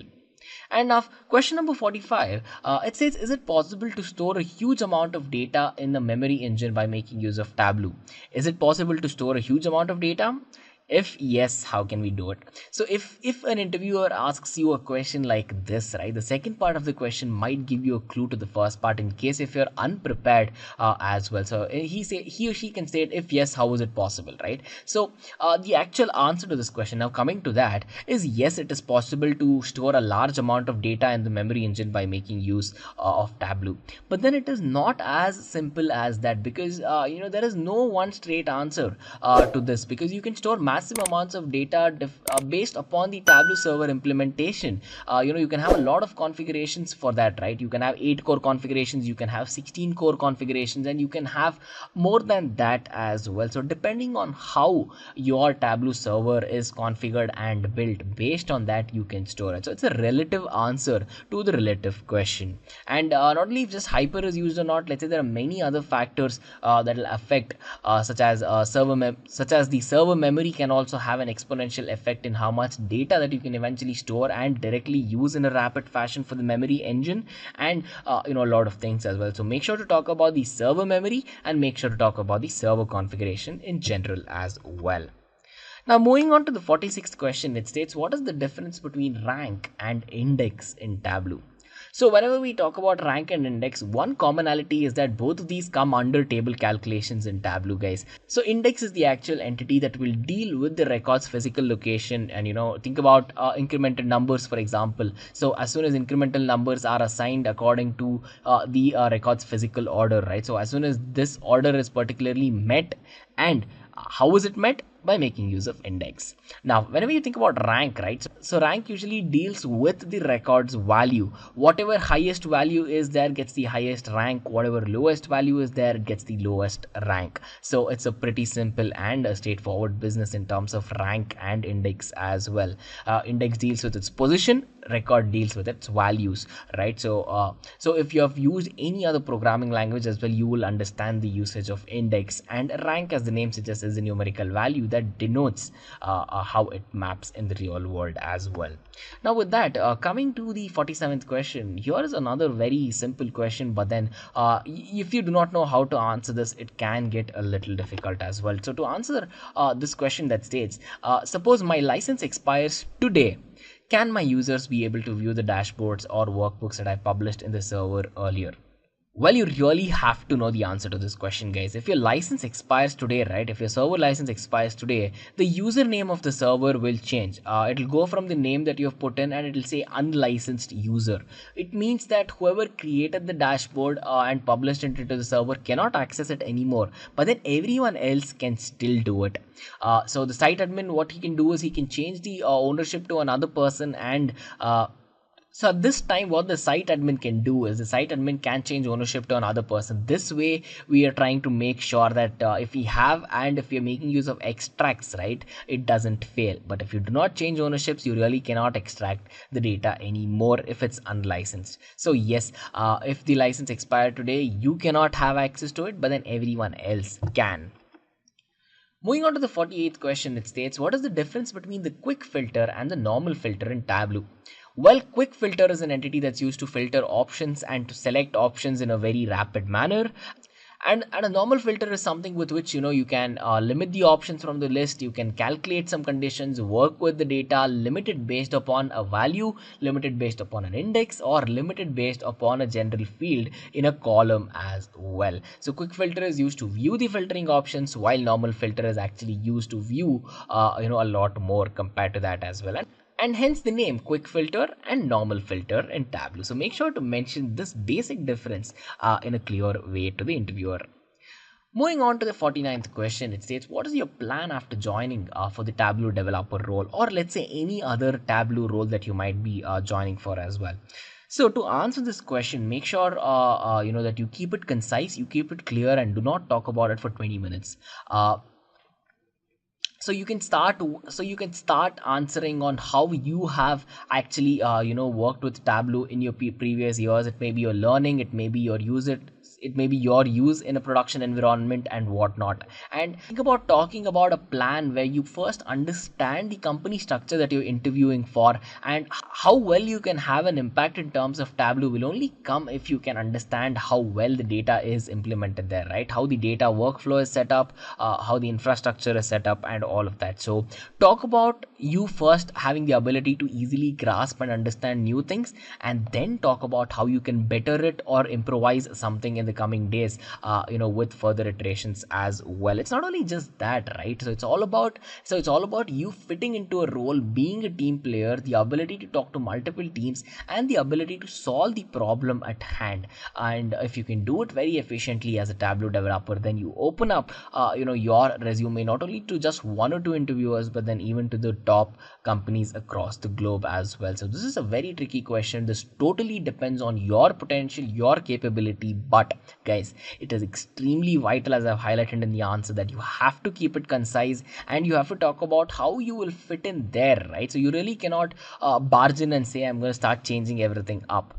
Yes, you might have to start changing everything up only after you have understood it and you've seen a problem and you have a thorough way of solving that with your solution, which is supposedly better as well. So make sure to mention all of that.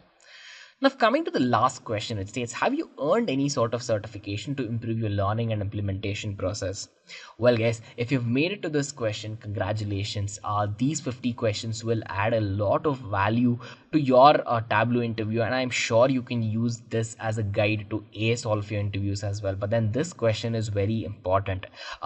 If you have ever used a certification program to learn and gain knowledge, you will understand that it will portray a lot of things, right? So you can gain a lot of knowledge in a clear way, in a concise way, from professionals across the globe, and you can make use of real world projects to concrete your learning, and you can do a lot more for a learner.